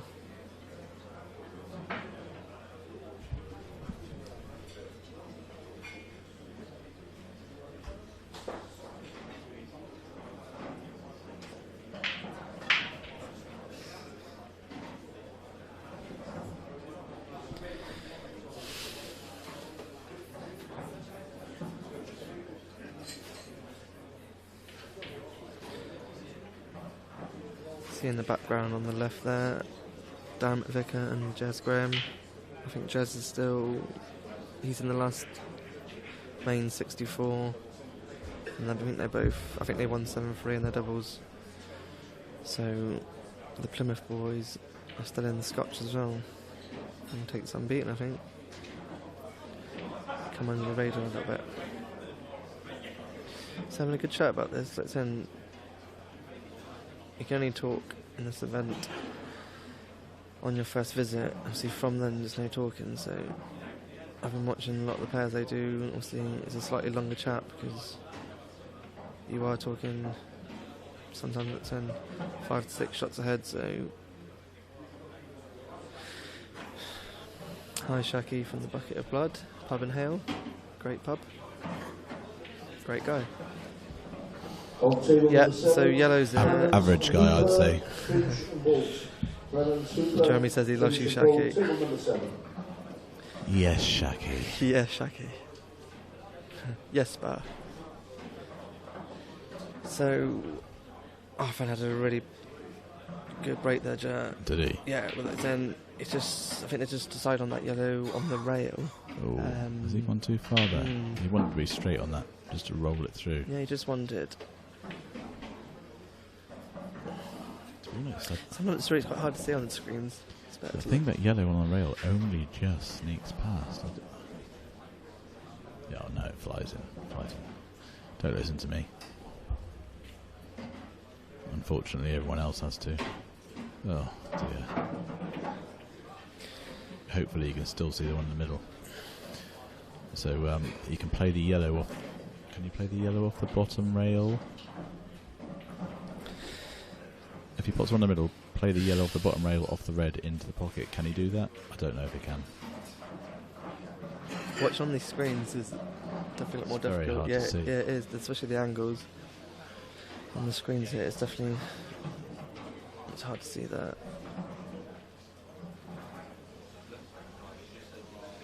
If they don't get these again, they won't be happy because they were there.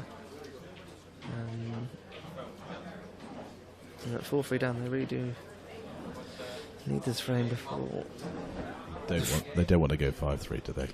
No, like I was saying, because obviously, if they can get on the Jack and Duncan get on 6, guaranteed at least shoot out at worst. Yeah. There's been a few errors here, but as always expected, especially in Scotch. So, He's played that so hard as well. Yeah, it looks like he's still on it though. So he's got to go side rail into the pocket. Are they still attacking, or is he just looking to take that corner? Side rail into the pocket. He's gone to take cover that. Side rail into the pocket. Either way. Yeah. He's definitely gone to cover that though.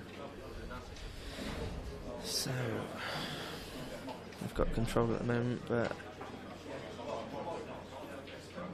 problem is they haven't got very many reds to play some sort of skill shot.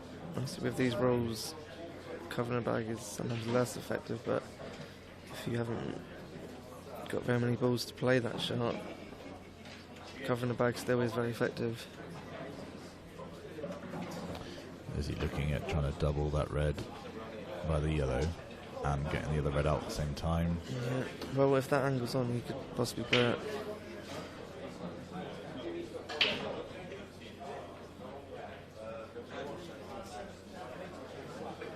Can it? I think if he can nudge these two reds out down here, it at least gives him some options down here to swing. You know, if they leave him a pot, they can swing the white around and try and skill shot that yellow in the corner. I think they need to get these two reds into play. So at the moment they're dead. And you're not going to leave that much. No.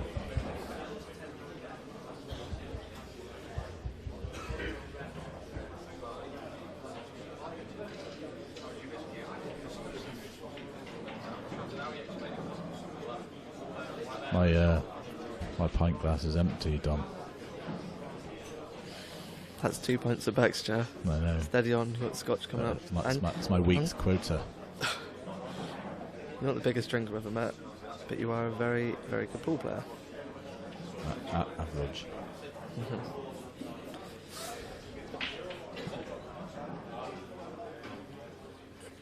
So what are they doing here? They're potting this and then snookering them on the down here. Oh no, they're not. Skill shot, but you... No. What are they doing here then? What are they doing? What are they doing here? Are they covering the bag? Next match on table number 5, Ianson and Church versus Croxton and Wall. Ianson, Church, Croxton, Wall. Table number 5. So Clint Ianson and Jordan Church against Who's that Jimmy against? Croxton and Steve Wall. That'd be a very good match. That's yeah. What a fantastic shot! That's a great shot. Such a hard shot to play. It is. He obviously was dead straight. Well, you pretty much got to be dead straight on that. He's literally just played like a bottom drag, and then the ball. It allows the balls to follow through to play the skill it puts shot. top on that ball, but it's such a hard shot to play, it's very especially at difficult. that angle. Yeah, it is. Absolutely great shot. Those shots are very, very difficult to play. So he's left that yellow, but he hasn't left much else. No. I mean, they've got to be thankful they can see the yellow. But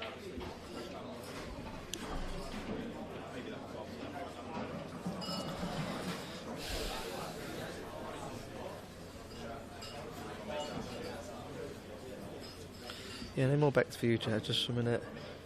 You've got Scotch and seniors later. Oh. I don't want you seeing going blurry on the shots. Seniors at 10 o'clock, well, you can forget that, because I'll be asleep. Who do you have in the first round of that, Joe, and the seniors? I don't I actually think know. I've got Miles Deleuze. chap that plays in Wales, apparently. Miles. I've heard his name and in tour events over the years, but I think I've heard of his name actually. yeah, it's a decent player. It's a tough first round draw, that. Yeah, there's no easy draws. It's the World Championship. Exactly. Everyone can play this game to a very, very high standard. It's nothing easy up here, as I found out. It's hard school. Keeping our room tidy is not easy for you, Dom. I share him with Robin Cripps in GB9 events for about 8 years. Picked up his bad habits. Nice. As long as you don't pick them all up. Unfortunately, Robin has. Oh, is that gone tied up? Big shout out to Robin as well, one of my best friends down in Penzance. Great ball player and a good lad. Robin Nips. That's his nickname. I think Robin's quite keen. I spoke to Malia. I expect he'll be here next year playing here. Oh, that'd be good. Yeah. I think the only reason he didn't come this event was because of obviously time off work. County pool and all that kind of stuff. Yeah, I forgot about that as well. Yeah, don't want to go down that road. No, we don't want to start talking about that. No, not blabbering. We'll get on a horrible route I'm there. not going down the politics route. Well, so yeah, I think Robin's gonna play in it. He asked me what the setup and everything was like, and obviously I said to him how impressive everything was. So it was a nice shot. Robin probably will be here next year. Probably a touch further would be nice. Yeah. Because he could find himself in behind the yellow, and unless you can see a little snicky... They want it to be total snooker now. It looks like it is, isn't it? I don't know if it is. It's hard to see from there. If they are total snooker, again, it's not an easy shot to land on that. Because I'd be thinking... Do you know what I mean? That the seat to see the angle. Does it look a total snooker, Joe? I've just had a little look and nearly fallen over my cue. It is a total snooker. Is he going to just try nothing? It's not oh, that looks quite hard. No, that's not an easy shot to play. No, it wasn't an easy shot to play. Reds are in slight control at the moment. Does that red again? Yeah, the red goes in the middle. So, again, a little bit side, yeah. Reds are definitely favourite in this frame. I'm not sure if it goes in the corner though, because obviously Jason Ruffin will be wanting to have an opportunity.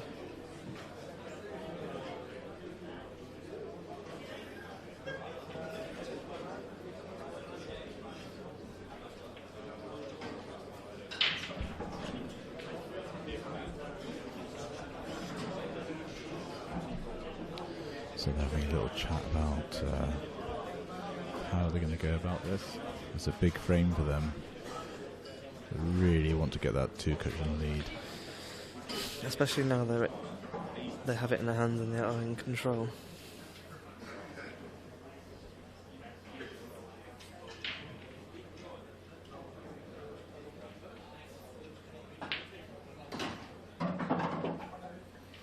Cued that nicely. That's not too bad. Can he hold it? Can he play with a load of side? That angle it's at, those shots, you've got to chuck quite a bit of side, don't you?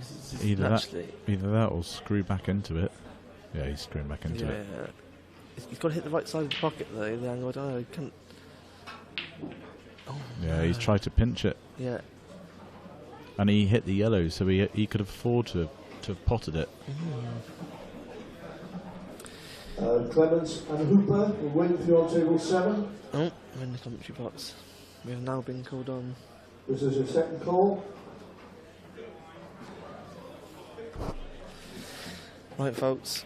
We've just been called onto a table. Table 7, so we better run. Simon's going to take over.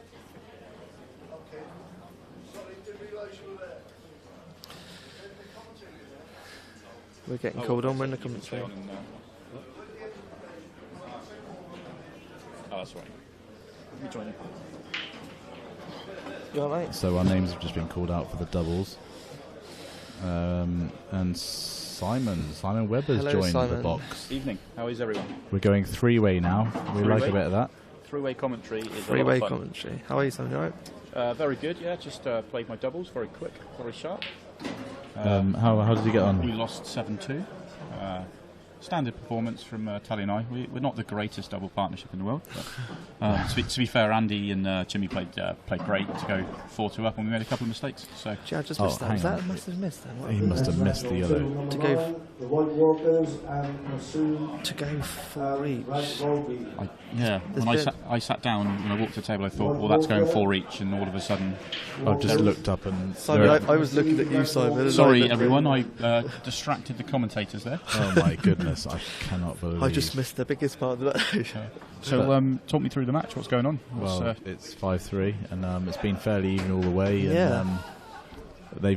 they're making a lot of mistakes, to be honest. The first 3 frames was close to flawless, and then so there's been a couple big mistakes for these guys. For them, yeah. They're getting the nice breaks, but yeah, like a few balls like this have just gone a bit safe and made it a bit awkward. It's got a bit more scrappy the last couple of frames, isn't it? It started off. So the brakes are hitting the brakes well, but just not getting a good split. Not No. getting opening them up well, but they're not bouncing out and leaving it No, easy. you're just getting the odd one that's tricky, and obviously when you're playing singles, like if not taking anything away from Rob Duncan, like, but if Jack was playing by himself, he'd probably work out a way of taking these out. But when you're playing doubles, it's so hard to get a rhythm, and Absolutely. And you're playing for your partner, so you don't always get good position, and it's very tricky. I feel it when you make a mistake, it feels worse because you know it's your partner. You just let somebody down. Yeah, it's your partner that's got to recover, and if you keep doing it, it starts to get to you quicker than it can in a singles match. That's right. Yeah.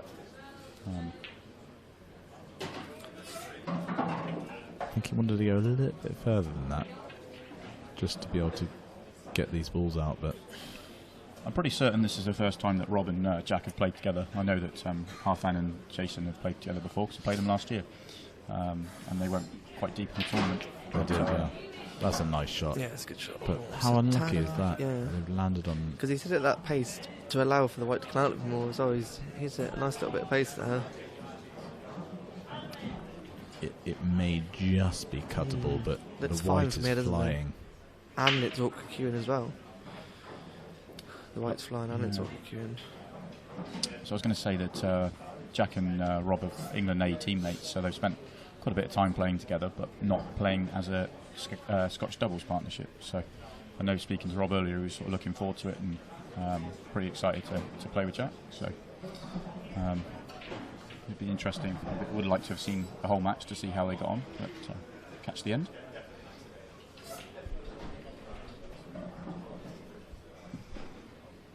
So we could probably go and play our match. What, leave me by myself? They're holding the whole tournament up for you two. The viewers have spoken. The viewers have said, we want you two to finish the match. So they want us on now. No, I think they said they were going to wait. Well, he's played. That's a pretty good shot. I mean, I thought he was on that then to play that, because the other shot was he had no control of the white. It looked a little bit too fine to cut in. Do you think with this cloth, maybe more than the green cloth, there's an opportunity? Do you think that yellow's too thin to be able to screw up on cushion into those two? Because it's quite grippy. Do you think he could screw into the cushion and be aggressive with this shot? You mean pop this yellow into the corner, come off the cushion and back into the two? Yeah. In that gap? Yeah. It's a high risk, but a high tariff, but... you got to... Yeah. I mean, I just think with this cloth, because it's being that extra bit... it would check. It would check, so you do have that opportunity. Yeah. The other option is to, I guess, take the bag with where the black is, maybe off the two yellows to hopefully open them up a little bit, but then you're still leaving a double. You could pop this and try and get yourself a nice little angle on the other two to screw the white back into those yellows, leaving one of the other yellows up at the top. Yeah. But he looks like he's... Oh, that's a lovely shot. I like that shot a lot. Yeah, because he's can play now... snooker. Yeah. That's a really clever shot. Yeah. Well, 3 commentators and obviously of the lower grade pool player, and none of us came up with that. Block the bag as well? No, he didn't. He didn't need to. It would have been a little bit of extra sort of security for the black. Yeah. That's such a clever shot that I think when Jack and Rob sat down, they probably would have looked at each other and thought, right, we're going to get a good chance here. And the tables have turned, and they're now pretty much whatever they do here, they're probably expecting to leave a chance. Yeah. That was such a clever choice. There's well, I'm not even going to try and work out what they're going to do here to try and leave the white safe and not leave a shot, because I would say it's almost impossible. Is he going to try and find a way of getting to hit the one nearest the pocket? And I mean, I guess that's the target, because it's the one they're most likely to make. Yeah, it's the target, but I would say you're going to have to try and fluke it somewhere, because they can't leave the white on that side of the table. You can't really leave it on the safest place is probably down the bottom end of the table, but how are you going to get the white down there? I think if we look at camera 3, I think he can't see the side rail, he can only see the exactly the bottom rail, which just makes this so hard. Yeah, that's what I mean. Yeah, so it's just the only other option is of 3 cushions, bottom rail, side rail, other side rail, and back across to try and pot one in the middle. Yeah, but that's like it's really hard. Yeah, I mean, but I think that may be his best option. As crazy as it sounds to say, it's not an easy shot either way. No, I mean, if you play it a running side, it will come off a 3rd cushion and miss the 2 reds. But if you play it a check side, it will come off a 3rd cushion and go fairly close to those reds. But I don't see many other options that he's got. The thing is, if he gets close to those reds, there's a chance of making it because it's so close to the pocket. It's so hard to judge, but. I don't know if you can see the jaws. Can you see the jaws to do the old jaw? Yeah, I think the jaws shot is on, but what are you hoping? Yeah. Well, to kick the red up the rail and maybe block the top bag. pocket. Yeah. No, he's going this way now. Yeah. So. Well, it's a good hit. Oh, he's potted He's it. flipped it. Wow. Oh, wow. No. Wow. No. There was always that chance, wasn't there? Wow. That's what he was playing for. Yeah, that's a great shot. Yeah, I mean, it's a great shot just to hit it. Especially square on, because if you hit it, obviously, he wasn't playing for that pocket, but he was playing for a fluke. Yeah. He's hit it at the pace, let's say, now. And to be honest, he had the white fairly safe. Wow, what a shot. What a timing as well. Oh my god. Oh my god, 6-3 or 6-3 or 5-4. Which is Jason Alf, I was sitting there thinking it'd be 5-4 and Jason and our fans break as well. Yeah. That just stinks. Yeah. But the thing is, Jonah, like then we've seen 2 big misses now from Jason Alpha, and it's like the poor god seemed to like punish you for that. Yeah. Punishing. It's really you see it so much. And we all experience it as well. They're going to be like. And you think, oh, well, how lucky were you? And you think, well, you just missed a straight yellow. To go 4 Was inch. that middle bag? Is that middle bag? Oh wow! He's jawed. Oh no! Wow. Jawed. Anywhere on the table. Wow. You can pop that. Anywhere. Oh, that's nasty. Jason's having a little laugh. He finds that hilarious. Total snooker. Chair, if I do that, would my bags be? Would my suitcase be? Where would it be? Would it be around the back? The mattress would be in the corridor with all your clothes and everything on it. Oh yeah, I think that's unbelievable. I just did not see that coming. Unbelievable. Acres of space. Yeah. I mean, he shouldn't have been near the middle pocket, but it's still unlucky. But it's still. He was trying to be too cute, getting. Yeah, but there's no need. No need. I mean, you could have left the white down the bottom cushion, and Jack would have probably potted it. Depends how far into it. You expect him to hit this, and if he hits it, I think he might cover the back. he's very knuckled. Oh, he's very into it. He's in trouble. On these clubs, I find it difficult to swerve as well. Yeah. He's got to hit this hard if he wants. Yeah, they take a lot to we're talking about swerve. Yeah. On these clubs, they do. I find Even though they grip a lot, swerving is so hard. I haven't tried one yet, so yeah. Well, you don't want to. No, you don't want to be in a position. No, because it either be Jay. Well, How big is that? They must have thought, oh my god, they've just fluked that, we've just lost the frame, we're 6-3 down. All of a sudden, the back of the table. It's crazy, isn't it, this game? They were literally thinking, right, mental. Let's try and have 3 good racks to make it a shootout. So which way do you see this, Jeremy? Brush off the 2 at the bottom, try and get the white somewhere near the centre of the table? Yeah, I'd go, blues. What do you do, Joe? Assuming both the yellows at the top go to the top left. Yeah, there's that you don't option. Need to be too precise.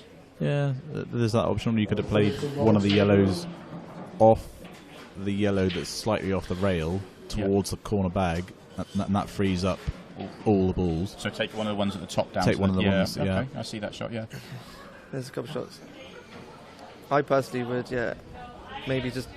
I'd be looking to get the white middle of the table blue spot to be guaranteed something. Just be careful with this. That's what I would have done. Yeah, like that. That's fine. But that's it. Yeah. You had to play it a certain way. Guaranteed to be on the board. That's personally what I would have done. If you just dribbled it, I was worried that they might dribble it and the yellow just sticks behind the black. But they played it at a good pace. I would have been hoping the yellow split like that, but I would have been really concentrating on getting the white there, middle of the table, guaranteed at least there, and hopefully the yellows come out nicely. It was all about the pace as well. Yeah. He played a little bit aside and played that really nicely. That was all planned. Just looking like going 5-4. Well, it was looking like going 6-3. Smash that in. That's definitely that's nice, a little bit of angle. Don't go near the middle pocket. Yeah, it's one of those as well. He should be nowhere near it, but it's like it does get in your mind. He won't be near it. He's got it on bottom. That's perfect. It's bottom side. He went close enough. Yeah.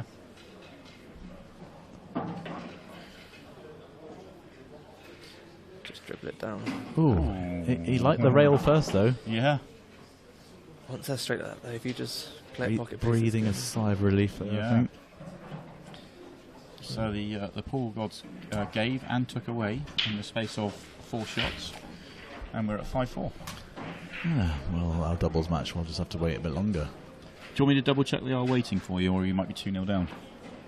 Well, let's hope not. Because your opponent's disappeared. Yeah, I think they did tell them that they're going to let us carry on.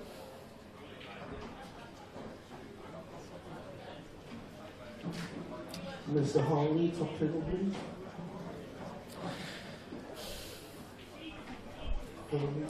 See, this is where the doubles partnerships and comes into how close you are with a person, how forgiving.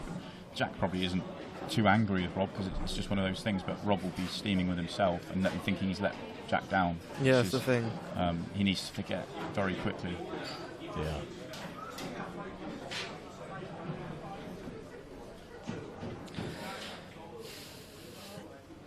Yeah, it'd be interesting to see how he reacts to that. Yeah. It would be probably slightly different if it had happened the other way round, simply because, Jack arguably he is the senior partner, so maybe it's easier that way round.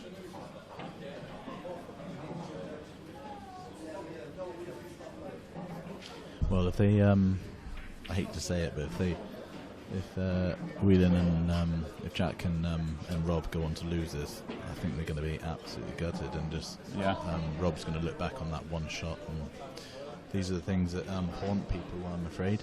Yeah. But then equally, if Arfan and Jason go on to lose, then there's equally a number of shots they've missed that. Yeah, that definitely were unexpected. It's not just been clear cut break and finishes. There's been a few shots. It started off very good, didn't it, Joe? Like, first few frames, it looked like it was just going to be. Yeah. The breaks were going to play a big part if anyone had a dry break. But I think that once you start missing balls, it's quite hard to get yourself back on track and start flowing again. And to be honest, in doubles, it's very hard to flow anyway. Yes.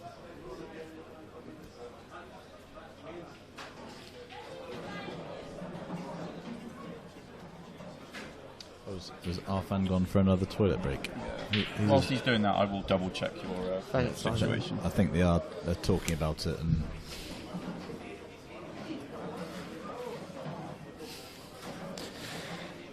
so yeah, we're myself and Dominic are meant to be playing at the moment in our doubles. So we might get dragged off any minute, which I But know I will be a can't- huge disappointment to everybody listening.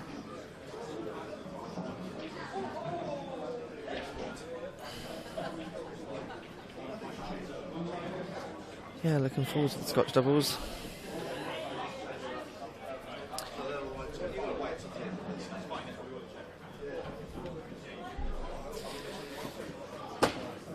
They're having a knock on the table, but they've been told that's not to start until this match is finished. Okay, so we're staying with you until this match is finished. You'll be delighted to hear. Yeah, and that's a nice That's break. a nice break. Oh my god. Yeah, Look at Reds. These should be got. The only slightly awkward. No, it's not even awkward. I don't know what I was talking The one about. nearest the black spot doesn't go to the two corners, so It does. It does. It goes to the left corner. Oh, yeah. okay, in that case, yeah, I completely agree. I think it does. Yeah. Oh, well, it does because it goes off the yellow nearest the bag. Oh, yeah, yeah. So, yeah, I was looking at that as the only safe ball, but yeah, they all go. But they're going to have to go in and out of the bulk end of the table with the first shot, or leave a longer shot. Yeah, just roll it in, then take the one in the corner, then take the one in the middle.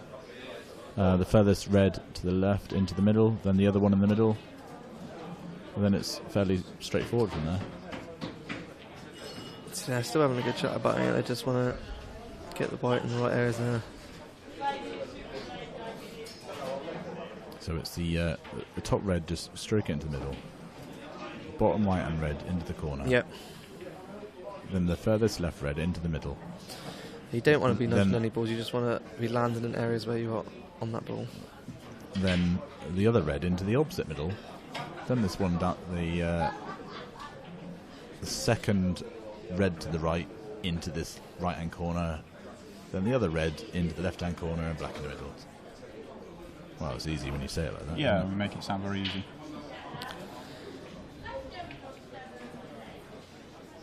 Even these little clearance there, you've got a quite tight cue ball control, then they're not as easy to look. It's one of those, if you get slightly out, then it Yeah, can it get can worse. mess everything Yeah, up. Your whole plan can go he very, was very a lot, wrong. he was a lot straighter on that than I thought he was. Yeah. I thought he was running a bit further away.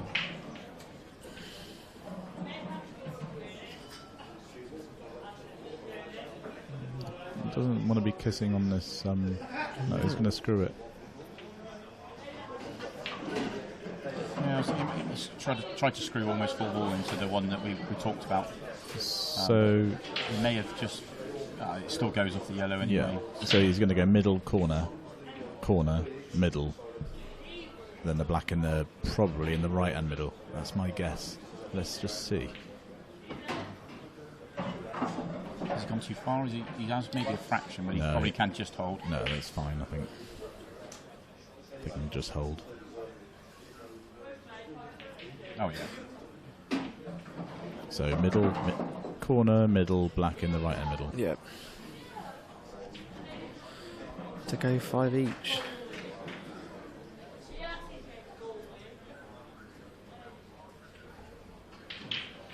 Well, Dominic said it's going to be a black ball shootout before we started.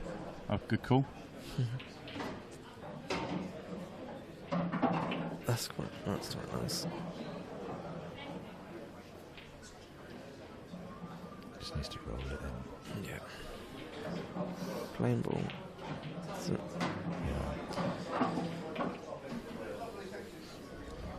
Just stroke it in. Just giving it a good chalk. It is tight It on is the rail. giving it a good Yeah. chalk. Yeah, it's tight on the rail Doesn't there. want to miss cue. Does he have one earlier in the match? Or No. anything like that? No, but they've missed a few chances. I think he just doesn't want to throw this one away. Yeah. There it's it a good is. shot. 5 each. So, it's Rob's break. And now he's off to the toilet. I think he's still thinking about that shot. He hasn't played another shot since, so probably still. He's had a bit of time to still in think his about head. that. Yeah. Well, so I think the crowd will start gathering soon. Yeah. When word gets out. Any of the following doubles pairings in the room, let me know. Jones, Webster, Thompson, Arkle. There's no question the crowd like a black ball shootout. There was I think for the viewers at home as well, people do like Yeah, it. Some of my friends have never seen one before, and It is great to watch. The atmosphere for that last one was fantastic. Yeah, it's pressure, isn't it? Yeah. It's just awesome. I It's mean, great to watch. Yeah, I Like- don't want to play. No. Yeah. Joe was you know, saying that. David Rooney, you know, you never think he's going to miss a ball. Jordan Shepherd, he's never going to miss any pot, and it's just a funny. It's not as if they funny just jawed it. They've missed the ball. He missed mi- the pot. missed two He missed pots. two, obviously. Yeah, One of them is a fluke. David Rooney Yeah, missed no. two, and Jordan But you missed think two. it worse, they're going to like real close rattle it, but he's like missed it I by think an when he inch. mi- yeah, and yeah. They've missed it, and it's the Reds end up there. You think, Well, you know, that's what I was saying earlier. Is just when you're down on the shot and you've got all that pressure, and your partner's relying on you as well, and you've just got to look at the ball and cue it as you would normal. how many It's so hard to do. how many viewers do we have on now, Simon? Do you know roughly? I have no idea. I expect we'll be told. We need to. We could get the chat up. I don't know the code to the screen. So. I was just wondering. 737. 737. So It's been a fairly steady 700 plus all day from So when as I've well been around. on this table, where, like I was saying earlier, as well as the whole room coming to watch you, you know, you've got several. Have we had a maximum? 750. 1,050. That's not too bad, and it will increase as the week goes on and we get closer to the end. Yeah. Absolutely.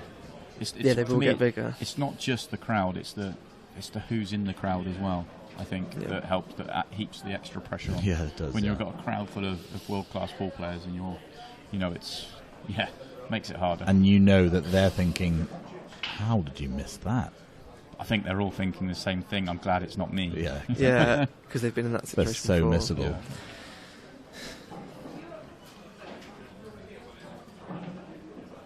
It's interesting that it's Jack and Rob's break, but Jack's not even thought about racking doors up. I think it's actually Rob's break, isn't it? Yeah, I think it's Rob's break. Just leaving him to it.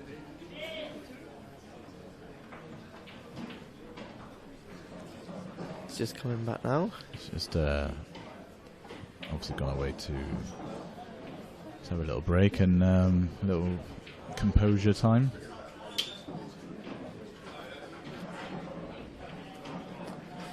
He'll be looking to get a good split, but also looking to keep that white. Sometimes when you've got a bit of frustration or something's going wrong, sometimes you can look to smash them too hard, and the white goes either in down the bottom bag or in the side. You're like, well, that's the second big error I've done. Just look to get a nice split, but concentrating not going off. Obviously, with these rolls, you're going off, and it's so severe. Yeah, at this level, you're in a lot of trouble. So give it a nice break. Definitely look to try your best not to go straight enough. Yeah, we're getting down to the nitty gritty now. 5-all. I don't know how you guys both think, but that's what I'd be thinking. I'd be looking. Don't scratch. I know don't scratch your time, but we've got 2 frames left. You've either got to win them both, or if you for a shootout. You want to win this frame though, because you're guaranteed. You're guaranteed a shootout. So such a big frame. Always okay for a second kick on it. Just kicked it out of line. He knew that, and he apologised for it as well. It's a decent break. Yeah. Don't really see the need in apologising on the break, because it's all just luck. It's not you really doing anything. So if you get lucky, if you get unlucky, it doesn't. It's part of the game. It's part of the game. That's the thing I noticed. In this game, when you get a fluke, you apologise. In 9-ball, when people get flukes, nobody says anything. No. And I just think, why are you not apologising for that? Because it happens all the time. Well, it's one of those things. I think if you don't acknowledge it, then I don't think you've got much right to get angry when someone else does it. No, I mean, I think it's just a general thing that happens in 9-ball. Nobody apologises because. He's going to try and develop the 2 at the top, the red and yellow at the top of the table. If the shot goes right, they're all open. He's got the opportunity now. He doesn't want us. That was the problem with that, and I saw that. Can he see the one? No, he can't. No. He did have to catch it. I was thinking that if he just got hold of it too much. Yeah. There was a chance. I think he thought catch that right. He thought that he wouldn't be able to get enough on it, and then he got too much on it. That's what I mean. They grip so much. Apart from swerving.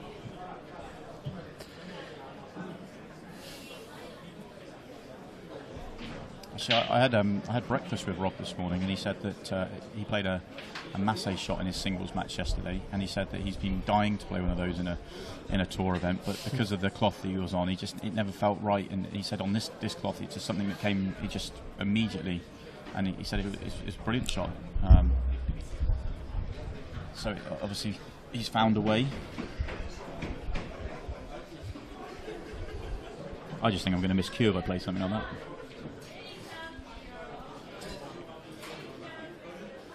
He's just trying to put the red in the middle. Oh, I assumed he wasn't on that by their facial reactions, but they were just annoyed they didn't develop the red at the top of the table. It's not easy now, though, is it? No. It's not easy at all. They could end up, if they're not careful, putting all their eggs in one basket here. It's not obvious what ball they can use to develop that red. If the red it goes to the left middle, I think it does. Then that's obviously a chance. But if they don't get a good contact, they're not really leaving themselves much. Exactly. Yeah. So you say eggs in the basket, I suppose. Yeah. If they could take this corner, then take the bottom red nearest to us, pot it, and then leave an angle on that one in the middle, and then go to nudge that one out. They might be able to leave themselves. They've got a plan. Yeah. So they might be able to leave themselves. They're not going to be able to. Now they're going to have to take these out a different way. Jason off and thinking he might get a chance here. Well, they've got to be happy with this outcome. I would definitely be sat in my chair thinking I should get another shout here. Yeah. And the more balls they pot, the better my chance is likely to be. When Jack was playing that ball in the middle to disturb it, I must have been thinking one good shot here from Jack to open up, and it could have already been 6-5. Now they do have a glimmer of hope.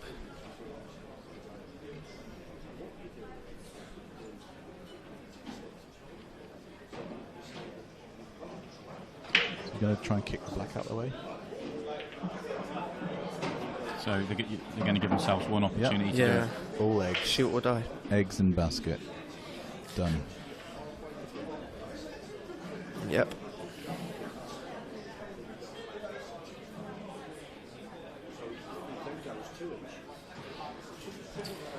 If he does play that shot, we're looking half sort of red half ball, so the white and the red can sort of just both come out. You don't want to hit the red right at the sort of the bum. The red comes up, and the only other way is coming out down the bottom and kicking the yellow out of the way. Oh, you don't want to be on the rail. Bounce doesn't want it in the rail. If you get into it too much and you kick the yellow out of the way, then you can have a shot on the red in the middle or the corner. Look at that angle for me. It looks like you've got to dig down quite a bit from here. I think they might just as well just make the pot and get the white as close to the top rail as possible and accept the double as a hard double. But it's roughly on the bulk line. I think it's probably on.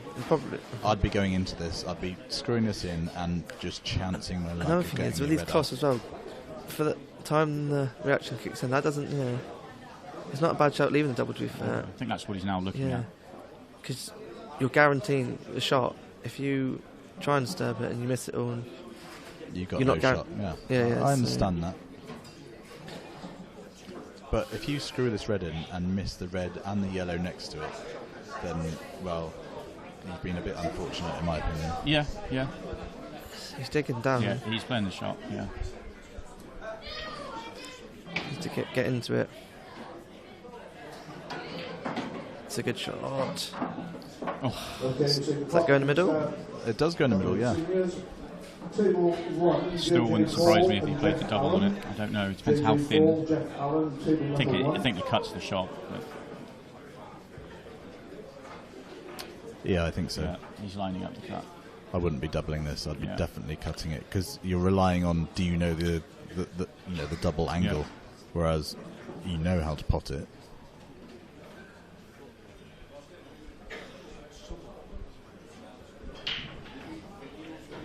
It's not easy though. Has he got to stun it in as well for the bottom rail?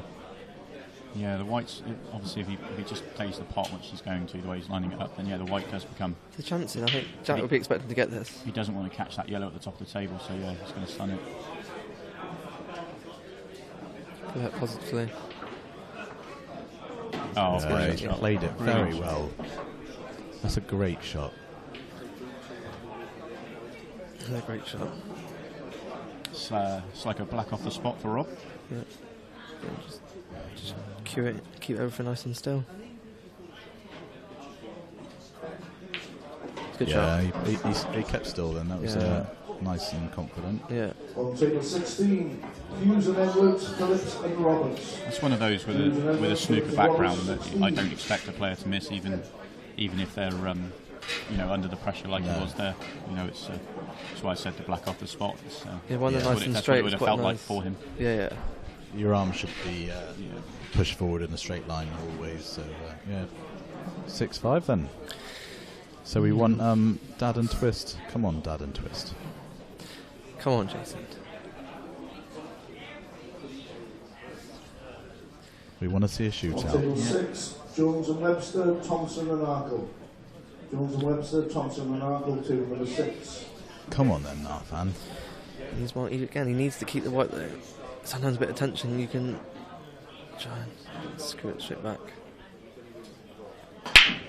White. What was I saying? Yeah. What was I? Oh, he's kept it out. How close was that there? There you go. He's got one. They're there. Just to emphasise your point, Arfan, being a 9-ball player, didn't apologise for the same nudge that Rob had in the previous frame. Exactly. So. And I agree with you. There's no real need to. So. What do you reckon? Just play this one along the rail. Don't do anything silly. Don't try and screw it in. Just run it along the rail. Then play the red into the middle that's closest to it. Yeah. And then it's game. Just roll it forward. Or is he screwing it? No, he liked the screw. Shot. He played it well.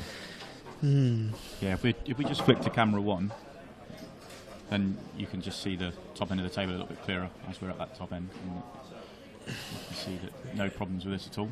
No. This is literally just all cue ball controls. Keep it simple. So we've got a black ball shootout, folks, barring any disasters. Well, we should have had one.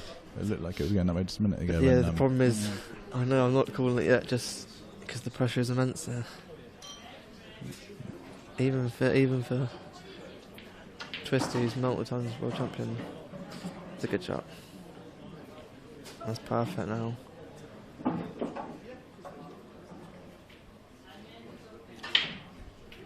Yeah, just drop this in.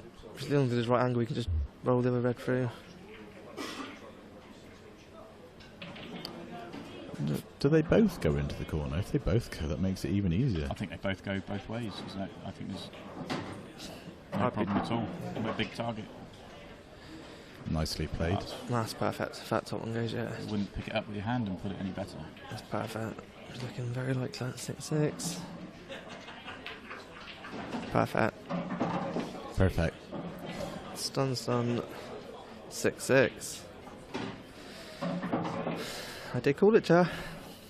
You did call it. We've got a black ball shootout. We've got a black ball shootout, ladies and gentlemen. For our third straight match, we've gone right the way to the wire. And Mal Harley makes his way over to the table to adjudicate this the black ball legendary shootout. Mal Harley. Which way would you go in pairings, in terms of, obviously it's first 5 or white anywhere behind the line and black off the spot, and then if it's tied after 5, you go spot to spot. So would you put your what you'd call better potter on first or second? Well, not that there is in this to these be honest, pairings. I think Arfan and Jason are favourites On here. table 12, in the senior, Simon Baker, Ian I'd go the Thomas. other way. Simon Oh, Baker, I really Ian would. Thomas, table I 12. don't expect any of them to miss. Not until we get to spot. I'm predicting I think one miss. I'm predicting one miss. The pressure. I'm going. This is going 5-5. Okay. This is going Simon's to go 5-5. called it. I'm calling 5-5. I'm predicting one miss. I'm predicting a couple of misses. Okay, Joey's predicted 2. Oh, I've gone 1. Simon's so gone none. We're going slightly different here in terms of we're lagging for that didn't happen in the last match. We're lagging to see who goes first. It's close as That well. is very close. No, that's Reds. Reds have won. You'd want to go first in this situation. Right. Do you want to Well, they've got the choice. Jason's but, asking. they should go first. Jason's asking Arfan, do you want to go first or second? Oh, I don't know. There is. I've seen other partnerships when there is probably a what people would say a better potter maybe out of the two. They put their better potter on second, so that if it goes spot to spot, he's got that shot. I think Arfan's the better potter. Okay, well, I think he's steadier. Yeah, but you know, there isn't, to be honest with these four, there isn't really much in it anyway. No. You just want to aim it and play it confidently. I'll let you in on something that happened last year. Arfan and Jason had a shootout. I think it was to go into either the final or the semi-final of the doubles, and unfortunately Jason missed a few more than Arfan. Actually, I watched Jason playing with Alex at the second World Championships. I was about to say where it's from, and he missed one then as well. So I would say those are the two most confident potters. Obviously, taking nothing away from Jason because he is multiple world champion, but you know, there is pressure there. That's he shouldn't miss, but.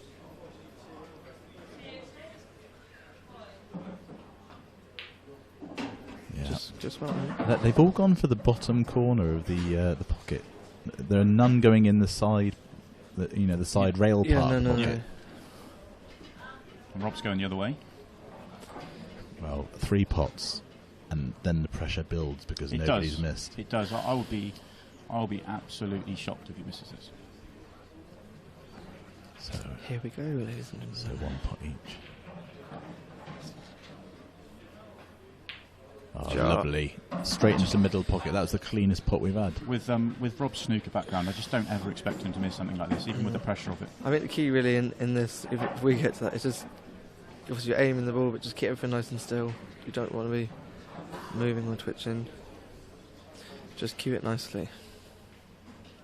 So 1 pot each. That's 2 each total. Straight in the middle. These are all looking good. This is very different to the last Blackpool shootout where it was feeling a bit more nervy. It was. Yeah. So many misses in the last one. I'm feeling it a little bit, and I'm just sat in the commentary box. I really am. Yeah, I'm nervous. And I don't care who wins. I'm nervous before I even start my doubles match, and that's not about the doubles match. Come on. Oh, fantastic! I'm so confident. All of these have been brilliant. Yeah. It's like the only one that really touched the jaw. I mean, I know there's maybe the bottom side of the pot was Jason's. Yeah. I think he had a little smile as well when he walked back. Yeah. I think he's happy to touch the draw on it for it to go. Yeah, as long as it goes in, it doesn't matter. And like I said, every pot that they get, the pressure builds. Oh, we've done the same bottom again. Jaw again. So that's 4-3 to Arfan and Jason loves the bottom jaw. Jason. He's just having a little smile there. Yeah. Now the pressure's ramped up. Oh. Now the first one I would have been shocked, but the pressure really is on now. What is... Like Jeremy's saying, pressure can do funny things to your mind, doesn't it, regarding seeing the line of the pot.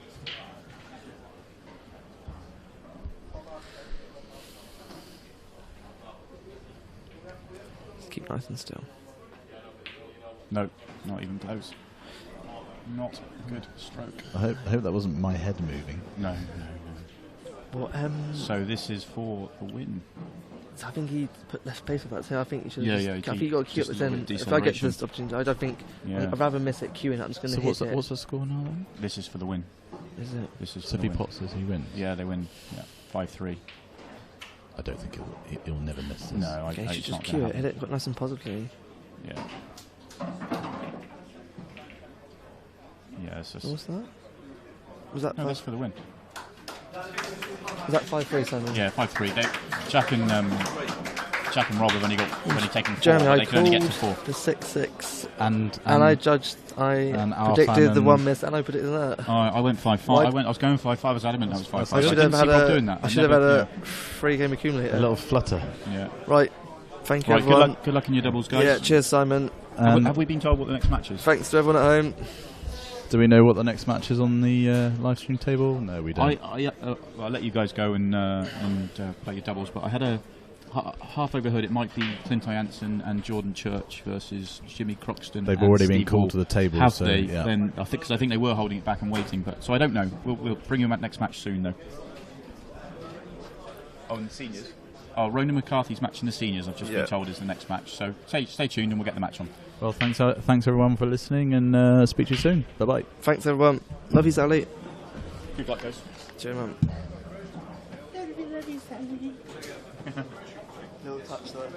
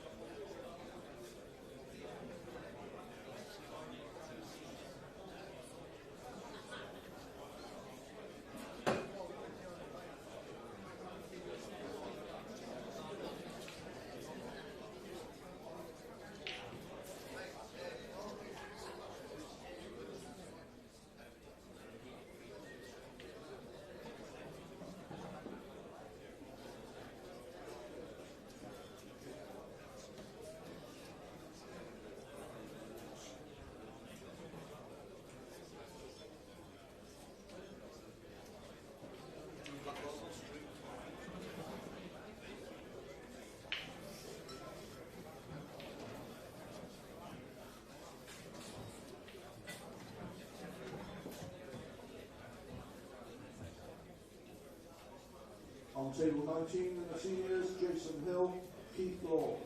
Jason Hill, Keith Law, table 19.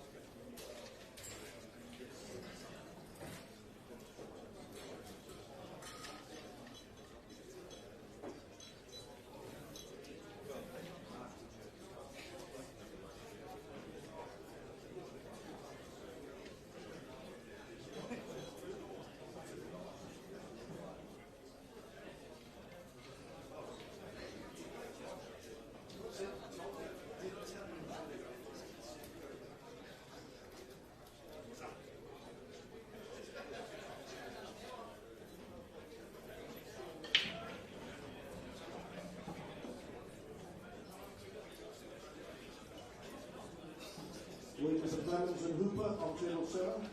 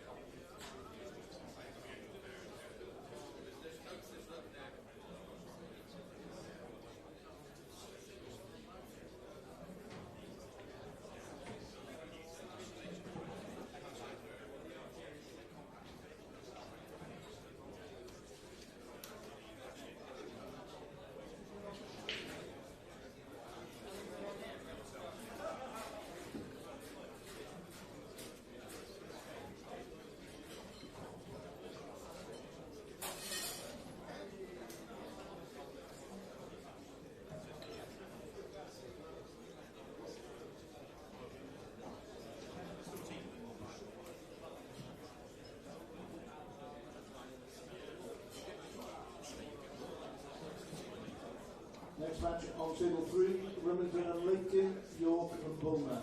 Remington, Lincoln, York, Bulmer, table 3.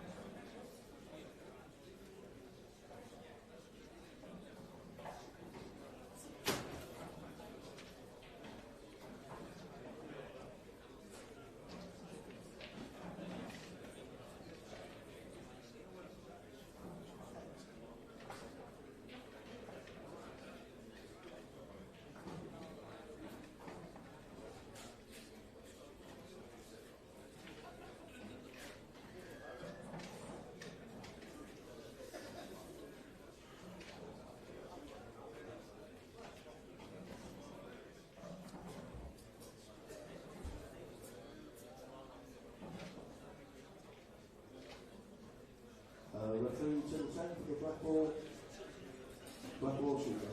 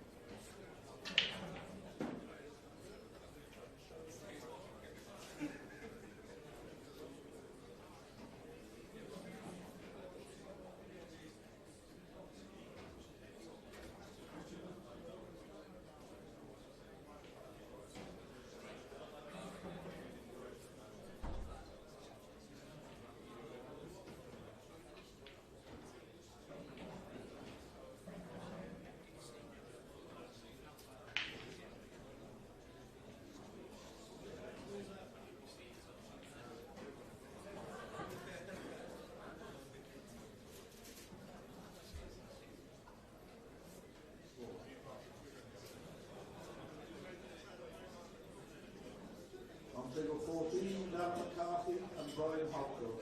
Dan McCarthy, Brian Hopkill, table 14 in Sweden.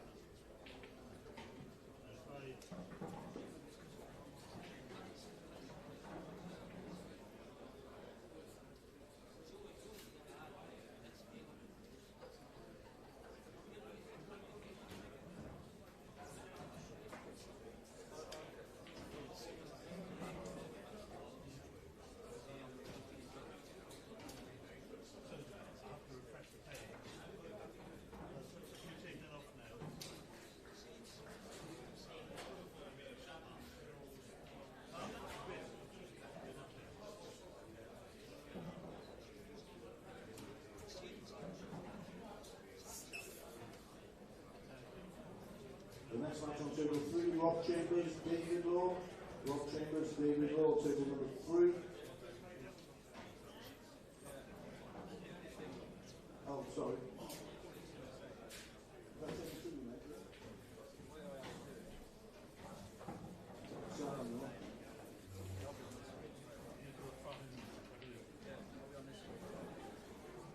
That's Rob Chambers and David Law on table 2.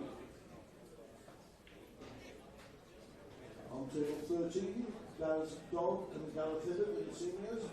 Gareth Dog, Gareth Hibbert, table 13.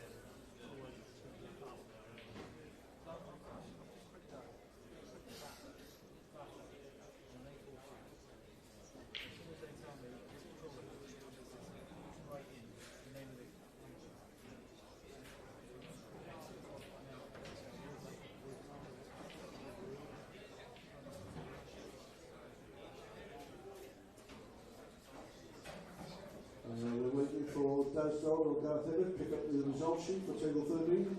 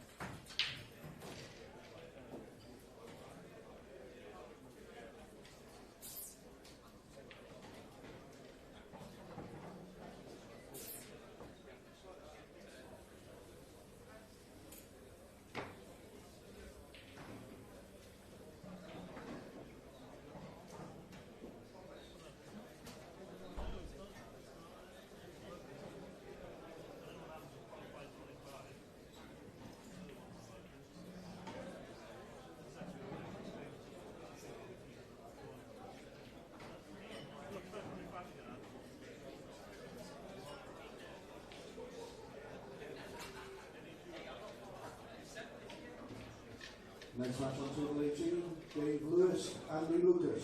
Dave Lewis, Andy Lucas, table 18 in the seniors.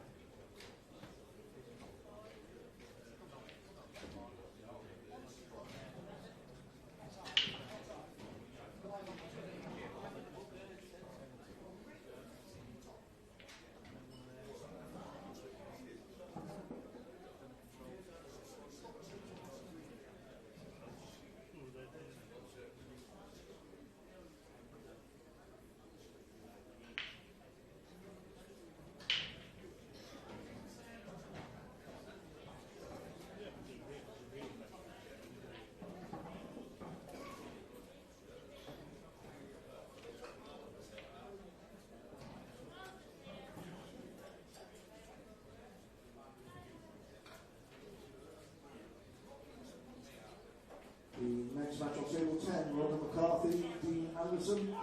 Ronald McCarthy, Dean Anderson, table 10.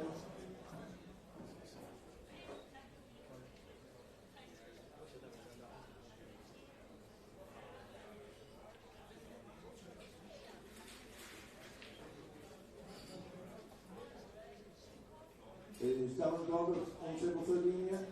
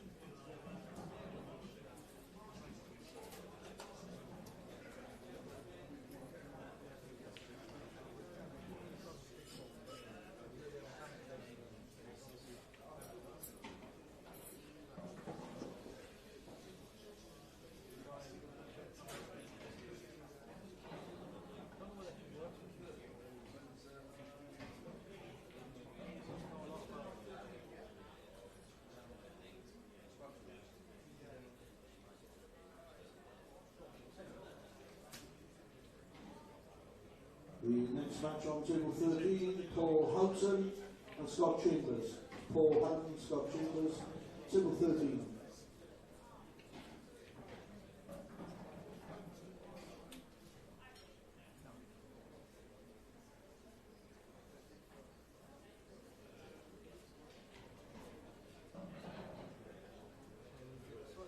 Monsieur Rimbaud and Coles, are you in the room? On table number 4, Ross and Gillespie versus Rimbaud and Coles. Ross, Gillespie, Rimbaud and Coles, table 4.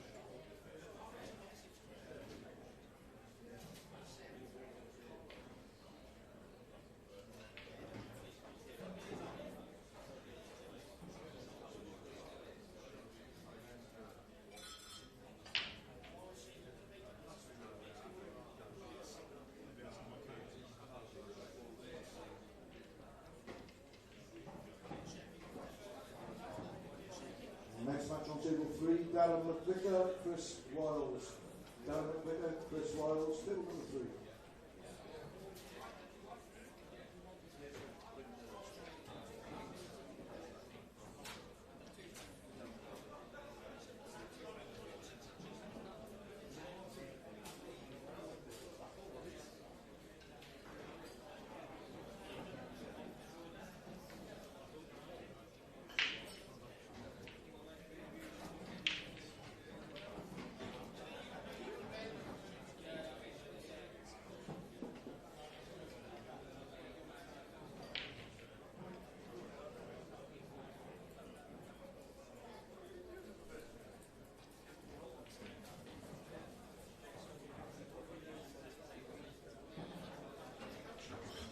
Greg Robertson is back in.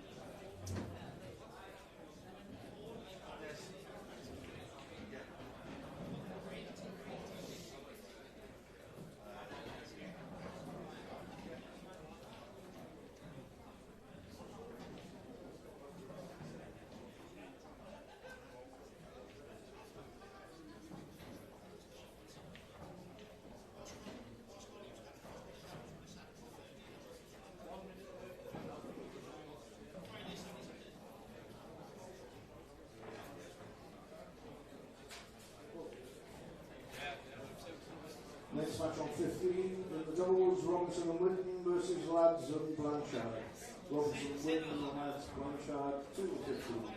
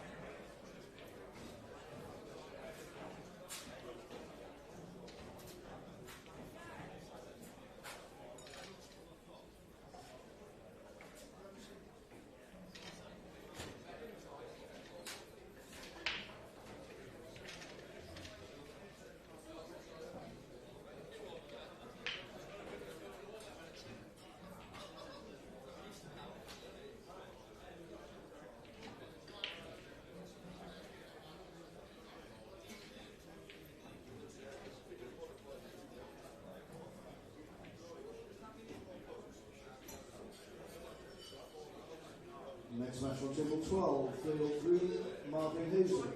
Field green, Marvin Hazel, table 12.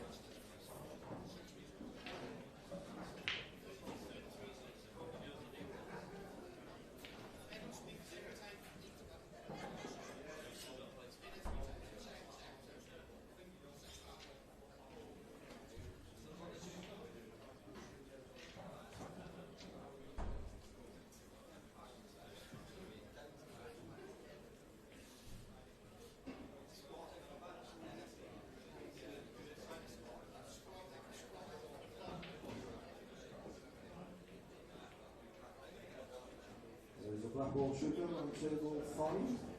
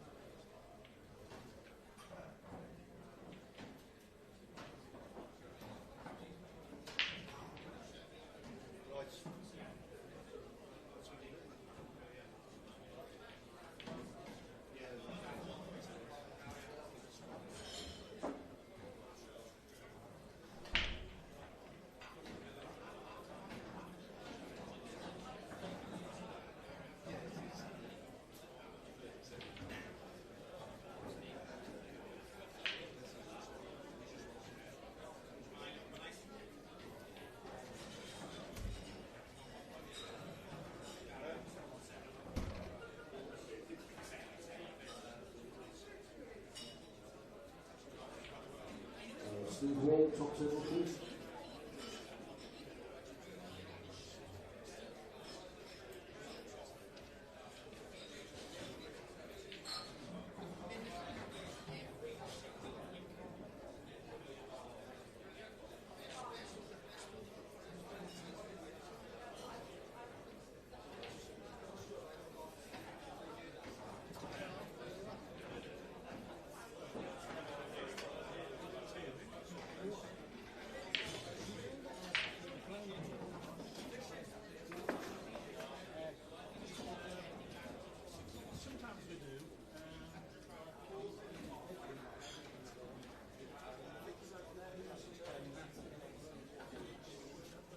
Steve Wall, top table, please.